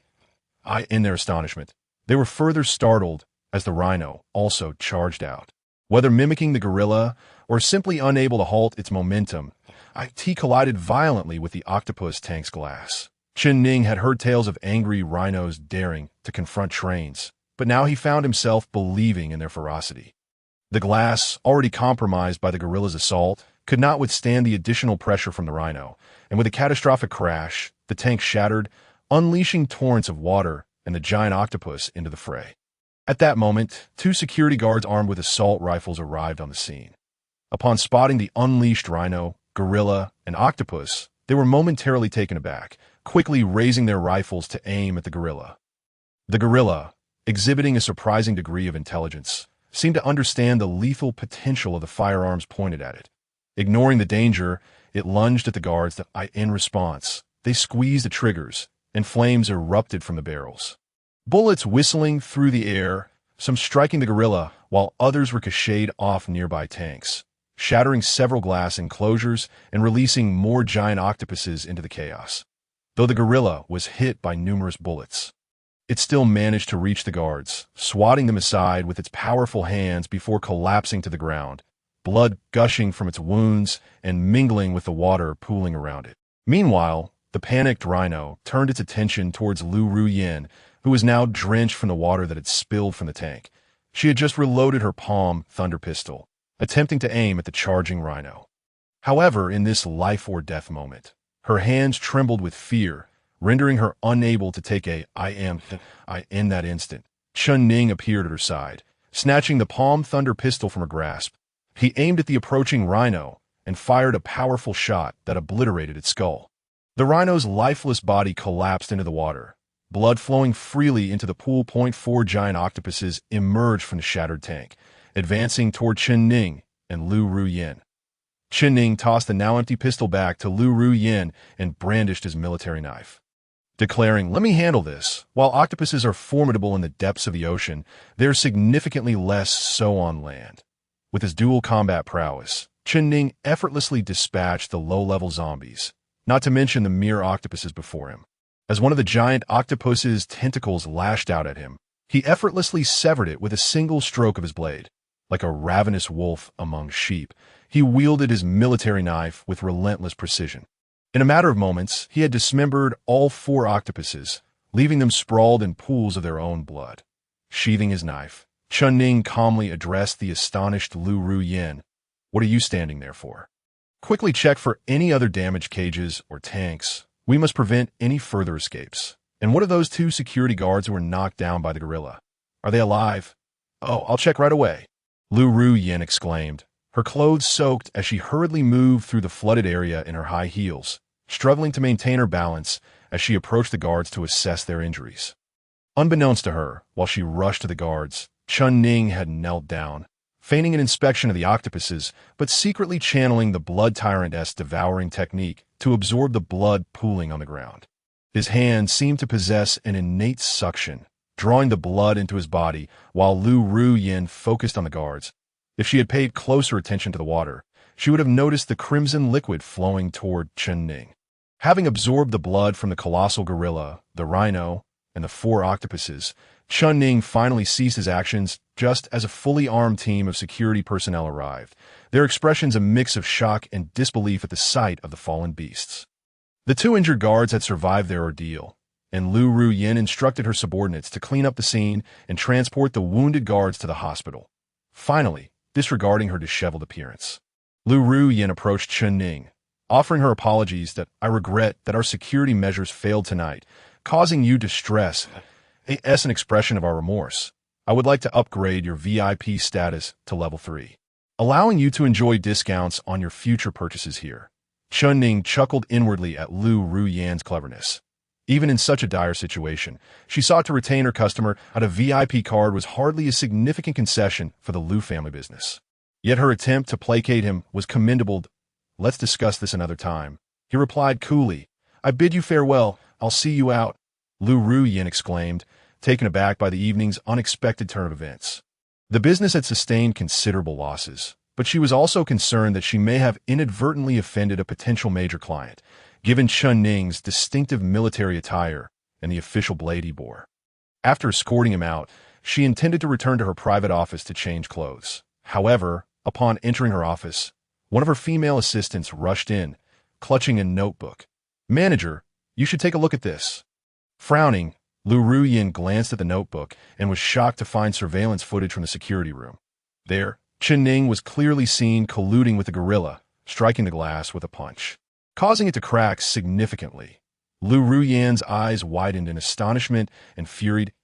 "Oh, that's how it happened. This scoundrel is up to tricks. Immediately investigate. I want his information and current whereabouts. He must compensate us double for tonight's losses. And if he falls short by even a copper coin, I shall lock him in a cage and sell him to those eccentric nobles who fancy pretty boys." Chen Ning hurriedly departed from the Lu family business and hailed a taxi back to the Bai residence. He, along with Su Luo and the Luo brothers, were residing in the guest quarters of the Bai family, a separate courtyard comprising 4 rooms, perfectly accommodating each of them without disturbing the main household. Upon his return, he found Su Luo and the Luo brothers had already arrived. They had explored the night market and shopping center, indulging in delicious snacks and acquiring items exclusive to the metropolis. Now, observing Chun Ning's slightly damp attire, Su Luo inquired in surprise, "Where on earth have you been, Chun Ning? You look a mess." The Luo brothers chuckled. "Could it be that you were out enjoying the company of courtesans?" only to be tossed into the lake by an angry madam for failing to pay. How dull. Chun Ning, disinterested in their company, strode purposefully through the living room and retreated to his chamber. The room boasted a private bathroom equipped with hot water, allowing Chun Ning to indulge in a refreshing shower and don a clean outfit. Upon emerging from the bathroom, he reluctantly settled cross-legged on the bed. The evening had proven fruitful. He had absorbed a significant amount of fresh animal blood using the devouring technique, coupled with his relentless practice of the tiger benevolence technique over the past few weeks. The martial force within his mental reservoir should now be brimming, enabling him to attempt igniting the third node of the black and white martial veins. Indeed, as Chun Ning entered a meditative state, he discerned that the vast mental reservoir nestled between the dual towers of the black and white martial veins was now full. However, instead of the clear martial force water he anticipated, it was a terrifying blend of vibrant blood. Suspended above the lake was a gruesome zombie head, that of the blood tyrant, now sealed within Chun Ning's mental realm, yet somehow usable by him. The sight of the lake filled with blood was alarming. Could it truly assist him in igniting the third node of the black and white martial veins? Just as this doubt flickered in Chun Ning's mind, the voice of the blood tyrant echoed within his thoughts. Chun Ning, my boy, if you are concerned about the potential failure in igniting the third node and wasting this martial force water, why not collaborate? I can guarantee your success this time, that I in return. However, I require a portion of the blood water from your mental reservoir. I have sustained significant injuries in my battles against the powerful of the Chinese Empire and have yet to recover. Chun Ning felt a twinge of caution. Is it truly just a collaboration? Of course the blood tyrant, never lie. Nonsense, that statement alone is a lie. I assure you, I can guarantee your success, and I will not resort to any tricks. Very well, I shall trust you one more time. If you play tricks, I will annihilate you from my mental realm. Having reached an agreement with the blood tyrant, Chun Ning commenced the process of igniting the third node of the black and white martial veins. Following the guidance of the blood tyrant, spin. Chun Ning's cold command reverberated as the grotesque zombie head above the lake began to whirl violently, emitting a piercing and terrifying shriek. With the head's rotation, the previously calm surface of the lake erupted with a crimson that gradually expanded into a swirling vortex, growing ever larger and more astonishing. The head, now spinning at a rapid pace, seemed to exert a powerful gravitational pull on the lake water, akin to a dragon siphoning water. Ultimately, the swirling waters surged upward, pouring into the zombie head. The blood encircling the head spun around once before splitting into two streams, shooting toward the black and white martial veins on either side. The scarlet hue intensified, glowing faintly with a red brilliance as it surged upward along the twin towers of the black and white veins. The blood flowed unimpeded through the two lower nodes Chun Ning had already ignited, but when it reached the third node, it was obstructed. The blood surged relentlessly from the lake, desperately attempting to break through and ignite the third node. Chun Ning, his face ashen and cold sweat streaming down his brow, felt his clothes drenched in perspiration. Each attempt to ignite a node brought immense pain, and as the nodes ascended in rank, the agony intensified. In the critical moment before the lake's water was nearly depleted, the towering black and white veins resonated with a thundering hum, finally breaking through and igniting. Chun Ning felt an instantaneous transformation in the strength of his body. His already formidable physique seemed to reach new heights, surging with newfound power. In his exhilaration at successfully igniting the third node of the black and white veins, Chun Ning became a dual level 3 warrior. The might of a dual level 3 warrior. How formidable was it, and how did it compare to others? Chun Ning had long struggled to grasp a precise understanding of his strength. Recently, he had intentionally compared his prowess to that of others, and concluded that his former dual level 2 warrior strength was akin to that of two well-coordinated level 2 warriors joining forces. Now, as a dual level 3 warrior, Chun Ning felt confident that he could contend with a level 4 warrior, and even escape from a level 5 warrior, though he surmised that facing a level 6 warrior would be extremely perilous. As Chun Ning reveled in his achievement of igniting the third node of the dual martial veins, the blood tyrant also benefited from the blood's nourishment. The injuries he had sustained were beginning to mend, most notably reflected in his eyes, which no longer appeared so dim, now glimmering with a faint crimson sheen. Meanwhile, in the office of the Lu Family Trading Company, Lu Rian was swiftly acquiring Chun Ning's information through clandestine channels. As one of the largest trading companies in Zhuge City, the Lu family maintained close ties with the imperial military, making it relatively simple for her to obtain Chun Ning's photograph and background. Naturally, this accessibility stemmed from the fact that Chun Ning was merely an ordinary soldier in the Immortal Phoenix Corps. Had he been an officer, it might have proven more challenging. Dressed in an elegant white dress and crystal high-heeled shoes, Lu Rian exuded an air of nobility and allure. After perusing Chun Ning's scant dossier, she frowned at the limited information available. IT merely noted his humble origins and that he had entered the Immortal Corps Bluebird training camp 4 months prior, where he had excelled and now served as a reserve officer in training within the elite group. So, a novice in the Immortal Corps dares to play tricks in my territory, causing me to incur losses amounting to several hundred gold coins. Whether you are a rival attempting sabotage or have other motives, you must compensate me double for the damages. Otherwise, I shall make you regret ever coming into this world. Lu Rian scoffed, hurling the dossier back onto the desk. A nearby elder dressed in black inquired, "Miss Lu, shall I track him down and threaten the lad for repayment? If he refuses, I could simply eliminate him." Lu Rian shook her head. He is, after all, a reserve officer of the Immortal Corps, that we cannot afford to burn bridges with him, especially since he resides with the Bai family, which suggests a favorable relationship with Bai Yuhao, Bai Yuhao's father. Bai Chongshan is a commander of the Broken Army in Zhuge City, so we must show some respect. What should we do then? Have someone follow his movements. When he leaves the Bai residence, I will personally intervene and speak with him. First with courtesy, then with force. If he is amenable to compensation, all will be well. After all, we in business value harmonious relations. Should he refuse to pay, then we shall resort to more extreme measures that we hold the moral high ground. Even Bai Yuhao will find it difficult to intervene. Understood, Miss Lu. The following morning, Bai Yuhao finally found the time to meet with Chun Ning and the others, apologizing for his absence the previous day due to family obligations. "I hope you can forgive me," he said as Luo giggled. "Why apologize? We still have a day to explore. So, just take us to the most interesting places in Zhuge City, and all will be well."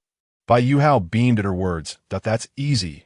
I will take you to the most famous and thrilling place in Zhuge City, the Beast Arena." The Beast Arena resembled the ancient Roman Colosseum, but instead of merely pitting ordinary beasts like wolves and tigers against each other, it occasionally showcased terrifying spectacles, such as gladiators battling level 5 hellhound zombies. Chun Ning and the others found it absurd that these aristocrats seemed to have grown tired of life, seeking entertainment in battling zombies. Nevertheless, since Bai Yuhao claimed it was the most lively venue, they followed him to the Tina Beast Arena in Zhuge City.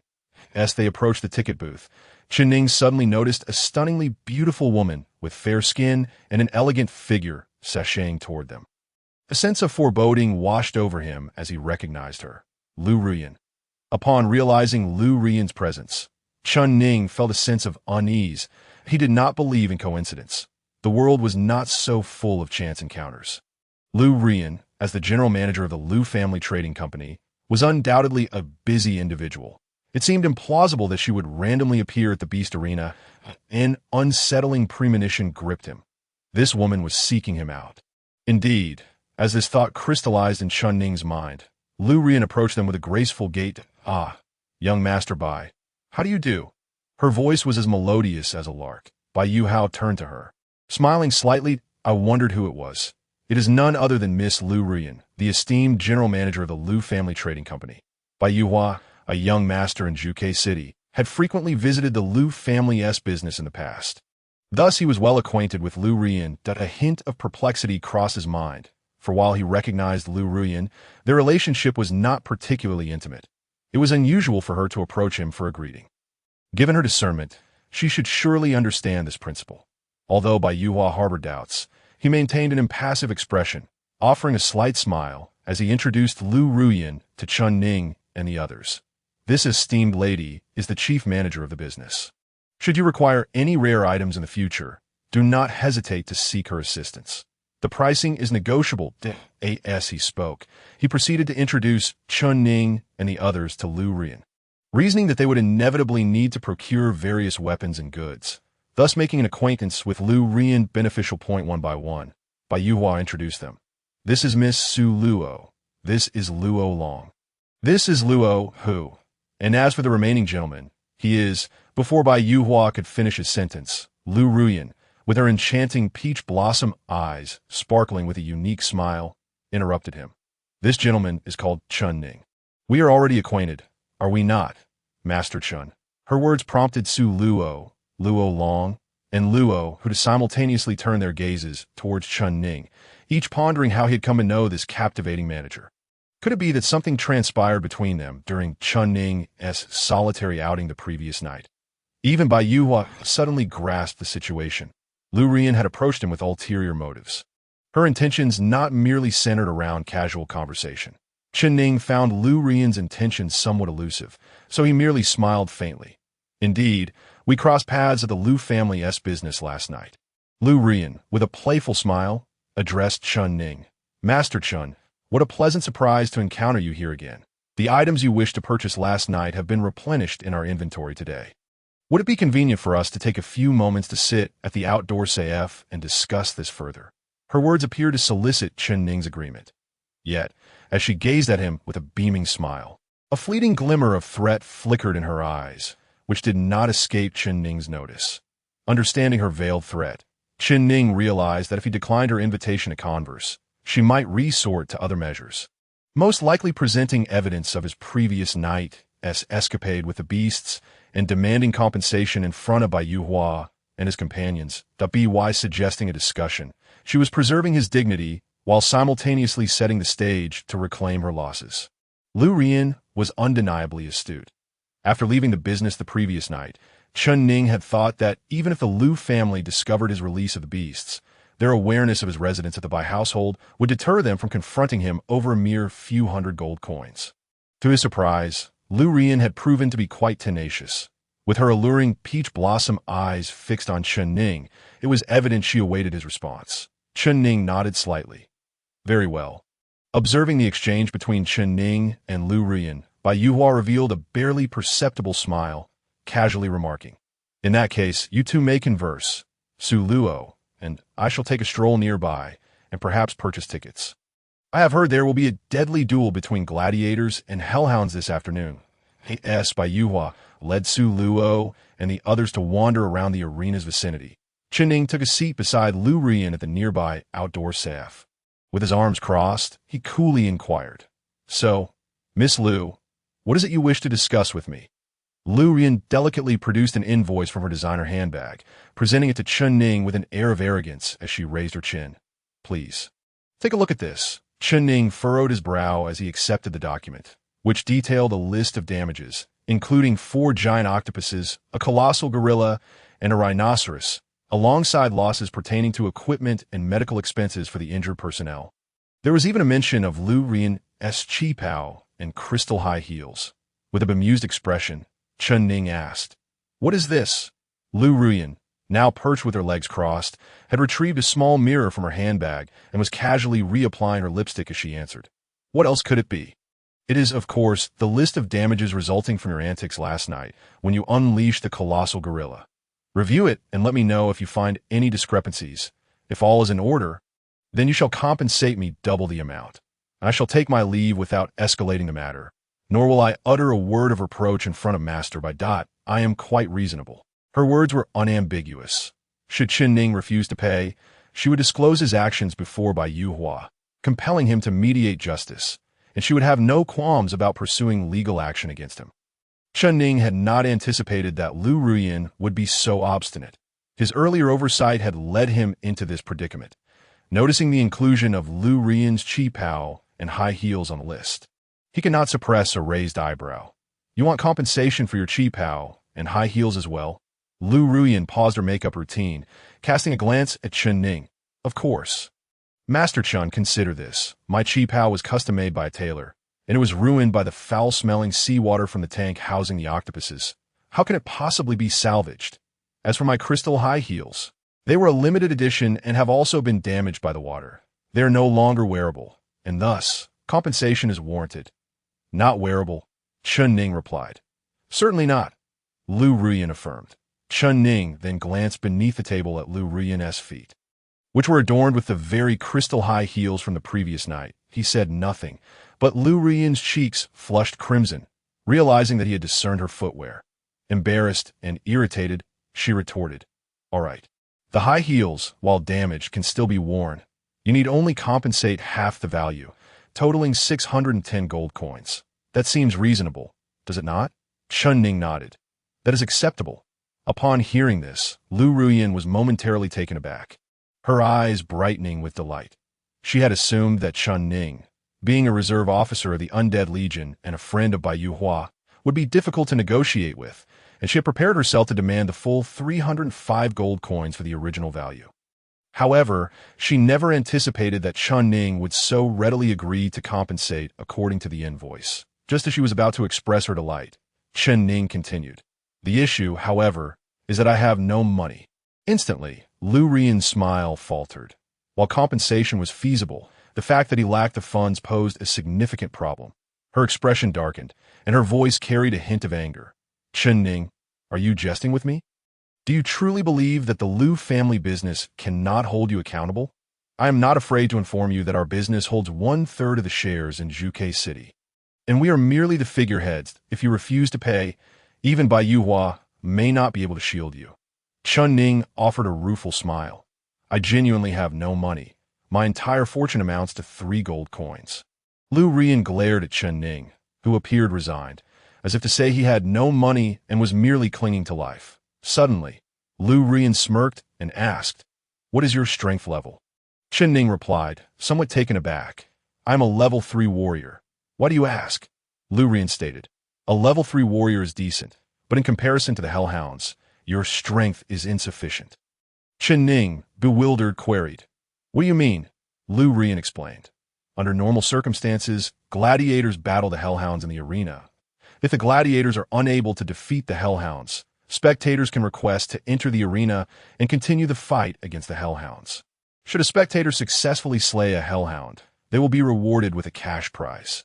Chen Ning's eyes widened. "You want me to fight the Hellhounds?" Lu Ruyan confirmed. "Indeed, those who duel the Hellhounds are typically level 4 or level 5 warriors, and they challenge the Hellhounds for profit. Often, they are not even a match for the level 5 Hellhounds, and when they are killed, you as a spectator can apply to challenge the Hellhound, with a bounty of only 15 silver coins for killing it." 15 silver coins was a paltry sum. Chen Ning received far more than that for completing missions against level 5 zombies. Annoyed, he retorted, "15 silver coins? You expect me to risk my life against a level 5 zombie?" Lu Ruyan replied, "You're a level 3 warrior. When you challenge the Hellhound, everyone will surely bet against you. Thus your odds will be quite favorable. With your 3 gold coins, you can wager on your own victory. If you indeed manage to slay the Hellhound, high odd could allow you to earn several hundred gold coins in a single match." Lu Ruyan remarked, "Moreover, when the audience challenges, the zombie Hellhound has already endured a brutal battle for survival and is undoubtedly injured. It simply depends on your ability to seize the opportunity." Chen Ning scoffed lightly, "I would never be foolish enough to challenge a level 5 zombie." Lu Ruyan coolly responded, "It matters not. I am merely presenting you with a relatively feasible solution that if you can procure the funds to repay us through other means, that would indeed be ideal, even if it requires borrowing from young Master Bai." Chen Ning blinked. "Isn't it just 610 gold coins? Fine, I'll have it for you by tomorrow In truth, Chen Ning was preparing to play the rogue. After all, the idea of asking Bai Yuhao for money, especially such a substantial sum, was utterly beyond his reach. Naturally, he wasn't foolish enough to risk his life for a mere few hundred gold coins by challenging the level 5 Hellhound in the arena. Since he intended to leave Zhuke City tonight and return to the Qing Yao training base, why not promise to repay by tomorrow? By then, he would have long disappeared. Could Lu Ruyan possibly pursue him to the Qing Yao base for repayment? Chen Ning's plans were well thought out, but Lu Ruyan was not one to be easily outmaneuvered. Upon hearing Chen Ning's promise of repayment tomorrow, she retorted sharply, "Chen Ning, I've already thoroughly investigated your background, including the fact that you only have 2 days of leave and will be leaving Zhuke City tonight to return to the Qing Yao base. Oh, don't think you can play tricks on me. I must see the money before sunset today. Otherwise, the guards of Zhuge City will not allow you to leave. Lu Ruyin had made her intentions clear. A third of the shares of the Lu family business actually belonged to the lord of Zhuge City. Thus, Chen Ning's debt to the Lu family was essentially a debt to the city lord himself. Therefore, Lu Ruyin's assertion that Chen Ning could not exit the city was not merely a threat.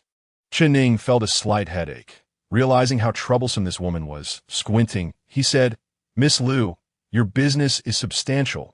Is it really wise to corner me over a mere few hundred gold coins?" Lu Ruyin thought to herself. If not for the sake of Baiyu Hao and your potential as a reserve officer for the Undying Legion, I would have long since had you captured and forced to pay compensation. She supported her chin with one hand and spoke in a tone of resignation. Every family has its own difficulties, and you should understand our position as well. Young Master Chen, I've made myself abundantly clear. Repay before sunset. Now, you should ponder how to acquire the funds to settle your debt with us.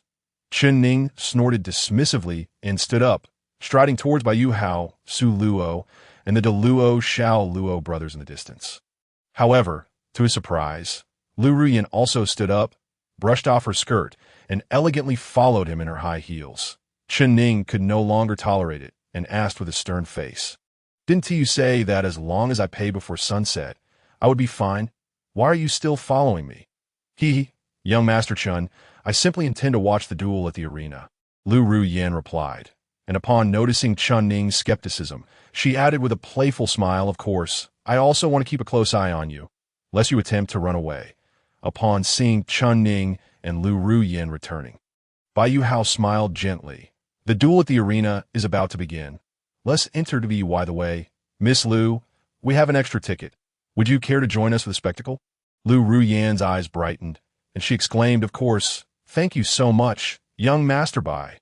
Baiyu Hao chuckled and led the way as they all proceeded to the entrance. Chen Ning and Lu Ruyin brought up the rear, with Lu Ruyin's eyes gleaming with triumph as she whispered to Chen Ning, "Young Master Bai is quite generous. This way, I can save on my ticket. You know, a ticket costs 10 gold coins. And I would be reluctant to spend that just to keep an eye on you." Chen Ning retorted coldly, "Young Master Bai mistakenly thinks we are friends, which is why he invited you. Therefore, consider this ticket a deduction of 10 gold coins from the debt I owe you. Now, I owe you only 600 gold coins." Lu Ruyin widened her eyes in disbelief. "Chen Ning, are you really this stingy?" Chen Ning snapped back, "And if you weren't stingy, you would simply forgive the debt." "Not a chance." "Precisely." Lu Ruyin found herself at a loss for words in their banter. Her fists clenched in frustration as she finally said, "Let you bask in triumph for now. If you fail to repay by sunset, you will surely regret." As Chen Ning and his companions entered the arena, it bore a striking resemblance to the ancient Roman Colosseum, with the center serving as the original fighting ground, surrounded on all sides by iron bars as thick as an arm, resembling a vast prison. The arena, a colossal iron cage, featured tiered seating akin to terraced fields, accommodating over 2,000 spectators to witness the matches. Baiyu Hao, a noble from Zhuge City, had purchased the most expensive VIP seats, located closest to the fighting cage, allowing for an unobstructed view of the battle. According to the ticket seller, at such a close distance, even the sound of bones breaking can be distinctly heard, providing a full experience of the thrill of the duels. Baiyu Hao and his companions seated themselves in a row, with Chen Ning occupying the second-to-last position, Su Luo on his left, and Lu Ruyin on his right, determined to keep a watchful eye on him and prevent any chance of escape. Soon, the first match commenced, featuring a gladiator clad only in rags, engaging in combat with a ferocious wild dog. The gladiator's skills were barely superior to that of an ordinary person. As Chen Ning observed the gladiator's strenuous battle against the wild dog, he couldn't help but recall his first night at the Qingyao base. During the night of the fledgling when he faced a wild dog in a small dark room. Though the gladiator was bloodied and battered by the wild dog's bites, driven by an intense will to survive, he ultimately managed to slay the beast. Sparse applause erupted from the audience, primarily from Chen Ning and Baiyu Hao. The second match showcased a level 3 warrior battling a gaunt lion, this time armed with a hunter's dagger. The gladiator's agility and expertise with the dagger allowed him to evade the lion's attacks while inflicting numerous wounds, eventually delivering a fatal stab to the creature's neck. The third match was the main event, pitting a middle-aged level 4 warrior against a zombie hellhound. The atmosphere was meticulously crafted, with the arena dimming as a short film began to play on the large screen, depicting a zombie apocalypse that devastated a small town, resulting in the slaughter of numerous women and children at the jaws of a rampaging zombie hellhound. Finally, a valiant human warrior draped in a red cloak made his entrance to confront the malevolent beast. As the film reached this climactic moment, the screen went dark, and the arena plunged into complete darkness. Suddenly, a spotlight illuminated the arena as an iron gate swung open, revealing a warrior clad in a red cloak and wielding a standard military dagger, who dashed forth into the arena. The announcer's voice boomed through the loudspeakers. "Our hero, Li Zilong, has arrived." Instantly, the audience erupted into a frenzy of cheers. The announcer's voice rang out once more, the zombie's lackey. Humanity's foe, the evil and fearsome hellhound, has also made its entrance. Chen Ning observed that as the cloaked gladiator stepped into the arena, another iron gate opened, revealing a beast cage containing a creature resembling a cheetah. Its flesh rotting, and most terrifyingly, it bore 3 heads resembling that of a dog, each lined with menacing teeth. The human gladiator, still unaccustomed to the hero's acclaim, was about to face the cost of heroism. With a resounding clang, the opposite gate swung open, and the zombie hellhound, now free from its confinement, slowly entered the vast arena. As a level 5 zombie, it possessed a degree of intelligence, comparable to that of a dog. Yet, like all zombies, it harbored an insatiable thirst for human blood and flesh. Upon entering the arena, it immediately locked its gaze onto the lone gladiator within reach, unleashing a low growl as noxious green zombie venom dripped from its 3 gaping maws. An utterly terrifying sight. The 4th-tier gladiator, visibly tense, gripped his dagger tightly, lacking the confidence to conquer the formidable hellhound. Though he possessed commendable strength typical of a 4th-tier combatant, he evidently lacked the audacity to charge headlong into battle, seemingly unprepared for the life-and-death struggle that lay ahead. From the outset, the gladiator found himself at a disadvantage against the hellhound's ferocity, which was a 5th-tier caliber, far surpassing his own capabilities. Thus, right from the beginning, he was forced to retreat under the relentless onslaught of the beast. In the Clash of Titans, the gladiator exhibited neither the requisite bravery nor the strength to rival the hellhound, ultimately being driven back to the very edge of the arena's cage, with no further retreat possible. The dire consequence of this was that the hellhound sank its teeth into his left arm, leaving him bloodied and wounded. Wow. Oh my. Injured and infected by the zombie virus, the gladiator's fate appeared sealed. Yet the duel continued. Should he manage to slay the hellhound, his family would receive some compensation. If he failed, his life would be forfeit. The spectators murmured in reaction to the gladiator's injury. Chen Ning furrowed his brow, gleaning from their discourse that even with the gladiator's infection, the contest would persist. Turning his gaze, he scrutinized the well-dressed audience, who, despite the apocalypse, seemed to live lives of luxury, akin to the affluent of Zhuke City. These members of high society indulged in a life of material abundance, untouched by the ravages of the end times.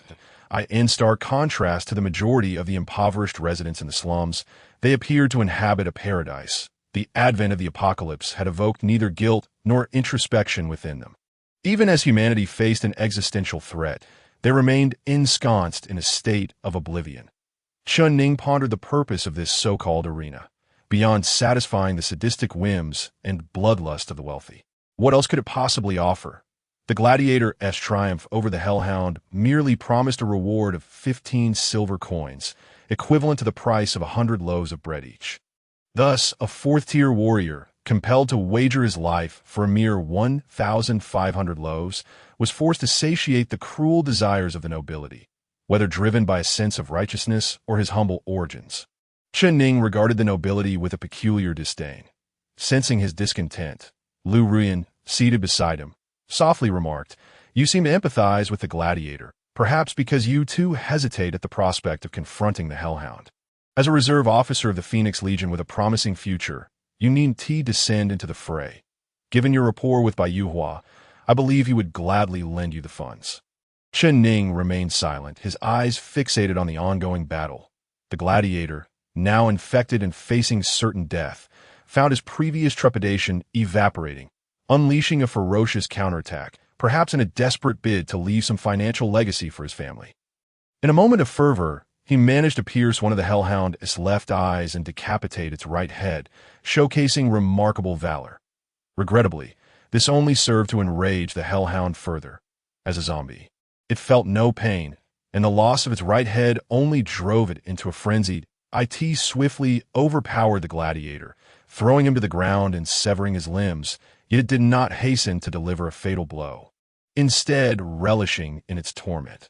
With a swift motion, the hellhound lunged for the gladiator's head, biting down on his left ear and tearing it away. A blood-curdling scream pierced the air, prompting the crowd to cover their ears as they bore witness to the gruesome spectacle.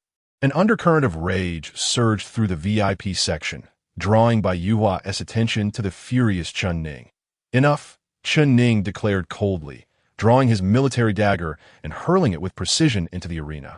Striking the gladiator's heart, the tormented warrior, finally liberated from his suffering, succumbed to death. A stunned silence enveloped the crowd before shouts erupted. Despicable! Who dares to disrupt this sacred duel? Bring him forth and punish him severely.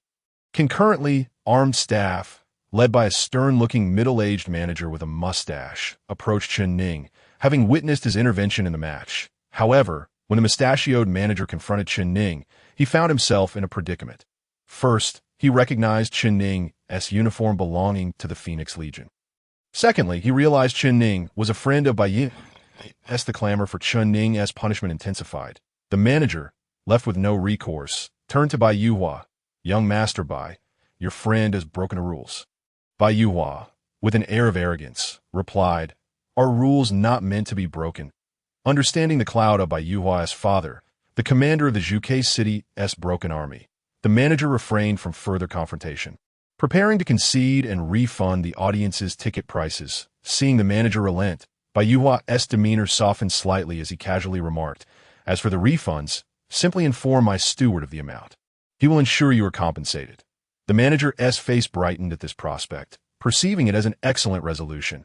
Yet upon hearing that Bai Yuhua would cover for Chen Ning's actions, and considering the total ticket sales from the 2,000 attendees, which likely amounted to 600 or 700 gold coins, Chen Ning, though considering Bai Yuhua brother, could not allow such a burden to fall upon him. Without hesitation, he interjected, Wait. The mustachioed manager frowned at Chen Ning, who continued, The gladiator has lost. Allowing him to continue serves no purpose. Some spectators, overhearing Chen Ning, retorted, Even if it serves no purpose, you cannot interfere with a match. What you deem unworthy may be thrilling to us. Now that he is dead, do you intend to challenge the hellhound yourself?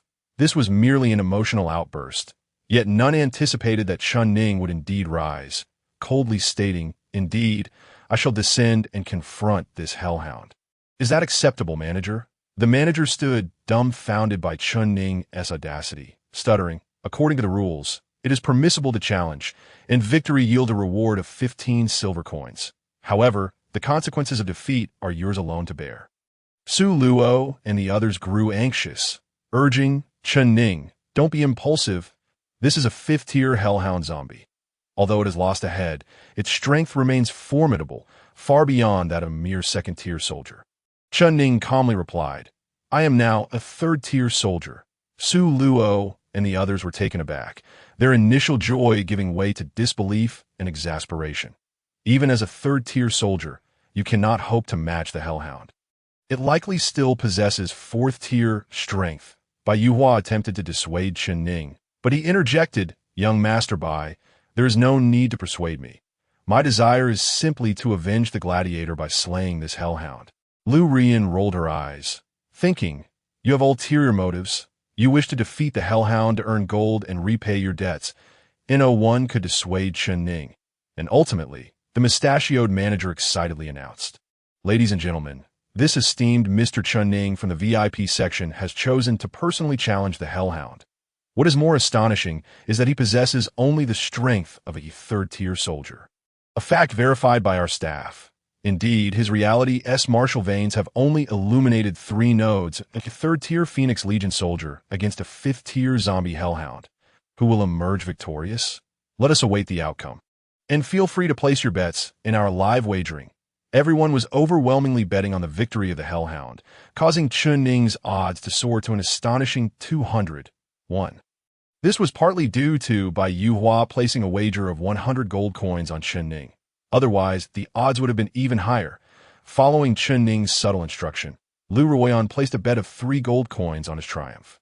After a moment's hesitation, she decided to invest 10 gold coins on Chunning's victory, thinking to herself, "Humph, considering your arrogance, I shall risk 10 gold coins. If you lose, it seems the debts will never be repaid, and I shall suffer a significant loss." Clad in a dark, high-collared uniform of the Immortal Phoenix Legion and donning black military boots, Chunning entered the arena. He was a challenger seated in the audience and possessed only the strength of a level 3 warrior. He had the privilege of wielding his own cold weapon, the black standard Tang Dao. Long yet, as he stepped through the iron gate into the Colosseum, whispers erupted among the spectators, many reveling in schadenfreude. Eager to witness Chunning being mercilessly torn apart by the zombie Hellhound after his earlier interference in the match. However, some were captivated by Chunning's upright posture and the aura of confidence emanating from him.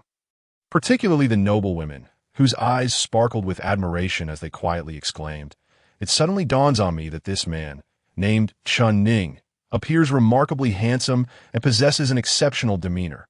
Indeed, he is worthy of being a man from the Immortal Phoenix Special Legion, exuding more presence than that level 4 gladiator we saw earlier.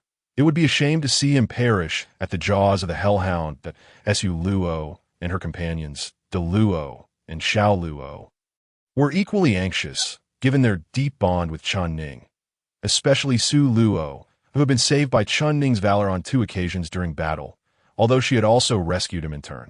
This profound friendship heightened her concern, prompting her to softly ask Bai Yuhua, "Bai Xiao, do you think Chunning can overcome that injured Hellhound? Not just Su Luo, but also De Luo, Xiao Luo." And Lu Ruoyan looked towards Bai Yuhua, that he smiled calmly and replied, "While I too feel a tinge of anxiety, I harbor considerable faith in Chunning. You recall the assessment night? At that time, Chunning's recognized strength was that of a level 1 warrior. Yet he managed to slay a level 3 assault zombie that night. Thus, levels are not always an accurate measure, particularly for prodigy such as Chunning. Moreover, he has quietly elevated his strength to that of a level 3 warrior. Therefore, I believe his true capabilities exceed mere level 3 warrior status. Even against this injured Hellhound, he undoubtedly possesses the strength to contend." Upon hearing Bai Yuhua's words, everyone felt reassured. Su Luo and the others recalled that Chunning was typically a low-profile individual, and since he dared to challenge the zombie Hellhound, he must have a reliable strategy for victory. Lu Ruoyan, her eyes wide with curiosity, focused intently on Chunning in the arena, pondering. The disparity between a level 3 warrior and a level 5 zombie is monumental, even if the level 5 Hellhound had just been wounded by a gladiator's last-ditch effort. It remains formidable. Logically speaking, Chunning should have no chance of victory.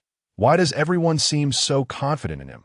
To the astonishment of all, as Chunning strode confidently within 2 meters of the Hellhound, the creature, remarkably, did not immediately attack.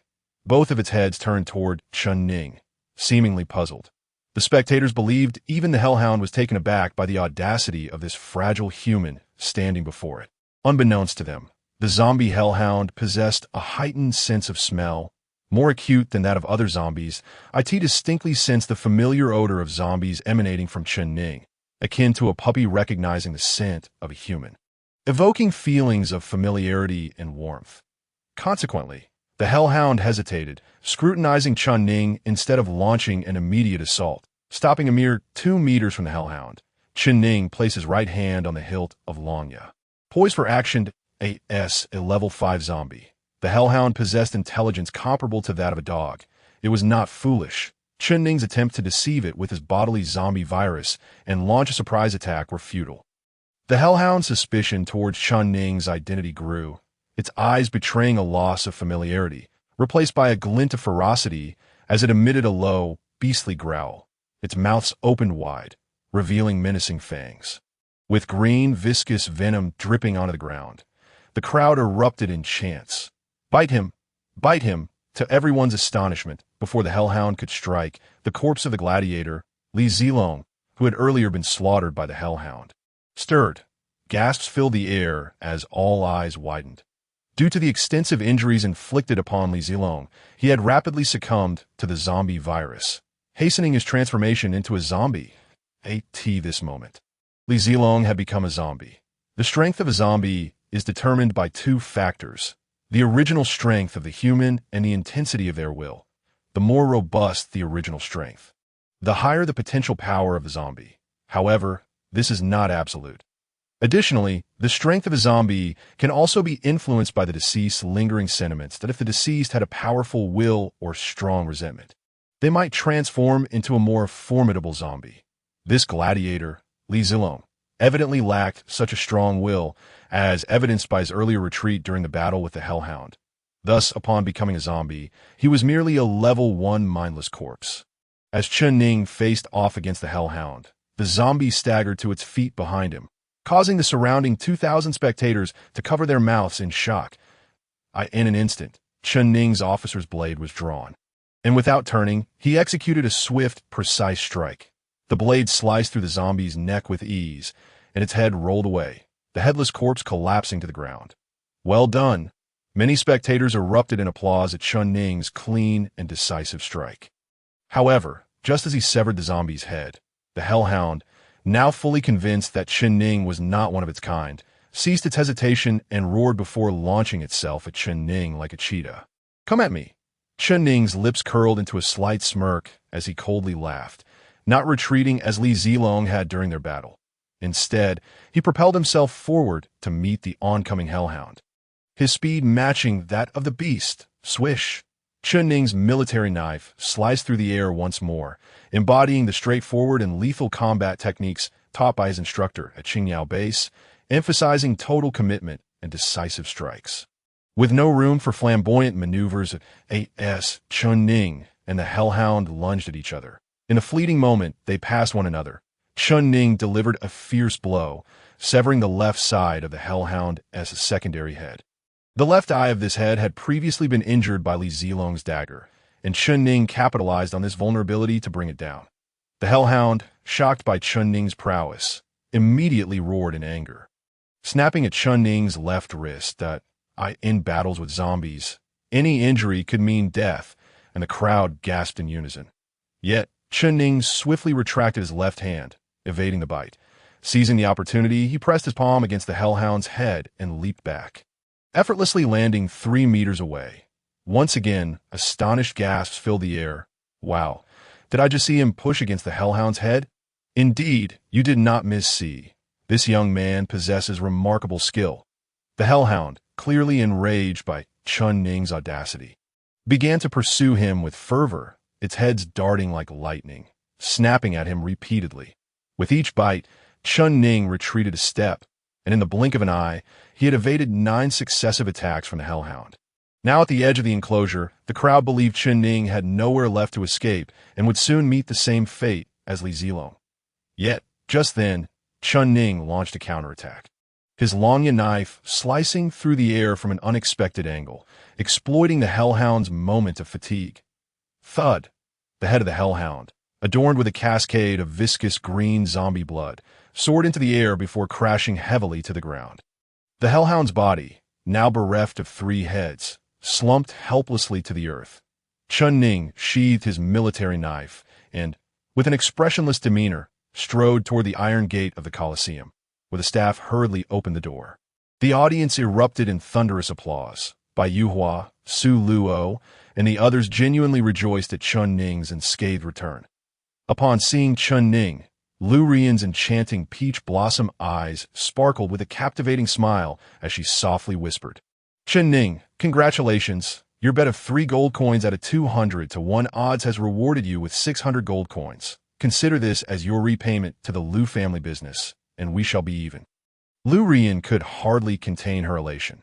Not only had Chen Ning repaid his debts, but she had also profited tremendously by betting 10 gold coins on him, earning herself 2,000 gold coins, a substantial windfall for the manager of the Liu family business. Undoubtedly, the day's greatest victor was Bai Yuhua, who had wagered 100 gold coins on Chen Ning. This meant that nearly all the gamblers' funds had been lost to Bai Yuhua, who walked away with a staggering profit of 10,000 gold coins. Chen Ning gazed at Liu Ruyan, who was clad in a white dress and exuded an alluring charm, and with a teasing smile, he remarked, "So, my debts are cleared, and we are even." Liu Rian, slightly flustered by Chen Ning's playful expression, nodded in agreement. "Yes, it's all settled." "Excellent. Then I shall reclaim what is rightfully mine," Chen Ning declared, squatting down before Liu Ruyan and seizing one of her delicate feet. Startled, Liu Rian's complexion changed dramatically as she shrieked, "You scoundrel! What do you intend to do?" Amidst the incredulous gazes of Bai Yuhua and over 2,000 spectators, Chen Ning removed Liu Ruyan's high-heeled shoe. Raising an eyebrow in triumph as he said, "Your compensation list includes your chi pao and high heels, and I've already compensated for these shoes in full. Therefore, it is only reasonable that I reclaim them. Don't you think?" As a renowned socialite in Zhuge City, Liu Rian felt utterly humiliated in front of the aristocrats as Chen Ning, the brazen rogue, stripped her of her high heel. Her cheeks burned with shame, and she cursed Chen Ning in her heart.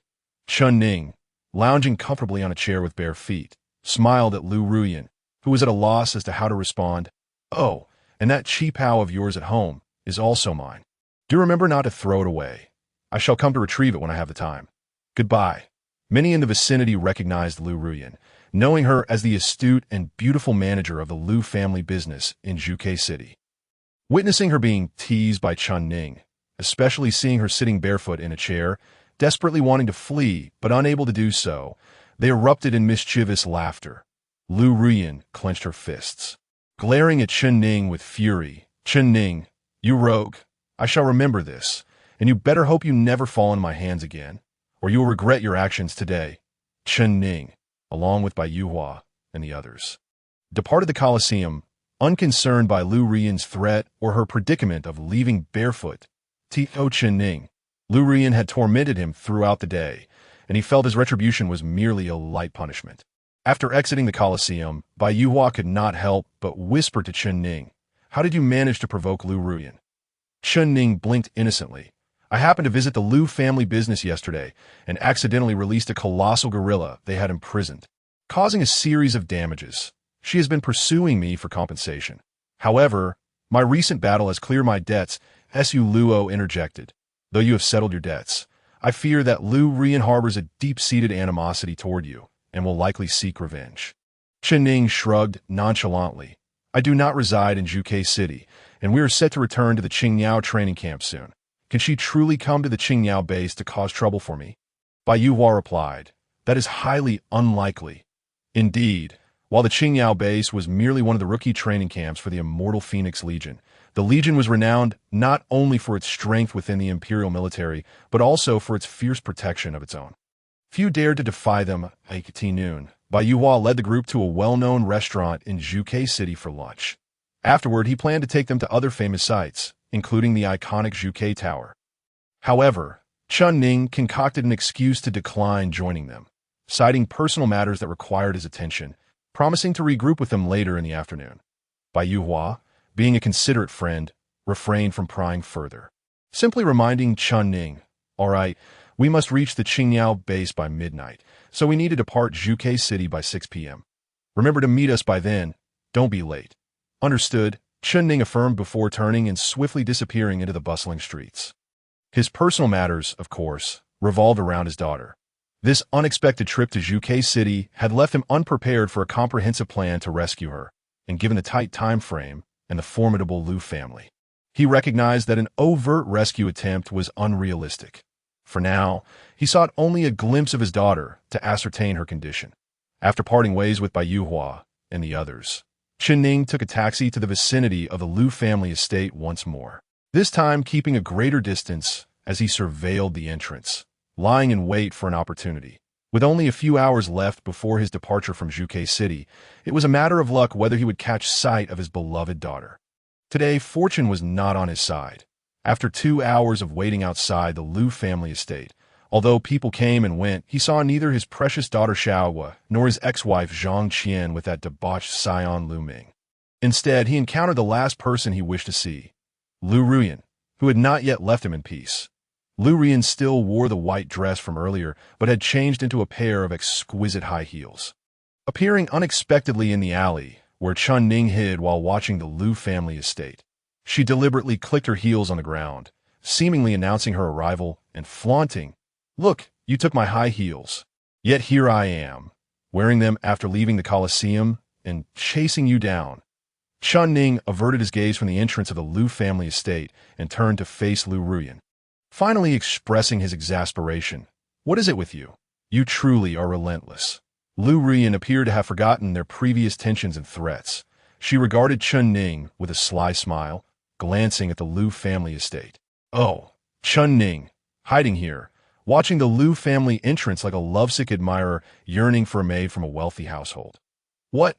Are you pining for one of the Lu family's beauties?" From the moment Lu Ruyan appeared, Chun Ning realized he could no longer maintain his surveillance. With a dismissive scoff, he retorted, "Mind your own business. How did you even follow me here?" Lu Ruyan replied with a smug grin, "Huh. Did you really think the Lu family business earned its reputation without merit? We not only supply clients with rare goods, but also provide various intel. With our resources, tracking your whereabouts is child's play." Chun Ning's eyes lit up at her boast. Indeed, venturing solo in Zhuke City to rescue his daughter was proving difficult. Even gathering information about her well-being was challenging. However, if he could enlist the help of the local powers, acquiring the necessary information would become significantly easier. Yet, as Lu Ruyan continued to brag, she noticed Chun Ning's intense gaze fixed upon her, causing her heart to race with apprehension. In this secluded alley, she was just a lone woman, and if Chun Ning were to have ulterior motives, she had little means to resist. She had sent a pair of high heels to the Colosseum and had her subordinates investigate Chun Ning's movements, only to now find herself angrily pursuing him for retribution. However, she did not bring any bodyguards or subordinates with her. Firstly, they were in Zhuke City, where ordinary people would not dare to harm her. Secondly, she subconsciously felt that Chun Ning was not a bad person, as evidenced by his assistance to the gladiators in the arena to alleviate their suffering at this moment. However, she found herself under the intense gaze of Chun Ning, which made her feel somewhat anxious and afraid. What if this scoundrel Chun Ning were to engage in some lewd behavior? That would be disastrous. While contemplating this, Lu Ruyan stealthily reached for her waist, where she concealed a palm-sized thunder pistol, her only means of self-defense. Chun Ning, oblivious to Lu Ruyan's thoughts, narrowed his eyes and inquired, "Does your Lu family business still provide intelligence services?"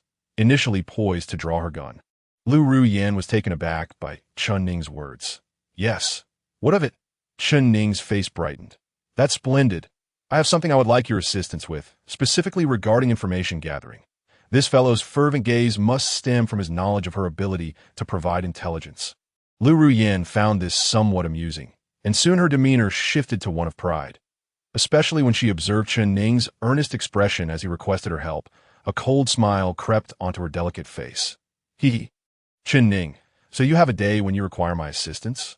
I can help, but it will cost you 1,000 gold coins per piece of information if you are willing to pay.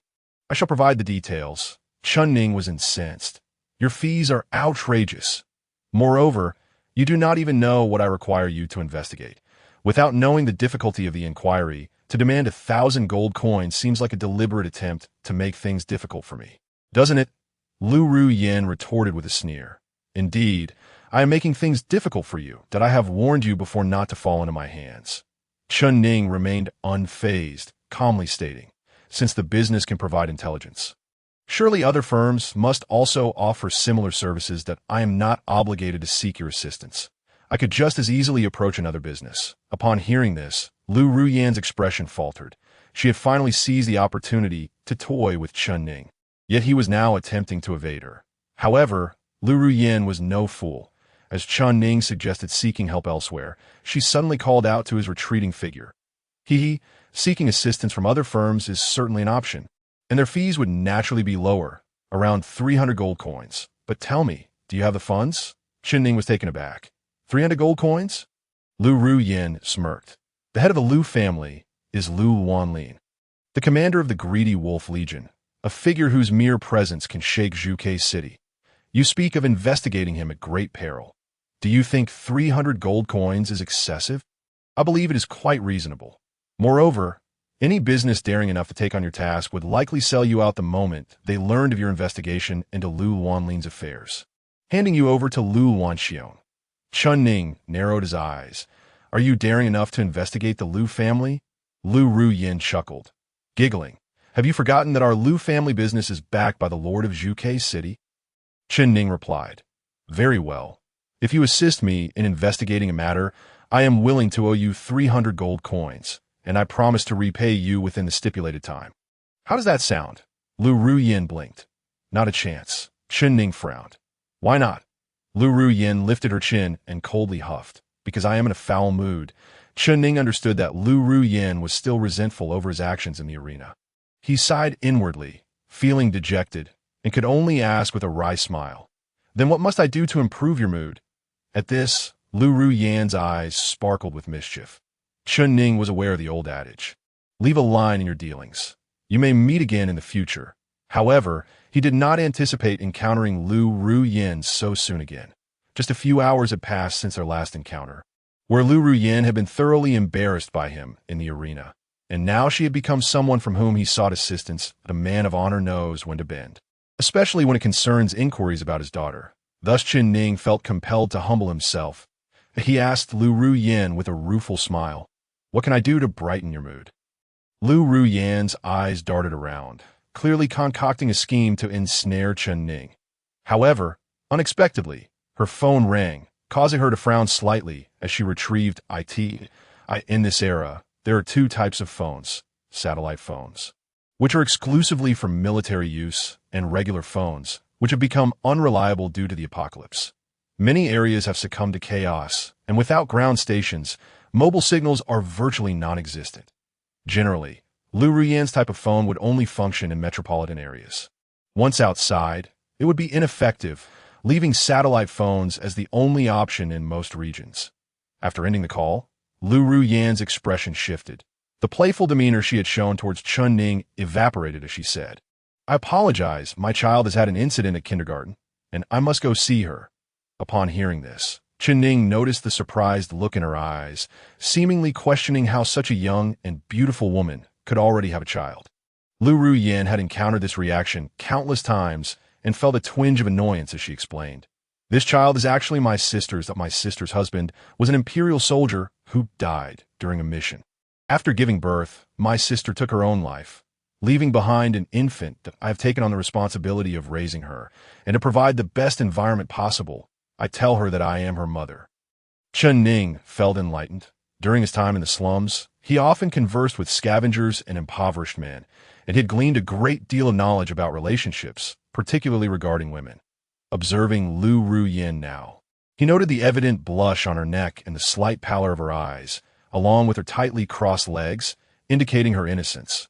Lu Ruyin was unaware that Chun Ning had silently assessed her purity. Otherwise, she might have been infuriated enough to confront him. With a request in mind, Chun Ning was determined not to let Lu Ruyin leave in haste, as he needed her help to inquire about his daughter's situation. He promptly offered, Miss Lu, you appear quite flustered. Has something happened to your child? Is there any way I can assist you?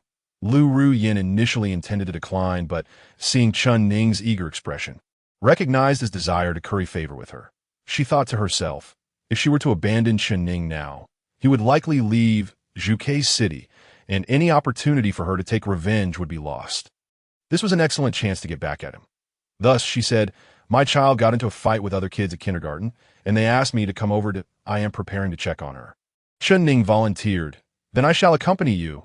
Lu Ruyin did not refuse. Together, they left the alley and hopped into the sleek sports car she had parked by the roadside, speeding towards the Golden Sun kindergarten. Before long, they arrived at the Golden Sun Kindergarten. Entering together, they found themselves in a classroom filled with over 23-year-old children. Among them, a delicate little girl sat alone in a corner, playing with a doll. Chen Ning noticed the look of pity that crossed Lu Ruyan's face as she gazed at the girl, instantly realizing that this child must be Lu Ruyan's sister's daughter. The little girl, engrossed in her play, was suddenly approached by a stout boy who swaggered towards her, demanding, "You little bastard, give me that doll. I want to play with it." Chen Ning frowned at the scene. The little girl looked up at the boy, her eyes reflecting a sadness that no child of her age should possess. She bit her lip and replied, "I am not a little bastard." The boy scoffed, "A child without a father is what? My dad says that children like you, with no father, are bastards." The little girl, on the verge of tears with reddened eyes, weakly protested, "I am not. You are. Hand over the doll," the boy exclaimed as he lunged forward. Snatching the doll from the little girl's grasp, it was evident to all that the boy had no genuine interest in the doll. His only intent was to bully the girl. After all, it is the same everywhere. The weak and humble are perpetually bullied, even in the realm of children. When Lu Rian witnessed her adopted daughter being tormented by other children, she felt a genuine mix of urgency and anger. Noticing the absence of kindergarten teachers to uphold justice in the classroom, she impulsively stepped in, intending to reprimand the chubby boy. However, as she entered the room, Chen Ning followed closely behind and, even before her, confronted the chubby boy with a commanding shout. "Stop! Why are you bullying her? Return the doll to her at once and apologize." It was common for the chubby boy to torment a girl without a father. But he was taken aback at the sudden appearance of the girl's guardian. Lu Rian silently approved of Chen Ning's actions. Sometimes, intimidating these unruly children required a man's presence to wield greater authority. It appeared that bringing Chen Ning along had been a wise decision. The chubby boy, clearly the most mischievous child in the kindergarten class, was startled but not entirely intimidated by Chen Ning. He quickly concealed the doll behind him, glaring defiantly at Chen Ning. "No, I command you to return the doll and apologize for calling her a little bastard. If you refuse to comply, I shall take it upon myself to discipline you on behalf of your parents." Chen Ning, having emerged from a hellish training ground, viewed the world in stark binary terms, life and death. He was not inclined to show leniency simply because the other was a child. Moreover, witnessing the plight of the little girl stirred memories of his own daughter, Xiaohua, that he couldn't help but wonder if she too faced similar bullying, which fueled his anger even more. The chubby boy, likely unfamiliar with someone as fierce as Chen Ning, felt a pang of fear. Yet, typical of unruly children, he refused to yield. Instead, he violently tossed the doll to the ground, trampling it mercilessly while declaring, "I won't give it to her." The little girl, witnessing her beloved doll being stomped on and hearing the chubby boy's taunts, could no longer contain herself and burst into tears. Lu Rian quickly knelt beside her, soothingly saying, "Don't cry, little Baozi, don't cry." Having come from a brutal training base where disobedience warranted punishment, Chen Ning coldly remarked to the chubby boy, "It seems you require a beating to learn your lesson." The chubby boy, sensing Chen Ning's resolve, also began to wail. Just then, several individuals entered the classroom, a kindergarten teacher and a few parents, one of whom was a burly man clad in imperial military attire. Upon seeing this imposing figure, the chubby boy dashed over, pointing at Chen Ning while sobbing, "Daddy, he hit me. You dare lay a hand on my son." Xie Yongqiang?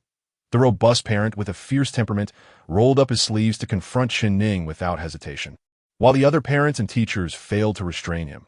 Chen Ning smirked, "Your son insulted my daughter, calling her a little bastard. Doubt if you won't teach him a lesson. I will. Furthermore, I wouldn't mind teaching you a thing or two about parenting." Xie Yongqiang charged at Chen Ning, throwing a punch aimed squarely at his face. Meanwhile, the little Baozi, having overheard Chen Ning refer to her as his daughter, felt a rush of joy. Could it be that this uncle was indeed her father? Lu Rian felt a mix of embarrassment and irritation upon hearing Chen Ning's declaration, as she was nominally the little Baozi's mother. Without hesitation, Chen Ning reciprocated Xie Yongqiang's aggression with a punch of his own. Embodying the relentless spirit of a bluebird warrior, the two fists collided with a resounding thud, with Chen Ning standing firm like a mountain, while Xie Yongqiang staggered back, struggling to regain his balance. It was evident to all that Chen Ning had the upper hand. Xie Yongxiang, both shocked and furious, refused to concede defeat, that he grabbed a wooden chair from the teacher's desk and lunged at Chen Ning. But the onlookers gasped in alarm. Lu Rian instinctively shouted, "Be careful!" With a cold smile, Chen Ning executed a powerful kick. The chair exploded into splinters upon impact, leaving Xie Yongxiang in disbelief as he recognized the insignia on Chen Ning's military uniform, the emblem of the Phoenix Legion. At that moment, he realized he had encountered a formidable opponent. Fortunately, the teacher seized the opportunity to intervene, preventing Chen Ning from pursuing further action. Xie Yongxiang narrowly escaped, his earlier bravado diminished as he regarded Chen Ning with a mixture of respect and astonishment. "Your skills are impressive," he conceded. Chen Ning, taken aback by the unexpected compliment, observed the other man's military insignia, a black shark's head. "You are with the Black Shark Legion?" "Indeed, I am a reserve officer in the Black Shark Legion." "Ah, I'm also part of the elite group in the Phoenix Youth Training Camp." Chen Ning and Xie Yongxiang had both heard that they were regarded as reserve officers in the military, which implied that their current standings within the army were comparable. Both belonged to the ranks of reserve officers, and it was quite likely that they would collaborate in the future, perhaps even share the battlefield together. These individuals were deemed the backbone of the Empire's future. Consequently, both men developed a desire to form a friendship, and they began to refer to each other as brothers. Xie Yongxiang had initially intended to invite Chen Ning for a drink. However, it was unfortunate that Chen Ning was scheduled to leave Zhuke City that evening to return to Qingyao base, prompting Xie Yongxiang to abandon the idea that it was now nearly 5 in the evening, and kindergarten had let out. Xie Yongxiang and his family were on their way home with the little chubby boy. Meanwhile, Lu Rian's nanny arrived in an ordinary sedan to pick up the little dumpling. Owing to Chen Ning's assistance, Lu Rian's adopted daughter was now able to hold her head high among her classmates. Therefore, her resentment towards Chen Ning had significantly dissipated. Of course, she was also aware that Chen Ning sought her help with the matter. So she instructed the nanny to take the little dumpling home. First, while she discussed the information Chen Ning was seeking to express my gratitude for rescuing my daughter from embarrassment and allowing her to stand tall among her peers. "I would like to treat you to a meal and discuss the information you require," Lu Rian proposed. "Very well." Lu Rian and Chen Ning walked side by side out of the Jinriang kindergarten. Instead of heading to her red sports car, Lu Rian led Chen Ning down a side street, turning left and right until they arrived at a rather secluded alley. Chen Ning, taken aback, inquired about their dining destination. Lu Rian simply gestured ahead and said, "We've arrived." Before them lay an open space under a massive banyan tree, beneath which stood a dilapidated eatery named Tianlong Restaurant. Chen Ning was initially puzzled by the grand name of such a shabby establishment. But once he and Lu Rian entered and took their seats, he discovered that this small restaurant specialized in donkey meat. The saying goes, the dragon in the sky and the donkey on the ground. The deliciousness of donkey meat can rival that of heavenly dragon meat. Thus, the restaurant had proudly adopted the name Tianlong. Being a woman from Zhuke City, Lu Rian was discerning when it came to culinary delights. However, she did not blindly pursue high-end dining. Even if a dish was hidden in the back alleys, if it tasted good, she would not hesitate to enjoy it, showing no concern for the restaurant's worn ambience. Lu Rian proudly declared to Chen Ning, "The donkey meat here is the finest in all of Zhuke City. Only true food enthusiasts would know to come here. Consider yourself fortunate. Take tea this moment." A restaurant staff member approached Lu Rian to take their order. Lu Rian casually replied, "The same as last time, a whole donkey." Chen Ning's expression turned slightly awkward, as the phrase "a whole donkey" carried a rather ambiguous connotation. Soon, the server began to bring out the dishes, each serving smaller than a teacup, with each bowl containing just a single bite. Lu Rian encouraged Chen Ning to start eating, and she promptly lifted a cup filled with the savory donkey meat and swallowed it in one gulp. Chen Ning followed suit, but he quickly realized that the dishes were being served in a continuous flow akin to a flowing banquet. Each small cup was unique, showcasing different culinary techniques, with various parts of the donkey prepared in distinctive ways. As the meal progressed, the dishes only became more exquisite. After half an hour, both Chen Ning and Lu Rian were thoroughly satisfied.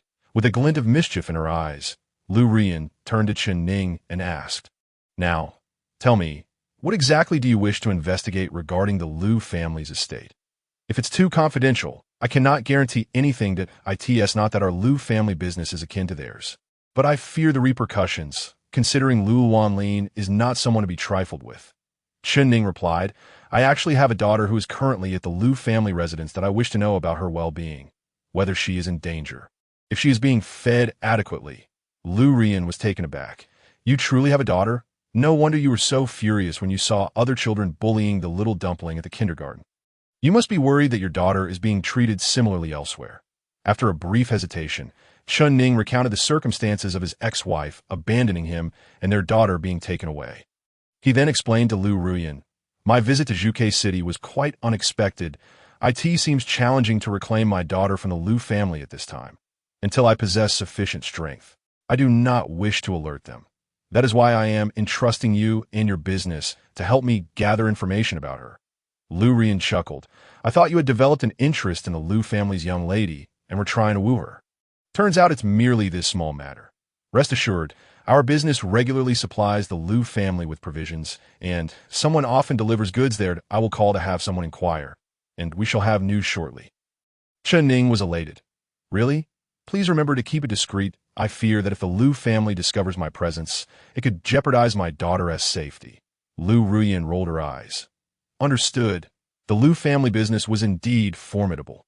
Having established itself as a local powerhouse in Zhuke City, which boasted a population of 3 million before long, Lu Ruyan received information and informed Chen Ning, I have confirmed that your ex-wife is quite astute. After entering the Lu family, she firmly captured Lu Ming's heart and has become his concubine. Your daughter, Xiaoguo, is faring well due to your ex-wife Zhang Qian's favorable position within the Lu household. However, the Lu family does not hold your daughter in high regard, referring to her as a wild child. Initially, Chen Ning's expression remained calm, but upon hearing the last part, his demeanor darkened, and his eyes filled with fury. Lu Rian glanced at the time and remarked, It's nearly 6 o'clock. You need to prepare to meet by Yu Hao and return to Qingyao Base. As for your daughter, I will keep a close watch. If the opportunity arises, I will attempt to arrange for her release. Chen Ning felt a flicker of hope, but quickly realized that nothing in this world comes without a price. He narrowed his eyes and asked Lu Rian, What do you expect in return for your assistance? Lu Rian laughed heartily. I enjoy dealing with clever individuals like you. It makes things so much easier. But rest assured, I do not require anything from you at this moment. Consider it a favor owed to me. I am not worried about your ability to repay it. Chen Ning had a vague sense that Lu Ruyan was making an investment. After all, he was a reserve officer in the Immortal Bird Corps, and there was a possibility he would rise in rank within the military in the future. Even if he did not become a high-ranking official, he would undoubtedly become a significant officer. The Lu family business, aiming to thrive in the Chinese Empire, naturally needed to cultivate relationships with military personnel, and investing in young officers was one way to do so. Lu Rian's assistance today might lead to a future obligation on his part. Nevertheless, Chen Ning was genuinely grateful to Lu Ruyan. He nodded earnestly. Very well. Consider it a favor owed by me. Chen Ning, should you require anything within my capacity, I will not hesitate to assist. Excellent. Lu Ruyan and Chen Ning exited Tianlong Restaurant and made their way through the secluded alley toward where Lu Ruyan had parked her vehicle. However, as they walked, they suddenly discovered that the iron gate at the end of the alley was locked, blocking their path. Lu Ruyan frowned. What is going on? Chen Ning, suspiciously eyeing the locked gate, suddenly caught the rhythmic sound of military boots striking the ground from behind them. His expression changed dramatically. This is not good. We're in trouble. Both Lu Ruyan and Chen Ning turned to see a tall figure clad in imperial military uniform, wearing a gas mask and carrying a military knife at each hip. Standing at the entrance of the alley, Lu Ruyan gasped in recognition. Lung Jianfeng.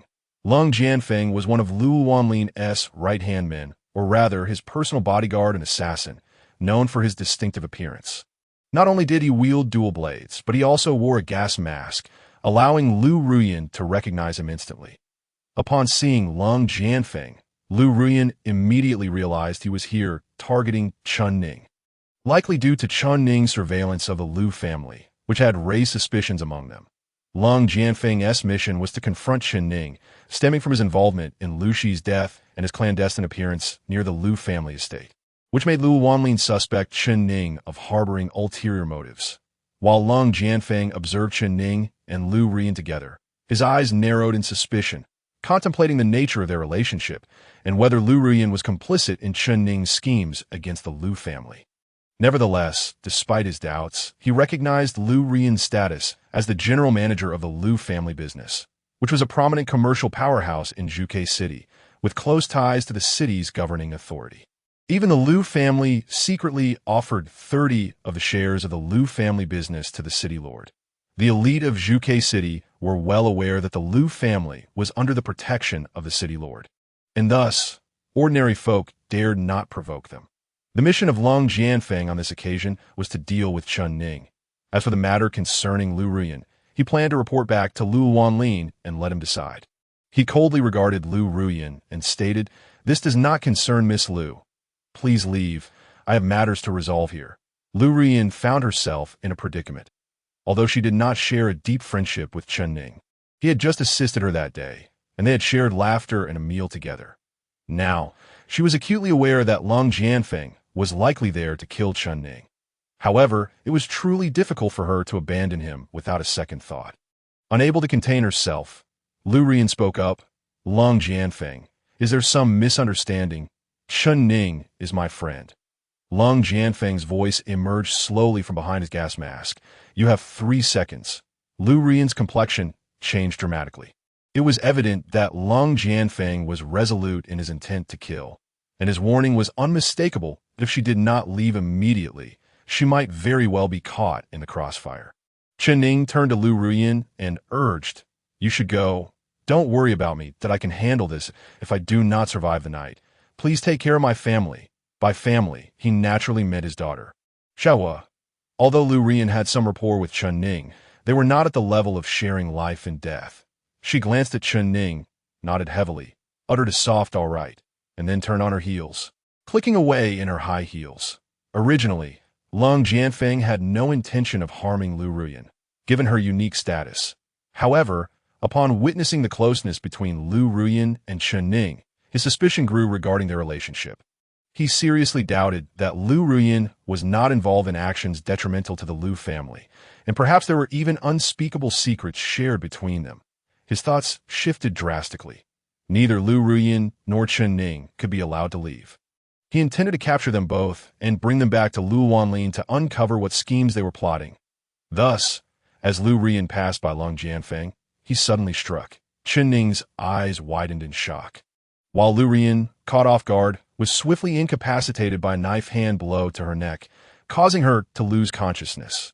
Although Chen Ning was taken aback that Long Jianfeng would attack Lu Ruyan, he recalled the countless lessons from his instructor, the butcher, during his training at the Qingyao base. The optimal moment for an attack is fleeting, and one must always be prepared for battle. Consequently, the instant Lu Ruyan fell to the ground, Chen Ning drew his blade, Longya, and with lightning speed, aimed to strike at Long Jianfeng. Despite possessing a thunderbolt pistol, Chen Ning understood that at such close range, he would not have enough time to draw, disengage the safety, aim, and pull the trigger. Thus, at this proximity, a military knife proved far more reliable than a handgun.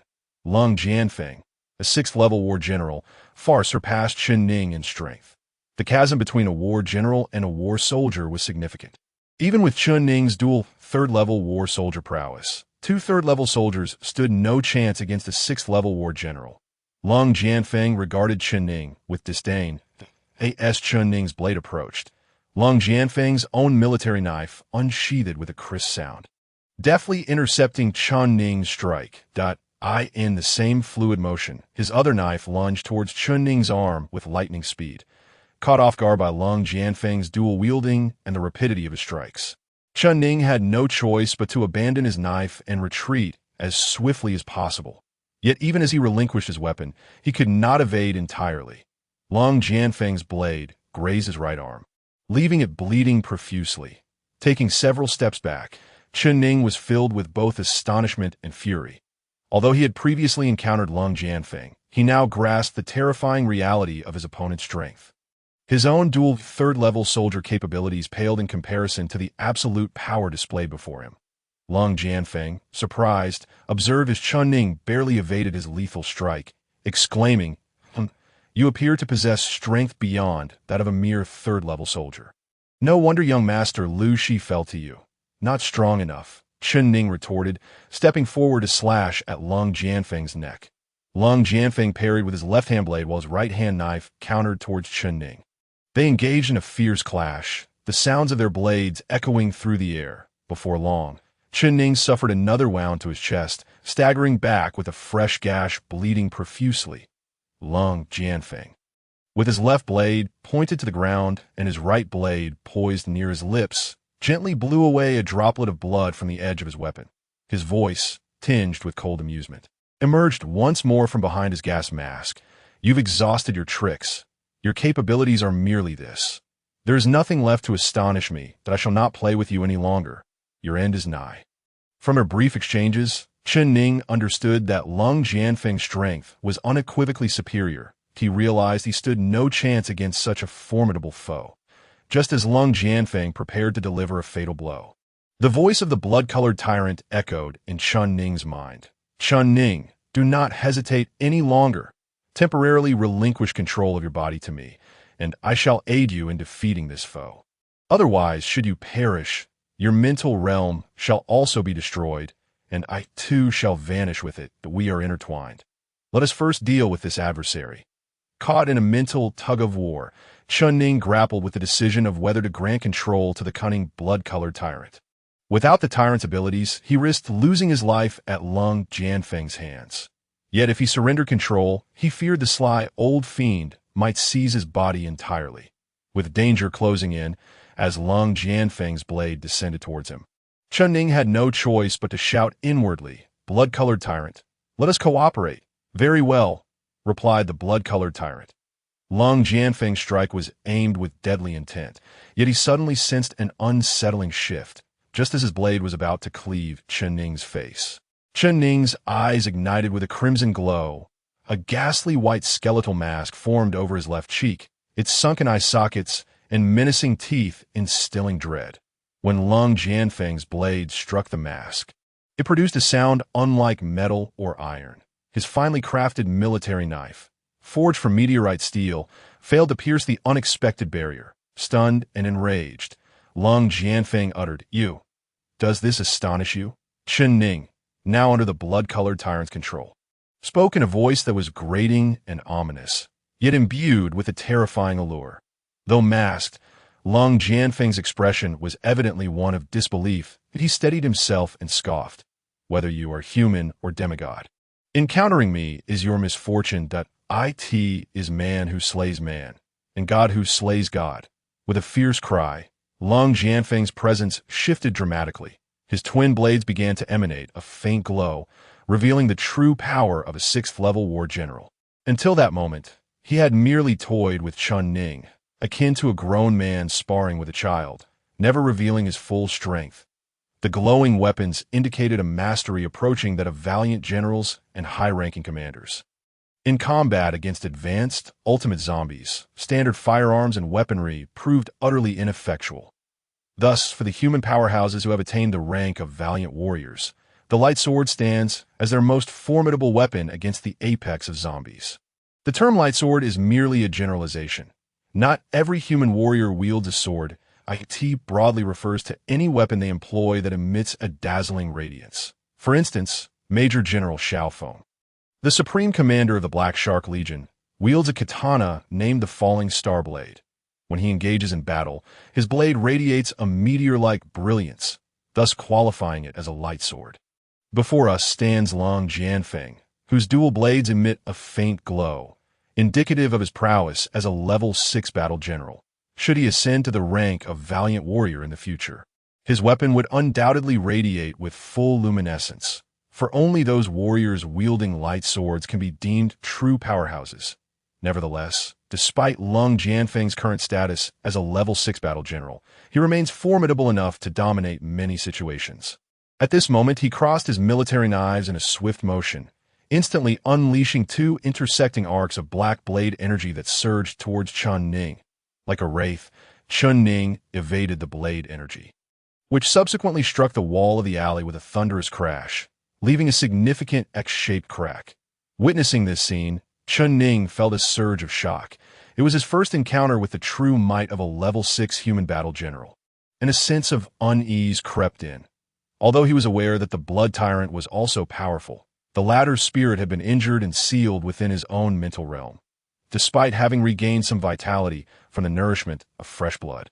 The Blood Tyrant had yet to recover to his peak strength of level 11. Presently, Chun Ning estimated the Blood Tyrant capabilities to be around level 7, slightly surpassing Lung Jianfeng, which raises concerns about the potential duration of the battle.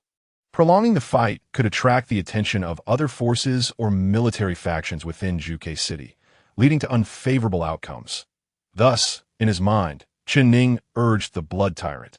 Old man, there are numerous human powerhouses in Zhuge City. With countless imperial troops, this fellow is a subordinate of Lu Wanlin. A prolonged battle would be detrimental to us that we must conclude this swiftly. Enough with the chatter. I am well aware, came the Blood Tyrant's reply. Chun Ning felt a surge of irritation. This old man had been exceedingly polite in their recent interactions, but now that he had just relinquished control of his body, the Blood Tyrant's attitude had shifted to one of arrogance. Even referring to himself in the first person, Chun Ning surmised that once the battle concluded, the Blood Tyrant would attempt to usurp his body again. In the brief moment of mental exchange between Chun Ning and the Blood Tyrant, Lung Jianfeng launched his second wave of assault. Like a bat, he swooped towards Chun Ning, his glimmering dual blades slicing through the air. However, endowed with the Blood Tyrant's power and under its command, Chun Ning evaded several lethal strikes with uncanny agility. As Lung Jianfeng passed by Chun Ning, he surged forward a few meters before abruptly stabilizing his stance and retaliating with a swift strike. A barely perceptible black line swiftly cut through the air towards Chun Ning. He crouched low to avoid it, only for the black line to sever the walls flanking the alley, causing the left wall to collapse with a resounding crash. Enough of his flamboyance. Perish! The Blood Tyrant's low growl echoed from Chun Ning's lips, and suddenly, he leaped 3 meters into the air, akin to an eagle swooping down, delivering a powerful punch from above. His fist, enveloped in swirling black energy, morphed into the visage of a skeletal head, surging with unstoppable momentum towards Lung Jianfeng. In that instant, Lung Jianfeng felt as though he faced a cataclysmic force. Gasping for breath, utterly powerless to block the impending blow, much like a mantis confronted by an oncoming vehicle, he assumed a low stance, crossing his blades in a desperate attempt to withstand Chun Ning's strike. With a thunderous impact, Chun Ning's fist collided with the intersection of Lung Jianfeng's blades, shattering them as if they were mere glass. Unrelenting, his fist continued its trajectory, striking Lung Jianfeng squarely in the chest. The force sent Lung Jianfeng hurtling backward, crashing against the wall. As he flew back, Chun Ning pursued him like a shadow, swiftly grasping Lung Jianfeng's neck. Like a chicken caught by its throat, Lung Jianfeng had no chance to struggle before Chun Ning crushed his windpipe with a decisive snap. Chun Ning maintained his grip on Lung Jianfeng's neck, acting as if it were a colossal siphon, drawing in the blood that flowed from his mouth and oozed from the wound at his throat, all consumed by Chun Ning's devouring technique. Ultimately, when he released his hold, Lung Jianfeng's once mighty form lay deflated and lifeless on the ground. Chun Ning muttered in frustration, "What madness possesses you to drain his blood? How shall I explain this to others?" This fellow was a level 6 battle general, and his blood was a precious resource not to be squandered. Enough of this. Return control of my body immediately. You're eager to burn the bridge after crossing the river, aren't you? Chun Ning's voice was laced with anger. Old man, do you intend to toy with me again? The Blood Tyrant was undoubtedly ambitious, harboring intentions towards Chun Ning's body. Yet he recognized Chun Ning's formidable mental fortitude. Although his essence had undergone some restoration, he was uncertain if he could overpower Chun Ning. Thus, he hesitated, contemplating whether to engage in another struggle of wills. Just as the Blood Tyrant grappled with his indecision, an air raid siren echoed from a distance, signaling the city's lockdown. Such an alarm indicated the occurrence of significant events, advising ordinary residents to retreat to their homes. While Imperial soldiers swarmed the streets, anyone loitering could be shot on sight by the Imperial forces. The Blood Tyrant sensed several powerful presences approaching, evidently the military of Zhuge City, alerted to his potent zombie-infused essence. Chun Ning's assessment was accurate. With a blood tyrant controlling his body, his strength was approximately at the level 7 battle general level, insufficient for wreaking havoc in Zhuge City. Should his identity be exposed, death would be his only fate. In light of this precarious situation, the blood tyrant could no longer afford to contend with Chun Ning. He quickly adopted a more subdued demeanor, grinning at Chun Ning. Young brother, I was merely jesting with you. How could I possibly usurp your body? Here, I return control to you, that we must not let those humans discover your demigod identity or trace my whereabouts. Otherwise, we are both doomed. The white bone mask on Chun Ning's left cheek melted away like spring snow, merging seamlessly with his flesh, and the once gleaming red light in his left eye faded, restoring him to a normal appearance. Chun Ning cursed inwardly. Had the situation not been dire, he doubted the old man would have been so accommodating that he resolved to remain vigilant against him, avoiding reliance on his powers whenever possible. After glancing at Lung Jianfeng's lifeless body, Chun Ning hurried to the unconscious Lu Ruyan, assisting her to her feet and gently shaking her. "Miss Lu, wake up." Miss Lu Ruyan stirred. The synchronized footsteps of soldiers echoed from both ends of the alley. With an officer issuing a solemn command, "Surround this area completely. We cannot allow any suspicious individuals to escape." Lu Ruyan awoke slowly, recalling how Lung Jianfeng had told her that this matter did not concern her, urging her to leave and avoid involvement. After failing to plead Chun Ning's case, she had no choice but to depart. After all, her relationship with Chun Ning had yet to reach a point where she could confront Lu Wanlin on his behalf. Moreover, given her own strength, she lacked the qualifications to challenge the highest commander of the Greedy Wolf Legion, Lu Wanlin. However, she had not anticipated that as she left, Lung Jianfeng would suddenly launch a surprise attack, knocking her unconscious. Now, waking up, she gazed at the injured Chun Ning and weakly inquired, "Chun Ning, what happened? Where is Lung Jianfeng?" Chun Ning cast a glance at Lung Jianfeng's corpse not far away and whispered, "He is dead." Lu Ruyan's eyes widened in disbelief as she stared at Chun Ning. "Did you kill him?" Chun Ning forced a smile. "If I possessed the power to slay a level 6 battle general, do you think I would still be merely a rookie soldier of the Undying Bird Legion?" Lu Ruyan recalled her previous investigation into Chun Ning's background, which revealed that he had trained at the Qingyao base and was only a level 2 battle soldier. Of course, she had also heard him mention that he had just recently broken through to the level 3 battle soldier rank. Yet, the disparity between a level 3 battle soldier and a level 6 battle general was substantial, with 3 ranks separating them. Additionally, the divide between soldiers and generals was a significant chasm. It was exceedingly rare for a level 3 soldier to triumph over a level 4 general, as for a 3rd-tier warrior defeating a 6th-tier general. It is as absurd as a kindergarten child delivering a fatal blow to an athlete. Lu Ruyan firmly believes that Lung Jianfeng could not have been slain by Chun Ning, and her curiosity compels her to ask, "Then who is it that killed Lung Jianfeng and spared the 2 of us?" Chun Ning is at a loss for words, yet the voice of the blood-colored tyrant resonates in his mind. Listen closely. "Chun Ning, when you fought Lung Jianfeng, he suddenly noticed an old man lurking in a nearby residence, and in his confusion, he called out Pang Qingyun.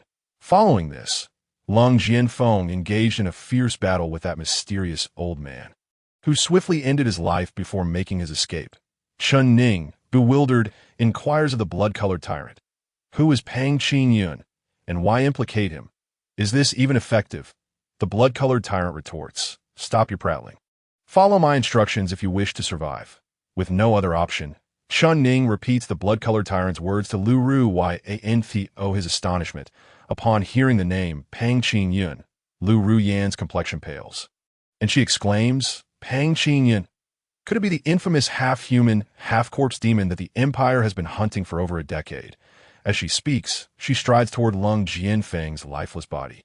Suppressing her nausea, removing the gas mask from his face, she discovers that he has bled out completely, leaving only a desiccated corpse. Shocked, she declares, "It truly is the legendary demigod Pang Qingyun.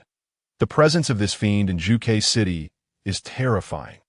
Chun Ning realizes that Pang Qingyun is indeed a demigod, and the blood-colored tyrant's intention is to frame this notorious figure for the murder of Lung Jianfeng, thus diverting blame from himself. Otherwise, as an immortal warrior, Chen Ning's act of killing a major of the empire would be an unforgivable crime. Furthermore, he cannot explain why he drained Lung Jianfeng's blood after the kill. Therefore, framing another is currently Chen Ning's best course of action. The blood-colored tyrant, having survived for so long, certainly knows a few prominent demigods, and without hesitation instructs Chen Ning to implicate Pang Qingyun. At that moment, armed soldiers of the Empire storm into the alley from both ends. The left side is filled with members of the Greedy Wolf Legion, while the right is occupied by soldiers of the Breaking Army Legion, effectively encircling Chen Ning and Lu Ruyan. The leader of the Greedy Wolf Legion is a major named Lu Zuowu, the nephew of Lu Wanxiong. The leader of the Breaking Army Legion is also a major. Hu Gang, a favored disciple of the Legion's highest commander, by Zhong Shan. Upon their arrival, Lu Zuowu and Hu Gang observe the injured Chen Ning, the pallid Lu Ruyan, and the corpse of Lung Jianfeng. Transforming their expressions in unison, Hu Gang's change in countenance stems from the knowledge that Lung Jianfeng was a formidable military expert in Zhuke City and a bodyguard to Lu Wanlin. The fact that he has been slain is shocking, especially considering it appears to be the handiwork of no ordinary assailant. Lu Zuowu's grim expression arises from his realization that Lung Jianfeng was dispatched to eliminate Chen Ning, and he had not anticipated his demise. Lu Zuowu narrows his gaze at Chen Ning and demands, "Who are you? Why has Major Lung met his end here? Did you too cause his death?" Lu Ruyan, incensed by the accusation, retorts, "Do not cast baseless blame. I am Lu Ruyan, the general manager of Lu's trading company. Do you truly believe I could slay Lung Jianfeng? Are you either overestimating my abilities or underestimating the prowess of Major Lung?" Chen Ning stands tall, unwavering, and states, "I am Chen Ning, an elite soldier of the Immortal Legion's Bluebird base that I was passing through here with Miss Lu when this masked major attacked us, though I sustained injuries from his assault. During our struggle, he suddenly cried out in alarm at the sight of a suspicious old man, exclaiming Pang Qingyun, before being swiftly killed by the old man, who then fled, due to my injuries and lack of strength. I could not intervene. Pang Qingyun, Lu Zuowu, and Hu Gang's expressions shift once more, as this name belongs to a legendary wanted criminal, a fearsome demigod, half human and half corpse, whose formidable strength is well known. If Pang Qingyun has indeed appeared in Zhuke City, it signifies a grave situation that Hu Gang and Lu Zuowu briefly examine the body, noting the unmistakable style of a demigod's kill. Hu Gang queries Lu Zuowu, "What shall we do now?" Lu Zuowu, aware that Lu Wanlin and the second madam, Shirley Li, are intent on avenging their fallen comrade by targeting Chen Ning, contemplates the matter that he suggests, Major Hu, given that Major Lung was the personal bodyguard of our Legion commander, his death will undoubtedly provoke his wrath. Moreover, I observe that Chen Ning bears wounds consistent with a battle against Major Lung. Thus, I have reason to suspect that Chen Ning and Lu Ruyan are in league with Pang Qingyun. That I propose we handle this matter within our Greedy Wolf Legion, apprehending and interrogating them both. This way, I can provide an explanation to our commander. What do you think?" Hu Gang, indifferent to the handling of Chen Ning, but wary of Lu Ruyan's unusual status, readily agrees to leave the two in the care of the Greedy Wolf Legion. He nods, saying, "Very well. Take them back for questioning that I will return to report to our commander. Additionally, should you uncover any developments or news regarding Pang Qingyun, do ensure to notify our Breaking Army Legion." Of course, Lu Zuowu turns to Chen Ning and Lu Ruyan, his gaze icy as he orders, "Men, take them into custody for interrogation, and also remove Major Lung's body for processing, to prevent it from becoming a zombie." Understood. At Lu Zuowu's command, a contingent of armed soldiers advances to capture Chen Ning and Lu Ruyan. Lu Ruyan, unaccustomed to such treatment, becomes furious and vows to make Lu Zuowu regret his actions. Chen Ning hears the blood-colored tyrant's voice echoing in his mind. "Chen Ning, this officer is a subordinate of Lu Wanlin. He is clearly targeting you. The Lu family is intent on your demise. Much like they sent Lung Jianfeng to kill you, that if you are captured, your fate could be dire. Allow me to take control of your body, and we shall fight our way out." Chun Ning declines the blood-colored tyrant's suggestion, recognizing that with their combined strength, they are merely at Tier 7, insufficient to escape Zhuge City. He believes that by Yu Hao's father, the commander of the Breaking Army Legion, and the Lu family, who are rumored to have a good relationship with the city lord, will likely come to save him and Lu Ruyin. Thus, Chun Ning refrains from arguing or resisting, allowing Lu Zuowu's men to apprehend him and Lu Ruyin. Meanwhile, Bai Yu Hao, Su Luo, and several others await Chun Ning's return to regroup before heading back to base. However, when he does not arrive, they receive troubling news. Bai Yu Hao, alarmed, informs Su Luo and the others, "This is bad. It is reported that Chun Ning has become embroiled in a case involving the murder of an officer and has been captured by the Greedy Wolf Legion." Upon hearing this, Su Luo and the others become frantic, akin to ants on a hot pan, repeatedly asking what to do. Bai Yu Hao grits his teeth and says, "Everyone, stay calm. Let us seek my father's assistance." In the commander's office of the Breaking Army Legion base, Bai Zhongshan, donned in his imperial officer's uniform, stands before a map of Zhuge City, deep in thought. He squints at the map as he inquires, "Are you certain that the demigod Peng Qingyun has appeared in Zhuge City?" Hu Gang stands tall, gazing directly ahead, and replies, "Commander, if Chun Ning and Lu Ruyin are not lying, then this information should be accurate. Moreover, I have observed that Lu Ruyin is merely a weak woman, and Chun Ning is a third-tier warrior. They could not possibly possess the strength to kill a sixth-tier general like Lung Jianfeng. Therefore, their account is likely truthful." Bai Zhongshan furrows his brow. It has been years since Peng Qingyun has caused any trouble. People have gradually forgotten him. Why has he suddenly resurfaced in Zhuge City? Hu Gang responds, "Commander, his motivations for reappearing are less important than the threat he poses. Additionally, a demigod's body carries the zombie virus, and I fear that the virus may spread within our city, which would be disastrous." Bai Zhongshan commands, "Dispatch orders to intensify the search. We must locate Peng Qingyun, even if it means digging 3 feet into the ground." "Understood, Commander." As Hu Gang turns to leave, he encounters Bai Yu Hao and his companions. Recognizing Bai Zhongshan's son, he greets Bai Yu Hao with utmost respect. Bai Yu Hao, in a hurry, nods slightly and enters with Su Luo and the others to seek an audience with Bai Zhongshan. Seeing his son, Bai Zhongshan expresses mild surprise. According to reason, the son should be on his way back to the Qingyao base by now. However, Bai Zhongshan is not foolish. Upon seeing Bai Yu Hao's anxious expression, he immediately comprehends the situation. It dawns on him that Chun Ning, who was taken away by the Greedy Wolf Legion, had been training alongside Bai Yu Hao at the Qingyao base, and he recalls Bai Yu Hao mentioning that he shares a close bond with Chun Ning. With this realization, Bai Zhongshan's heart is filled with understanding. His son is undoubtedly delaying their return for the sake of Chun Ning, that a flicker of irritation and surprise stirs within Bai Zhongshan. His son has always demonstrated exceptional performance, striving to excel in every endeavor, and yet, this time he has chosen to postpone their return to the base for someone like Chun Ning, risking severe punishment from the Qingyao base just to assist him. Upon encountering Bai Zhongshan, Bai Yu Hao immediately states, "Dad, I have something to discuss." Bai Zhongshan, displeased, interrupts him in a stern tone. "If you have something to say, do it calmly. There is no need to be so flustered. Have your friends wait outside. I have matters to discuss with you as well." Hearing this, Su Luo and the others understand that the father and son have something to address, so they promptly salute and exit the office. Waiting outside, Bai Zhongshan gives Bai Yu Hao a meaningful glance, instructing him to take a seat, and then remarks, "You have delayed our return to the base and come to find me solely for Chun Ning. Haven't you?" Bai Yu Hao nods, "Dad, Chun Ning has been wrongfully accused. He comes from humble background and has only trained at the Qingyao camp for 4 months. Although he has rapidly achieved the strength of a level 3 warrior, how could he possibly have killed Lung Jianfeng?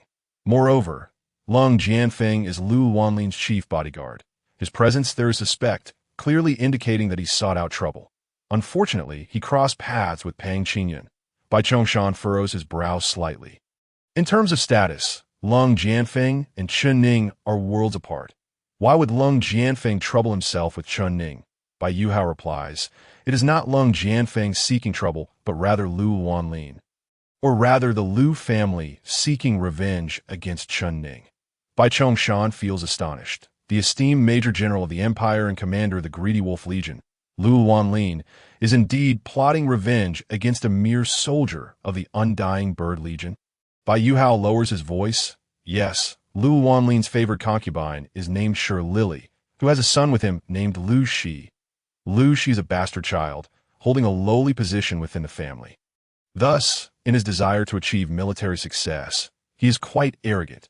While at the Qingyao base, he bullied Chen Ning and even attempted to kill him on the night of the assessment, only to be countered by Chen Ning. Few know of this incident, but the Lu family undoubtedly suspects Chen Ning and regards him as an enemy. The appearance of Lung Jianfeng clearly indicates Lu Wanlin's intent to take revenge on Chen Ning.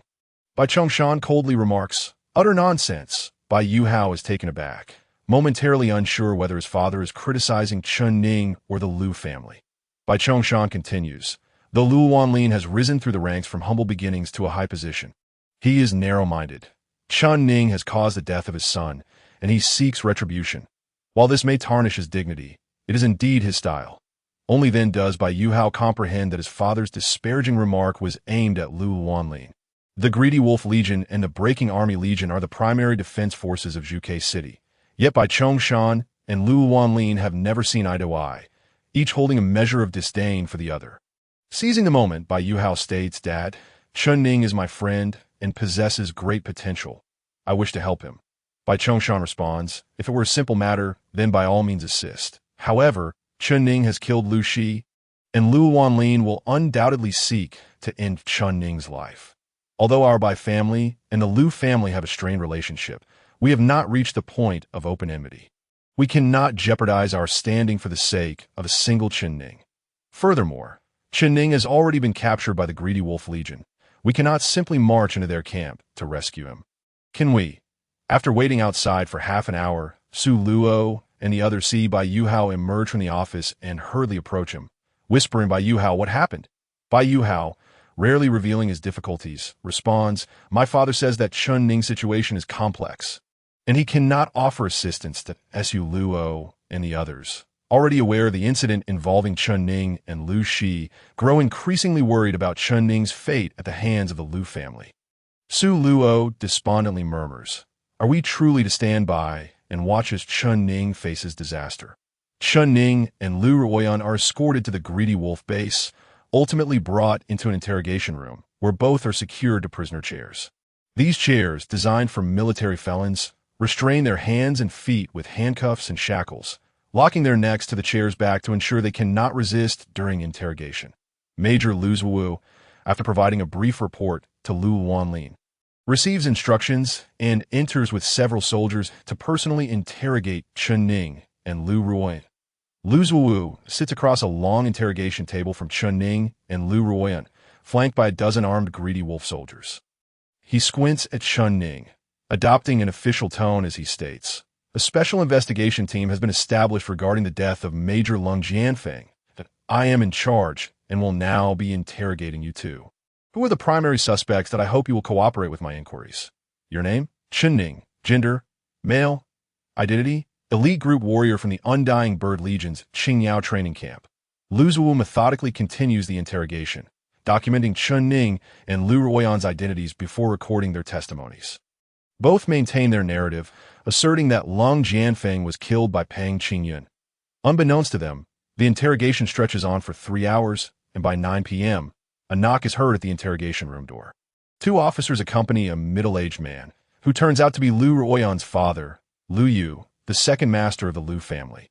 Lu Yu holds a certain status in Zhuke City as a wealthy merchant, and his family has maintained a good relationship with the city lord, Yuan Yuan. Thus, upon learning that his daughter is embroiled in a murder case involving an officer, he hastens to seek Yuan Yuan's assistance. Yuan Yuan, already informed by Bai Chongshan and Lu Wanlin regarding the situation, possesses some knowledge about Lu Ruoyan's involvement. Recognizing that she is not a key figure in the affair, he decides to extend a favor to the Lu family by instructing Lu Wanlin over the phone not to make things difficult for Lu Ruoyan unless extraordinary circumstances arise. Though Lu Wanlin is the commander of the Greedy Wolf Legion, Yuan Yuan remains the highest authority in Zhuke City, and thus Lu Wanlin must give due consideration to Yuan Yuan's wishes. sending 2 subordinates to accompany Lu Yu in retrieving Lu Ruoyan. Upon hearing that her father has come to bail her out, Lu Ruoyan quickly implores him to also secure Chen Ning's release. However, before Lu Yu can respond, several more individuals arrive, led by a lavishly dressed noblewoman. She enters coldly, declaring, "This woman may be bailed out, but that wretched Chen Ning must not be released. He deserves death." This woman is Shi Lili, Lu Wanlin's concubine and Lu Shi's mother, as well as Shi Yu's sister. Her blatant statement shocks those present. Not only is her language crude and lacking nobility, but the fact that she has predetermined Chen Ning's fate before the conclusion of the interrogation is audacious. Lu Zuwu, responsible for the interrogation, finds himself in a precarious situation, as Lu Wanlin had instructed him to eliminate Chen Ning while ensuring it appeared justified. He is to frame Chen Ning for the death of Lung Jianfeng before executing him, masking any semblance of personal vendetta from the Lu family. However, Lu Zuwu did not anticipate the arrival of the second wife, Shi Lili, who immediately demands Chen Ning's death, creating an awkward situation. Lu Zuwu understands that Shi Lili's words essentially strip away any pretense of propriety. Lu Run, a perceptive woman, is initially stunned by Shi Lili's declaration, questioning how Chen Ning could already be condemned while the interrogation is ongoing. She quickly realizes the underlying animosity from the Lu family towards Chen Ning. Understanding that Shi Lili's arrogance is not without merit, she recognizes that if Chen Ning remains here, his fate is likely sealed. Having just been freed from her restraints, she resolutely turns to her father, saying, "Father, Chen Ning is innocent. He should not be subjected to such unfair treatment. Please find a way to secure his release." Lu Yu, merely a businessman in this apocalyptic era, knows that even wealth cannot stand against the empire's military leaders.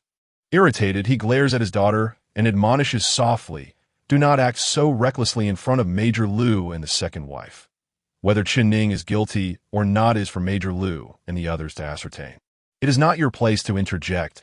The calamity you have caused this time is considerable. Were it not for the lord of the city extending a semblance of favor towards our Lu family. Do you truly believe you could be so effortlessly bailed out? Return with me at once. Lu Ruyin, indignant, felt her temper flare. It is evident that these individuals are targeting Chen Ning.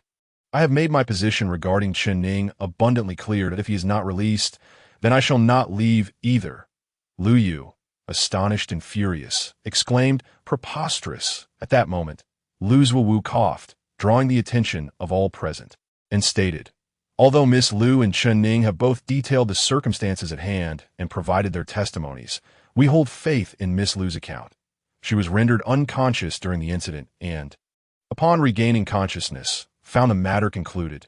Thus, Miss Lu, your suspicion is minimal, and you may be granted bail." Lu Zuwu paused and turned his gaze towards Chen Ning. As for Chen Ning, we harbor doubts regarding his testimony, particularly concerning the period following Miss Lu's unconsciousness and the subsequent murder of Lung Jianfeng. Therefore, he cannot be granted bail. Lu Zuwu then began to exonerate the audacious remarks made by Shi Lili earlier, proclaiming, "Mr. Lu, Miss Lu, and all present, please do not take to heart the words spoken by our second madam that, in truth, Lung Jianfeng was the bodyguard of our Legion commander, who has risked his life multiple times to save both the commander and the second madam. She regarded him as a nephew. Hence, the distress over the news of Lung Jianfeng's demise has led to her uncharacteristic outburst towards the suspect, Chen Ning. Let us all extend our understanding." Shirley Li, appearing somewhat embarrassed, echoed Lu Zuwu's sentiment. Indeed, Lung Jianfeng was not merely like a son to me. I shall pursue the matter of his death to the very end." The latter half of Shirley Li's statement was directed at Chen Ning, who bore an impassive expression that he had anticipated such unfair treatment since being brought here, fully aware that the Lu family sought retribution for Lu Shi's death. Thus, he chose not to resist, allowing them to torment him at will. He could only hope that Bai Yu Hao would find a way to extricate him. Otherwise, he would ultimately have to confront the blood-soaked tyrant in a desperate struggle. Lu Ruyin did not expect Lu Zuwu to be so astute. Even the most discerning individuals could see this as a personal vendetta, yet he articulated it flawlessly. Lu Yu, reluctant to offend the Lu family, remarked, "What Major Lu says is entirely correct. We can empathize with the second madam's feelings. Are you Yin? Come with me at once. There shall be no further nonsense.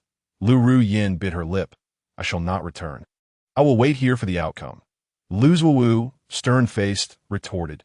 Miss Lu, you may wait for the result, but you must do so in our reception room, should you continue to cause a scene here. I will have no choice but to treat you as an obstruction of justice and detain you. Lu Yu's expression shifted drastically as he pulled at his daughter.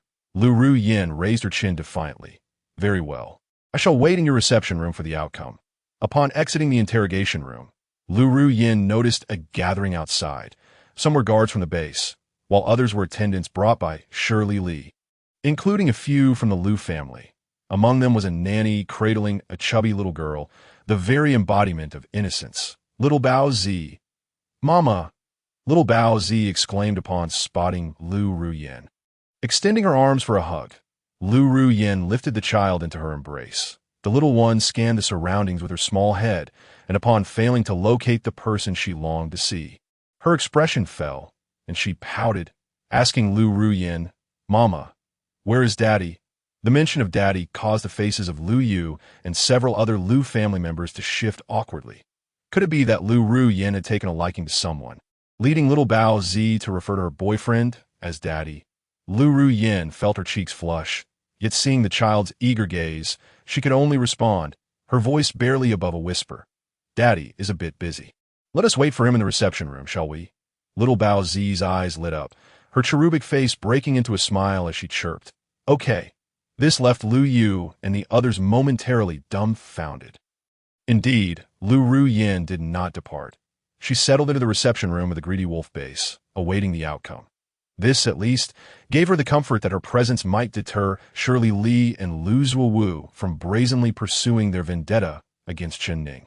Lu Yu, anxious for his daughter's safety, remained with several subordinates, keeping a watchful eye on her.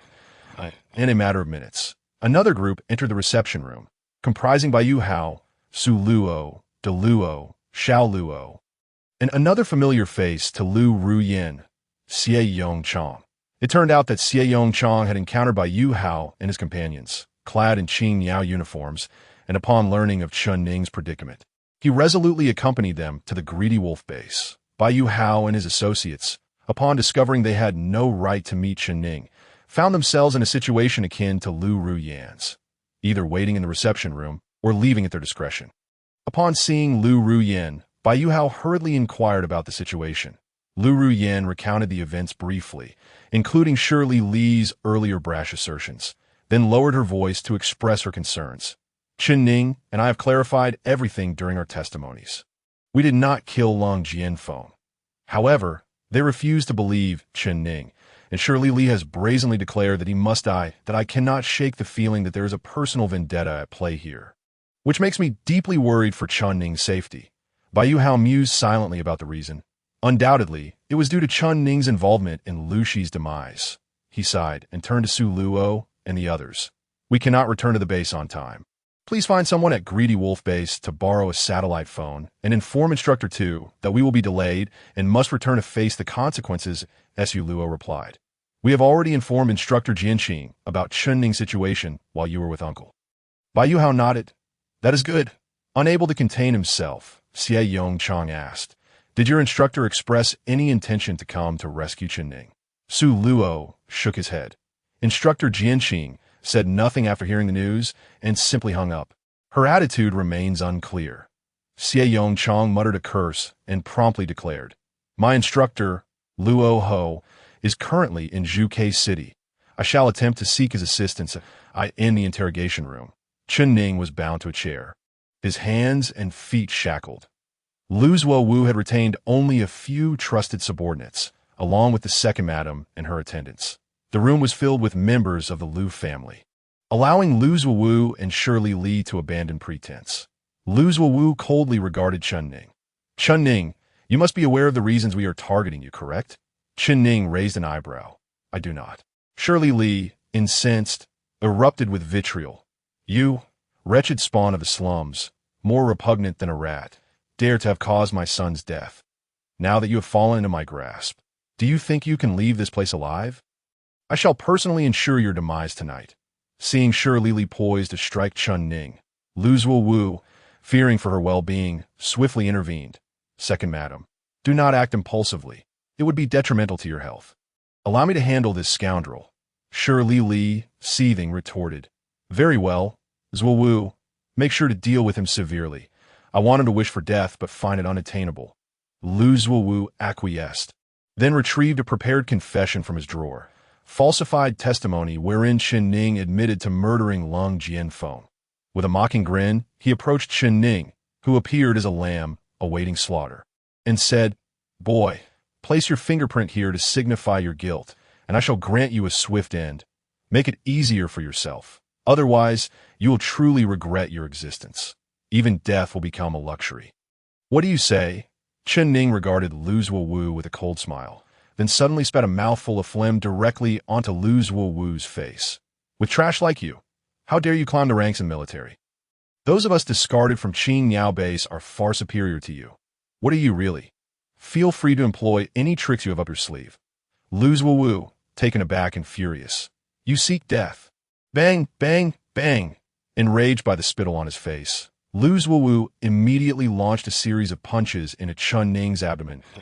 As a fifth-level battle general, his punches carried considerable force. If it were an ordinary person, a single punch could easily induce a violent bout of vomiting from the previous night's meal. However, when Lu Zuowu's fist struck Chen Ning's abdomen, it felt akin to hitting a solid piece of wood. Astonishingly, Chun Ning gritted his teeth and did not emit even a grunt. This stubborn bone is quite resilient. Let me show you what hard really means, Lu Zuowu thought. Swiftly changing his target, he delivered two powerful punches to Chen Ning's face, causing bruises to bloom on his left cheek, with blood seeping from the corners of his eyes and mouth. Yet to Lu Zuowu's surprise, Chen Ning remained expressionless, his gaze even tinged with contempt, feeling deeply provoked. Lu Zuowu's fury flared. He seized Chen Ning's head with his left hand and prepared to deal another heavy blow to his face, convinced that even an ordinary soldier could be subdued. At that moment, one of Lu Zuowu's subordinates intervened, whispering a caution. Major Lu, the commander has instructed us to maintain a low profile, that if you continue to strike his head, it will leave obvious marks of abuse. Lu Ruoyan and Bai Yuhua are still waiting for the outcome in the reception room. Even if we intend to eliminate this brat, we must keep our methods discreet, at least ensure the body bears no conspicuous wounds. If this stirs conflict between the greedy wolf and the immortal phoenix factions, we will be the ones held accountable. Reluctantly, Lu Zuowu lowered his fists and sneered at Chen Ning. So you think you're tough? I have plenty of tools and methods to deal with you. Tonight, I will enjoy toying with you, little cockroach. Bring me the electric baton. A soldier named Xiao Qiang handed Lu Zuowu the baton.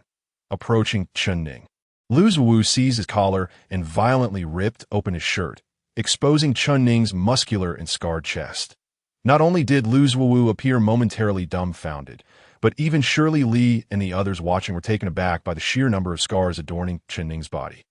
It is often said that scars are a man's medals. If that adage holds any truth, then Chen Ning's collection of scars could well earn him the rank of a general. Lu Zuowu clicked his tongue. Well, so many scars. You must be someone who frequently endures hardship, and no wonder you don't take my punches seriously. Now let us see how you handle this. As he spoke, he activated the electric baton and pressed it against Chen Ning's chest. Upon contact, it crackled with electric sparks, and the acrid smell of singed flesh filled the air, causing those around to involuntarily lean back, unable to watch any longer. Shirley Li, however, reveled in the scene, clapping her hands and exclaiming, Not bad, not bad.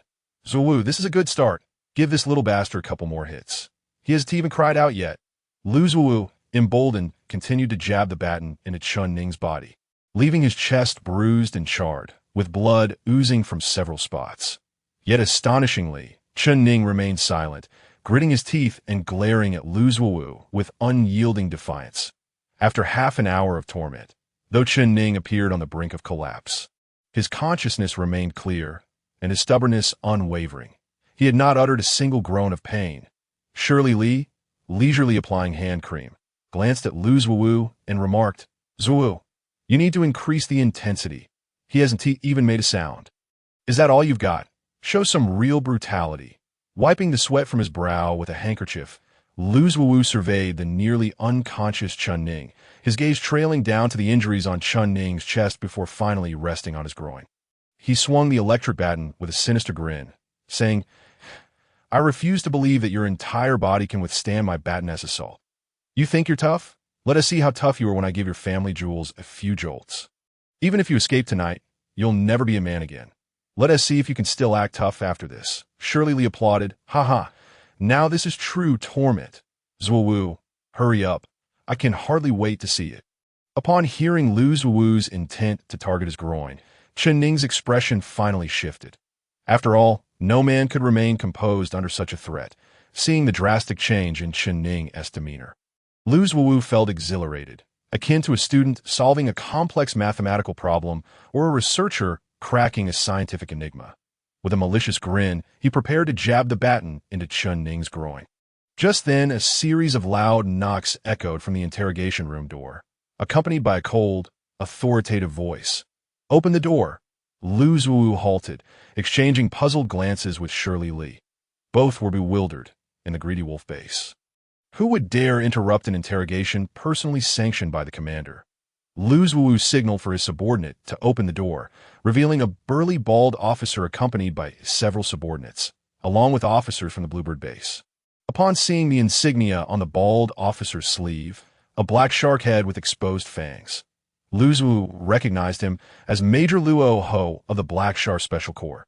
Luo Ho had previously met Chen Ning in Blackwater Town, where he had nearly met his demise at the hands of Zombie, only to be saved by Chen Ning's timely intervention. Grateful for Chen Ning's assistance, Luo Ho had recommended him for training at the Bluebird base.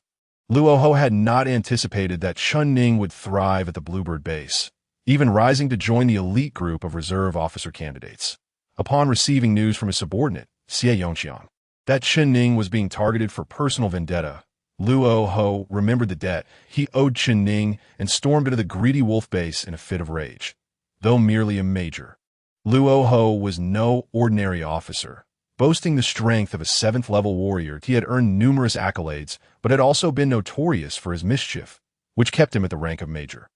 Nevertheless, he was well regarded in the military, particularly by Major General Xiao Feng of the Black Shark Corps, which granted him a degree of respect among his peers.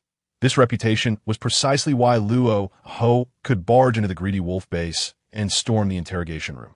Accompanying him were a host of others, including Bai Yuhua and Lu Yin, alongside the Greedy Wolf base's officers and soldiers. Luo Ho surveyed the battered and barely conscious Chen Ning before turning his gaze to Lu Zuowu and Shirley Li. Resorting to torture to extract confessions. Furious, Shirley Li rose to her feet. "Who do you think you are, barging in here? And what are you all doing? Letting him intrude like this? Are you all nothing but worthless fools? Do you want me to have my husband demote all of you?" Luo Ho coldly responded, "I am Major Luo Ho of the Black Shark Corps. Although this is the Greedy Wolf Corps, we are all soldiers of the Empire, and I certainly have the right to enter this base. But who are you, to make such a ruckus here? Just a woman." Only then did Lu Zuowu realize that the man before him was Luo Ho. A trusted aide to Major General Xiao Feng of the Black Shark Corps, A.S. Shirley Li prepared to retort. Lu Zuowu hastily introduced her. "Major Luo, this is the second wife of our commander." Lu Zuowu knew that Luo Ho was a favored subordinate of Xiao Feng, whose rank was one above Lu Zuowu's, given that the Black Shark Corps was an elite unit while the Greedy Wolf Corps was more ordinary. Lu Zuowu felt a sense of inferiority even though they both held the rank of major. His introduction of Shirley Li was an attempt to encourage Luo Ho to show her some respect, hoping to diffuse the tension.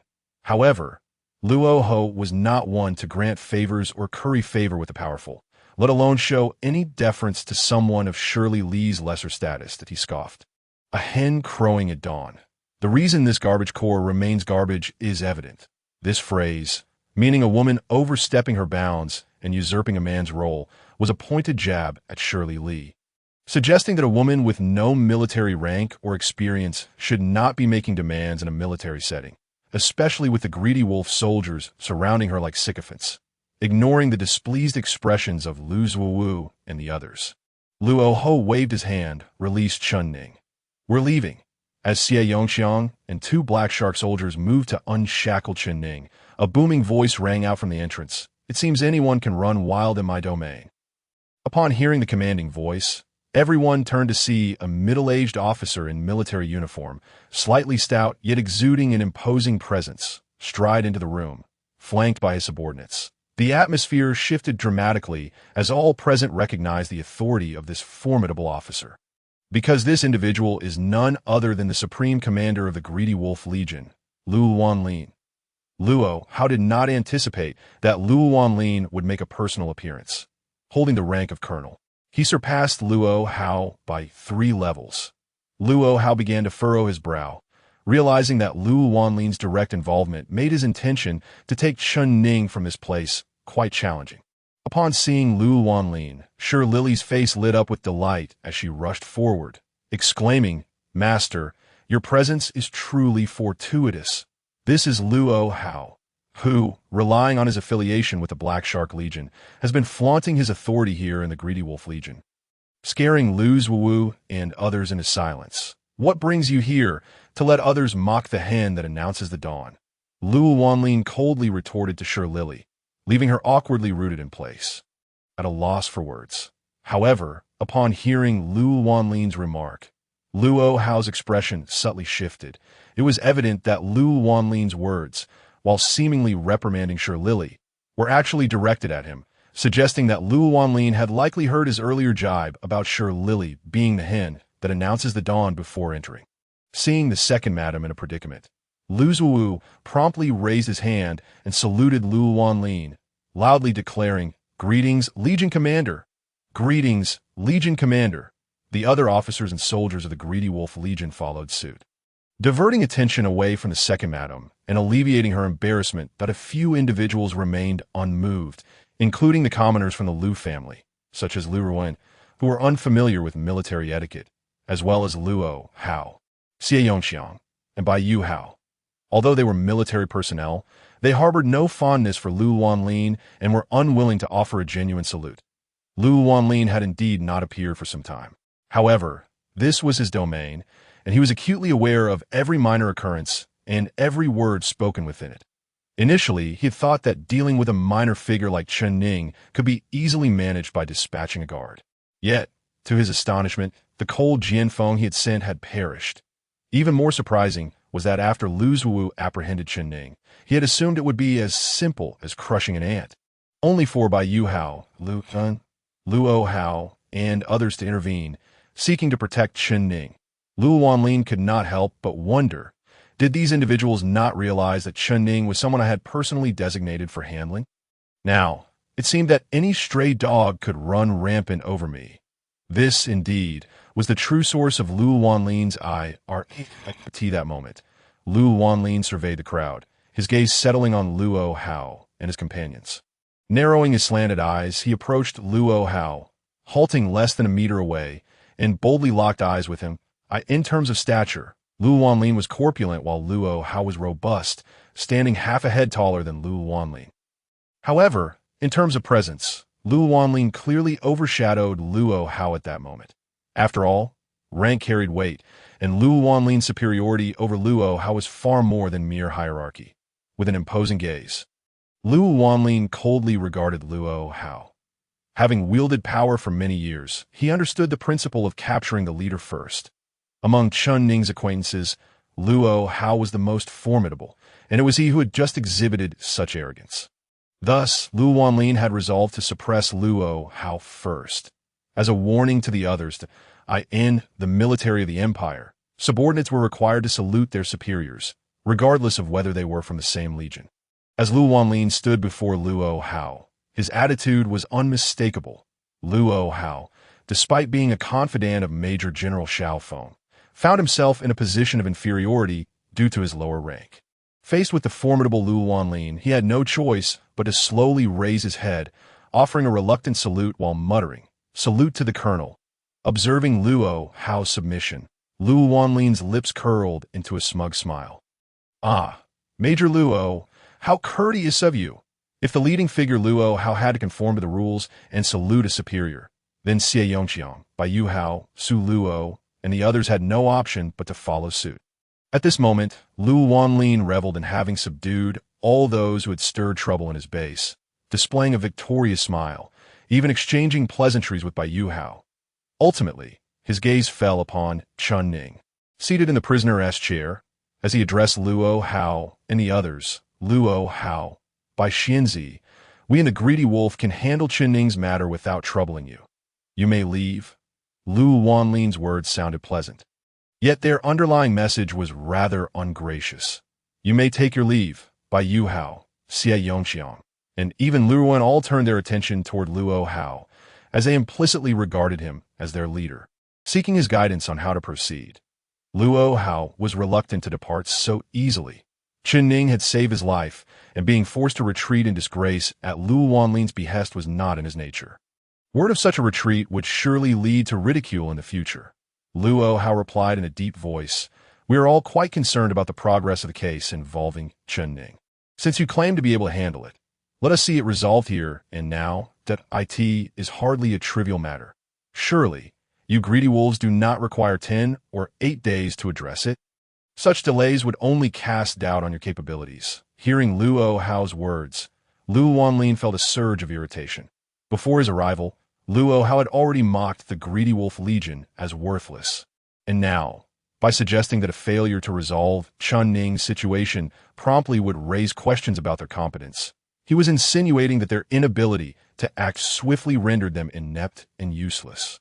Lu Wanlin cast a glance at Luo Hao, but chose not to respond. Instead, turning to Lu Zuowu, "What progress have you made regarding Chun Ning's interrogation?" Lu Zuowu paused for a moment, holding 2 statements in his possession.